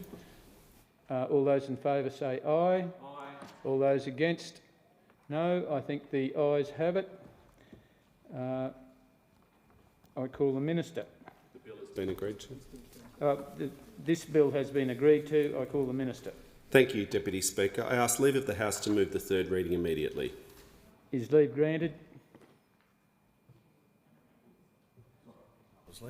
Leave is granted. Minister? I move that this bill be now read a third time. I'll put the question. All those in favour say aye. Aye. All those against, no. I think the ayes have it. Call the clerk. Third reading, a bill for an act to amend the law relating to the proceeds of crime, telecommunications interception, customs, excise and taxation, and for related purposes. So this is this one. I have a report that the Federation Chamber has been unable to complete its consideration of Australia's Foreign Relations, State and Territory Arrangements Amendment Bill 2026 and has returned the bill to the House with an unresolved question. I present a certified copy of the bill together with a schedule of the question which the Federation Chamber was unable to resolve. I understand that it is the wish of the House to consider the bill immediately. The unresolved question is that the amendment moved by the member for Fairfax be agreed to. The question is that the amendment be agreed to. All those in favour say aye. Aye. All those against? No. I think the noes have it. Division required. Ring the bells for 4 minutes.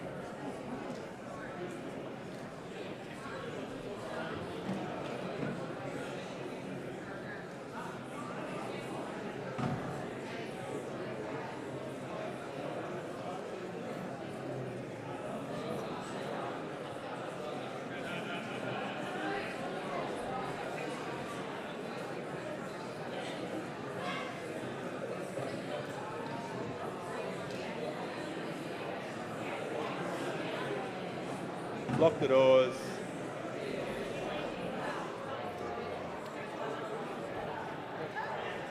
The question is the amendment. No, the doors are locked. No, the doors are locked. The question is the amendment moved by the honourable member for Fairfax be agreed to.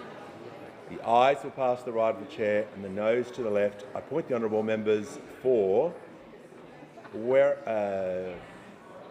Capricornia and Monash as tellers for the ayes, and the honourable members for Werriwa and Deakin as tellers for the noes.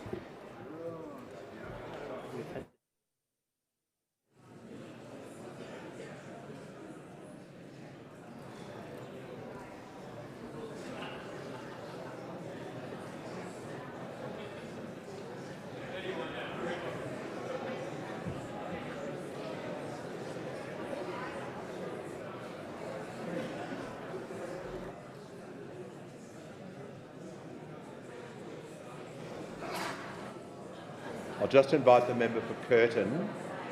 I'll invite the member for Curtin to take a seat. That is not a seat.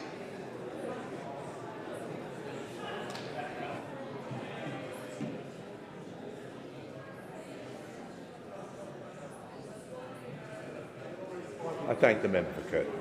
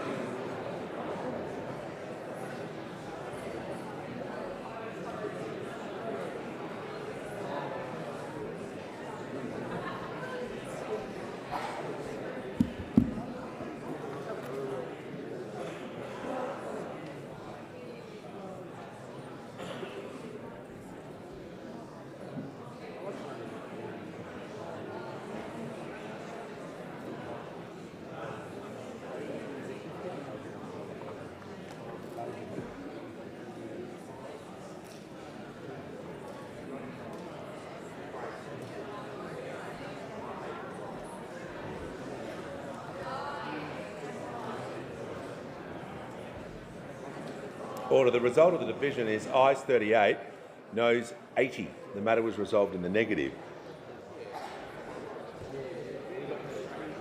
The question now is that the bill be agreed to. I'll put the question. Those opinions say aye.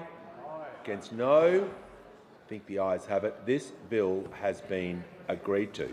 Give the call to the Assistant Minister. Thank you, Speaker. I ask leave of the House to move the third reading immediately. I'll just wait for members to return. Order. If members can leave the chamber quickly and quietly. Give them call the member for Dawson. Leave is granted. The minister may proceed. Thanks, Speaker. I move that this bill now be read a third time. I'll put the question. Those opinions say aye. Against no. I think the ayes have it.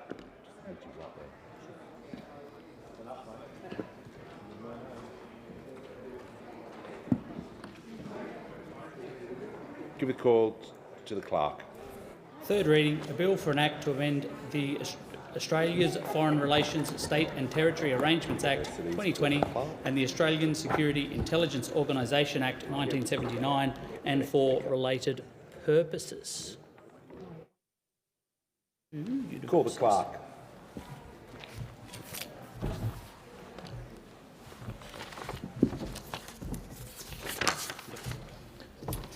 Government Business Order of the Day number 9, Universities Accord, Opening the Doors of Opportunity Bill 2026. Resumption of debate on the second reading and the amendment moved by the member for Kooyong. The original question was that this bill be now read a second time. To this, the honourable member for Kooyong has moved as an amendment that all words after that be omitted with a view to substituting other words. The question is that the amendment be agreed to, and I call the member for Brisbane. Thank you, Deputy Speaker. I'd like to speak about something that goes to the heart of what Labor governments have always stood for, the idea that where you start in life does not determine where you finish.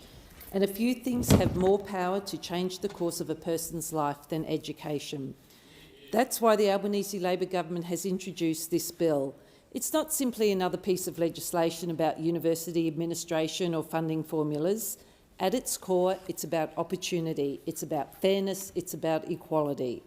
Every person who wants to go to university should be able to do so, and every person should have the opportunity to set themselves up for the future, to be what they want to be.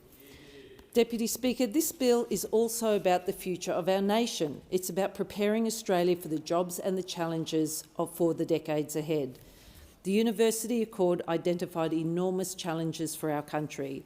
By 2050, Australia is expected to need a workforce where around 80% of working-age Australians have a tertiary education, either through university or through vocational education and training. And we can't simply achieve this by asking the same people who have traditionally gone to university to keep going. We have to widen the doors. We have to reach Australians who have historically been underrepresented in higher education. People from low-income families, people from regional and remote Australia, First Nations people, people with disabilities, and Australians who might be the first person in their family to ever walk onto a university campus. Because talent is not concentrated in wealthy suburbs, intelligence is not determined by postcodes, and ambition does not disappear when you cross the Great Dividing Range. Talent exists everywhere, it's opportunity that does not, and this bill is about changing that.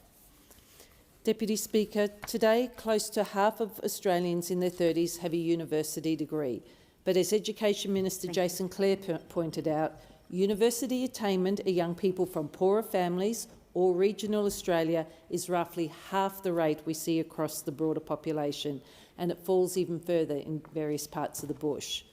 That should concern all of us, because when a capable young Australian misses out on an education simply because of circumstances, that is not only a loss for that individual, it is a loss for Australia. That person could have become a nurse, a teacher, an engineer, a scientist, a social worker, an accountant, a doctor, or perhaps the first person in their family to graduate from university and change the expectations of the generation that follows them. That is the extraordinary thing about education. The benefits don't stop with the person receiving it. Education changes families, education changes communities, and ultimately it changes countries. Deputy Speaker, one of the central reforms in this bill is the creation of a new managed growth funding system to support not only more university places, but ensuring those places are directed towards Australians and communities where they're needed the most. Under the legislation, the Education Minister will establish a total allocation pool, effectively determining the overall number of fully funded Commonwealth-supported places available each year, and the Australian Tertiary Education Commission, or ATEC, will then be responsible for the allocation of places. Deputy Speaker, from 2027, that's just next year, there are expected to be around 16,000 additional fully funded Commonwealth-supported places each year increasing to around 19,000 additional places in 2030. Over the next decade, the government expects the system to support approximately 230,000 additional commencing university students. Think about what that represents. 230,000 Australians, 230,000 opportunities, 230,000 people who may become teachers, nurses, engineers, health professionals, researchers, innovators, and the skilled workers Australia will depend on. That is nation building. And this reform, Deputy Speaker, matters also enormously for regional Australia. For someone growing up in Brisbane, Sydney or Melbourne, university may be relatively accessible. There may even be several universities within commuting distance. You might live with your parents. You might keep your existing job. You might know people who already know people who went to university or who will go with you. But imagine being 18 years old in a small regional community. The nearest university could be hundreds of kilometres away. University means leaving your family, finding somewhere to live, paying rent, finding work, paying transport costs, trying to study at the same time. So when you think about it, for those students, the question is not only, am I smart enough to go to university? It's also, can I actually afford to do it? And that's a fundamentally different problem. And that's why we're expanding university participation and saying it cannot simply be about creating places. We also have to give students the support they need to succeed and thrive. And that brings me to the second major reform contained in this legislation, needs-based funding. The principle is familiar to anyone who understands Labor's approach to education. Different students have different needs, and educating students facing greater barriers can require additional resources. The legislation therefore embeds needs-based funding within the core university funding system, providing additional support associated with students from disadvantaged backgrounds, First Nation students, and students studying at regional campuses. That matters because getting someone through university gates is really only half the job. We want them to graduate. A student who is the first person in their family to attend university may need different support from somebody whose parents and grandparents went to university. A student moving hundreds of kilometres from a regional community may face different pressures. A student juggling study with 20 or 30 hours of paid work because their family cannot financially support them faces different challenges again. So giving everybody exactly the same thing doesn't mean equity. It means recognising these differing needs and giving them the support they need. Now, Deputy Speaker, these reforms also represent a significant investment in the future of our university system. The government estimates that the changes will deliver an additional $3.66 billion in university funding over the next decade, and that investment matters. But what matters even more is what we receive in return. More Australians educated, more skills in our economy, more graduates entering essential professions, greater participation in regional communities, greater participation for disadvantaged Australians and First Nations people, and ultimately a stronger, more productive country. Because education should never, ever be viewed as an expense. It's an investment. It's an investment in productivity. It's an investment in families and in social mobility. It's an investment in innovation and an investment in Australia's future. This is part of the bigger Labor reform agenda. Deputy Speaker, it's also important to recognise that the bill does not exist in isolation. It forms part of the Albanese government's broader response to the Australian Universities Accord, one of the most significant reviews of Australia's higher education sector in decades. In fact, this is the seventh piece of legislation introduced by the Albanese Labor government to implement the Accord. The Accord is attempting to answer a very big question. What sort of education system does Australia need for its future and for the next generation? Because our economy is changing, technology is changing, artificial intelligence is changing workplaces, the energy transition is creating new industries, our population is ageing, demand for healthcare is increasing, and Australia needs more skilled workers across the vast parts of our economy. We need nurses, we need teachers, we need engineers and doctors and allied health professionals, scientists, technology specialists, construction workers and skilled vocational workers. So meeting these challenges requires both university and TAFE, and frankly we should never have a debate about university versus vocational education. They're both equally important and Australia needs both. And Labor believes that both should provide genuine pathways into secure and meaningful work. Deputy Speaker, there is also something deeply Labor about these reforms, because widening access to education has been part of Labor's story for generations, since inception basically. Labor understands that education is one of the most powerful forms of economic policy available to government. Give someone access to education and you give them something much more valuable than a temporary advantage. You give them skills, you give them knowledge, you give them choices, you give them independence, and you give them the ability to build their own future. For generations of working Australians, university was where someone's other children went, but that changed a long time ago, and governments played a huge role in changing that. Our responsibility now is to make sure the next generation of Australians get the opportunity to do what they want to do. A child growing up in Logan, Ipswich, Townsville or Cairns, Rockhampton or even regional Queensland should be able to dream just as big as a child growing up in the wealthier parts of Sydney or Melbourne. Their parents' income should not determine the size of their ambition.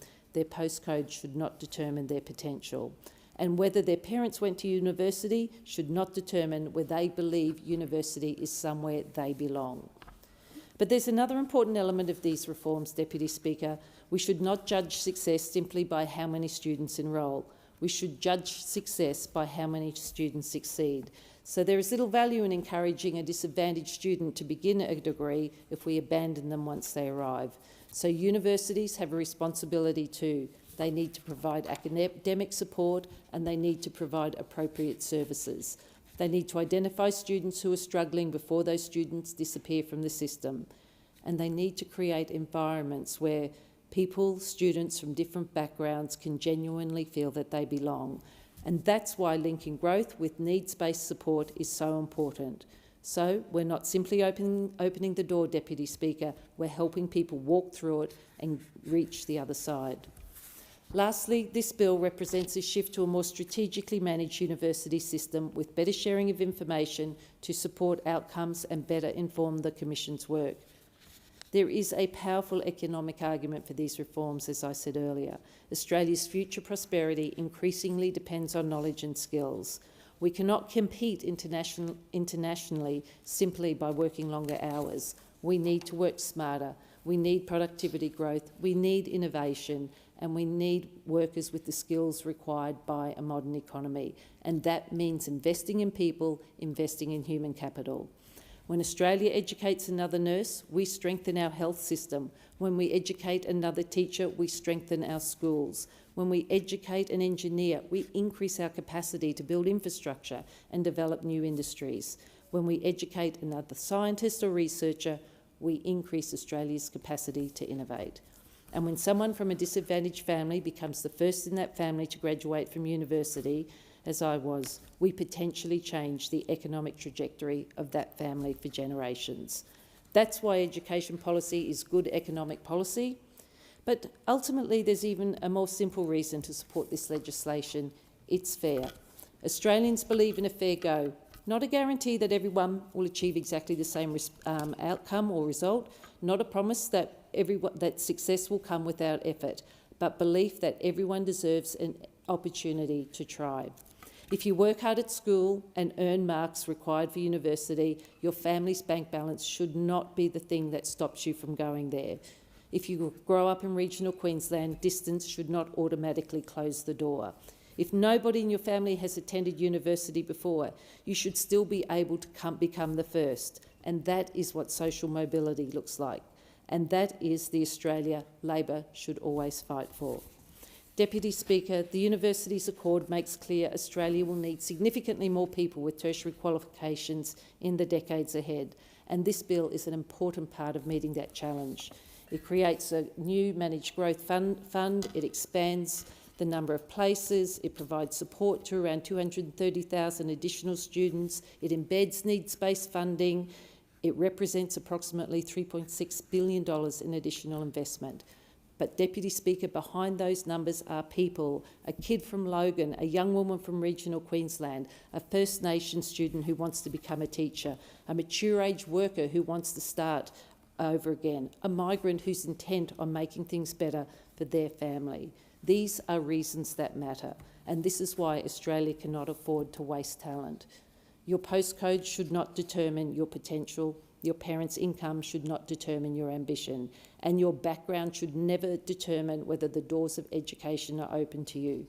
The great promise of education is that it allows people to build lives bigger than the circumstances to which they were born. And our job is to make sure that promise belongs to everyone, Deputy Speaker. That's what opening the doors of opportunities mean, and that's what these reforms are about.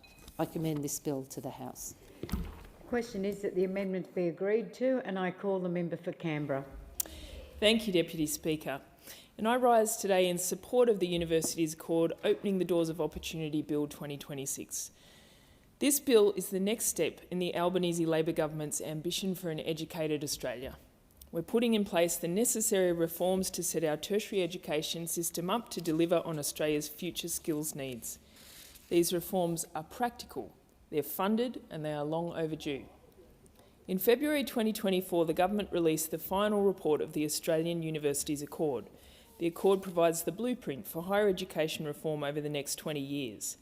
At the heart of the Accord is an ambitious goal that by 2050, 80% of Australia's workforce will hold a certificate, diploma or a degree. It's a big target, and it's meant to be, because meeting Australia's future skills needs in the decades ahead means having more students at TAFE and more people at university. But the only way to achieve this is by breaking down the barriers that stop so many young people from getting to university. Talent is everywhere, it's opportunity that's not. Deputy Speaker, Canberra is a university town, home to more universities than any other electorate in Australia. We've got the Australian National University, the University of Canberra, campuses of the University of New South Wales, the Australian Catholic University and Charles Sturt University within my electorate. And we are not standing still. The University of New South Wales is also currently constructing their new Reed campus near the Civic CBD, which is slated for completion in 2028. The Canberra electorate is highly educated, with around 66,000 residents, or 53%, having a bachelor's degree or higher. A further 8,200 residents, or nearly 7%, have a certificate level 3 or 4 qualification. The education and training sector is the third biggest employer in my electorate, providing jobs for over 8,600 residents. And as at the 2021 census, my constituents included over 21,800 tertiary students. Even so, there is some way to go and still plenty of work to do before my electorate and Australia reaches the Accord's important 2050 goal. Since 2024, the Albanese Labor government has already implemented more than 30 of the Accord's 47 recommendations, in full or in part. We have made HECS better and fairer by cutting 20% of HECS debts, capping indexation of HECS debts to the lower of the Consumer Price Index and the Wage Price Index, moving to a marginal repayment system and raising the minimum repayment threshold. These reforms mean that graduates keep more of their pay before their loan repayments even begin. We've also introduced paid prac for the first time for teaching, nursing, midwifery and social work students. This has been done in recognition of the fact that unpaid placements have for too long locked out students who cannot afford to work for free while completing the very training this country needs them to complete. And recently we have expanded on this excellent scheme to pharmacy and allied health students. And I was really pleased to have the opportunity to speak with many of these students at the recent market day at University of Canberra and what it was going to mean for them and how much easier it would make them to take on those prac placements and also to, as one student put it, to be more adventurous in the opportunities that they took up through those placements.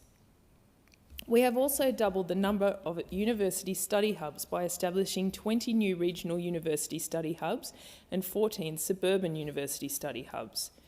University study hubs break down barriers to tertiary study by making it easier for students to access learning resources and support services, engage with other students and succeed in their higher education journey. We have increased the number of free university bridging courses, giving people a genuine second chance to gain entry to a university and gain tertiary qualifications. We've introduced the National Student Ombudsman and a national code to prevent and respond to gender-based violence, because a university education should never come at the cost of a student's safety. We have established the Australian Tertiary Education Commission, ATEC, as the steward of the entire tertiary education system, for the first time giving our country an organisation whose sole purpose is to plan for Australia's future skill needs. As the Education Minister has said, this bill implements 2 more key changes recommended by the Accord. The Accord recommended the adoption of a new funding model for higher education, one planned and managed by ATEC through mission-based compacts with individual institutions. It also recommended increasing the number of higher education students from underrepresented backgrounds, matched by a genuine focus on the success of those students, not merely their enrolment. This bill will help more people from financially disadvantaged families, the regions and the bush to get into university.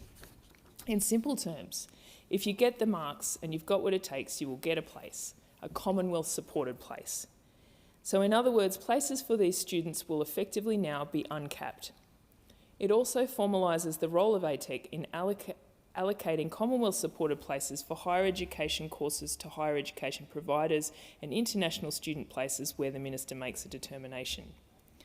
The bill will see an additional $3.6 billion of Australian government investment in the higher education funding system over the next 10 years. This will increase the number of students at university to meet Australia's future skills needs. There is still work to do, however.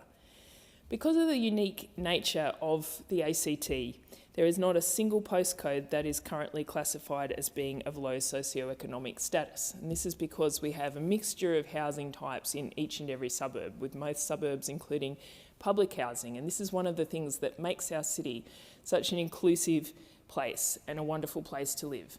But with our relatively high average incomes and low unemployment, the ACT is also a really difficult place to be on a lower income or to be poor.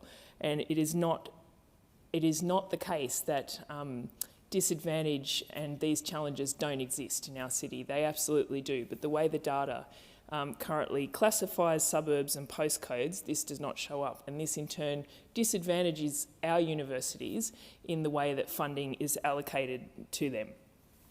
So I have raised this issue with the Minister, and I'm hoping that we might be able to address this issue, and I'll continue to advocate for my community to ensure that people in the ACT, and particularly in my electorate, are not disadvantaged by these rules, and that our universities can continue and build on their important role in educating students from lower socioeconomic backgrounds.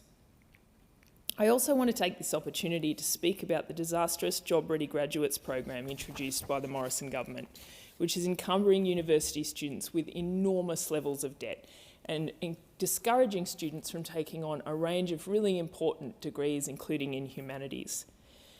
When I attended university with the assistance of HECS and paid it back, it was in hindsight a relatively modest debt to the government, and it was paid back relatively quickly. It wasn't a huge impost on my life or those that had these debts at that time, whereas now students come to me telling us their stories of absolutely enormous debts and what this impact is having on them as they finish their degrees and move into the workforce and try to plan for other things that they might want to be doing, like investing in a home, starting a family, etc. And this was never the intention of the HECS scheme to be like that, and I hope that this is something that our government can address as soon as possible. Because the sooner we get rid of that Job Ready Graduates program, it will be better for young Australians and those wanting to take on a university education. And I also, whenever I talk about breaking down the barriers for people from lower socioeconomic backgrounds to get into university, I think it's important that we don't ignore the costs of living that students face, particularly when they move from a regional area or a remote area to a capital city like Canberra, where things are expensive, rent and food, and this is actually a great barrier that people face. And I think that it would be great if we could look at the youth allowance payment and a bit of a rethink of that as how it can be a more meaningful support to young people who are trying to live away from home a lot of the time, or even those living at home. It doesn't mean it's not a huge cost for them and their families to support them through that. And I think that this is one of the barriers that also needs to be looked at for young people who want to, if we really want to get more people having access to tertiary education. But Deputy Speaker, under Labor there are more Australians at university today than we have ever had before, and it is going to continue to grow. Next year there will be 16,000 more places for more students in the system. Another 16,000 places will be added each year in 2028 and 2029. And in 2030, this will increase to 19,000 additionally fully funded Commonwealth-supported places. Our changes are expected to result in an extra 230,000 commencing domestic students at university over the next decade. This is a wonderful thing. In particular, this bill will support more students from low socioeconomic backgrounds, First Nations students and students studying at regional campuses to participate and, importantly, to succeed at university. As the CEO of Universities Australia, Luke Sheehy, has said, and I quote, "Australia needs more university-educated workers, not fewer. That means opening the door to university for more Australians, no matter their postcode, background or bank balance. More opportunity is good for students, good for communities and good for the economy, and this bill represents a major change to how student places are funded, allocated and supported. The ambition is right." Deputy Speaker, the bill enacts our government's commitment to the Accord through a new funding system. It will embed a new managed growth funding system and establish demand-driven needs-based funding to support students from underrepresented backgrounds to access and succeed at university. It will also formalise the role of the ATEC in allocating Commonwealth-supported places. The new managed growth funding system will effectively uncap the number of places for students from low socioeconomic backgrounds in regional areas. The new system will address existing issues in the higher education funding system and will better align Commonwealth funding with enrolments. Higher education providers will be supported to transition to the new funding system. Similar to Gonski funding for schools, the more students a university has that meet the criteria, the more funding they will receive to help these students to participate and succeed at university. And this is why it's important that the ACT is able to be the particular situation of the ACT is able to be accounted for in that funding model. This bill sets the base equity amount at $1,535 and the base regional amount at $1,398.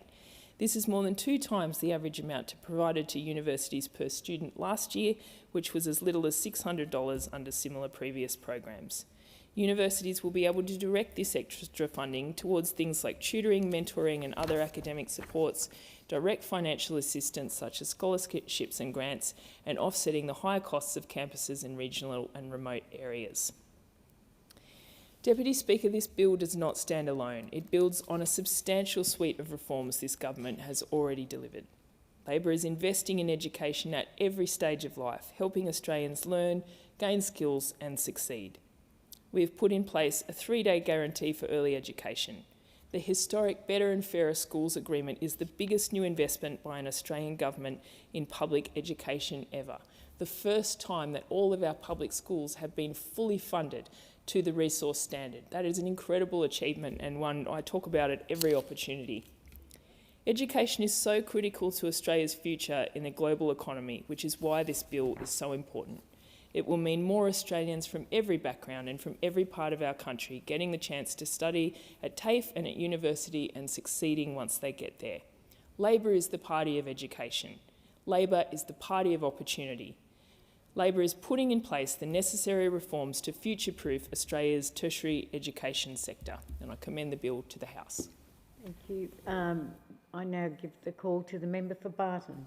Thank you, Deputy Speaker. I rise to speak on the Universities Accord Opening the Doors of Opportunity Bill. And this bill is a blueprint for the future of higher education in this country. It is about setting up our kids for a future as big as their ambition. And it's about setting up our universities so they can foster our best and brightest. And therefore, it is about making our country as smart and strong as possible as it can be. And that is what higher education is about. It's about giving people the tools they need to participate fully in society. Of course, universities are not only part of that picture. TAFE is another essential piece of the puzzle, giving people different pathways, different options, and different chances to succeed. But today we are speaking about universities, and I want to frame this debate in the context of Barton, the community that I'm so proud to represent. Deputy Speaker, people come to Barton because of opportunity. We sit just outside the centre of Sydney. We have great train lines and buses that allow people to get to work, school and university. And if you live in Cogra, Walleye Creek, Rockdale, Hurstville, Arncliffe, Bexley or the surrounding suburbs, you are within reach of some of the best higher education institutions in this country. And you can get to the University of New South Wales, which I know is the university of choice for many locals in the St George area. And you can get there to the University of Sydney, which I did after graduating from Deanbank there in Hurstville. And you can get to the University of Technology Sydney, which I also did go back to and study law after completing my science degree and deciding to change my career. And that is the power of higher education. It does not just open the door, it opens many doors at different points in our lives. And because of Barton's proximity to these institutions, I meet so many young people who are thinking about university, preparing for university, or already studying there. And for many of them, university is not just for their own dream, it's also their parents' dream too.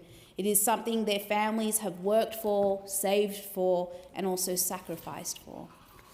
And families move to our area because they want their children to have every possible chance. They want them to go to good schools, be surrounded by opportunity, and believe the future is open to them.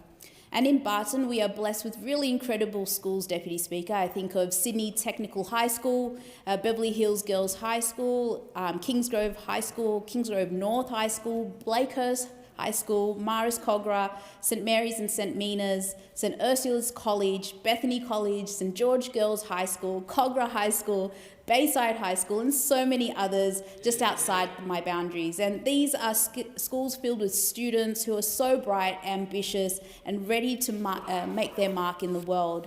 And that is what this country should be about, Deputy Speaker.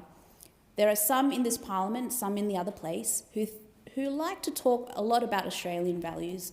And they talk about who belongs, who gets to contribute, and what Australia should actually look like. But to me, Australian values are very clear. They are aspiration, hard work, sacrifice, the belief that the next generation should have more opportunities than the one before it. And Barton is full of that aspiration. And it is the aspiration of parents who came here to give their kids a better chance than they had. It is families working long hours, taking extra shifts, running small businesses, commuting across the city, doing everything they can to make sure their children can stand on stronger ground.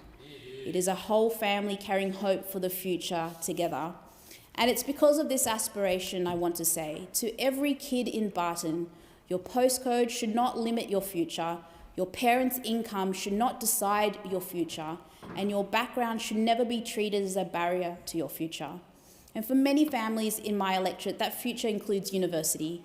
So when I think about this bill, Deputy Speaker, I think about the Year 12 students I speak to across my electorate, the students studying hard, sitting exams, working part-time and wondering whether university is really within reach. They want to know that if they go to university, they will not be saddled with a debt that follows them around for the rest of their lives. They want higher education to help them move forward and not hold them back. Because a university degree should be a doorway, not a debt sentence. I also think about the students already at university. They want to know that when they graduate, they will step into a workforce that has a place for them. They are worried about the future of work. They're worried about whether artificial intelligence will wipe out entry-level jobs. They are worried that the skills they have spent years learning may not actually match to the economy they graduate into. And I hear that concern. Young people are not imagining it.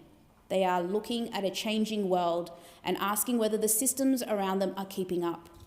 Young people are not asking for a free ride. They're asking for a fair shot. They're asking whether this country still believes that if you work hard, you study hard and back yourself, there will be a place for you. And I want those students to know that when I come into this place, when I sit in the caucus, when I sit in the committee, when I look at legislation and policy, I'm thinking about them. I'm thinking about the country they will inherit, the jobs they will do, the communities they will serve, and the contribution they will make. Our job in this parliament is not just to manage the present, it is about preparing for the future. That means making higher education fairer. It means making sure university is not reserved for those whose families can already afford it. It means making sure students who work hard, dream big and want to contribute to this country have a real chance to do so. So let's look at this bill and see what it actually does. The main thing this bill does is introduce a new funding system. This is demand-driven, needs-based funding to support students from underrepresented backgrounds to get into university and stay at university and succeed once they are there. And I think Minister Clare described it best when he called it GONSI, but for universities. That means when a university enrolls more students from low socioeconomic backgrounds, First Nation students and regional students, it will receive more funding to support them. Simple as that. And this matters because getting into university is only the first step. We also have to make sure students have the support they need to finish it. And this funding will give universities additional resources for tutoring, mentoring, academic support, scholarships, and emergency financial assistance. And for some students, that support might be the difference between actually finishing their degree and dropping out. It might be the difference between buying textbooks, paying rent, getting to campus, taking on a placement, or keeping going when things just really get hard. Under these changes, Deputy Speaker, that funding will be about double what universities would previously receive per student. And that's a serious investment in young people, fairness, and Australia's future. And these changes flow from Universities Accord process, a 12-month review of the higher education sector. And that review found that the current model does not, and I quote, provide for sufficient growth in enrolments to meet the nation's skills needs, with growth occurring in unplanned, unmanaged and underfunded ways that can have unintended consequences for the breadth and quality of courses. And that should concern all of us. It tells us that the system is not properly set up to produce the graduates our country needs. Growth has been happening in a way that it's not planned properly, managed properly or funded properly. And it also tells us too many students are being pushed into a system that does not always set them up for success. Too many students are taking on debt for courses that may not lead them where they need to go. Too many students with the marks, ability, work ethic are still missing out because they do not come from wealthy families or communities where university has always felt like a given. And that's not good enough, because talent is not confined to one postcode. Intelligence is not confined to one income bracket. Ambition is not confined to one kind of family. There are brilliant kids in Barton and right across this country who deserve every chance to get into the course they have earned, study the skills our country needs, and build the future they are working so hard for. And that is why we're introducing this legislation. Under this bill, the Minister will be able to amend the total allocation pool determination, either on their own initiative or following a request from the Australian Tertiary Education Commission in response to demand from equity cohorts. Now, that sounds a bit technical, but what it means is quite practical. It means the system can respond when more students from underrepresented backgrounds want to study. It means universities will be resourced to support them. It means there will be enough places for eligible students from equity backgrounds to participate. In plain English, students from low socioeconomic backgrounds, First Nation students, and students from regional areas will have a fairer chance to get into courses they have earned in their place. And that is what opening the doors of opportunity actually means. It's not telling young people to work hard and then leaving the door half shut. It's making sure that when they do work hard, there is a real place for them on the other side. The bill will also give the Minister greater flexibility to determine different kinds of courses as demand-driven higher education courses in order to respond to emerging government priorities. And for example, the Minister may choose to classify courses such as nursing or education as demand-driven courses to support more enrolments where the workforce need is clear. And Deputy Speaker, those needs are clear. We need nurses, we need teachers, we need social workers, we need engineers, we need people with the skills to care for our community, build our future, strengthen our economy and respond to the challenges that are coming against us. So this bill is not just about university places, it's about making sure Australia has the workforce it needs. And it's about saying to a young person in Barton, if you want to become a nurse or a teacher, a lawyer or a scientist, social worker or an engineer, or anything else this country needs, then your background should not be the thing that stops you. All of this means we are effectively uncapping the number of places for students from low socioeconomic backgrounds and regional areas. It means making sure our young people are studying the subjects and learning the skills they need to build good lives, support their families, and contribute to this country. We expect these changes will result in an extra 230,000 Australian students at universities over the next decade. That is 230,000 more people whose talents this country cannot afford to waste. And this is on top of the work this government has already done through the Universities Accord. We have wiped 20% off student debts. We've capped HECS indexation to the lower of CPI and WPI. We have introduced paid prac for teaching, for nursing, midwifery and social work students. And we have increased the number of free university-ready courses. And we are doubling the number of university study hubs because this government has a vision for the future, Deputy Speaker. And it's not some vague consultation thought bubble. It is much simpler than that. It is trusting the talent of our kids. It's giving people a fair go. It's rewarding aspiration. And it's making sure that every child in every community has the chance to build a life as big as their ambition. I give the call to the member for Banks. Thank you, Deputy Speaker. Prior to being a parliamentarian, I was a different type of public servant. I spent a great deal of my career working in education policy, looking at how education systems, both in Australia and overseas, can be more effective and provide better outcomes for students. My time in this field showed me that there is much government can do in order to improve our education system from an efficiency and effectiveness perspective. However, if a situation persists where students are unable to meaningfully access the education system, then government must legislate in order to ensure that the transformational power of education is an opportunity available to all.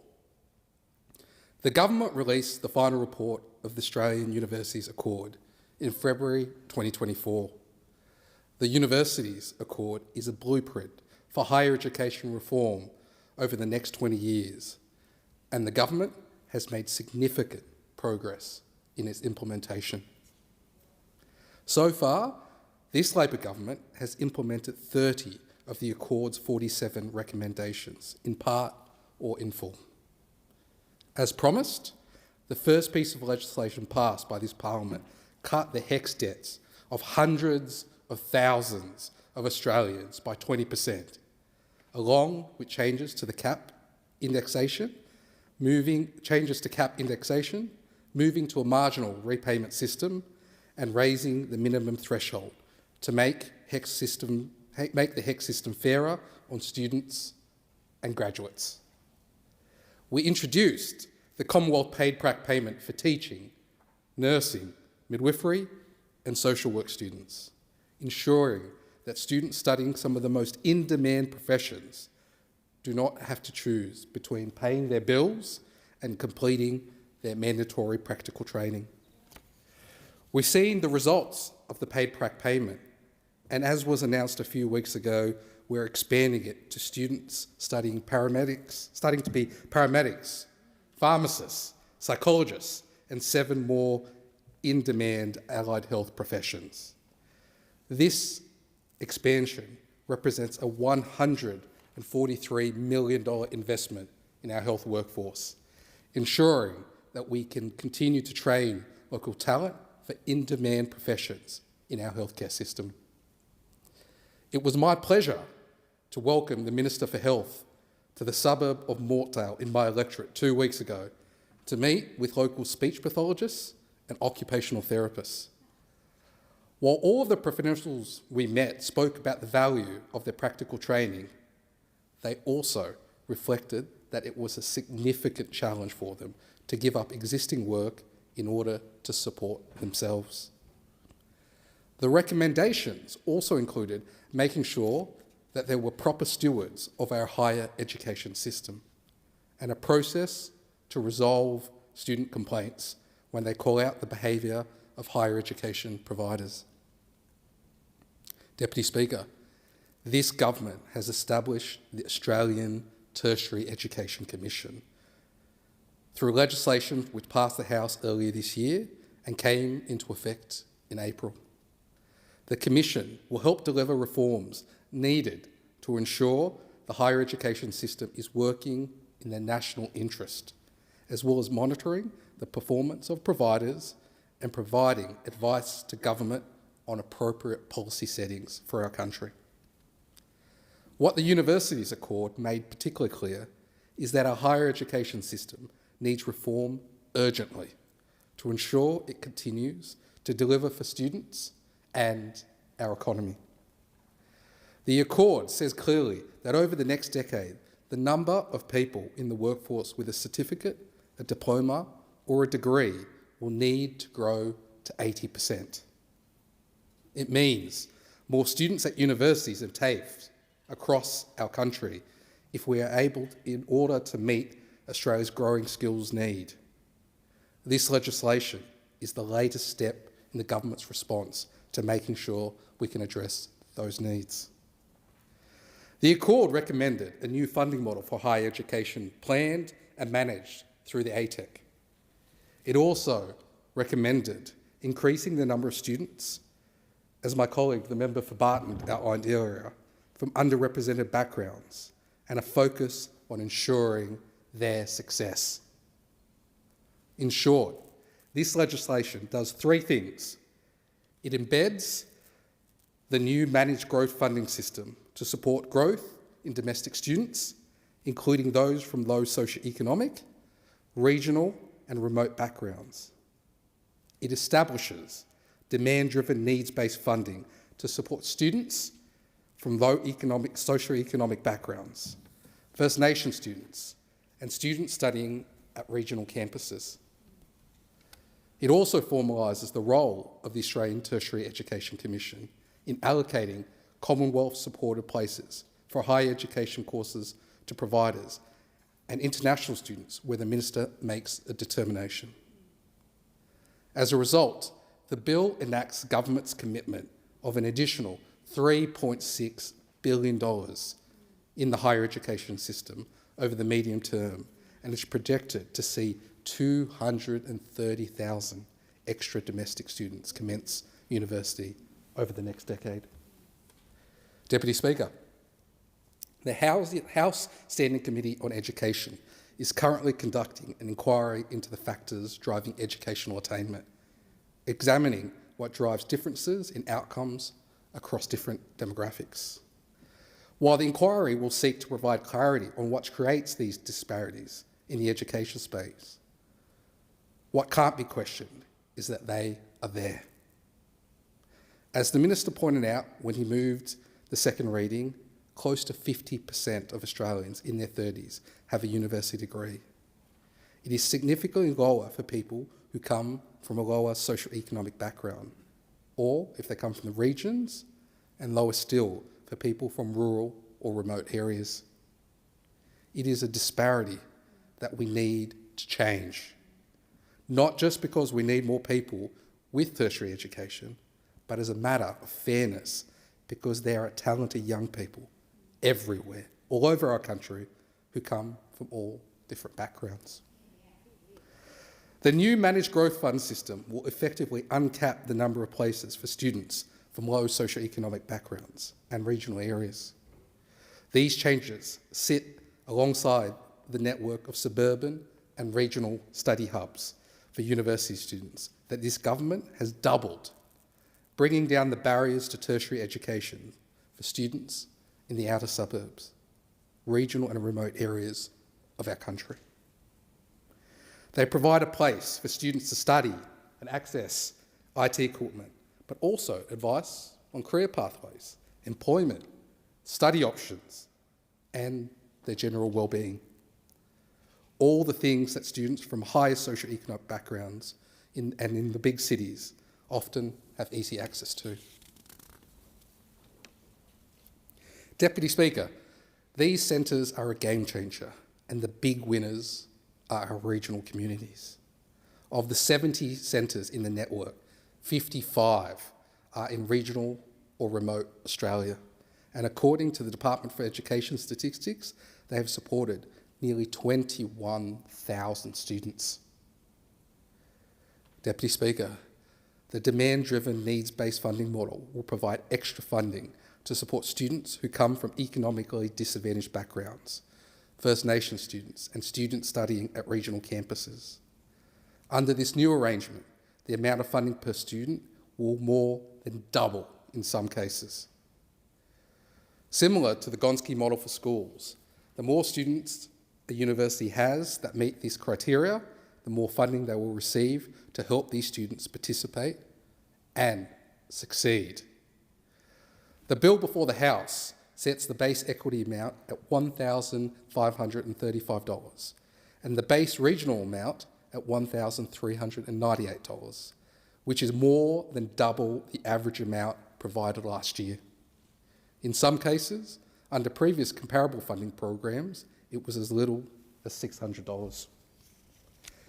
Universities will be able to put this funding towards academic support programs such as tutoring and mentoring, direct financial assistance in the form of grants or scholarships, or offsetting the higher cost of campuses in regional and remote areas. We know that students from the cohorts this bill seeks to help are less likely to start a university degree. They are, however, also less likely to finish it, with data indicating they're twice as likely to drop out after their first year. This is why, Deputy Speaker, needs-based funding is so important. It is a real reform to ensure students that have grades coming out of school to get into university have the supports to finish their degrees. Additionally, Deputy Speaker, the bill sets out and formalises some procedural elements, including a framework for the ATEC to exercise its existing powers to allocate international student places where the Minister for Education makes an international allocation pool determination. The bill also makes some technical amendments to modernise information sharing between the Commonwealth Ombudsman, the Tertiary Education Quality and Safeguard Agency, the regulator, and ATEC to inform their work as needed and appropriate. Deputy Speaker, I also feel compelled to challenge one of the points that the member for Barara made in his contribution to the House. One of the central arguments he made was his idea that competition, deregulation and independence would be the best way forward for the university sector. Core to that was the notion that we should let the university sector operate like other marketplaces and encourage competition. It has to be said, though, Deputy Speaker, letting universities operate like businesses rather than educational institutions in a market that is inherently uneven or unequal has unfortunately been part of the problem. Even the father of classical economics, Adam Smith, argued that education should not be left to the market. Some universities have access to a larger pool of potential students than others. Some universities have reputations built over decades of prestige that make them inherently more attractive to potential students. The need to meet commercial pressures in such an environment is what has driven an over-reliance on certain revenue streams, such as international students, that the government has had to correct. In some circumstances, it has also predicated a drop in the quality of education delivered and the sort of conduct uncovered by inquiries into university governance, like the one my friend Dr. Sarah Kane is chairing in the New South Wales Parliament. Indeed, higher education is not just any good or service. Given the level of tertiary qualified students our economy is going to need, it is becoming more and more essential. Pursuing purer competition and deregulation in the university sector would only usher in a new era of problems that Australian students have had enough of, as well as sort out the consolidation that reduces access in the name of commercial performance. Deputy Speaker, this legislation is important. Too many young people in this country face barriers to higher education on the basis of things that they cannot control. We cannot go on telling young people that they should have aspirations for their future before leaving them at the mercy of a system that gets in the way of them reaching that potential. Not least of all, Deputy Speaker, because as a country we cannot afford the underlying cost of talented young people not getting a chance to succeed on the basis of where they live or how much their parents earn. This legislation before the House will help make our higher education sector fairer. It will help build a sector where growth is planned, giving providers the certainty to plan for the future, where funding responds to the needs of students, lowering the barriers that prevent their educational attainment and success, and where the opportunity to access the transformational power of education is not rationed for some, while being plentiful for others, but is available to all Australians, including in my electorate of Banks, but also in regional, remote areas across our great country. I give the call to the member for Hughes. Thank you, Deputy Speaker. Learning is the only thing the mind never exhausts, never fears, and never regrets. Those words, attributable to the great polymath Leonardo da Vinci, speak to a timeless truth. Education is the great equaliser and enabler. It is the single most powerful driver of social mobility and the ladder by which young people from suburbs like those in my home of southern Sydney can build a better life for themselves, for their families and for their communities. The democratisation of education increases the supply of innovative and interested minds. In turn, increased education makes for a more exciting society. That is why education is a core value of the Australian Labor Party. It empowers workers, grows the stock of human capital, promotes economic mobility, and gives people the skills and confidence to withstand powerful shocks. As the party of growth and security, Labor will always work to improve higher education and expand its accessibility to all. At the start of 2024, our government released the final report of the Australian Universities Accord. It provides a roadmap for reforming higher education to expand access and opportunity well into the future. The Albanese Labor government has already improved the fairness of HECS by cutting 20% off every student loan, capping indexation, moving to a marginal repayment system and raising the minimum repayment threshold.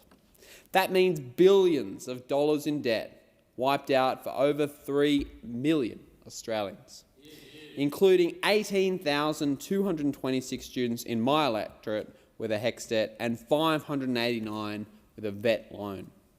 And now, if wages fail to rise faster than inflation, indexation will be capped to the lower of the CPI or the wage price index, ensuring that student loans no longer outpace students' purchasing power.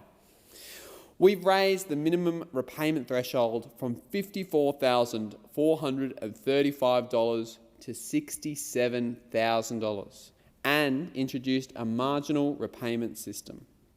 Under the previous repayment structure, earning $1 over the threshold required a percentage payment on your entire income, acting as a high effective marginal tax rate and disincentivising work. Now, repayments only apply to income earned above the threshold. We have introduced the National Student Ombudsman and National Code to prevent and respond to gender-based violence. Academic success depends on an environment where students feel safe, respected and supported.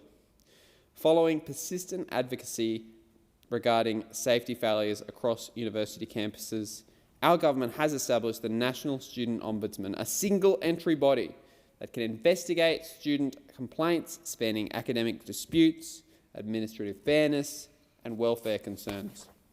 Higher education institutions must also comply with new mandatory standards to address gender-based violence. Student safety is not an optional campus policy. That's why the National Higher Education Code now requires providers to maintain secure student accommodation, establish trauma-informed support services, and publish de-identified reporting data with compliance overseen by the Department of Education. We have made Commonwealth-supported places available to all First Nations students with the marks to get in. And we have established the Australian Tertiary Education Commission as a steward of the tertiary education system. Years ago, I had the privilege of being able to study economics and finance at the University of Wollongong's Southern Sydney, now Sutherland campus. Like so many young people growing up in the Shire and in Sydney's southern suburbs broadly, I faced the daily calculus that every tertiary student must grapple with. The long commutes, the pressures of working, paying for textbooks and transport, and the challenges of navigating studies. Just as important as what I was able to learn in the lecture theatre there was where I studied. Having access to a local university campus right in Sutherland and Loftus meant that I was able to access high-quality tertiary education without the barriers of long hours of commuting between home, work and university. It meant that I could stay connected to the community that I grew up in, remain employed in the local area and focus on my studies without the kind of geographic and financial barriers that many students face. The skills and experience I gained through my studies went on to inform and equip me for my work in the finance sector and subsequently to my involvement in government and arrival in this place. This has instilled in me the deep understanding that good local access to education can unlock real opportunities and growth. There are few places that the Albanese government's commitment to accessible education is more visible than at the Macquarie Fields Suburban University Study Hub in my electorate of Hughes. This study hub is a game changer for students and residents in southwest Sydney. For those students living in the Macarthur suburbs of Macquarie Fields, Glenfield, Ingleburn, Long Point, Bardia, travel to university can involve long hours in the car, on trains or buses every day. Those in the outer suburbs of Sydney without good public transport connections often feel acutely the challenge of commuting to a metropolitan campus while juggling insecure work or other commitments. For mature-age students or parents caring for children while trying to upskill, that commute is a critical determinant. For the quiet Australians in the outer suburbs of southern and southwestern Sydney, accessibility is not a buzzword. It can be the difference between pursuing higher education and being held back simply by the accident of geography. Proximity is powerful, and the new Macquarie Fields Suburban University Study Hub has been a game changer for so many students in my electorate. It provides high-speed internet, dedicated quiet study spaces, academic support, and a welcoming learning community right at their doorstep. It transforms the tyranny of distance into an accessible pathway to further opportunities. The Macquarie Fields Suburban University Study Hub is one of 14 new suburban university study hubs alongside 20 new regional university study hubs. It is so much more than a quality facility. It represents the core philosophy of the university's accord, breaking barriers to higher education and expanding opportunity for all. The Albanese Labor government has also introduced paid prac for the first time for teaching, nursing, midwifery and social work students. And now we're expanding it to cover 10 more courses, including clinical psychology, physiotherapy, occupational therapy, speech pathology, paramedicine, radiography, pharmacy, rehab therapy, audiology and podiatry. These are some of the most essential jobs in my community in southern Sydney and across Australia, but too many students in these roles have been forced to choose between continuing in their studies and paying their bills as they give up paid work to take on weeks of unpaid placements. I recently spoke with Mia, Cheyenne and Sebastian, student pharmacists, and heard firsthand about the huge difference that this will make to students studying these courses. Mia, Cheyenne and Sebastian told me that it would be an enormous relief to students like them, allowing them to progress in their studies without having to forego paid work to cover their rent and groceries. It means students will get more opportunities to do placements in their community without having to worry about how they'll pay their rent and their bills. They told me about students having to moonlight their paid jobs with their pracs, stopping them from getting enough rest and putting safety at risk. This bill aims to stop that. For them, paid prac will go on to become one of those reforms that when we look back in the future, we won't believe it wasn't already there. We shouldn't routinely be making students choose between finishing a degree and paying the rent on their home. Paid prac is both sensible cost of living relief for students as well as an investment in our future health workforce and in Medicare. With the rise of AI and uncertainty surrounding work, access to higher education is a must-have. Lifelong learning is a critical component in a workforce that is dynamic, future-focused and ready to pursue head-on the coming trends in the labour market and the wider economy. The University Accord states that in the coming decades, the number of Australians in the workforce with a certificate, diploma or degree will need to rise to 80%. That means that more mature-age workers in TAFE or university learning new skills to prepare for a rapidly changing world of work. Accessible higher education is what turns headwinds into tailwinds and approaching storms into rising tides. Workers that are capable and equipped with the skills and confidence to take advantage of new technologies are able to withstand these powerful forces and shape them to propel Australia's future prosperity. The Albanese Labor government has wasted no time in confronting these challenges head-on. We have already implemented more than 30 of the Accord's recommendations in full or in part.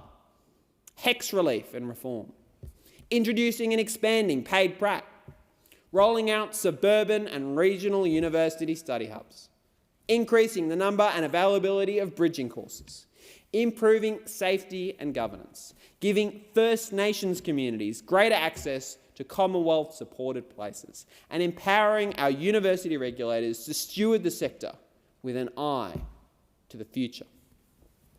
Building on the $2.5 billion committed in the 2024-25 financial year, this bill introduces an additional $3.6 billion investment into higher education over the next decade.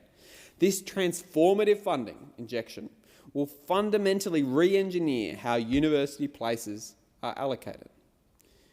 If we contrast this with the previous government's disastrous demolition job on higher education, under the Job Ready Graduate scheme, higher education funding became mired in a tangled web of arbitrary caps and misaligned incentives, with an ideological government committed to picking winners and wide-ending programs. This bill is overhauling that broken model with a new managed growth funding system. Managed by the ATEC, this system will directly align Commonwealth funding with actual student enrolments and expand the number of university places allocated to students from low socioeconomic backgrounds and regional areas. It will effectively uncap the number of places for students from these backgrounds. If a student has the talent and determination, they will have a place in our higher education system if they want it. It will also formalise the role of the ATEC in allocating Commonwealth-supported places. These changes are projected to result in an extra 200,000 commencing domestic students at Australian universities over the next decade. That's 200,000 lives forever changed and 200,000 skilled workers added to our economy. We're also introducing demand-driven, needs-based funding to provide extra support for students from disadvantaged backgrounds, First Nations students and students studying at regional campuses. In some cases, this will more than double the amount of funding per student. The base equity amount will be set at $1,535 and the base regional amount at $1,398. That is more than twice the average amount provided to universities per student last year, which in some cases was as little as $600 under the previous programs. Universities will be able to allocate this funding towards the bread and butter components of student success. Things like tailored academic tutoring and peer mentoring to help students master complex subjects, direct financial assistance through scholarships and grants, and offsetting the higher operational costs of running regional and satellite campuses, ensuring that institutions like the Sutherland campus of the University of Wollongong, of which I was a student, can keep their doors open. Higher education changes lives. When I reflect on my time walking through the grounds of that campus of the University of Wollongong as a student, it's clear that it changed mine. And when I visit the vibrant suburban study hub in Macquarie Fields, I know that students in my electorate and across southern and southwestern Sydney will be able to access the same opportunities that I had as a student. The doors of opportunity are there, and good access to higher education is the key to unlock them. I commend this bill to the House. And the question is that the amendment be agreed to, and I call the member for Macon. Thank you, Deputy Speaker, and I join my colleagues on this side of the House in speaking in support of the Universities Accord opening the doors of Opportunity Bill 2026. Mr Deputy Speaker, it is in the national interest and it should be our aim to ensure that every person has the opportunity to pursue the career of their choice and for which they have a passion. However, that has not always been the case, and it's still not the case, albeit that Australia provides more career opportunities than most other countries, particularly under the Albanese government's free TAFE policy and changes to the higher education loan program. I understand that over 800,000 Australians have now enrolled in a free TAFE course, and that is good for the nation and good for the individuals. The Deputy Speaker, those figures also highlight that young people in particular, but also others, want to further their education and achieve a professional degree or trade certificate if it is made easier for them to do so. Former Labor Prime Minister Gough Whitlam, half a century ago, in fact just over half a century ago, understood that, and it was under his leadership that in 1974 university and tertiary education was made free and opened up to all Australians. In 1989, the Hawke government introduced the HECS Higher Education Contribution Scheme to ensure university funding was sustainable, but still ensuring university education was accessible to everyone. Today, around 60% of high school students enrol in a university course, compared to around 12 to 14% back in 1974. The 60% figure of university attendance rate now puts Australia at above average in attendance rates when compared with most other advanced countries. However, we still have a way to go when compared to countries including South Korea, Japan and Canada that have university attendance rates of more like 70% or just under. South Korea and Japan in particular are good examples of the importance of education, both countries having become economic powerhouses through science and innovation industries that rely on university education. We also know that young people from disadvantaged or regional families are still often faced with barriers to university education. In particular, a combination of living costs while at university or the need to enter the workforce at a younger age in order to support their families, or simply living away from home if you're a regional student, are regional barriers for many young people. And it is up to us in this Parliament to try and break down those barriers. As a result, we have a lot of young people who lose out because they don't get to university. Young people who are quite often are indeed very smart, but they come from disadvantaged families and therefore never get the opportunity to put their ability to the full test.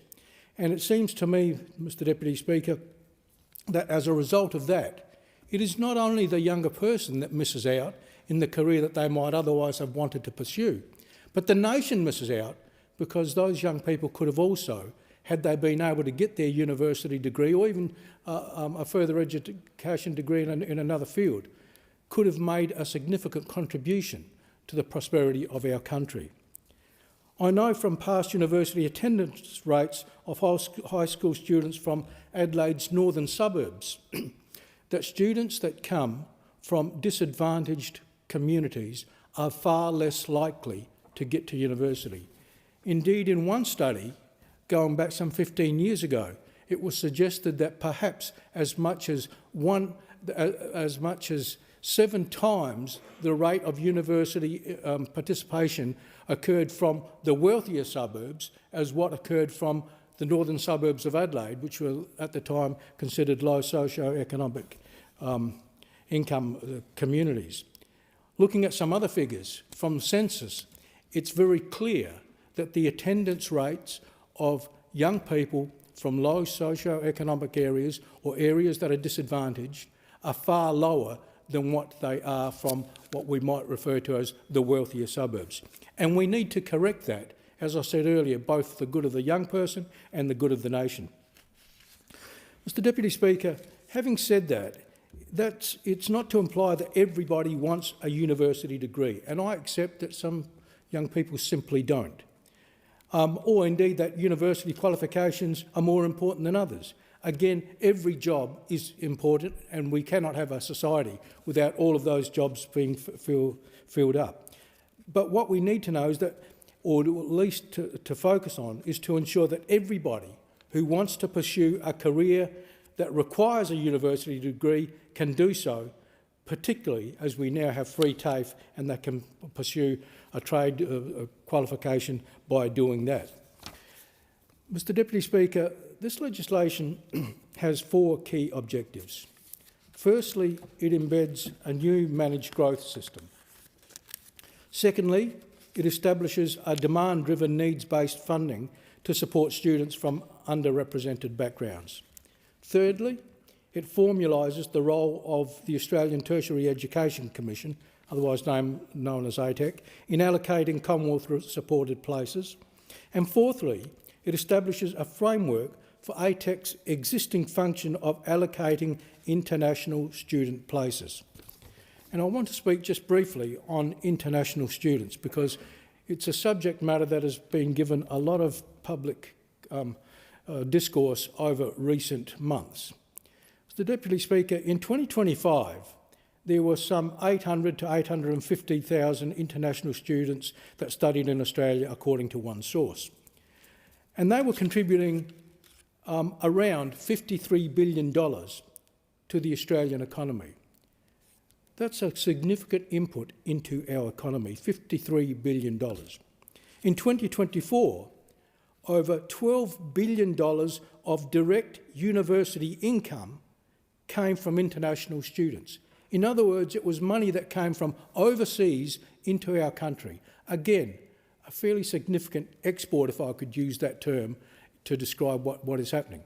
And indeed, it's often said that the university sector, or the higher education sector, is the fourth biggest export that we have in this country. Those students that were coming to this country, over 50% of them were coming from China, India, Nepal, Vietnam, Bangladesh and the Philippines. You could argue that, perhaps with the exception of China today, all of those countries are still developing countries.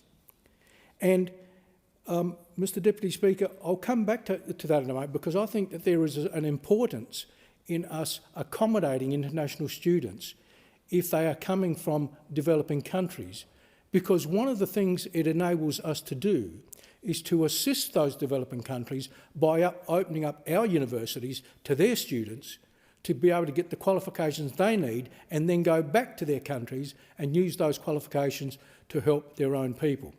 Now, in my view, that is an important thing that we should be doing as a good global citizen. But regrettably, I noticed that those student numbers are falling. In fact, using the last figures I've been able to get hold of, they have fallen by about 20% to a figure of about 680,000. Now, in addition to the point I just made about this, the international students going back to their countries and also building strong bonds with this country by doing so, the reality is that while they are here, those international students are creating jobs in the university sector and jobs for many local businesses that support them during their stay in Australia. And so if we as a nation are to reduce the number of international students that come into this country, there will be flow-on effects as a result of that. And I respectfully suggest to everyone in this place that the issue of university students should be very carefully managed, because there is consequences whichever way we go with respect to their numbers. Mr Deputy Speaker, another matter that I just want to briefly touch on is the issue of medical places. Ever since I've been in this place, we've spoken about the shortage of GPs in particular, but other health professionals more broadly throughout the country, and in particular in the regional and remote areas of Australia. And there is no question that we have a shortage of GPs in particular. And quite often, we are relying on overseas GPs coming to Australia to fill the shortages that we need. It has been the case for years because, in my view, the medical places offered by our universities in this country have been rigidly capped. And I'm not sure why that is the case, but I suspect it's in order to protect the existing medical profession. My view is that if we are ever to have the workforce we need, particularly across all of the health professional areas, but as I said, in the GP space where I know that there is definitely a shortage, then we need to have the universities not only relax their entry criteria for those students who want to pursue a medical career, but we need to also increase the medical places that are available within the universities themselves. The third issue I want to speak about with respect to universities is another one that is raised with me from time to time, and again often gets a fair bit of media reporting as well. And that is the issue of the salaries paid to Vice-Chancellors. Now, I've looked up the list of what Vice-Chancellors are being paid in the universities across Australia, and they range from about $1 million to $1.5 million. That's the kind of income they are currently getting. At the same time, I also see universities cutting staffing levels and other expenditure and support services for the students that go there.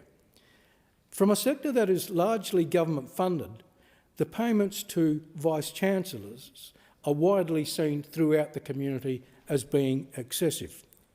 Now, the federal government funds our universities, and in 2024, the universities across Australia were funded to the tune of about $21 billion.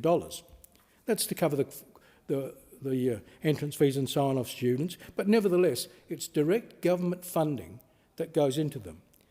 Government funding is taxpayer funding, and salaries of $1 million or more to Vice-Chancellors may be the norm, but they need to be justified, because right now, when so many people are doing it tough, they constantly ask the question, why are universities paying those kinds of salaries to the Vice-Chancellors? Mr Deputy Speaker, I also note that there has been some criticism of this legislation by some of the industry groups, including the Business Council of Australia and others. And I think the Australian Chamber of Commerce and Industry also flagged some concerns they have with the legislation.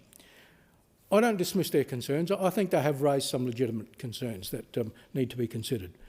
But having said that, I believe that this legislation goes a long way to achieving what we all want to achieve, and that is to ensure that everybody who wants to get to a university degree can do so, and that in particular, the young people from the remote, rural, regional places of Australia or the disadvantaged communities within the metropolitan area are able to get to university when they can. And I'm pleased to see that the Minister is sticking to that view and provided this legislation, which I genuinely believe goes a long way to doing that. Sure, it may be that we will need to just closely watch what happens in the year or two ahead, and I'm sure the Minister is fully aware of that and will do so. But I believe the legislation achieves an objective that was started by the Whitlam government over half a century ago, and that is to ensure that everybody that wants to get a university degree can do so, and I commend this legislation to the House. The question is that the amendment be agreed to, and I call the member for Werriwa. Thanks, Deputy Speaker. I rise to make my contribution to the bill, the Universities Accord Opening the Doors of Opportunity Bill.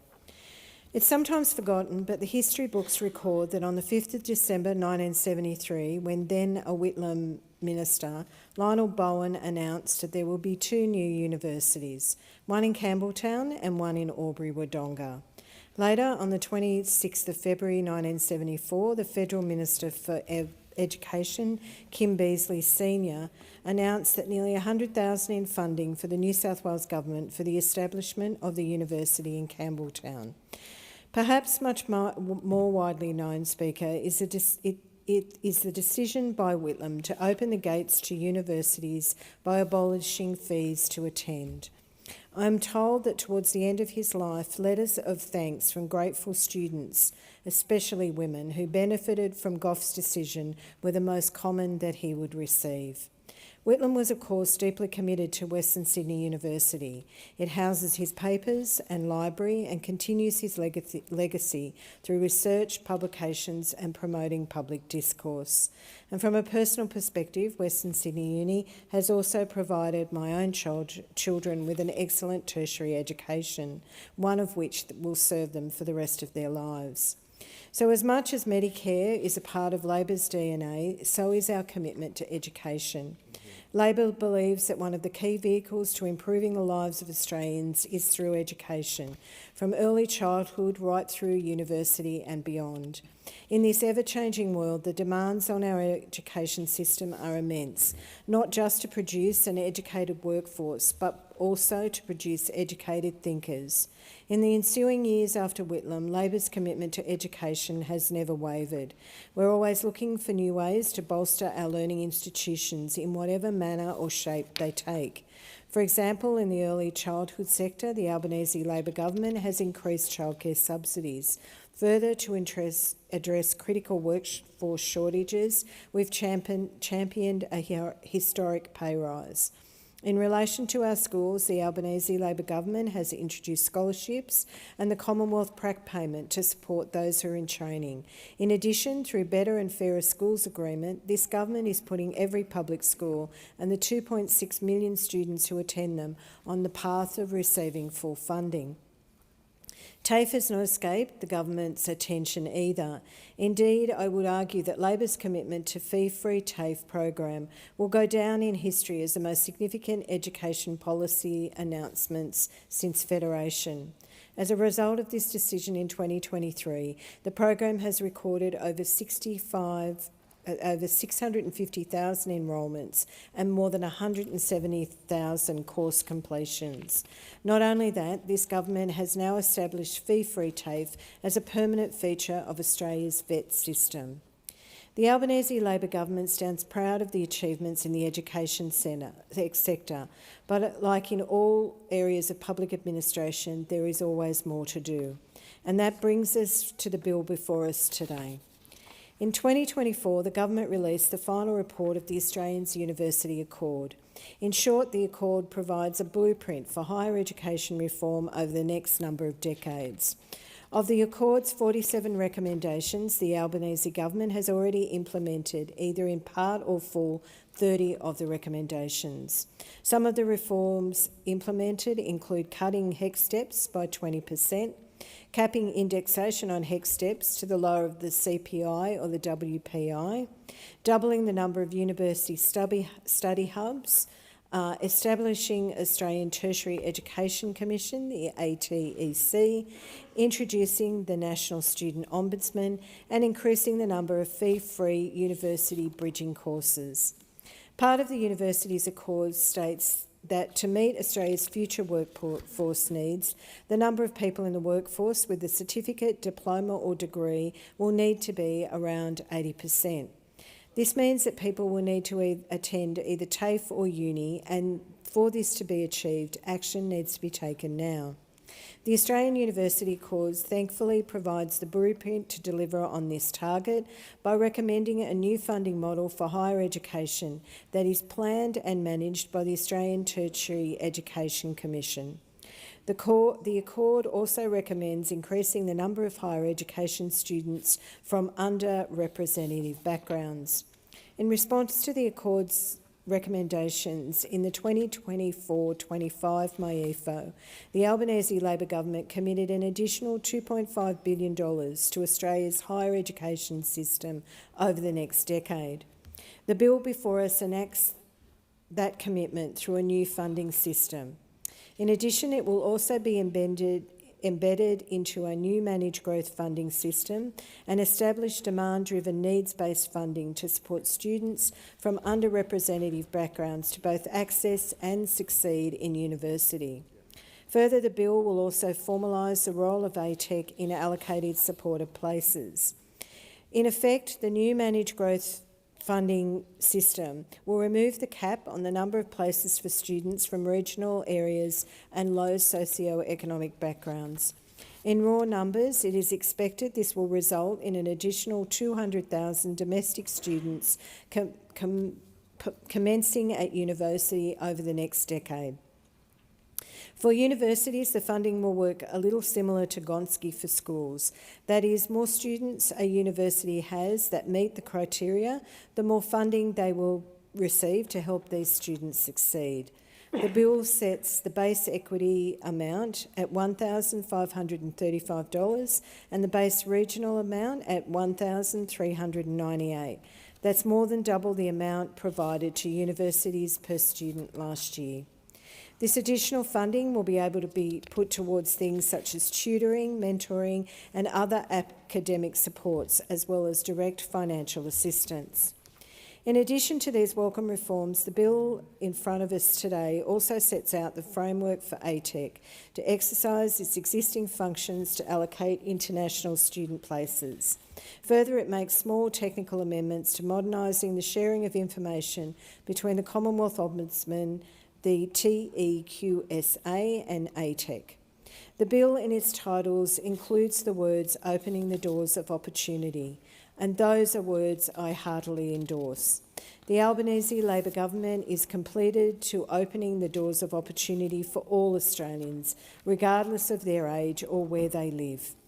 Gough Whitlam spent his entire life in public life to create opportunities for all Australians, while also dismantling the inequalities that by their very existence denied access to such opportunities. I, as a current member for Werriwa, are equally committed to these aims and ideals, and I commend the bill to the House.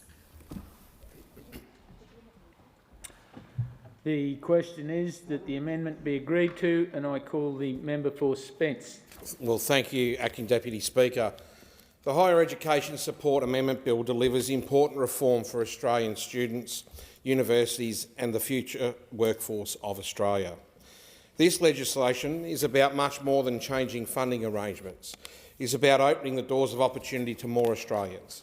It is about recognising that talent exists in every suburb, every regional town and every remote community, and ensuring that a person's circumstances do not determine the limits of their ambition. Education has always been one of Australia's greatest strengths. It has transformed lives and driven our national prosperity. For generations, Australians have understood that investing in education is investing in the future of our country. Every doctor treating patients in our hospitals, every engineer designing critical infrastructure, every teacher standing in front of a classroom, and every researcher developing tomorrow's breakthroughs began with access to education.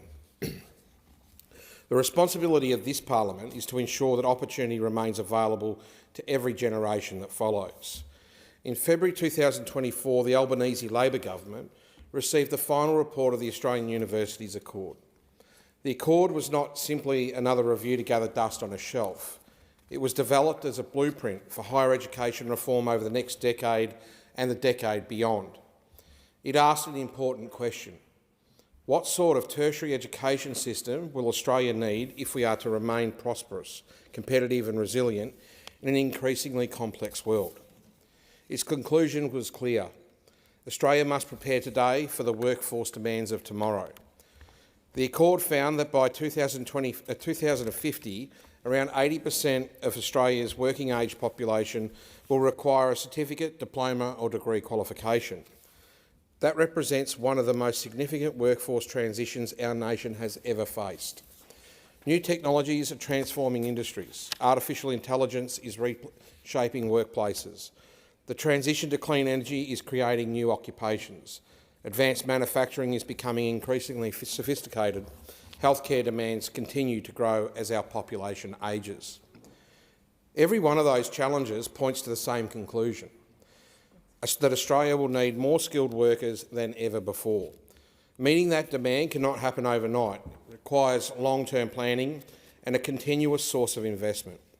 Most importantly, it requires a government prepared to act before the pressures become crisis.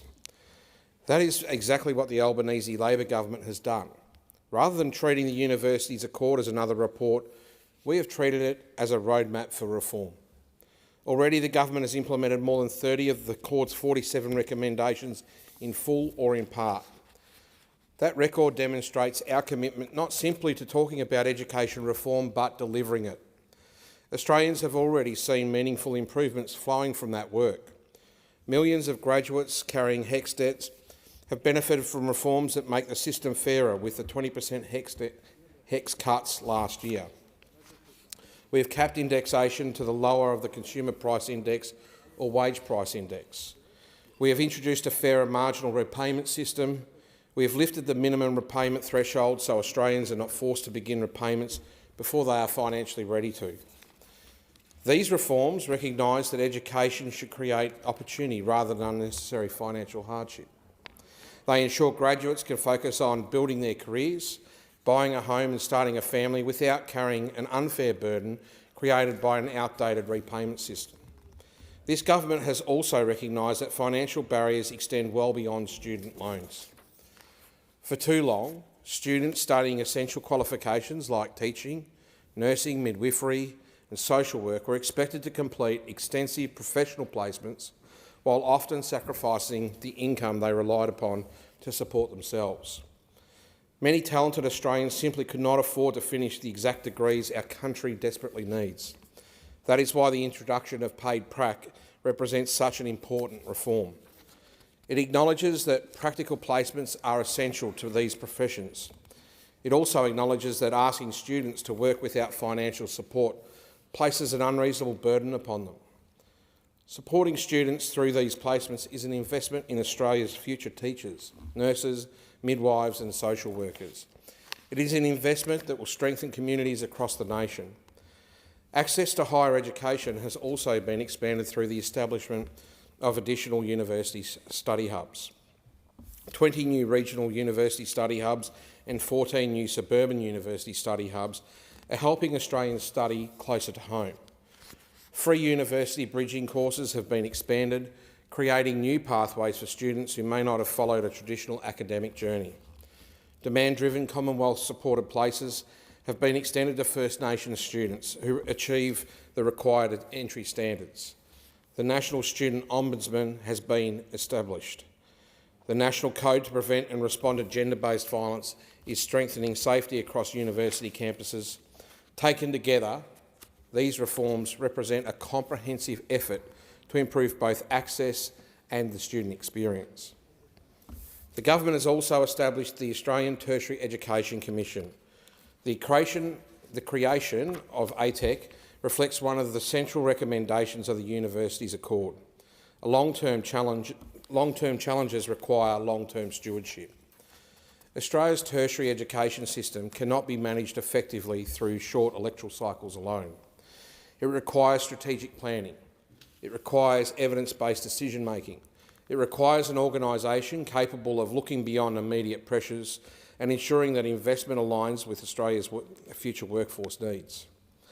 The legislation before the House builds directly upon that foundation.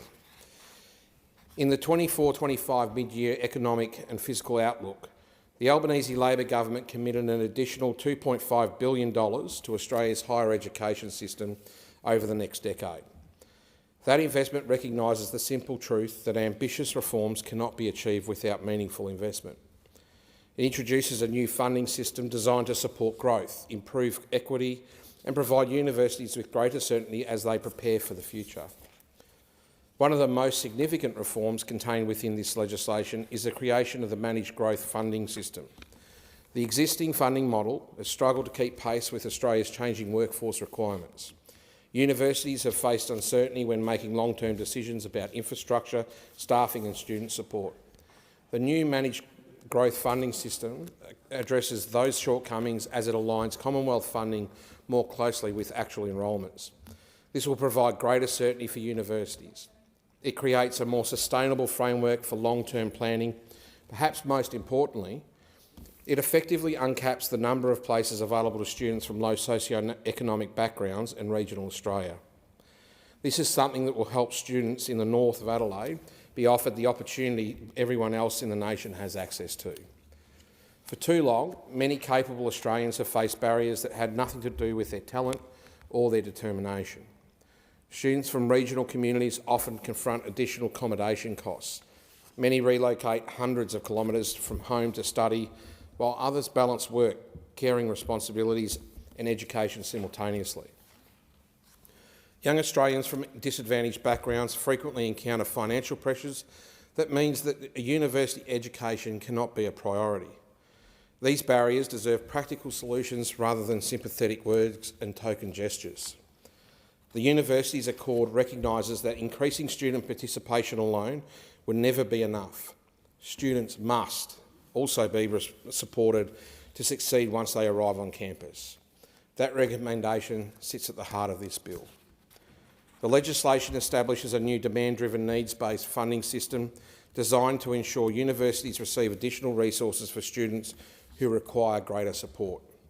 Students from economically disadvantaged backgrounds, First Nations students, students studying at regional campuses, each represent groups that have historically faced structural barriers to higher education. This funding recognises that equity cannot simply be measured by who enrolls, but it must also be measured by who graduates. Felix Hughes, the National President of the National Union of Students, welcomed these reforms, saying, "These reforms recognise that equity must be built into the higher education funding system and that supporting students from underrepresented backgrounds is essential to creating a more accessible higher education system." Those words capture exactly why this legislation matters. Equity cannot be an afterthought. It must be embedded within the funding model itself. The approach adopted through this bill reflects a principle that Australians already understand from school funding.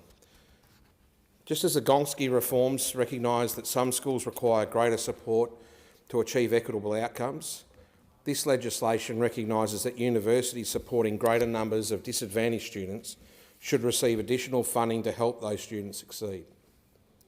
The funding supports need and aspirations in all communities across this nation. Under these arrangements, the base equity amount will be set at $1,535. The base regional amount will be set at $1,398.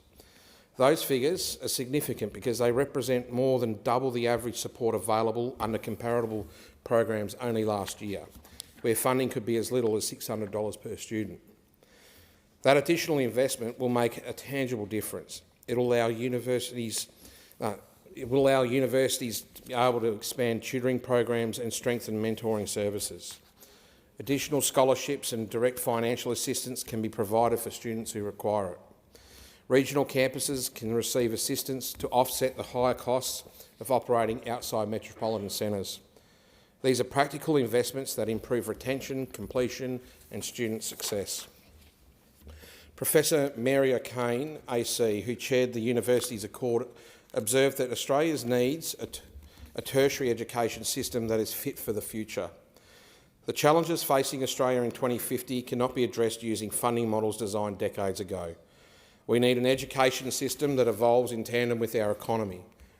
It must remain responsive to the changing technologies, emerging industries and workforce shortages. The Universities Accord also recognised that Australia's future prosperity depends upon having a highly educated population capable of adapting to continual change. A stronger higher education system means businesses can access the skilled workers they need. Regional communities that are better placed to recruit healthcare professionals. Schools that benefit from more graduates entering teaching profession. Emerging industries gain the expertise required to drive innovation and economic growth. That is how investment in education becomes an investment in Australia's future prosperity. Ultimately, they matter to every Australian who wants our nation to remain competitive in an increasingly knowledge-based global economy. The government expects these reforms will support an additional 200,000 commencing domestic university students over the next decade. It represents 200,000 individual stories. No two backgrounds and aspirations will be the same. Young Australians becoming the first in their family to attend university. Regional students returning home with qualifications that strengthen local communities. First Nation graduates bringing new expertise and leadership into every profession.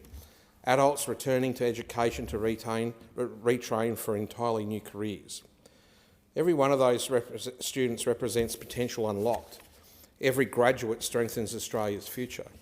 The legislation also formalises the role of the Australian Tertiary Education Commission in allocating Commonwealth supported places. This reflects another important recommendation of the Accord. The modern education system requires coordinated planning across the entire sector, and the ATEC will provide that stewardship. The bill will also establish a framework supporting the Commission's role in allocating international student places where a determination is made by the Minister for Education. The legislation also modernises information sharing between the Commonwealth Ombudsman, the Tertiary Education Quality and Standards Agency and the ATEC. Although technical in nature, these amendments improve cooperation between agencies and strengthen oversight across the higher education sector. Good public administration is built upon good information, and effective regulation depends upon agencies working together. These reforms support both those ideas. Deputy Speaker, legislation of this nature asks us to think well beyond the present. It asks us to consider the Australia we hope to build over the coming decades. Will it be an Australia where opportunity remains centred among the few fortunate, Or will it be in Australia where talent is recognised wherever it is found? The Albanese Labor government has made its choice. We believe every Australian deserves the opportunity to fulfil their potential. We believe higher education should be accessible, affordable and focused on student success.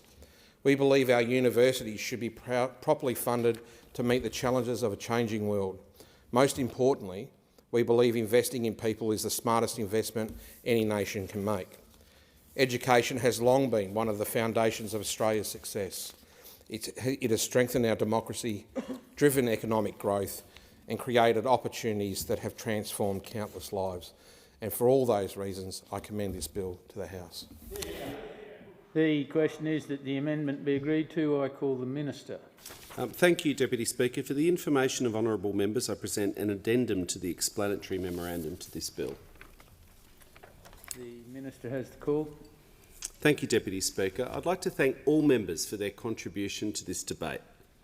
This bill will help to open the doors of opportunity to our universities to more young people from poor families, from regional Australia and from the bush. It introduces a new managed growth funding system that will provide an extra $3.6 billion and support an extra 230,000 commencing students over the next decade. And it establishes a new demand-driven needs-based funding system to help students from poor backgrounds, Indigenous students and students studying in the regions to participate and succeed in their studies. Think Gonski for universities. It also gives the Australian Tertiary Education Commission the power to make decisions on international student allocations for eligible higher education providers each year. Mr Speaker, in her contribution to the debate on this bill, the member for Lyne, opposite us, said this, I'll quote, "At the end of the day, the test for this legislation is simple. Will it create more opportunities for regional Australians? Will it strengthen the pathways into nursing, teaching, allied health and other professions our community desperately needs? Will it help more students study closer to home? Will it help communities like Taree, Gloucester, Wingham and Forster build the workforce they need for the future? If it does, then it will be a worthwhile reform." Mr Speaker, the answer to that question is yes, yes and yes. Let me give you a few examples. In New South Wales, at universities like Charles Sturt that have campuses in Wagga and Orange and Bathurst and Dubbo and Albury-Wodonga and Port Macquarie, it means somewhere between $200 million and $500 million extra funding over the next decade. In Queensland, at universities like Central Queensland with campuses in Townsville, at Rockhampton, Mackay, Bundaberg, Cairns and Gladstone and Emerald, it means up to $260 million in extra funding over the next decade. And it's the same story, Deputy Speaker, in other parts of the country where there are regional universities. More kids from the regions going to uni. More kids from the regions finishing uni. More teachers, more nurses, more frontline workers studying, staying and working in the regions. It's the sort of thing that I hope the National Party will enthusiastically support. It's the sort of thing that the member for Lyne has said she will support. Mr Speaker, the overwhelming majority of submissions to the Senate inquiry into this bill support what the government is looking to do here.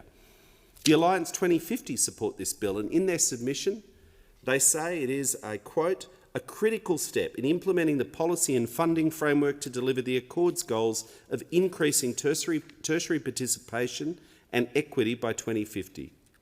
James Cook University have said, again I quote, "The bill has the potential to introduce fairness into the educational outcomes by addressing the failed market dynamics in the higher education sector that has for too long disadvantaged regional people and places." And the University of Tasmania, that jurisdiction, that state's only university, support the bill and welcome the establishment of needs-based funding as an enduring, demand-responsive part of the Commonwealth's core teaching funding architecture. It is one of the most important improvements to university funding in a generation.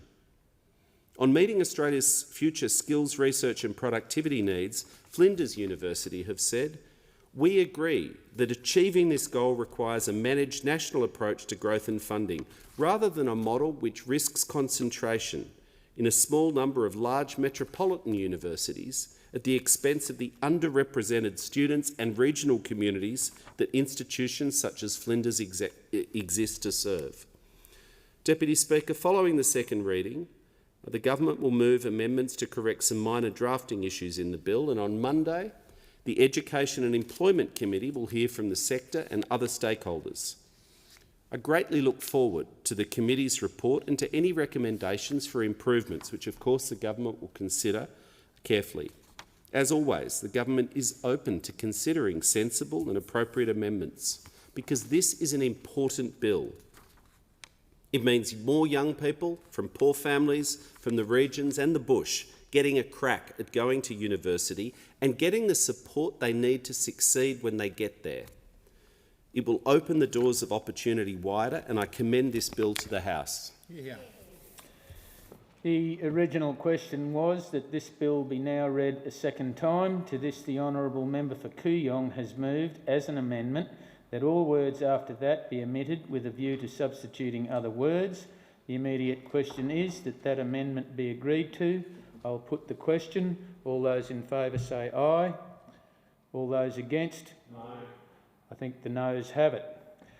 The question now is that this bill be now read a second time. To that I'll put the question. All those in favour say aye. Aye. All those against? I think the ayes have it. I call the clerk. Second reading. A bill for an act to amend the law in relation to higher education and for related purposes. I have received a message from Her Excellency the Governor-General recommending, in accordance with Section 56 of the Constitution, an appropriation for the purposes of this bill. I've also received a message from Her Excellency the Governor-General recommending, in accordance with Section 56 of the Constitution, an appropriation for the purpose of amendments moved by the Minister to this bill. I call the Minister. Thanks, Deputy Speaker. I move that further consideration of the bill be made in order of the day for the next sitting. I call the clerk. I'll put that question. All those in favour say aye. Aye. All those against? I think the ayes have it. I call the clerk. Government business, order of the day number 10, Treasury Laws Amendment, Strengthening Accountability for Tax Advisor Misconduct and Other Measures Bill 2026, resumption of debate on the second reading. I call the member for Page. Thank you, Deputy Speaker. Deputy Speaker, I just put out straight away that the opposition is not going to oppose this bill. We are, however, going to hopefully refer this bill in the Senate to a Senate Economics Committee. I am hearing that maybe that there's been a dirty deal done between the Government and the Greens, and that may not happen, but there's some very good reasons why you would want to refer this bill. There's 8 schedules in this bill, Deputy Speaker, most of them uncontroversial, but there are 2 that are, we think, important and significant. One is effectively imposing a new tax on energy and infrastructure projects in Australia, but does give a tax concession to renewable energy projects only. So we support the fact that you might want to look at, if there's a tax, a capital gains tax put on foreign investment in this country. We think that's there's merit in looking at that and investigating that maybe foreign investors can pay more tax than what they currently are on those assets. But already we know that there's a cut on renewable, there's a tax break on renewable investments, but nowhere else. And why we want this to go to a Senate Economics Committee, Deputy Speaker, from the region you're in, and you certainly know this, we have very large projects in Australia that need and use foreign capital to build.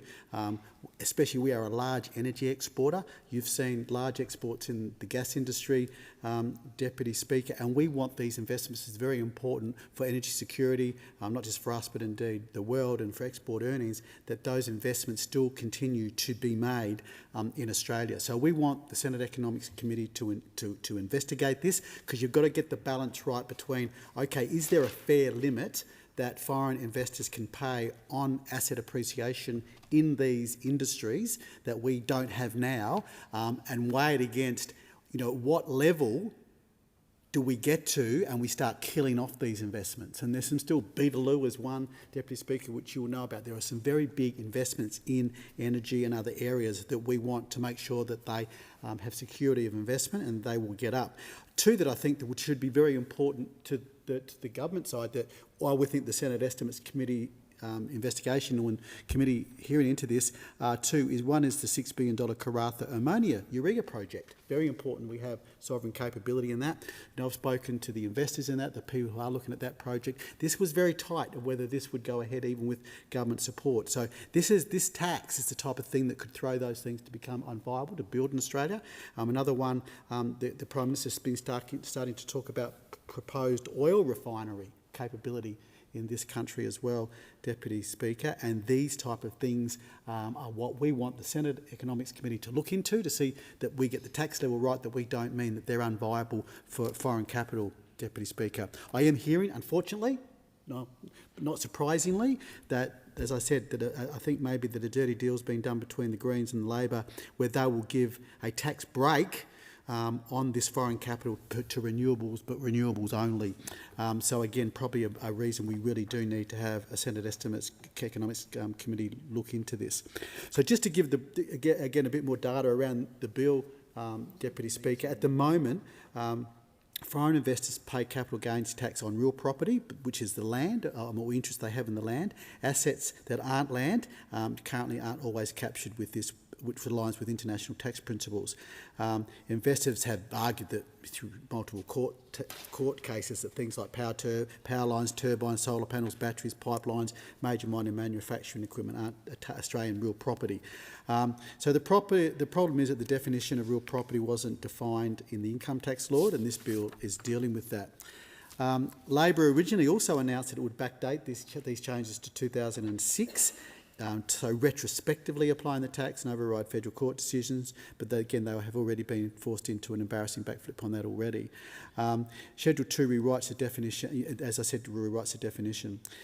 So, Deputy Speaker, I actually have some empathy, and I understand why I think it's a good idea to look at this. But again, I just restate the case. We do not want to kill off foreign investment into essential infrastructure in this country, because, as you know, some of these projects that we're talking about can be in the tens and tens of billions of dollars, and we certainly sometimes need foreign capital to do that. So with the 50% current discount to soften the change for renewables, this is also only for disposals up to 30th of June 2030 at the moment, so a discount changes nothing as well. So this, even though they have done a deal on renewables, at the current discount that's been public to 2030 will also mean that some of those will necessarily not go ahead in the future because it's not a big enough discount. So again, I repeat what I've said. We need an ammonia urea plant in Australia. We need oil refinery built in Australia. These assets often, because of the size of them, depend heavily on major investment. High taxes make them hard to finance or more expensive to build. So again, already the Prime Minister has said about the two important things around those urea plants and also the oil refinery, that we need a Senate Economics Committee to investigate this.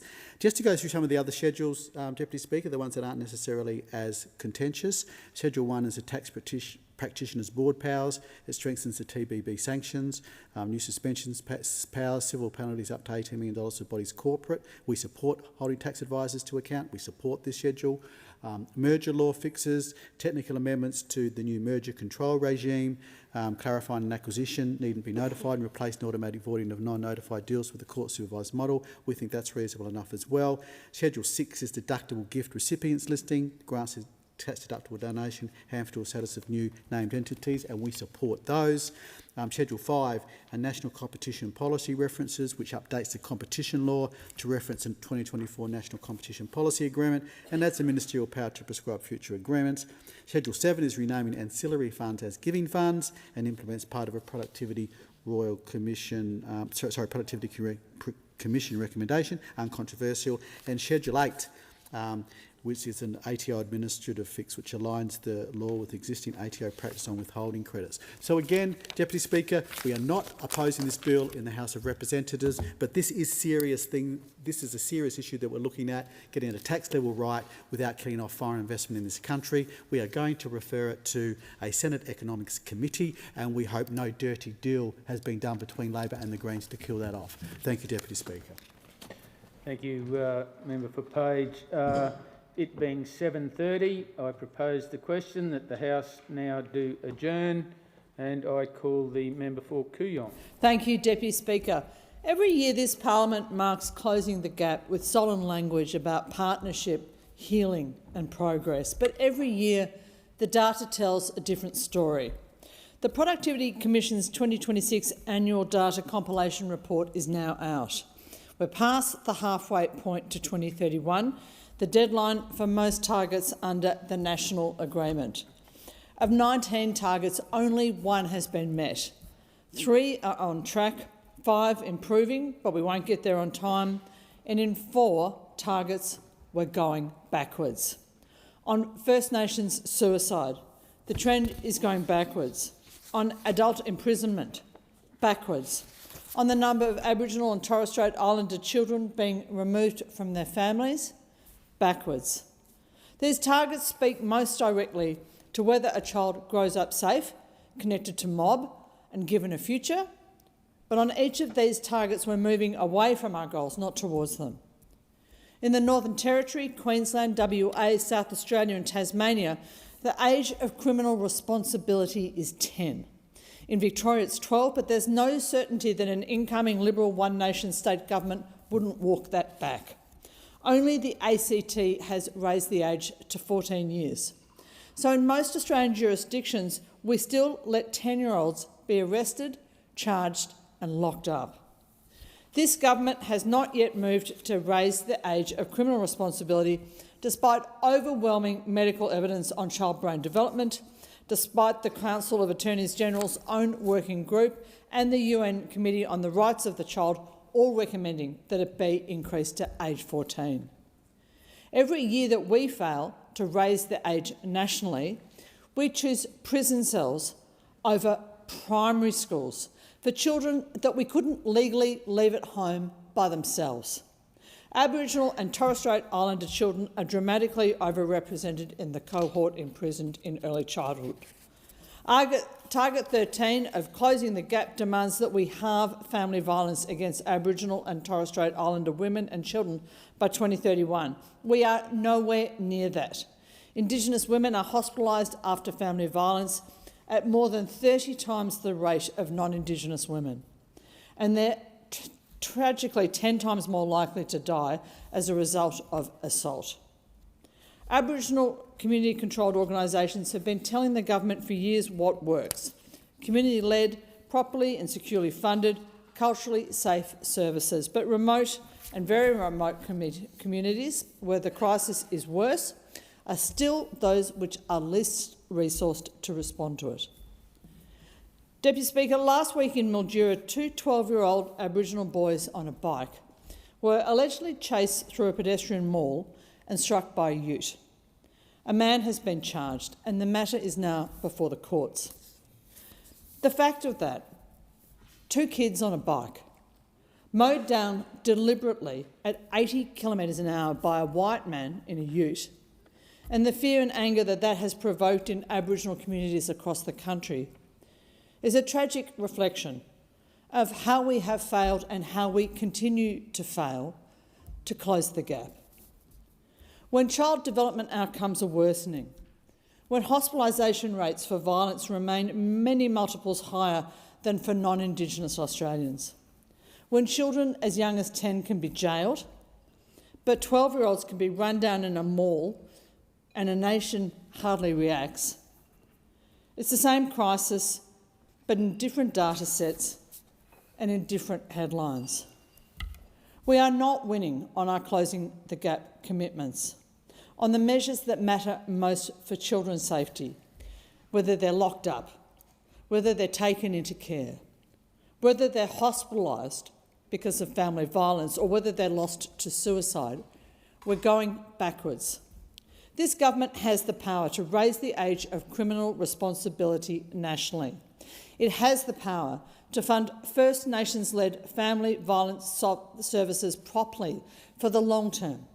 It has the power to do what Nat Sills and more than 200 peak bodies asked the Prime Minister to do today, to call an emergency summit on youth justice. This government has the power to be honest about the gap between our rhetoric and our record. And while we fail for it to do that, we fail Australia's Aboriginal and Torres Strait Islander communities. I call the member for Boothby. Thank you, Deputy Speaker.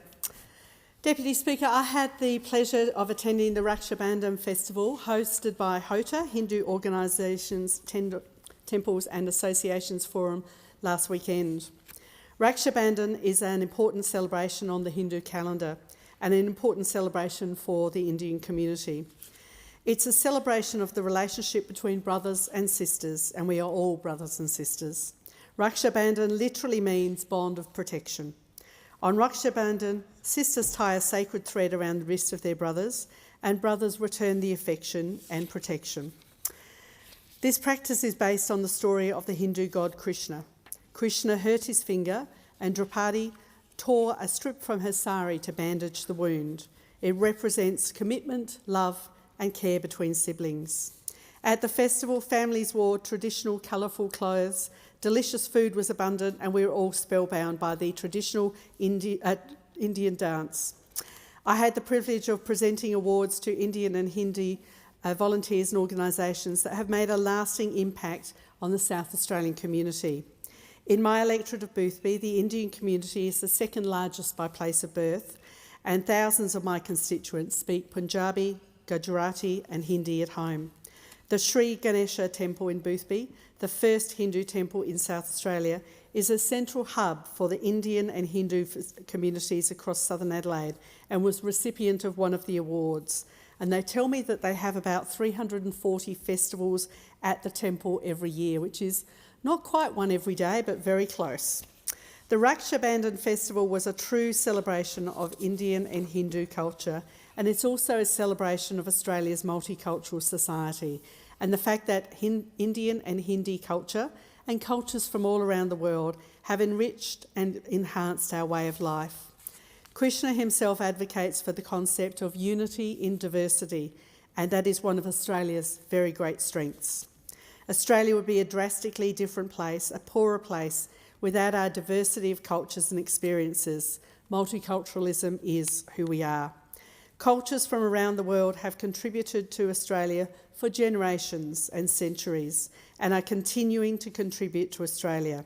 It defines us at our core, and that's why the Albanese Labor government has committed to strengthening multicultural Australia by investing $500 million in our multicultural communities.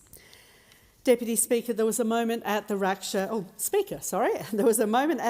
Bandhan Festival when all the audience stood up to pledge their commitment to make Australia a better place. They pledged themselves and they pledged their organisations. The festival, for me, was a reminder not just of sisterly and brotherly love, but of the love shared between Australians, no matter where we've come from and no matter where we're going. Speaker, sadly, H5 bird flu has reached Australia, and South Australia has been particularly impacted. Recent figures show 169 of the total 262 detected cases across Australia have been in South Australia, including a number of birds in Glenelg that have been found to have died from bird flu. While the risk to humans is low, it does affect mammals, and it is progressing quickly among the wild bird population. Native species of bird are particularly vulnerable. Dozens of Australian and South Australian birds have been categorised as being very highly susceptible to the disease, and many of these species are already vulnerable or endangered. There are more fears, for example, that it might spread to Seal Bay and Kangaroo Island and also affect the endangered seal colony there. While the disease can't be eradicated or contained, the best we can do is prepare. We've invested $113 million in preparedness measures, including over $47 million in wildlife resilience and protective action for threatened and priority species, and in a recent budget, $99 million for the Saving Native Species program.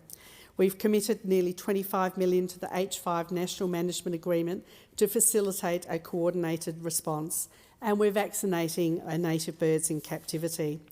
South Australian Government has invested over $1.2 million to enhance testing and decontamination capability, and South Australian wildlife organisations have received funding to upgrade their biosecurity measures. I'd like to thank Minister for the Environment Murray Watt and the Minister for Agriculture Julie Collins for their attention and commitment to mitigating this disaster. Thank you. The question is the House to now adjourn. Give the call to the member for Cowper. Thank you, Speaker. Well, earlier this month I had the pleasure of welcoming Shadow Minister for Health and Aged Care, Senator Ruston, to my electorate of Cowper. My electorate is consistently ranked amongst the highest in the country for the number of residents accessing aged care supports, so we are the perfect community for her to visit. And while I routinely have shadow ministers in my electorate to better understand my community's needs, this invitation was specifically requested by some prominent members of Cowper's local aged care industry. There were two reasons for this request. Firstly, they wanted to outline their concerns about the negative trajectory that aged care has taken over the past few years, but more specifically over the last 12 months. And secondly, because they felt their calls for help and for change were being actively ignored by the minister, with one of the attendees going as far to say that they felt that they had been gaslit at recent industry events where the minister was presenting. Speaker, we're no strangers to being gaslit during question time in this place by government intent on avoiding questions and using the age-old divert, deflect and deny strategy while waxing lyrical that Australians have never been better off. But it was truly disappointing to hear that this behaviour stretched beyond the confines of this place. So we designed a roundtable forum in Coffs Harbour and invited the wider aged care provider community to join. Our forum topics included financial stability, reform impacts, workforce shortages, clinical challenges and the increase in regulatory burdens that are affecting providers' ability to supply the dignity and the care that older Australians deserve. And by all accounts, we have an aged care system that is going backwards. From the feedback that we received on the day and that has been flooding into my office in recent months, a consistent message has rung loud and clear. It is harder today for our older residents to access decent standards of care and harder for our local providers to supply that care than it was 4 years ago. And as the opposition, it's our responsibility not only to hold Labor to account on behalf of our constituents, but also to form the counter policy that will fix these issues. Now, Speaker, I'm not going to pretend that the Coalition got everything right when it came to aged care while we were in government. We didn't. But it must be acknowledged that things have been getting worse, not better. And it's the duty of each successive government to create policies that will enact positive change for our communities and older Australians. But as Inspector General of Aged Care Natalie Siegel-Brown stated last month, the way aged care reform is being implemented is causing harm. That is now an undisputed fact. Since the most recent changes were implemented in November, we have seen the industry in freefall. Older Australians were promised dignity and independence, but Labor has delivered waiting lists, ration care and a computer algorithm which determines their care needs. It is critical that we hear the issues and ideas of those at the coalface, but this minister and this government are actively avoiding that process, instead making decisions from the Canberra bubble without fully pressure testing the knock-on effects that bother provider and recipients. Good policy is created on tables with seats filled with people who have lived experience and informed ideas. So I want to take this opportunity to thank Senator Ruston and her team for the dedication to understanding and addressing the needs of our older Australians, for listening to our local industry experts, and for proactively forming the vital counter policies that Australians need to fix this mess that is our current aged care system under this government.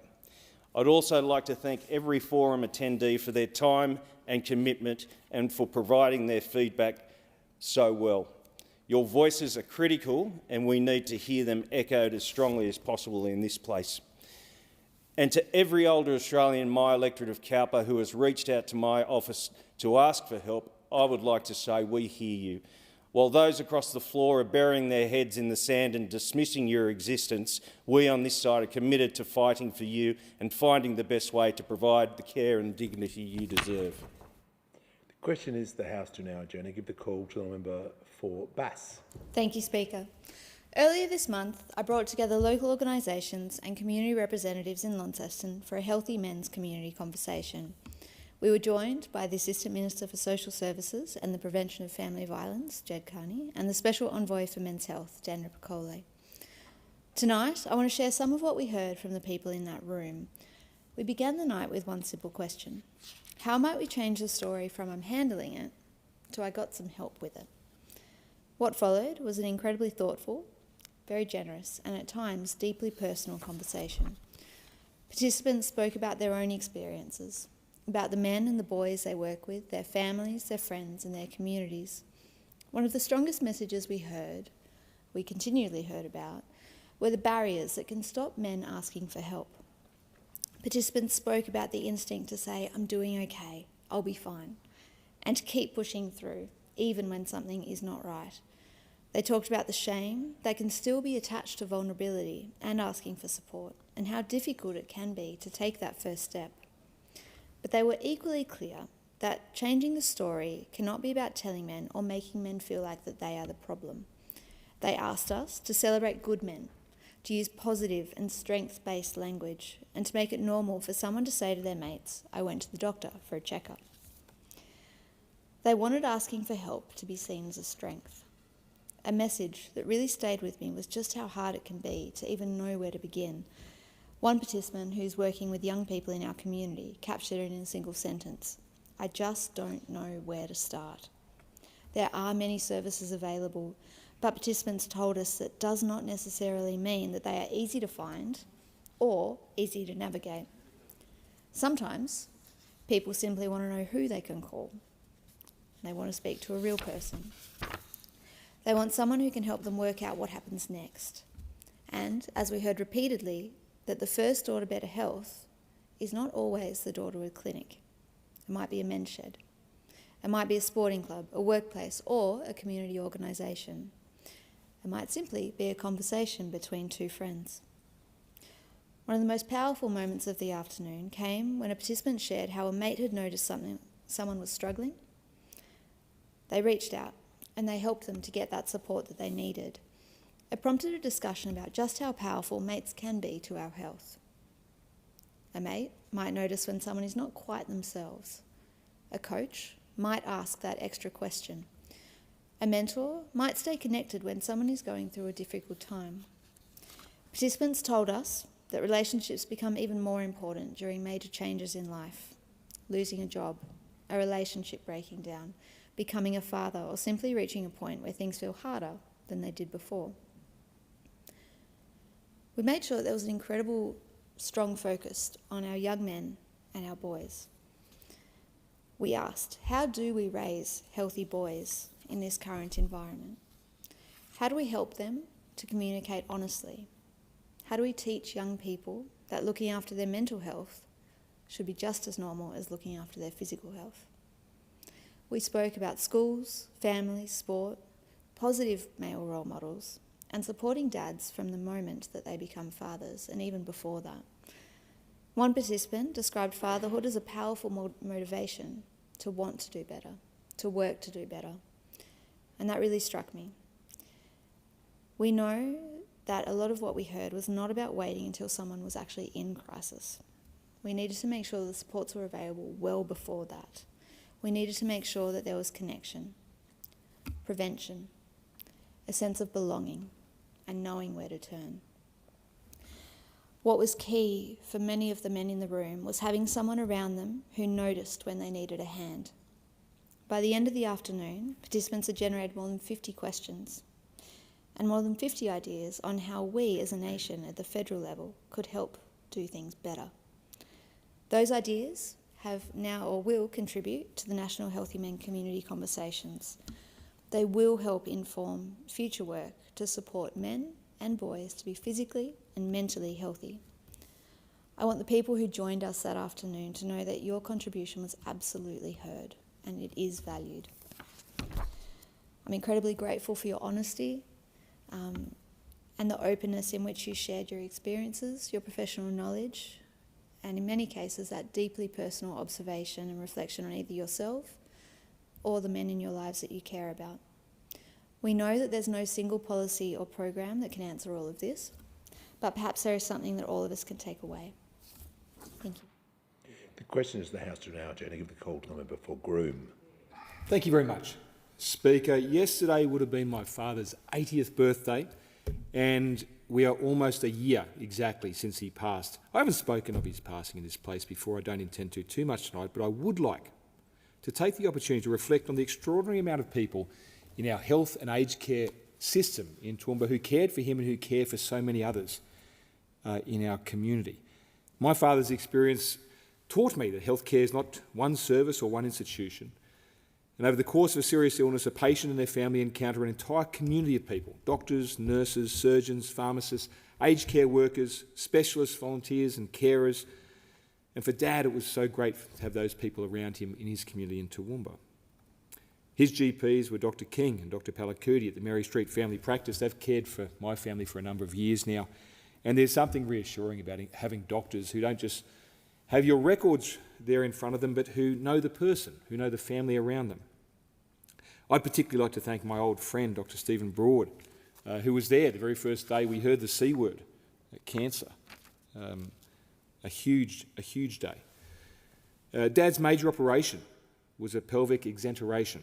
That's an enormous operation, Speaker, but it ultimately gave him 6 extra years of life. 6 years, and there's no adequate way for a family to say thank you for giving you that much time with someone you love. But those extra years came with huge additional care. Dad was able to remain in his home in South Toowoomba, supported through an aged care package by the Churches of Christ. I want to thank the carers there. When you're dealing with someone who has had a major surgery, cancer, dementia, Parkinson's, it requires an immense amount of not just skill and patience, but humanity to do that job, and I thank them. His pharmacist was Sam Tanhouse on Margaret Street. Sam's got this huge big smile on his face, and the way he looks after people is amazing. He's got incredible warmth.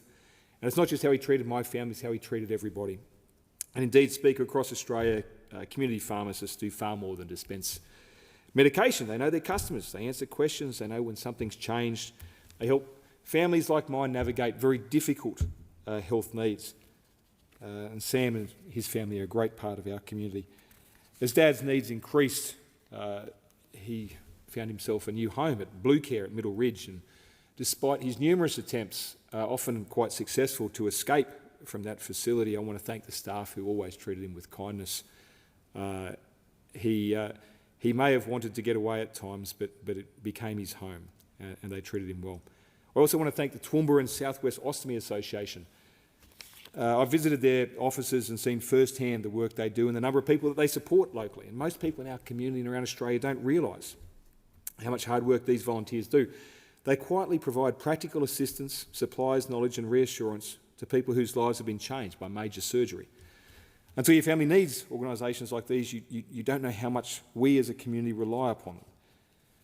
Speaker, when my family moved to Toowoomba, it's for 2 reasons: good schools and good hospitals. My children are still benefiting from the good schools, and my father certainly benefited from the great hospitals and healthcare. Toowoomba is an extraordinary centre for healthcare around regional Australia. And look, we do tend to think of healthcare in terms of those big things, but it's the entire network: the GPs, the pharmacists, the surgeons, the carers, the aged care workers, the volunteers. I also want to acknowledge, Speaker, people in my community who fought to improve our aged care system, including my friend Kim Sutton. Kim's experience with her father going through aged care was very different to mine. We've spoken many times about what her father endured and the changes she believes need to occur in aged care. And I remain committed to working with her to see those changes through. I'll be honest, sometimes, Speaker, I felt a degree of guilt in seeing that difference, but I know that's why we're working together as a parliament to improve the aged care system.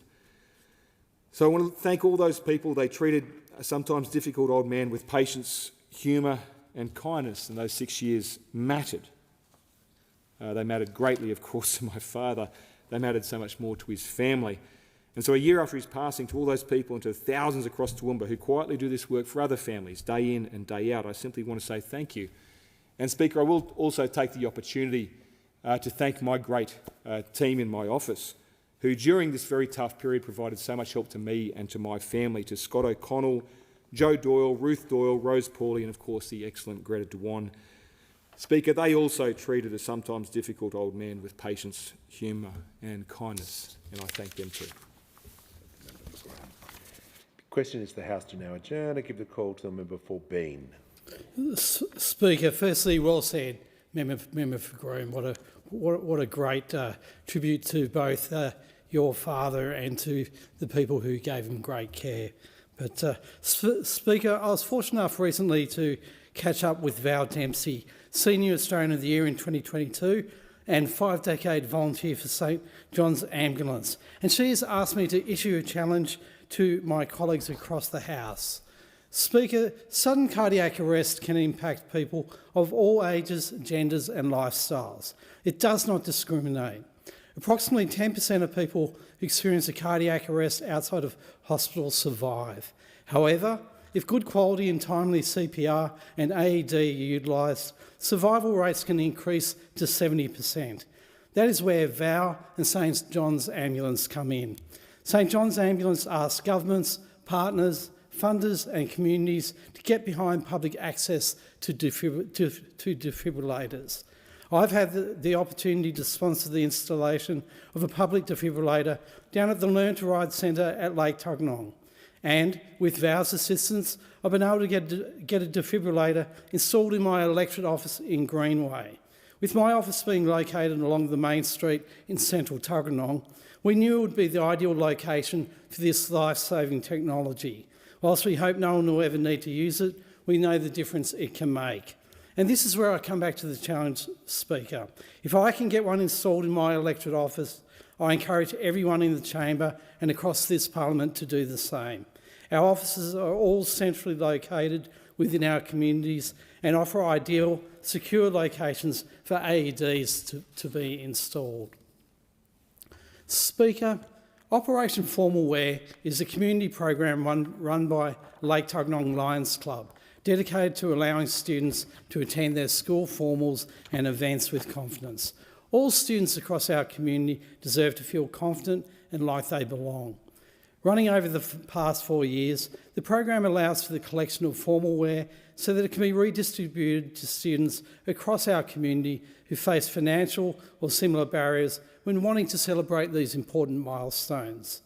I'm happy to say my office is accepting donations as part of this drive and will continue to accept them through till early September. Once donations are made, these are sorted through and prepared so that students can, at no cost, select an outfit at one of a number of free shopping events, with the main event being hosted at the Lions Youth Haven, Canberra Pool Road, Canberra, on the 10th and 11th of October 2026. I'm proud that my office can play a part in this drive and continue to be used as a hub in our community. Speaker, Jeff Bennett has been barbecuing almost every Thursday for the Tuggeranong Valley Australian Football and Netball Club for over 3 years, ever since his two sons began going to the club.